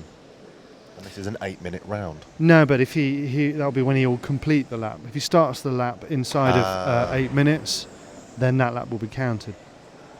I see. I am new to the world of RC. I've been staring at RC timings for 6 months, but I still don't know the ins and outs of the rules. We have more people ready to join the group, and we will induct them when Nick returns from his quest. How many people are waiting? 2 are waiting. Oh, yes. I can see now. We have 2 people waiting, and it's brilliant to have you guys there. You know who you are, and we will welcome you formally and go through the procedure. They look real. The vetting procedure that we have to do. We have to check that you're a real person. If you're a real person and not a spammer, not a person with a pretty lady as a profile picture, but a man, but actually are a man, if that makes any sense. Yes, a real man. A real man. Not a man with a pretty woman's picture. There you go. It could be valid. It could be valid, if the man really liked that woman. Or the man has made a serious life change. Yes, a commitment. A life-changing commitment to taking a different route with themselves, and if that's the case, they are more than welcome to join the group, just as long as they don't offer us loans or various other spammy activities on the group. I don't know about you, but I do feel like this is the alternative commentary that one can get from the red button at the moment. Yes. British viewers may know what we're talking about. Sorry, that was very UK-specific terminology. But yeah, the alternative commentary that could be done by, tuning into a different audio and then source. you get to hear two farmers from Wales discussing the rugby. Yes. It could, yeah. Right, now I'm going to do something. Oh, you've missed your chance. Have I missed my chance? Yeah, you've missed your chance, but you can display the grid lineup now that the next by pressing round this is on. Do I have to clear this? You have to clear, yes, and now then you can, yes. take this away, and let's see And there who we we've go. got. We have 8 drivers.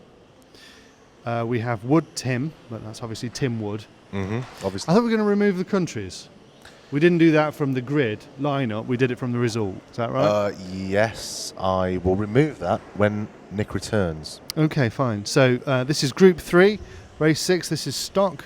This features our own Nick Damon. We have Tim Wood, Manuel Busoli, Joachim Warloken, Helga Johansson, Giacomo, as Frank likes to say, Piovani, Simon Roubaix, Nick Damon, and Matthew Vara.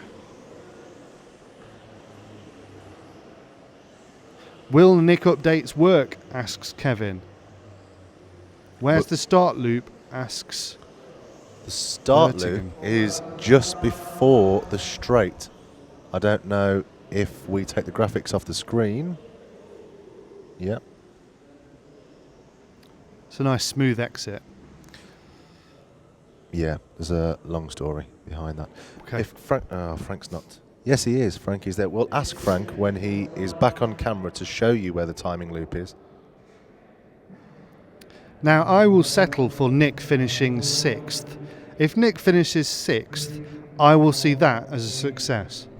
Even if that's only because 2 other people have stopped running. I will see that as a success. So that is what we're aiming for. There is the loop. Thank you very much, Frank. That is the line you have to cross to start or finish your round. In between those 2 lengths of tape. I saw them laying it. Laying it down. We are RC Racing TV, and we are brought to you by Protoform Race Bodies, Zen Racing. We're powered by RC Timing, and we're here, of course, because of EFRA. Go and check out EFRA.ws, and we're going to follow Nick as he exits our shot, hurtles down the straight towards us to the problematic TV turns, into the hot hairpin, down the short chute, into the Zen Racing Z, Proline P, Protoform P, sorry, and back down the straight again, having conquered the Senet S's. I can't remember any of those turns that you've just mentioned. Seriously? Obviously the straight's an Senet obvious one. S's. Down the straight. Down the straight. TV corner. TV turn. TV turn. TV turns here. Through. That's the Hots hairpin. Yeah. Short chute. That is the Zen Racing Z. That's the Proline P. And that's back onto the straight again. A new fastest lap from Simon Roubaix. Manuel Busoli is the fastest man out there. He's got 4 laps. Nick Damon currently in 7th. He's got a bit of work to do. He needs to get past Joachim Warloken. Of course, doesn't need to get past him, but he just needs to go faster than he is. He is. That may involve getting past him. About 1.5 seconds. No, I'll take that back. It's just changed. It's just over 1 second behind the person in 6th. From a best time point of view. I know this isn't a race, this is qualifying. Good stuff. 6.5 minutes remaining.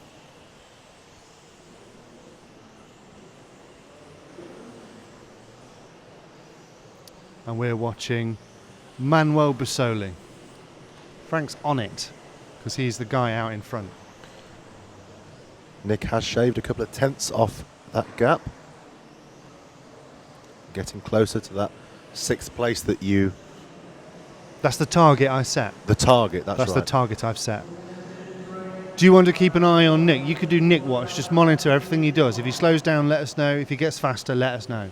Yeah, I'd be happy to. You're it's an Nick honour. Pundit. I feel I need a theme tune. Nick Watch, Nick Watch.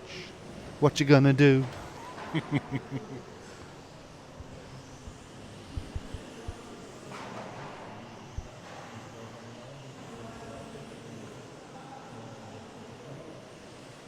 It's Ooh. car 6 of Giacomo Piovani He is that within- we're watching now. Proline P. Sorry, I'm new to commentary. I just cut across you not No, once just but do it. twice Just in a say it. row. Go on. Well, no, it's news in from Nick Watch. Yeah. We're with half a second now Half a second of of the coveted 6th place. fantastic. Roughly half a second. We're watching the home one of the home team drivers, Giacomo Piovani, completing his 13th lap. And now we are watching the orange-tailed, white-nosed car 3 of Tim Wood. Just set my phone off. What can it help you with? Ask it what position it thinks Nick Damon will I'm come. beyond help.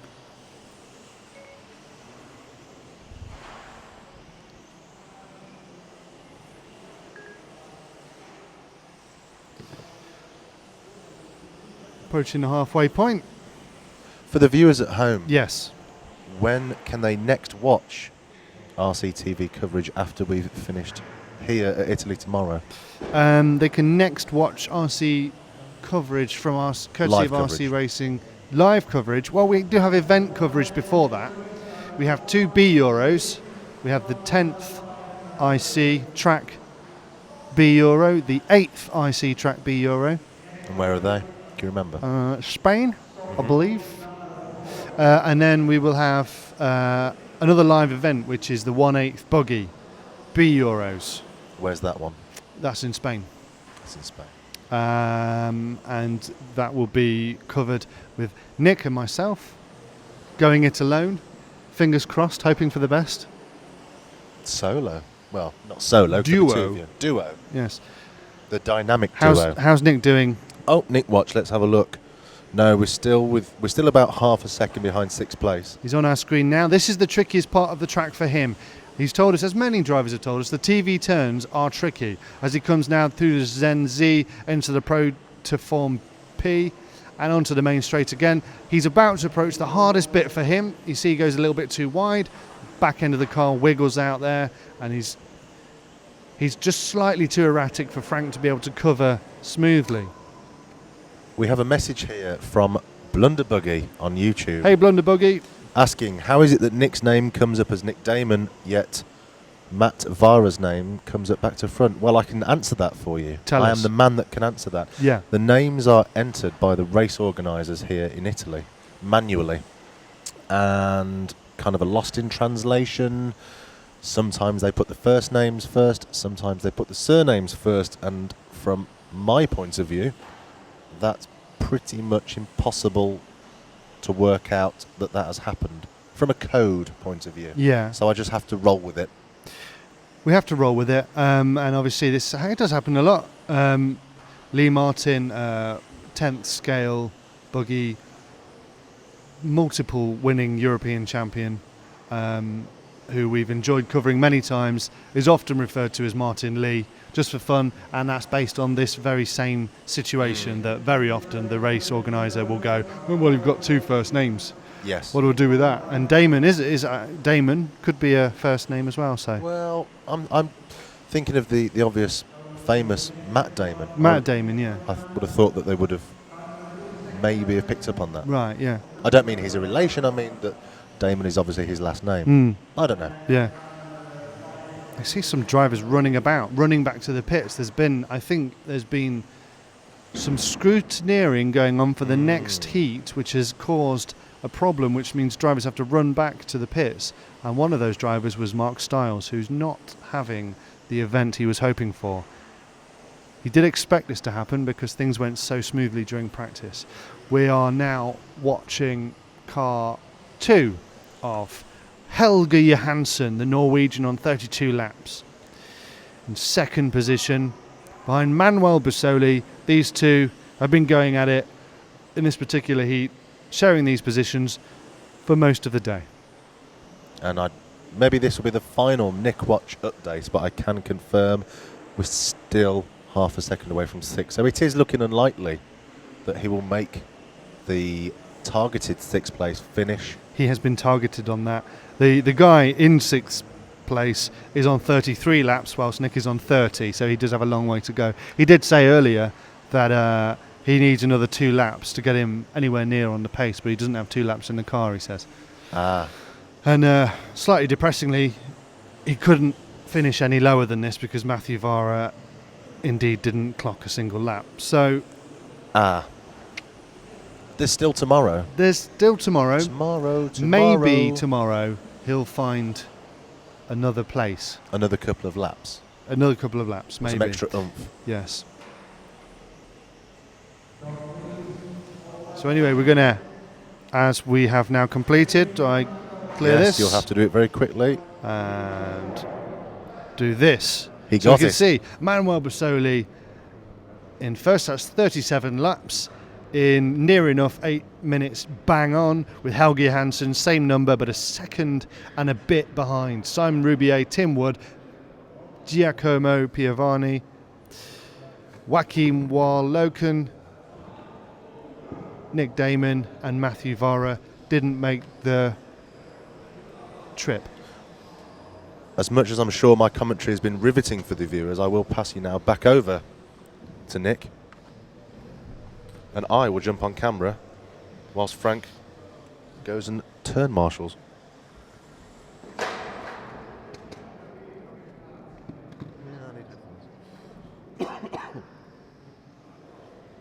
Does that? I know. So here we are. 112 stock class. This is Group 4. As Nick takes his seat lets out a kind of exasperated sigh yawn. I'm going to call that a half sigh, a half yawn, with a bit of a gasp in there as well. As he takes the weight off his feet, hangs up his racing hat for the day. Thank God. And well, it's better. It was better. It didn't really show on the times, I'm surprised, but I didn't actually hit anything at all, and it was only horrible round that corner. Round that corner where you turn. Tend to go a little bit too wide and nearly hit my foot. Or a bit too tight, or suddenly it just turns up its own backside. Okay. But unfortunately, that's about the most that car can do with me behind the wheel. I'm sure with somebody good behind the wheel, they can handle it a bit better, but it was all right. But the times didn't say it was any better, which is odd. Between us, we targeted you to finish in 6th position. Out of 7. But I finished 7th, I assume. You finished 7th, yeah. And obviously with Matthew Vara not running, that was the lowest you could finish. Oh, okay. That's quite good, isn't it, really? I'm in the wrong. I was in the wrong heat to begin with, but it's not good as well as I'd hoped. I didn't expect to win that heat or even do well in that heat, but I didn't expect to be that far off the pace. I think this is made for a better story. Not really. To help our coverage. Do you think so? I think because you know you're I'm losing a very lap. experienced racer, and I'm losing a lap by letting people through. So every time you let people through, you lose half a second to a second. Yes. So I think you're very experienced. I think that this is a chastening. It's been I kind of expected it, but it's fine. I mean, it hasn't changed the final. I mean, it's just if I'd been in a better heat, I'd probably have been 2 places higher or 3 places higher on the grid. That's it. Right.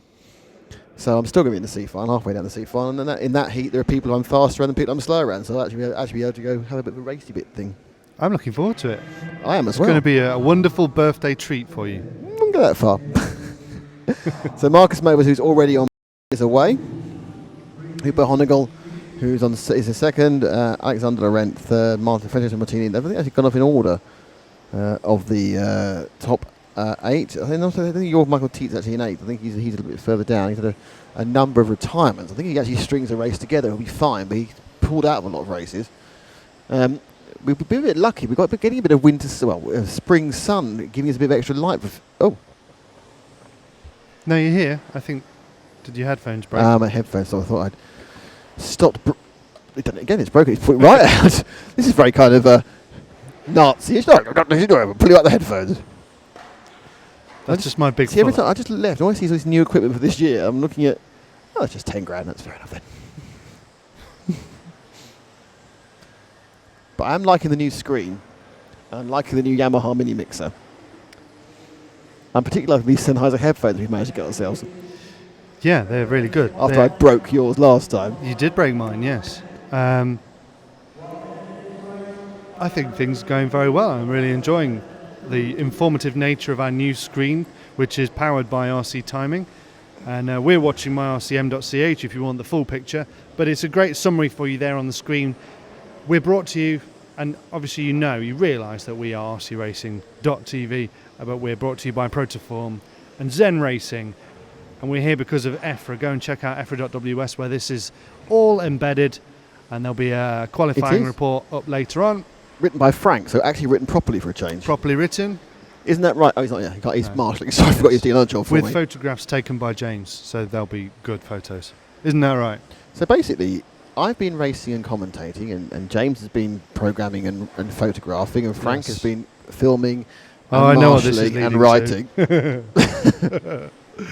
I know what. Nice holiday? Yeah. The only thing I would say is I wished I'd brought some long sleeves. Really? Yes. That's true. Got a bit chilly. I can lend you a long sleeve T-shirt.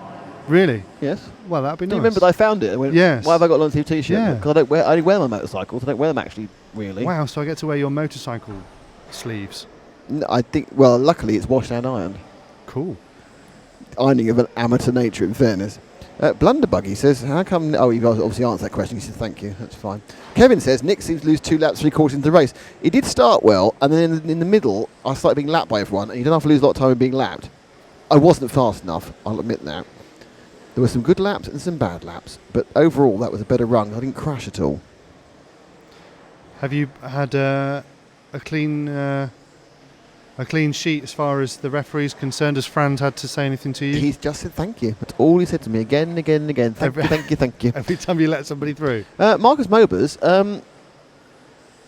didn't bother, just realised, because he already had pole, he didn't even take part. We've missed that. We had 15 laps and 4 minutes, or 3 minutes, and we didn't even notice that Marcus hadn't bothered. Marcus didn't bother everybody. So, Hoopo is going to get a top score if he can win this round. He's currently only 0.2 a second ahead of Alexander Lorette. Now, interesting, Alexander Lorette could get in second place because he's won a round already. He won both the rounds in both classes last thing yesterday, the single round that took place on Thursday. No, it didn't. It was on Friday. But that's quite interesting that Mobers decided not to bother. Well, he needs a lot more time to focus on the modified the class that he's not doing. Styles in on the camera there. Good shot there by James. You've got Styles right in the middle of a sandwich, which is Jorg Michael Teat behind him, and ahead of him Alexander Wren, and they were so close to coming together. Jorg Michael Teat is actually ahead of Stylesy because he's made up the stagger, and it looks like Styles is going to have to let the Estonian through. The wacky-haired Estonian, our Baltic States barber reject. Good. Thank you. I kind of run out of things now. In terms of what? Just things? Alliterations for Jorg Michael Teat okay. and where he comes from, and hair-based product. The serpent-driving, scissor-rejecting star.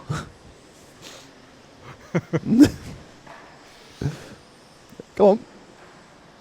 The excellent, explosive haired Estonian. Oh, yeah, I see. Yeah. Where are we going there? I think I'm X-ray. They didn't write X-ray. No, it's very good. I like that.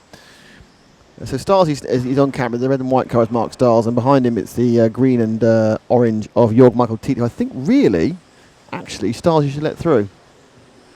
But Mark's not had a good event, and I'm pretty certain he's going to be pretty disappointed with both events at this point. Actually, whilst you were running, he had to run back to the pits very quickly, so I can only assume that there was a problem with his car in scrutineering. Could be. Overcharged, underweight. Over here. So if it's overcharged... You have to decharge it a bit. And can you do that quite quickly? Yeah, because normally you just run it on something, but normally they're not too far over. But there's no real point in doing all the charges. Just sometimes if you try and get it right to the very top of the edge, sometimes the charges aren't quite accurate enough to keep it underneath, which is why they're all tested to make it fair. And the reason they have a voltage limit is to make it safe, because lipos, you overcharge them, eventually go fizz, ping, bang, fire. Yes. And now it's all coming together. And Starsy's lost it out. No, back to Jorg Michael Teat, because they were all trying to get past the green and white machine of Francesco Martini. Oh, and they're saying, dear. where shall I overtake Francesco? And he's saying, any time, any place, anywhere. Michael Teat came off worse with that one. He did. Jorg Michael not having a good one there. We'll be hearing Estonian excuses later. Is he in our hotel? I don't think he is, no. No. No, we have EFRA, and we have Hoopo, and we have pole Mobus. sitter Marcus Mobers. Well, Alexander Laurent is second and a bit behind. Let's see if we can pick up Hoopo, who is car number... Hang on, my friend. I need car number 7. Who is TV turns now.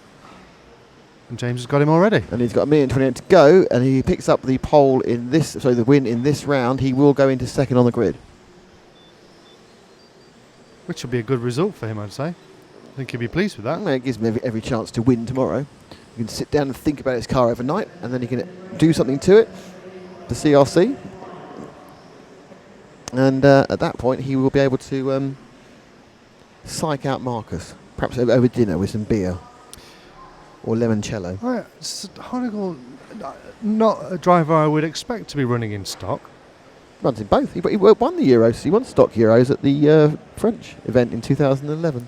Really? There was no event in 2012. You were there in 2013. And he didn't come to that? No one came to that. Well, Mobers did. Simo Ahanimi did. Because obviously yes, it was in local. Finland. But Marcus Mobers did, and the Brits did. Chris Granger. No, he didn't. Mark Stiles. Chris Granger? Not Chris Granger. Chris Kurzweil. You're mixing up your drivers. Mixing up my Chris's. That's Crisis Chris. So Honegal is going to win this one unless he makes a mistake in the last lap. Laurent will be second. And he has won it with a 39.12.579. So I think we are going to be seeing that the overall grid, which I shall try and get up for you in a couple of seconds. Oh, we can have an end result now, can't we, Thing? And we go. It's Hoopo Honegal, 39.8 that we can read. Everyone can read, I'm assuming. And there is our finishing graphics. As you can see, it's the last round of the last qualifier. It's 6 races, round 6, group 4. That's it. That's your stock qualifying done.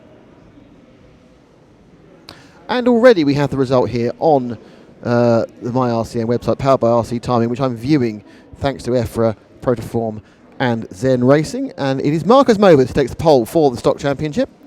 It's Hoopo Honegal who is going to start on second. Starting in the 3rd position will be Alexander Red of France. Starting in the 4th position will be Francesco Martini of Italy. Starting in the 5th position will be Chris Kurzweil. And 6th, Mark Stiles. They are glued together. Vesa Eli is 7th. Helge Johansson is 8th. Jorg Michael Teat qualifies through in that last round, and he is going to be in 9th. In 10th is Simon Roubet. And in 24th place is me. Yay! With my last round counting. That's brilliant. Well, not really. It's about... I'm right behind Montec Man. Montec Man has gone 2 laps faster than me on several occasions. It's good to see. Well, we're now going to go through to Group 1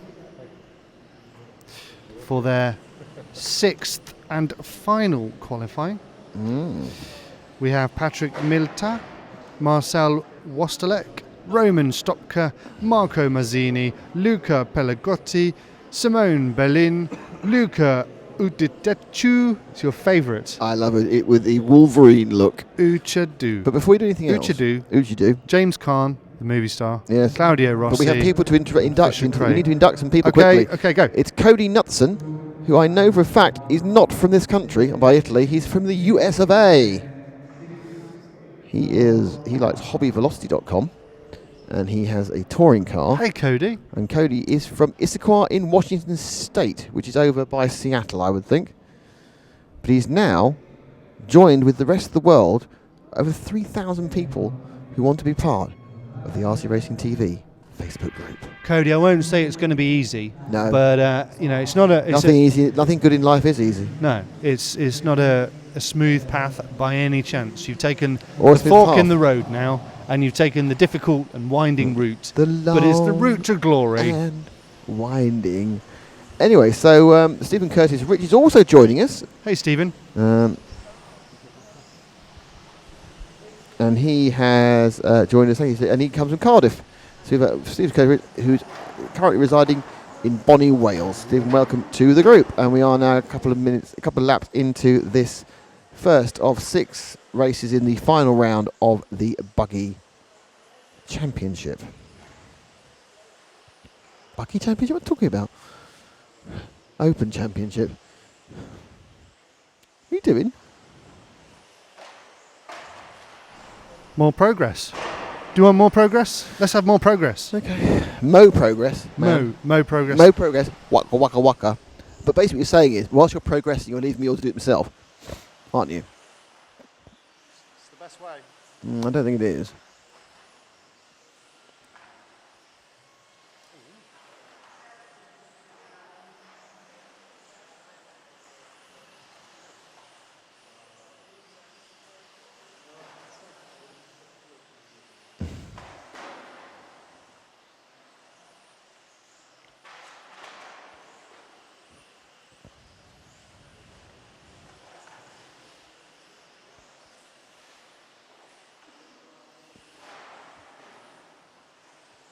There's a lot of pointing and poking going on. I thought I'd leave it there to see what happened. And eventually say pointing and poking. I hadn't said anything for a while, which is quite amusing. So 6.5 minutes to go in this, the qualifying round 6, heat 1 effectively of modifier. There are 6 heats and the light is going quite dramatically now. So I'm glad that Frank is covering car 8 because I can actually read that number. And that is the machine, he says, of Bellini. That's Bellini because Bellini's a type of food. It is Berlin, Simone Berlin.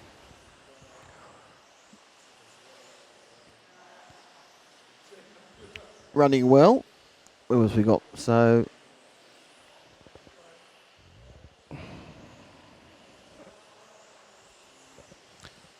to cover someone else, Frank. Just find someone else who, if you know the numbers, even better.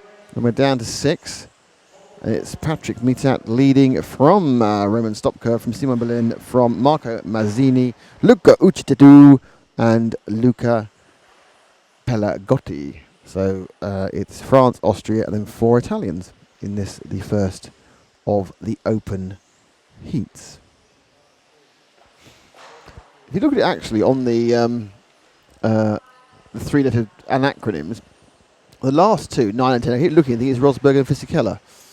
So I'm so used to doing all the F1 stuff, and the 3 letters mean that's what they mean to me. So you now have your 3-letter acronym if you're an RC racer, or your 3-letter name if you are a F1 driver. Now, normally it's the 3 letters are the first is the surname, but not always. And I can think of 2 examples. Pedro de la Rosa, who used to be DLR, Doctors Like Railway.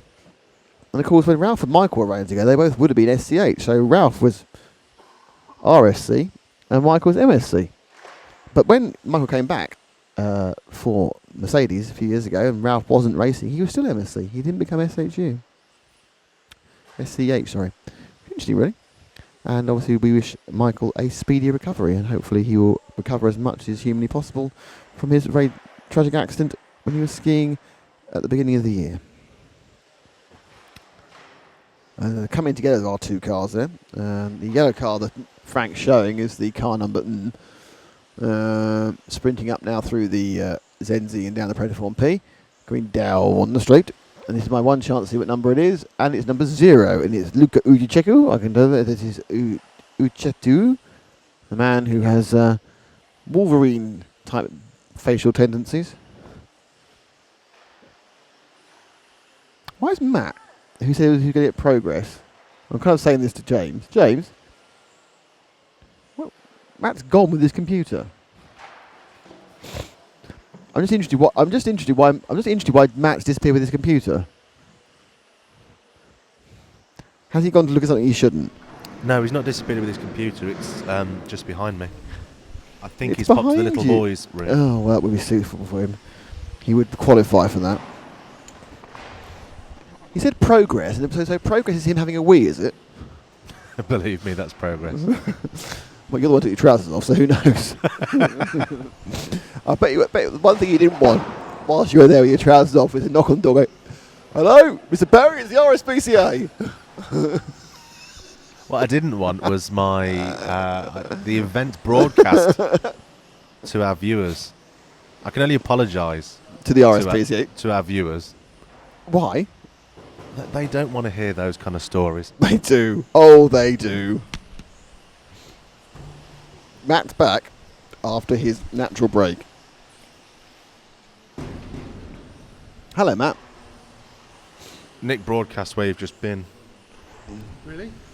Yeah, I guessed it was the little boys' room. How did you know? Well, you said it was progress, though. That's what the progress was about. You go to the toilet. You walked off with a spring in your step. And I returned exhausted yet satisfied. Blimey, that was one other visit. I just washed my hands. So, we're actually at the end now of this first team. But then you kind of opened your computer up, went kind of mysteriously, it's progress, took off your stuff and buggered off, and I thought, what's going on there? And it turned out that it wasn't progress. They're two separate events. Oh, okay. The computer stuff was to give the things that he needs to do what he's doing. Ah. And you use that as an excuse to quit your post. And then mid-commentary. The second bit was rather more personal. Shocking. Oh, look at Uchadu. Uchadu. Oh, how do you think you say that? Uchadu. Uchadu, thank you. Luca Uchadu. Luca Uchadu has retired. We have two Lucas. I know. Pedagotti hasn't retired. He's carrying on going. There's Luca. His name is Luca. Lives on the 7th floor. I don't know more of it. So we're now covering the two green machines. Roman Stropka. Currently running second. As you can see, 2 laps behind Mr. Mill. 30 seconds to go, which Patrick means... Miltat has been definitely in the wrong heat in this one. He should not have been in this heat. Though he has obviously he's benefited the fact that most of the time there's several cars have fallen out. That's what I thought that Robin Kaiser. I think he's been in the wrong heat. Do you? Well, he's just quite domineering. Domineering? You mean dominant? Yes. Domineering is completely different. Wow. Dominant means he's the best racer and doing very well. Domineering means he just kind of bullies everyone into his own way. What was that look for? I can't domineer. You won't take me phone calls. So Patrick Miltat won that. Roman Stopka was second. Simon Bellin was third. Marco Mazzini was fourth. And Luca Pedagotti was fifth. And no one else made the trip. And some didn't even start. Now this is an exciting moment for Frank, 'cause his favourite driver's in this heat. Tom Nom. He allowed the Tom Nom. Stephen Curtis Rich, not content with joining the RC Racing TV Facebook group, now wants to be my friend on Facebook. And who are you to deny him? Well, I don't deny anybody. No. Welcome to, on both counts. Welcome and congratulations. Congratulations. Harry Webb again. We have Robin Kaiser. You've just been talking about Robin Kaiser. So let's see what happens. Cracking coverage from... Thank you, Steve. That's very nice. It's cracking coverage. I'll be watching the finals. The finals, just a bit of advance warning. There's a set of practice finals we're not covering tomorrow. And the finals themselves will start live here, live at... we're going to come on there at 5 to 10. 9:55 tomorrow local, 8:55 UK will be on air for the finals. Are you excited? What time tomorrow? We're coming on air. Yes. At 5 to 10 local. Yes, good. 5 to 10, 5 to 9 UK. That we have to be here 2 hours earlier than that because I've got my practice final. Well, that's fine because that's a big moment for us all. Yeah. How do you approach a practice final out of interest? Or how does one approach a practice final? The only point of a practice final is to get your position on the rostrum. There's no mind games. There's no practicing of overtaking. There's no I'm going to really go for it. Just basically a bit of filler. Not actually sure are they running 8-minute practices? No, they're not. They're running short practices anyway. I think. Around 4 minutes. The practice finals are 4 minutes anyway, so it is just to get your place on the grid. Okay.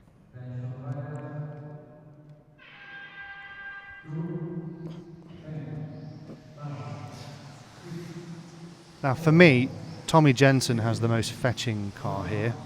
Which one's that then? There he goes. He's off. What? Coming down the end of the straight. What, the pink one? The pink one with the yellow wheels. Number 9. Number 9. Under Frank now. Short shoots. Top speed for Dirk Burr. The thing is, Frank's got his own agenda here. Is he? Oh, yeah, he's another pink car. he's- Whoa, no, that's not it either. He's following the people that really matter. There's all sorts of problems breaking out here. It's a white and orange Oh, car going underneath, and that's goodness me. car 2 we're with at the moment. That's car 2 of Robin Kaiser. You love Robin Kaiser, don't you? You keep mentioning how he's completely out of place in this heat. He In should a good be in way. several different heats. There he is. Fastest lap. Fastest lap of 12.687. Robin now building up some speed. Ready That's to not looking well at all. destroy the opposition. He goes, he's following the bright pink machine you love and overtaken, so you've got a bit of Tommy love there for a second. So he got overtaken by Dirt Bauer now. He's also going with a 12.348. And it is Dirt Bauer. Ollie Payne's doing well. He's in second place. Well done, Ollie. Third now. He did have people on the social media wishing him well, didn't he? He did, you're right. And there's a problem on the straight, which is always a disaster, because some poor marshal has to run around with cars coming towards him at 30 miles now. And do the funny hop and skip. Hoppy tip, yeah. Like the hop and skip when it's coming towards them. You sit there going, I don't want to do that. And it is getting dark now. Yeah. Luckily, we will have finished 2 hours ago for the finals. And all of this will be a memory. Memories like the corners of my mind. Sexy, sexy, sexy memories. Anyway, for the way we were. So it's Robin Kaiser leading, Dirk Bauer second, Marcello Galli third. What are you laughing at my singing? No. It's nearly beer o'clock. Does Frank want a beer? He'll be ready now. Do you think so? Yeah. Are you ready, Frank? Wine, he says. Wine? He's not going to moan all night, is he? He's turning into the Paul of this trip, demanding wine by the litre. And chicken McNuggets to dip in it. Yes. Damn Paul and his chicken McNugget dipping of wine. Happens all the time. Just about destroyed you last time. So Robin Kaiser now has got himself to the front. Dirk Bauer is second, and then it's Joachim Lokenwal and Marcello Galli swapping positions. Ollie Payne dropped back a bit, unfortunately.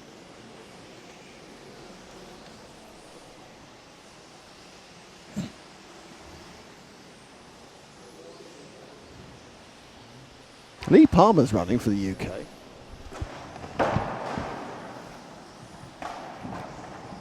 Oh, car's crashed in front of me. That is the 5 of...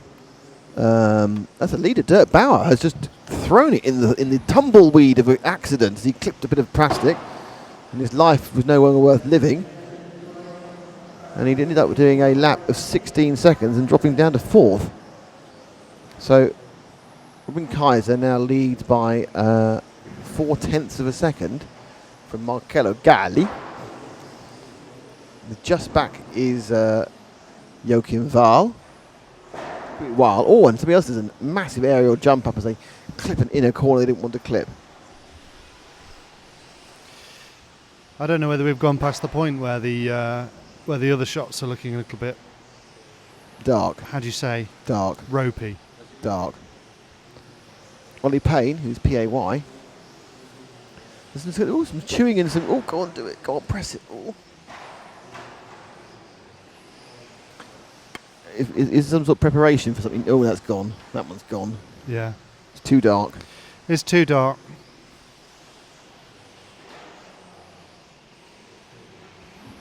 Just to remind you again, not a problem tomorrow. We'll finish 2 hours earlier than this. Just past the halfway point. Robin Kaiser, as promised, is out in front. He's the chief.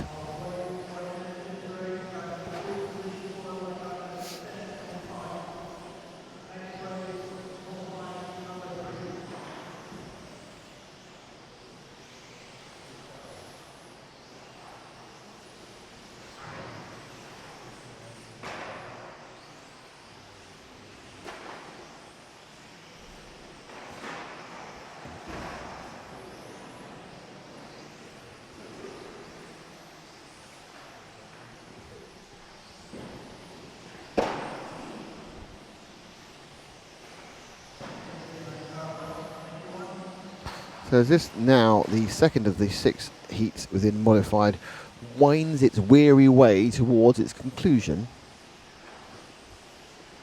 Quite poetic, wasn't it? Yeah, we need to 3 minutes to go. crack open some violins. To crack open a can of violins. violins. Yeah, did violins come in a crack openable case? I don't know. Sort of like an exploding case of violins. I'm thinking of a thing where Yeah. you open Doctor, it. I've got and an they exploding case of violins. And they expand. You know that exploding case of violins is exactly what James gets when he's had tiramisu.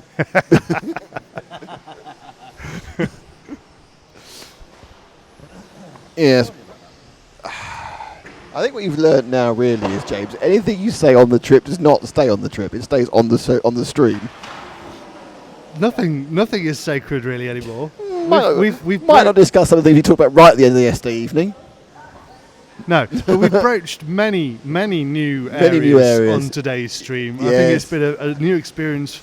Animal on enforcement. So many counts. Animal enforcement, and then covering animals with tarpaulins. Yes.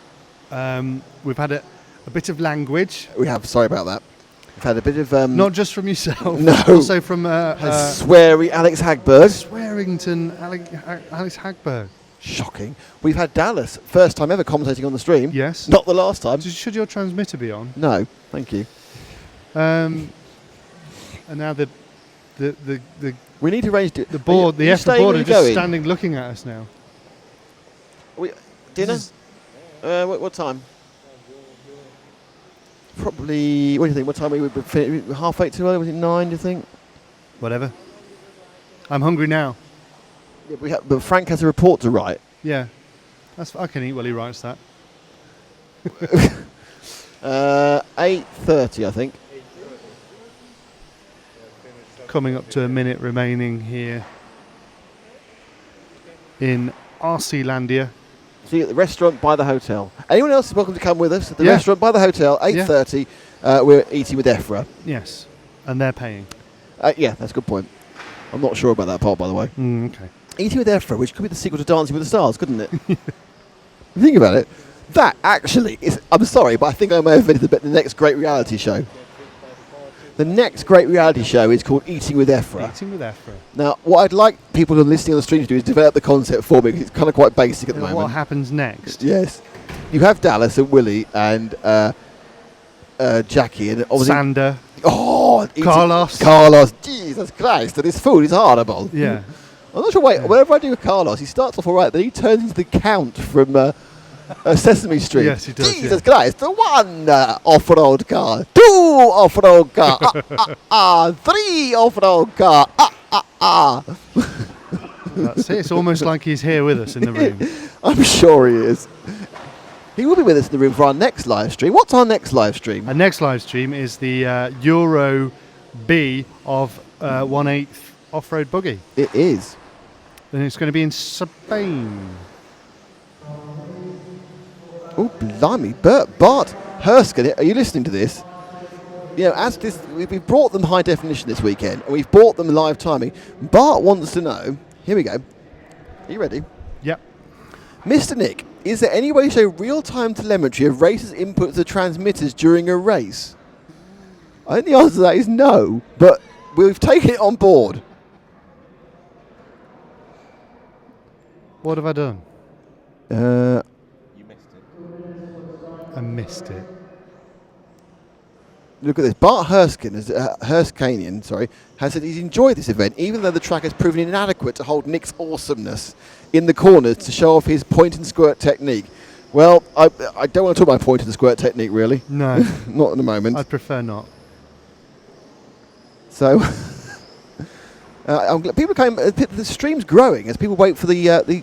We have got an actual denouement to this last round, because either Ollie or Alex can take pole for the championship. It's all to play for. And we have literally. that is coming up in officially. That should start at 11 minutes. So let's say 9 minutes or 10 minutes past 7 local time. 9 minutes, 10 minutes past 6 UK time. You will have that denouement. Someone just crashed their car long before they started in a very thuddy way. Thuggy? No, thuddy.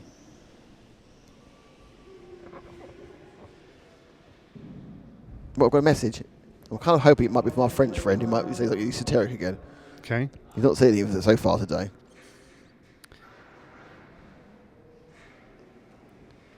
Oh, no, Stephen Curtis Rich saying if you need any shells doing. Saw something out. Yeah. Rather than the Spanish one-can shell you got. Oh dear. One can. I haven't got a Spanish one-can shell. I've got a multiple-coloured one, Stephen. From polepositionrc.com. Normally, though, in fairness, Stephen, I mean, let's talk about the future. Normally, I have a single colour white. Yeah. So I may well be revisiting this message in a much more positive way soon. Ooh. So you've got a new member. Christoph van der Straten. That sounds fantastic. Welcome, Christoph. He is great to have you on from board. Antwerp, so he's a Belgian. He's from Essen, actually, but he's been to Antwerp recently. And he's got a poison arrow frog. Oh, I don't think... This is not a profile that James would like. It's animal infested. It's got 2 small children, a gorilla, not a real one, and a poison arrow frog. Is it poisonous, the poison arrow frog? Well, it's not called the benign arrow frog, is it? It's not called the, let's have a quick joke and a jape arrow frog. Yeah, but what about the killer whale? I think if you're a seal, it's pretty accurate. What about the basking shark? Yeah, it has some. It has.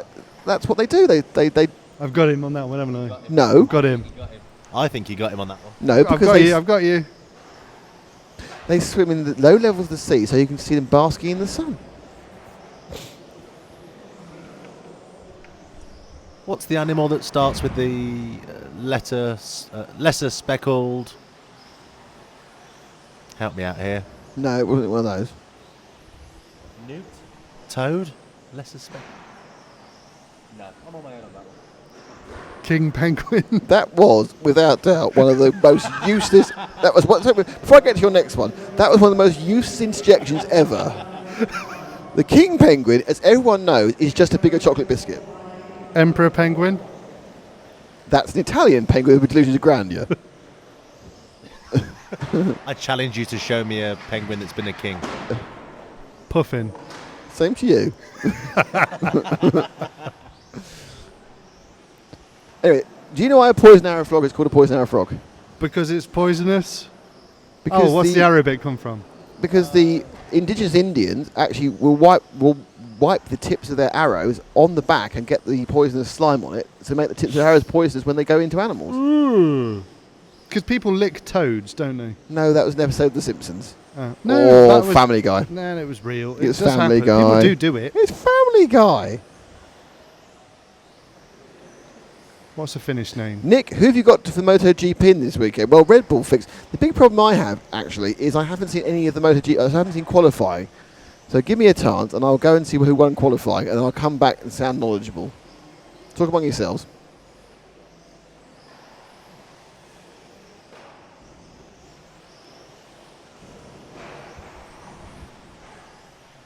No, you're supposed to say something now as they talk among yourselves. Sorry? I thought you were telling them to talk amongst themselves. Oh, you want to get? He's not actually in, is he? No. We haven't actually inducted Christoph van der Straat. We just talked about his poison arrow frog rather a lot. And then there was some more comments coming in, just as you cut away from the comment area. Really? I think it was in the YouTube stream. Yeah, the comment was, who do I think is going to win the... No, is this? Oh, flippy bollocks, hang on. And again. Flippity? Is this some sort of Eurostar in the US? We just start like regular race car. No, it's timed. Good music fan, this is qualifying. So it's just a time start, and everyone goes off at 1 second intervals. The finals are tomorrow, and they'll all start like a proper race car from a standing start. So good music fan, tune in tomorrow, or, because it's quite early for America, just watch the live stream when it's archived. When it's archived, well, you can watch at the end of the day, because that'll be all right. You can actually watch during the day and just scroll it back. Doesn't have to archive to scroll back. Nope. Did it used to? Yes. And that's changed? Yep. That's awesome. Very awesome. What's happening on the track? Someone's shouting. Oh, sorry. Actually, who's doing what to whom? Yeah. Good point. MotoGP qualifying is happening now. You pulled me out again. We're following car number 7. It's that one. Too many tabs. Well, that's what. Chris O'Donoghue. That's what James has. Following Chris O'Donoghue. Oh, there's more. Well, moderation-tastic. We never get this many to moderate normally. I'm very excited by this. Alberto Tedeschi is the fastest man on the track right now with 20 Jost laps. is second. And he is often the fastest man in this Well, actually, particular Claudio Codazzi's on the fastest lap with 12.078. Wow. Good for him. That's a lap. Mark Payne's in third. Chris O'Donoghue's in fourth. Chris O'Donoghue's finally getting a decent run, though we've lost 3 of the cars. We've lost Alessandro Bianchi, we've lost Christian Hovden, we lost Tim Wood, which may explain all the shouting. Aww. That's very nice of Chris Wilkinson from Marday, who's made a comment saying he's enjoying listening to our antics. I think he's watching my antics, which were kind of amusing for the wrong reason. Now listening to our completely, after 9 hours, it's gone a bit random, in fairness. Yeah. And I can't see the focus going back to the last heat. It's going to stay random, probably. You might get your eye in when the top guys are out. I know, I'm saying the last heat, I'll be super focused for that. Yeah. I'm excited by pole positions. But as MotoGP qualifying hasn't taken yet, it's happened yet, I can't really say I'm going to be able to interject anything much regarding the thingy. Who I recommend for it. I'm very impressed, by the way, that we've got. I'm not blowing smoke up our own backsides, but we've got timing working, we've got a satellite working, we've got Frank working. That's fantastic. It's more than you've managed. Yeah. I'm happy with that. I'm not going to argue. I should have been looking the other way when I said that, because I didn't get the reaction I was looking for from Frank. Do you know what? He's on the camera. He looks incredibly serene. You know what I'm going to do? Slap me. I might do a substitution. Well, because Frank's enjoying himself so much. I think he deserves a break. Do you think so? So he could come and talk to you. He for a could while. actually. I'd enjoy that. It'd be nice. He looks very relaxed. I'm just looking, watching him now, and he's going round. He's with obviously he's with the orange car, because that's what Frank does. Yeah. With car number 3, with a minute and 30 seconds to go. He's with no, it can't be number 3, because there's no number 3 going round. Maybe it was 8. It could well be 8. He's not going round. Hang on. What other numbers it's look got like dark 3? 9. It's 9. It's the leader. It's Alberto. You should have known it was Alberto. But Claudio Codazzi has once again got the fastest. He's gone sub 12, 11.964. Blimey. Sub 12. So yeah, I enjoy listening to your chats with Frank. So I'm gonna go up there and listen to them while I operate the camera for a couple of heats. How's that with you? That's fine. There's only 3 heats to go. Well, there we go then. That's it. Frank can retire for the day. Can't retire Frank. If we retired Frank, what would happen? Frank's got to write a report. Actually, Frank should start writing his report now. Fine. He can do that one. All right, you're on your own then. What, for 3 heats? It's 15. No, it's not 15 minutes. Half an hour. I could talk about anything. I could have us off the air by then. Do you want me to? I could operate the camera and have a mic. Really? Yeah. Do you want me to do that? No, it's all right. Go on then. I just want to see it happen. Fine. How much fiddling will that take? You use this mic, not a lot. Oh. It's all very exciting. You're going to tune it into that one? Well, I shall swap myself over then and turn this off. So, turn it. Hello. Mute it. Just mute it. You don't want to broadcast the same frequency, do you?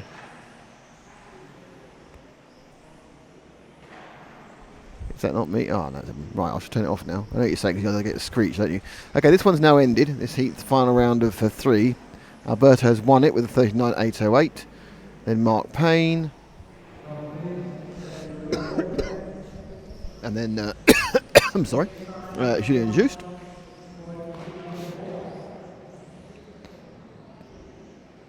Right, now you change the publishing thing. So you then do that, and then we then do that. Let me take that one off. That's sexy. Did I catch it in time? So, as you see, Alberto Tedeschi won. Mark Payne, brilliant run by Mark. Fantastic stuff for second. Julien Jost is third. Claudio Grazzi is 4th. Chris O'Donoghue is 5th. Alessandro Bianchi is 6th. Christian Hovden is 7th. Tim Wood 8th after a problem. There's more swapsies going. Oh, more swapsies going on. And still broadcasting. I've been pulled out again. Honestly, there's no end of wire tripping over going on. Oh, I've been joined by the man himself. The man. Though there's no microphone for him, so I don't know what he's going to do.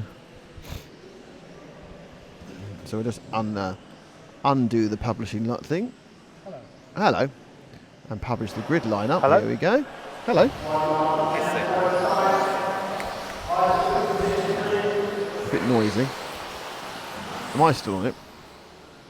Yes. 1 2 1 2. I think you need to turn me up slightly, actually. No, I know what the problem is. Do you? Yeah. Okay. He knows what the problem is. Hello. Hello. That's better. Oh, there you are. There I am. So now we have. I can't hear you This is yet. the ultimate of multitasking. Is we're going to have. Frank's Matt. vanished. Where's he gone? Has he gone somewhere? That's like a miracle. He just disappeared. So let's take this off, and we have the incredibly fast Jacob Zundel in this one.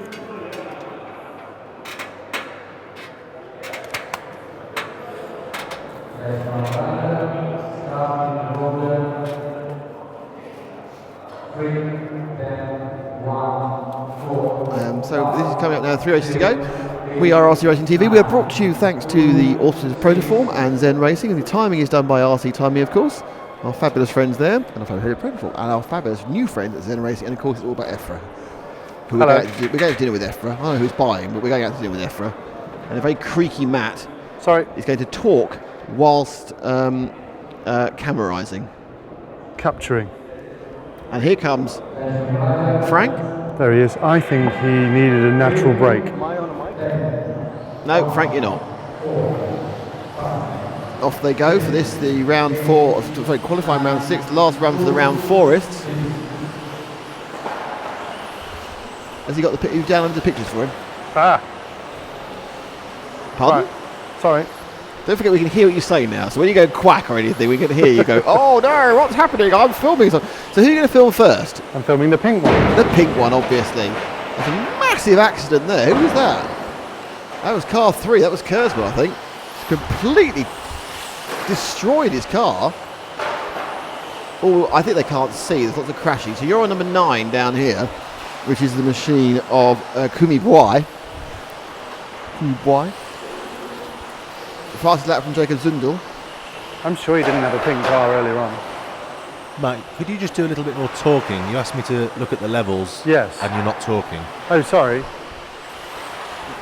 I'm following the pink car going down the straight into the TV turn, into left to the right to the Hots hairpin down the short chute, into the Zen Racing Z, into the Proline P, and then he goes back through the Senna S's back onto the straight, and he's already back to where he was before. And we've already lost off camera. Jacob Zundel's gone. Blimey. Matt Farah's not taking. I think Matt's got problems. Is Jacob Zundel, is that the guy who was incredibly super fast, and he was super crashing? fast, and he crashed, and he broke it. So Zundel's out. Matt Farah and Georg Michael Teat did not take the start. In fact, Farah's missed a few of the last rounds of qualifying. So I'm wondering whether he's not feeling very well. I'm going to go investigate that. So all this excitement is leading to one inalienable conclusion that we're going to film Vesely. Well, Vesely is leading. He's first. He's one of the men who drives his own car. One of the men who can't really. We all drive our own cars. He can't drive someone else's. No, but it's a car he built himself. Yes. So he's one of the few men that has to blame himself or blame the car and decide which one wants to blame. Well, he can either blame himself, the driver, or he can blame himself, the manufacturer. Yeah. Commercially, he's probably got to blame himself as the driver most often, hasn't he? I don't know, really. I mean, it must be quite hard if you're trying to blame yourself and you're not sure which part of yourself to blame. It's like an old sort of reverse schizophrenia. I like Finnish car designers who are also drivers. They're very entertaining. So who else do you have apart from Fazer then? What about JQ? JQ. See, 2 of them. So yeah, JQ he's entertaining, but he's incredibly entertaining. So he's Marmite. So you think he's great then? Because it seems that there's two camps of JQ. Really? Lots You could possibly not think lots of JQ is people great. lots of people don't like him. Americans don't like him because he's a bit anti-American, isn't he? Well, he's a bit liberal. Well, he's a bit Finnish, basically. He's got a fantastic sense of humour, and he's a very strong personality. And he can get grumpy as well. He can get was very grumpy incredibly in France. But that comes with being Grumpy. a Chris personality. Kurzweil fastest lap. Where is he? 969. Well, he's but down in 5th actually. Oh. Vesser's winning quite comfortably by over 0.2 of a second. Well, he's not been having it all his own way, has he? And Helge Johansson, who's obviously in my heat in stock, well, not anymore because he's in a massively higher final, obviously. He's whizzing along in 2nd at the moment. Luke Burley's in 3rd. Kai Altman's in 4th. As the inexorable rise. Oh, do you know what? We're getting a big rise in people listening. Of course we are. So, people are wanting to watch the stream because we have got a shootout in about 10 minutes' time for the pole in the 1/12 European Championships. But How one am more I heat doing? after this. What, for talking or filming? Well, this is Chris the thing. Kurzweil has the fastest lap. Well, we need to follow someone else, really. Just following one car around. I mean, I couldn't do it, but some people could. Well, look, I'm not a brilliant cameraman and I'm not a brilliant talking man. I'm just wondering if when I do both at the same time, Have you just said that? So I go, no, don't be silly, Matt. You're great. No, oh no, you're great. No, it's not like no, that. you're lovely. It's not like that. Oh no, It's don't not stop, like that. stop messing about. I'm doing both at the same time. I'm filming and I'm talking. I'm wondering if they both suffer or if somehow they Is there both anything improve. else you reckon you're better when you're doing something else at the same time? Yeah, you know, people that stammer. Yes. It's an affliction. It's a terrible thing to have. But Yeah. when they sing, they can actually Yes. talk. But what about you though? Maybe when I operate a camera, I can talk. Is it like that you are better when you read a book and eat macaroni? I'm terrible at reading books. My attention span just doesn't last long enough. So, However, go on. my pain threshold is better because I've got a very low pain tolerance, i.e. I'm a complete wimp. No, we knew that. Carry on. Well, like if I had to pull a plaster off or something, I would be much better at it if I did it while I was running. Blimey. So, say for instance, if I was going to have an injection or something, Yeah. Ideally I'd have it on a treadmill. While I was don't running. know of many doctors' surgeries that offer that service. Well, I'm with Boopy, you see. Oh, it's all coming out now. Mr. Middle Class. Oh, you know, with your bath and your path, but oh no, it's also Bupa, darling. Bupa. I say, look at my private health care. Newsflash, I'm still covering Vasily. Yeah, So just show someone else. Just All drop right, back. fine. Find the white car, which is Chris. Got him. And you don't find that. You go for a bit, but actually you need to be is car 2, Right, well, let's which is just have a Helge bit of Johansson. Have wiggly. Chris, have Chris for a second, and I'll try and find car 2 for you. It's not car 2. It's completely rubbish. It's not car 2. Don't listen to me. It's car 1. So that's Chris going round through the Hots hairpin, and then now there's he's hit it's that clipped twice, it. I 2 laps in a know. row. Drop back 2 cars, and that's Helga. 1. No, you haven't got that wrong. No, I haven't. I got it wrong, I mean. With 2 cars behind, white car, coloured car, Helga. So it says the car behind Vesa Ely is Helga Johansson. Who's this? Who's this? That is both of them. Is And this the who you second want? car, yes, yeah. That's our Norwegian friend. And he is currently a massive 1.4 seconds behind Vesa on the clock. And he's just zipped through, so he's going to start moving away ahead of him. So Helga is looking good to win this one.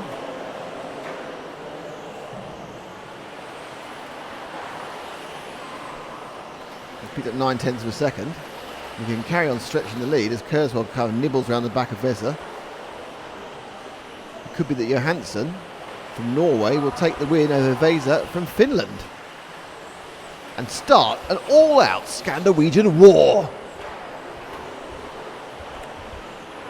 What's that boat that they go on? There's a boat where you see where you go from Denmark to Sweden, or you go from Finland. Oh, to this party boat thing the you party found out boat. before, yeah. When you thought you were going to go and do the Worlds in Finland, Vasa, Finland. Yeah, you said I want to have 3 extra days off to be on this boat. Yeah, where it's like just drunken debauchery on this really, really rocky boat that goes through the seas, and it's just like everybody being sick everywhere. But it turns into like a massive, massive rave. Is it rave or orgy? That's what I was thinking, but I thought I wouldn't say that. I thought I would self-moderate. Really? Yeah. When did that You've not been doing much of that today, have you, Nick? I've been I'm in race mode. Well, yeah. I'm just out there doing it. We need to advertise this stream as at least PG-13. Okay. Well, usually we're pure family-friendly. We are, and Helge Hansen has won this one. Hansen takes the victory. As I press a button A, done that, and I press button B, and then I press button C. I am king of the graphics. Can you hear me? You. Yes, I can. You can hear me. I need some batteries, I think. Why? I can't hear you. Oh, we're a bit short of batteries, actually. Right. Hang on. Can you do a battery run? The transmitter to me needs batteries. The transmitter to me needs batteries. All right. Okay.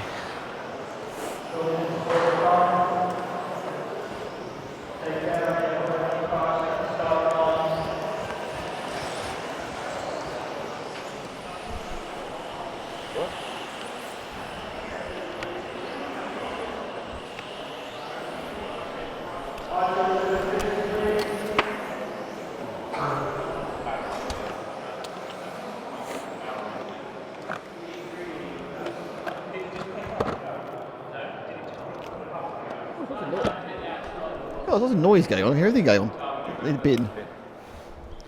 So we're now up to the penultimate heat of the day. Can you hear me? Yes. We have Dominic Vogel. Vogel. Dominant Vogel. Oh, God. Oh, someone's changed the graphics without me even noticing. That's magic. It's not really magic, is it? It's just kind of stuff. Could it be magic? Only if you're in a thing. Could it be magic now? Oh, YouTube on the calling.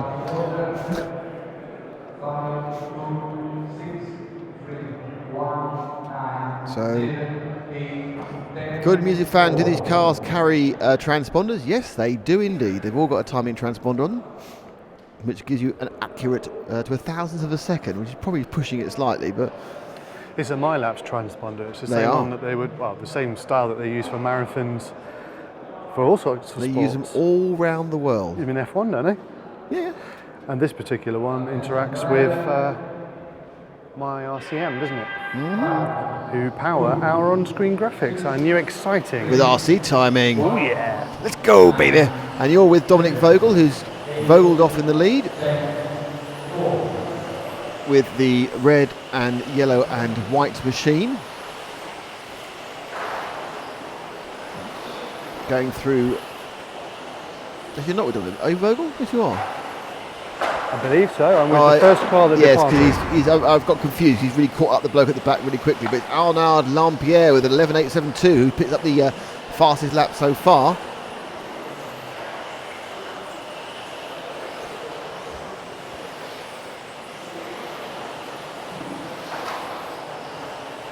Oh dear. What? What's shocking? No, it's the handling one of the cars. But interesting, the car ahead of him, which is car number, don't know. The red and the yellow one? Yeah, I think that's Dino Stadler, I think that is. He's holding on quite well after losing a big amount of time almost immediately. How has the track changed over the day? Has it at all? Or can you not tell because your car's just so erratic? You wouldn't even know if you were driving on the sandy beach? No, it hasn't really changed massively. It's got a little bit greasier as such. I think the ultimate speed's dropped. I've stopped there. You can use a lot less additive, but it's my car has been poor. You've been using the wrong additive anyway, haven't you? The wrong additive in the wrong way, for the wrong amount of time with the wrong people. It's been a terrible, terrible disaster. I think I've made a terrible mistake. Good reference. Thank you. So can I film somebody else yet? Yeah, of course. What, are you going to choose or am I going to choose? Tell you what, I'll choose, and I can get the number first and then choose. So it's the car I like Daniel Sieber, who is car number. Oh, no, Dominic Fleischmann's going well for the first time in car 6. I don't know which car 6 is. It's going down the straight now. It's one of those 3 cars right around the corner. I have no idea which one it is. I'm going to guess it's the final one. So you're going to have to look on my behalf. It might be. Yeah, I'm looking at eyes. I think it could be the orange one. The final It's the orange one, yep. It is the orange I've got one. him really spins out at the end of the straight into TV turns and the hot hairpin. No, that's the wrong orange one. It's the orange one ahead of that. So it's the car now, about to go the hot hairpin now. That's Fleischmann. It's hard to explain to people who aren't here, but it really is quite dark. And these cars are going very fast with yellow back numbers. It's really hard to tell who they are. And up the back side of Fleischmann, I think it's car 5 of Vogel. No, it's not Vogel. Oh, there's been an accident. They've found themselves, and that's a nightmare. And Fleischmann exclaims with his glowing Yokohama sweatshirt glinting in the sun, or the fluorescent tube, and he steps back, shouts as he's taken from his perch of perfection and into the barriers. Did he stick his tongue out? He looked particularly upset. His tongue is out. Yeah, there's a lot of tongue action going there. I saw less tongue action in that film on Channel 531, in fairness. Channel 531. Matt Varra, who hasn't taken part, does not look well. His car or him himself? No, he's missed out on a couple of rounds. He's still marshalling. I get the impression he's not a well lad. He's had a bad calzone. Bad calzone. Bad bruschetta. It sounds like the Italian way of displaying a dog, doesn't it? Bad calzone. Bad calzone. Mascarpone. Mascarpone. Which is essentially blindfolding a small horse. And now on Name That Stereotype, Nick and Matt will talk rubbish whilst filming stuff. Maybe go with the orange car. We can drop back somebody else now. I don't know who. Try this car 8, which is going around you in front of you with a hot hairpin now. It's blue. It's got a blue tail. It's going into the Protoform P now. It's car 8. It's Adam Walker Catchpole. There he goes. Adam Walker, who's not really gone as well as he'd thought to do. But Adam's been doing particularly well at Nationals. He's been top 5 and top 3 at British Nationals, but it's just not his day. Adam, of course, normally a 1/8 track racer. Remember seeing him interviewed by you at the Bees. In the Netherlands. In Netherlands. At the... He's got a spinning out problem as well. Barn the door breakers or something. I get the something impression the barn breakers. I get the impression that there's a few people really going for it in this last round, and hence the reason there's some real big crashes. Nothing to lose. Can I make a little bit of a suggestion, even though I know it's really hard? Go on. You need to give a little bit more space on the right-hand side, because you're filming them like you normally do, which is brilliantly, but of course they're driving occasionally into the timing. Oh. Okay. I'll just try and pull out a bit. No, I love it when it's close, you know that. Not so keen when you're close at night, though, because you snore. Yeah. Everyone's now going, ugh. You can hear me through the wall, can't you? I can hear you through a different time zone.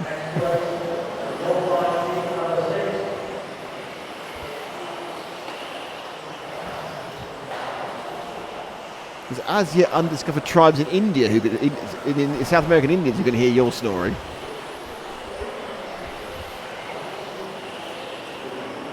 I'm not the biggest snorer on the team, though, am I? Am I? I thought John Hindhoff was the worst snorer. I'm not sure. It was a pretty, not last night, but the night before was a pretty damn impressive performance, I thought. So anyway, we are now just 2 minutes and 10 seconds away from the end of this race, which means we're getting closer and closer and closer to the final, the denouement of 2 days of qualifying and practice. Who will take pole for the Open Championship? We've laughed, we've cried, we've seen weird shoes, we've seen big hair.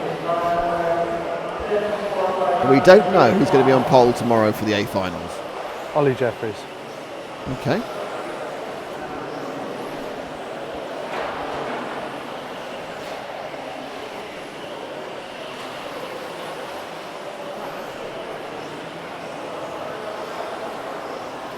Because we're used to seeing Ollie Jeffries win a lot domestically in the UK, and we're used to seeing Hagberg being there or thereabouts but not winning.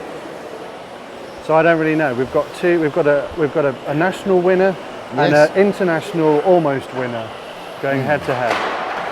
It is. Alex Hagberg actually hasn't won a European Championship, has he? I wouldn't. He's been close. He's been a lot closer than other Swedish racing drivers who have full-time contracts and always come fifth. Oh. Yeah, Victor, but they're all very stylish. Aren't Victor Vilk. They win in the cool stakes. Victor Vilk did win, of course, the Reedy Challenge, didn't he? The Reedy race a couple of years ago. So Alex Hagberg could be on the cusp of winning a European Championship. But so could Ollie Jeffries, and neither was one before. And either way, Mario's going to be very excited.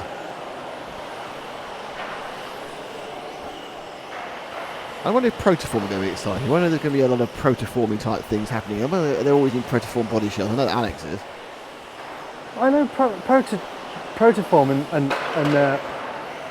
and their sister company have Twitter parties. Now, what exactly is a Twitter party? Is that when you invite lots of birds around?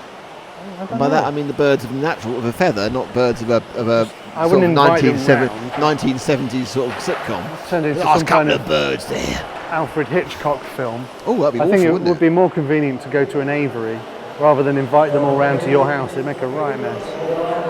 Where would you go to an aviary?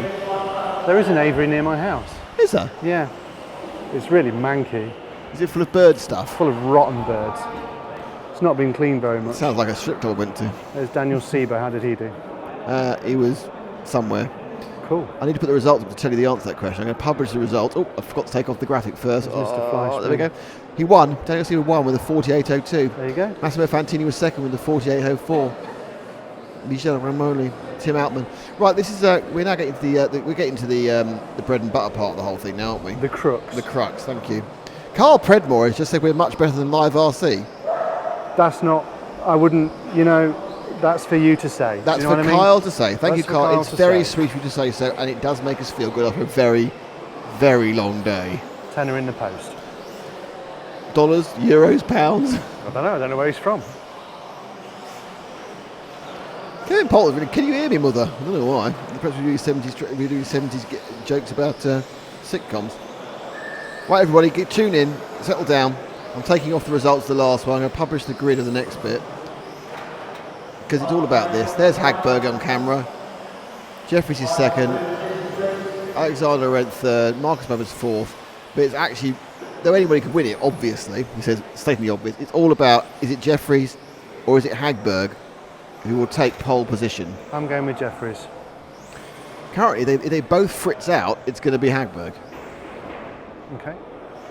So I'm going to clear that. I'm going to clear that. You clear that. I cleared the wrong thing. I'm going to clear that. I'm going to put that back up. I'm going to put that in. I love the way they fly in those RC timing powered James Parry written graphics. I love things that fly in. Yeah, I don't like the way they exit. They just vanish. Oh God, dear. It's all got very. He's not listening.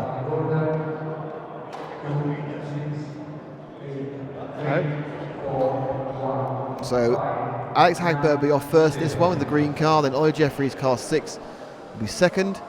Then it's Alexander Lorenz in third, before Marcus Mobers brings up fourth, then Juho Levonen, Simo Animi, Huber Hongo, Mark Stars and Timu Saarinen. But it is about those two cars you can see at the front to the left and the next one, the 2 and the 6. Hagberg, Jeffries, both on the X-Ray. He's off. Sorry about that. That's all right. And what we saw before is that Jeffries' car is a bit iffy in the first lap, and as lap 1 will be ticked off by Hagberg in less than a second, and we get the score of 11.9 and a 12.2. So Jeffries immediately 0.3 of a second behind. Everyone dutifully follows round. Hupo Honigel actually goes second overall with a faster first lap, but they've got to work it up. We know that Jeffries is not, he's visibly closer on the second lap as Saarinen gets out of the way of his fellow Scandinavian, but they've both gone through, and this time it's a stretch lead. Alexander Lorenz has the fastest lap at 11.797, but it's about Jeffries and Hagberg, and currently Jeffries leads, Hagberg is second, but that changed instantaneously, and Hagberg now held Jeffries by a 1/10 of a second as they go round to complete lap 4. So there's Hagberg. Let's let Jeffries get in the shot and take Jeffries. And Hagberg has the fast lap, the 11.6 flat. Jeffries needs to be within a second or so of Hagberg, and at the moment, as you can see from our top right light, RC time is scoring, they are within 7 thousandths of a second of each other. Through the Zen Z, Protoform P, bit of traffic dispatched, and that's the traffic that is Mark Stiles by Hagberg. Jeffries now, we get next to take his fellow Brit. Stiles will be very aware that Jeffries is on a charge to try and get pole and needs to get out of the way, and he does. Jeffries comes through, and at that round it's now up to the lead. No, Jeffries now takes the lead by 7,000 second himself, so a change of 14,000 second to see the lead change on that lap 7. Jeffries, slight mistake there, took it too tightly, the entrance to the centre S's. And again, clips together. It's 2 clips in the last lap and a half. I don't think he lost too much time that second one. He came in very, very tight at the TV turn. Again, a big swoosh. This has not been a good lap for Jeffries. And Hagberg goes through this time round at 11.8. Jeffries goes around, well, 11.8 as well. So close as it is, but it's 4/10 of a second the advantage to Hagberg. And it's getting quite dark now as Hagberg comes to do so. Oh, he was taken out. Saarinen, he's got away with it. He got hit, but Saarinen had an accident. Hagberg got hit, but what could have been an absolute disaster, luckily, in the unluckiness as such, bounced off the barrier and was able to get going again. Jeffries makes up a big chunk of time, takes the lead, but the actual damage was only about 3/4 of a second, perhaps even half a second of what looked like a major accident. Hagberg now settles down, but needs to drive hard and fast if he's going to pick up those few tenths of a second. Jeffries also needs to look at, but and a mistake there by Jeffries, which is going to cost him that lead again. And he just got that switch back, the short shoot slightly wrong, fishtailed through as he tried to take it at full speed, and Hagberg takes lead again by half a second. That mistake looked far more innocent than it was, but it took him half a second just by fishtailing out there. Saarinen now back. Saarinen really is having a nightmare. And Jeffries is falling back, and it's Hagberg now, and I think actually Alexander Laurent is getting close to picking up the time. And in fact, Jeffries, that half-second mistake he made, dropped him down to 4th. So it's Hagberg, Mobers, Ananomi and Jeffries. Hagberg 11.5, fastest time, and Hagberg makes a massive mistake. And that is going to be missed the start of that. We had that on camera when it happened. Yeah, we have it, and we spun out. And he spun out. I was too busy looking at tyres, but Hagberg now on the recovery. But the point about this is that Jeffries still has to win this round to go past Hagberg, but it's actually Animi and Mobers, and Jeffries is in 3rd. So we follow Jeffries then. Yeah, so Ollie now about to go through the Zen and through the Proform P now, up through the straight. But Jeffries' car does not look good. He's got a bit of wacky, wild oversteer as he turns round, and I'm not sure he can beat the others, because he has to beat Animi, and he's 2 seconds behind him, and also Mobers, who are actually within a thousandth of a second of each other. So Jeffries needs to find a lot of time, because it's actually not him who's at Hagberg dropped away. A big accident in front of us again. Who's that? That was Stiles. So the fact is that Jeffries' car is not, and that's a mistake for Jeffries. That's probably almost certainly going to mean that he's not going to win either, which means we go back to the situation where it's going to be Hagberg who takes it. Hagberg's out. Hagberg's withdrawn from the race, so there's nothing I can do that's any better, and Hagberg sits there laconically watching the cars going round, but Jeffries in 4th and needs to find 3 seconds on Mobers in this half of the race, and he's actually being harried at the moment, and he's actually let through Levinen. So Jeffries has not got the car right either. So both of them in this shoot or bust final round have not set their cars properly, which should mean that Hagberg takes the pole. Be interesting what happens as Saarinen drops out as well. Levenen's right at the back, and more Jeffries problems for Jeffries. So let's go and find our winner, or leader, sorry, which is and Jeffries retires. So both of them retiring an anti-climax of this race. Both our top are potential. So who are we looking for? A-main. Let's go so we can find Marcus, who's currently leading in that. Who is he? So with 2 cars out, and a big spin down the straight for someone. That was Levinen. So where's Mobers?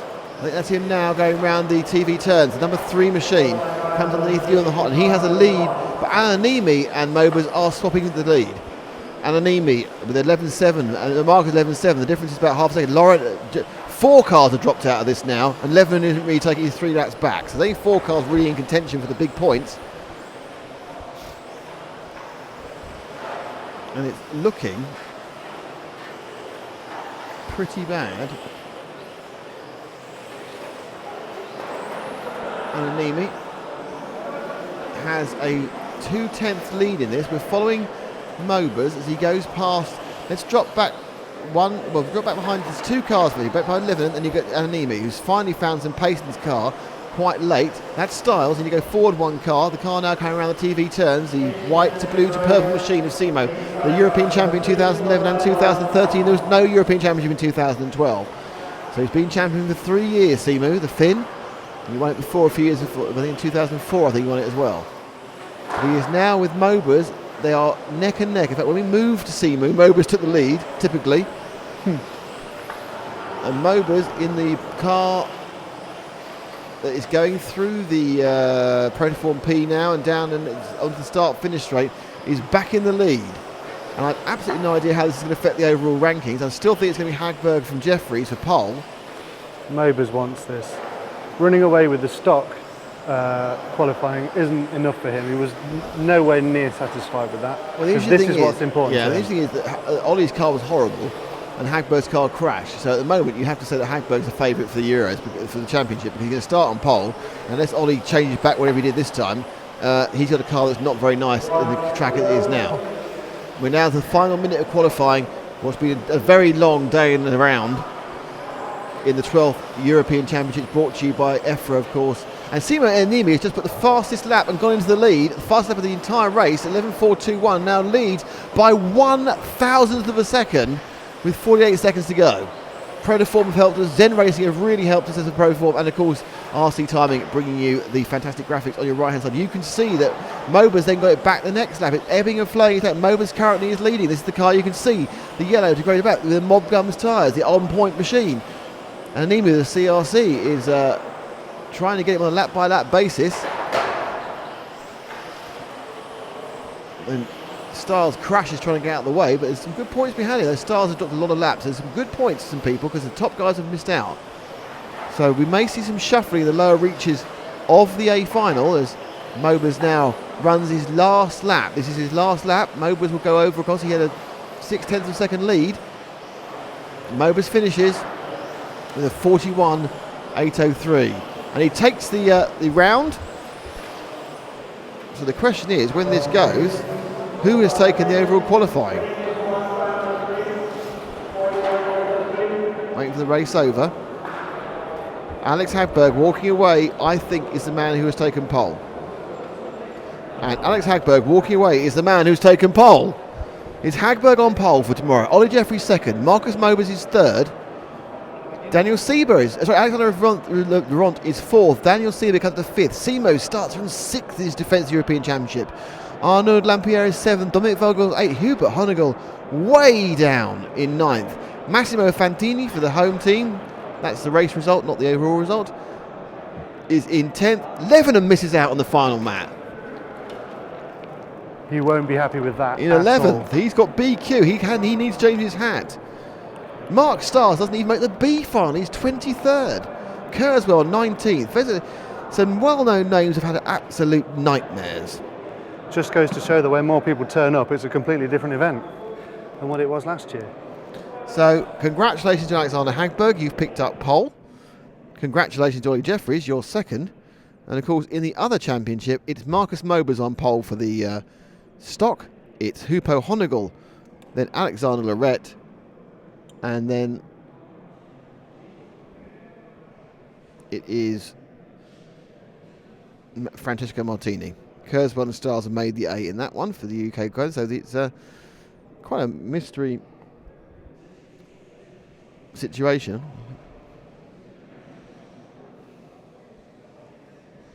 So yes. Oh, you're back. Yes, I'm back. I was offering you the reporter's. Oh, thank you. Why is that then? So I can go and operate the camera when you. Is there anybody around who we can talk to? Let's go to some talking to.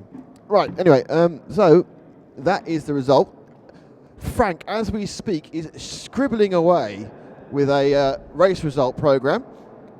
I'm walking along for a chance to talk to some people just before the end of qualifying, before we go off the air after 9 a bit hours of broadcasting. It's ridiculous. Is Mr. Hagberg around? It's looking like no. So, Ollie, just to grab you a quick word. What did you do? Don't do it again. No, I hit something and I don't know what I've been. But then they got bent, so then I couldn't get around the track basically. Yeah, the car looked okay in the middle, but then suddenly it just went very bad. I mean, I was wondering whether you made a setup change, but it was just it was an accident damage, was it? Yeah, I mean the car's okay. It's not perfect, but whatever I bent made it undrivable basically. Starting from second, so still everything to play for. Yeah, sure.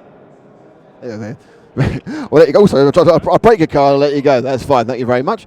Now I'm going to have to bring Mr. Styles in. Mark, come on. Mark, let's talk about the stock first. As that's a good. You're sixth-ish. That's not too bad. Now let's talk about modified. What's happened? It's been a bit of a disaster all round, to be honest.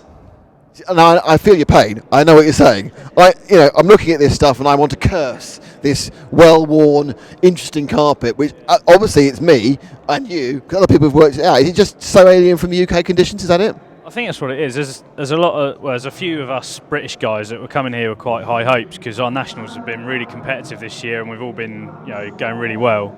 And we've come here and just struggled majorly, just with the balance of the cars and getting them to do an 8-minute run with a nice balance and feel to them. Generally what I've found is that I can make my car feel nice to drive, but it's slow. And to make it fast means making it really hard to drive, and I've just struggled.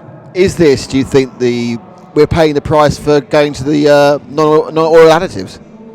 Well, we've seen this kind of thing before. With the Worlds in 2012 and the Euros last year, where the oily additives and the carpet was oily and had a lot of touring car rubber in it anyway. So we didn't start off on a great foot to begin with, and I think it's just deteriorated from there. So everyone's struggling just to hold on to the cars, really.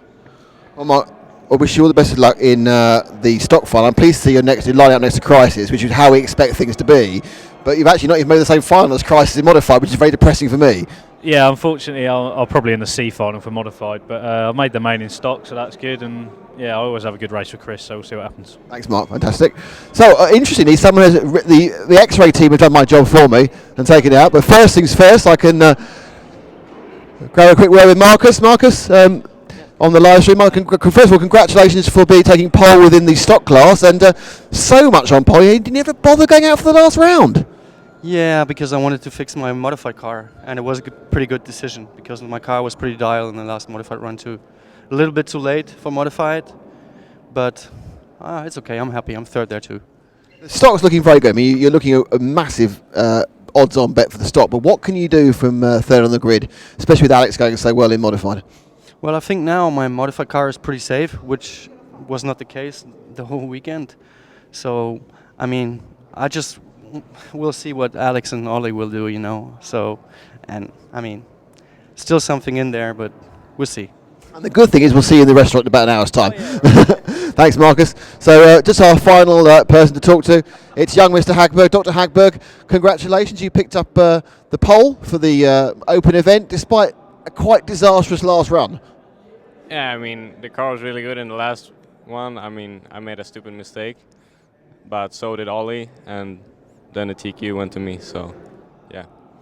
I mean, how much has the track been changing much during the day, or has it just been regularly, kind of generally a bit odd? But is it moving around? I've been out there and I've just been struggling with my car because I'm rubbish. But I've never really got a handle of it. But obviously you have got a handle of it. But do you think it's still moving?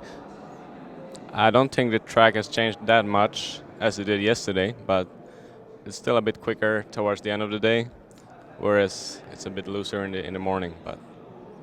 So is that just going to be, so when we start tomorrow, your first final goes on about 11:30, will you have to make any changes or just change your style? I'm not sure, but yeah, just trying to stay away from the boards, I guess. Congratulations, great pole, and there's a chance, by this time tomorrow you could win your first European Championship. Yeah, I mean, there's some tough competition, but I'll do my best tomorrow, and we'll see. Thank you very much. Well, that is after a marathon. Goodness, it's about 9.5 hours we've been on today. So first of all, I'd like to say thank you to the satellite for giving you 9.5 hours of HD televisual entertainment. I'd very much like to say thank you to Frank, who started the day feeling very unwell but still put in a fantastic shift. I'd like to say thank you to James, who quite frankly is the reason you can see the timing on screen. I'd like to thank RC Timing, who's the other reason he's timing on screen. I'd like to thank Matt for combining both talking rubbish, and filming quite well. I'd like to thank Protoform for fantastic shells, even my shell's fantastic, and I'd like to thank Zen Racing for supporting us, which we really do appreciate. I'd like to thank all of you for watching, be it live or on the stream, and I'd also like to special thank you for Dallas for his amazing input as a commentator. And you can't find that. I think that was round 5, heat 4 modified. You can get Dallas himself telling you the insights, the president of IFMA, how he commentates on events. We are back at 5 to 10 local time tomorrow. That's 9:55 in Italy. That's 8:55 in the UK. With all the finals. There are 10 finals, so every race counts something. Every final we're going to have even more exciting graphics, possibly, more exciting commentators, possibly. You'll get to see me, hopefully, for the first time this event overtake someone. I'm hoping. Yeah, I'm not guaranteeing either. I was hoping to get a bit of a coaching map there. But until then, thank you very much everyone for watching. We'll be back in, about 14 and a half hours. Until then, from RC Racing TV, be seeing you.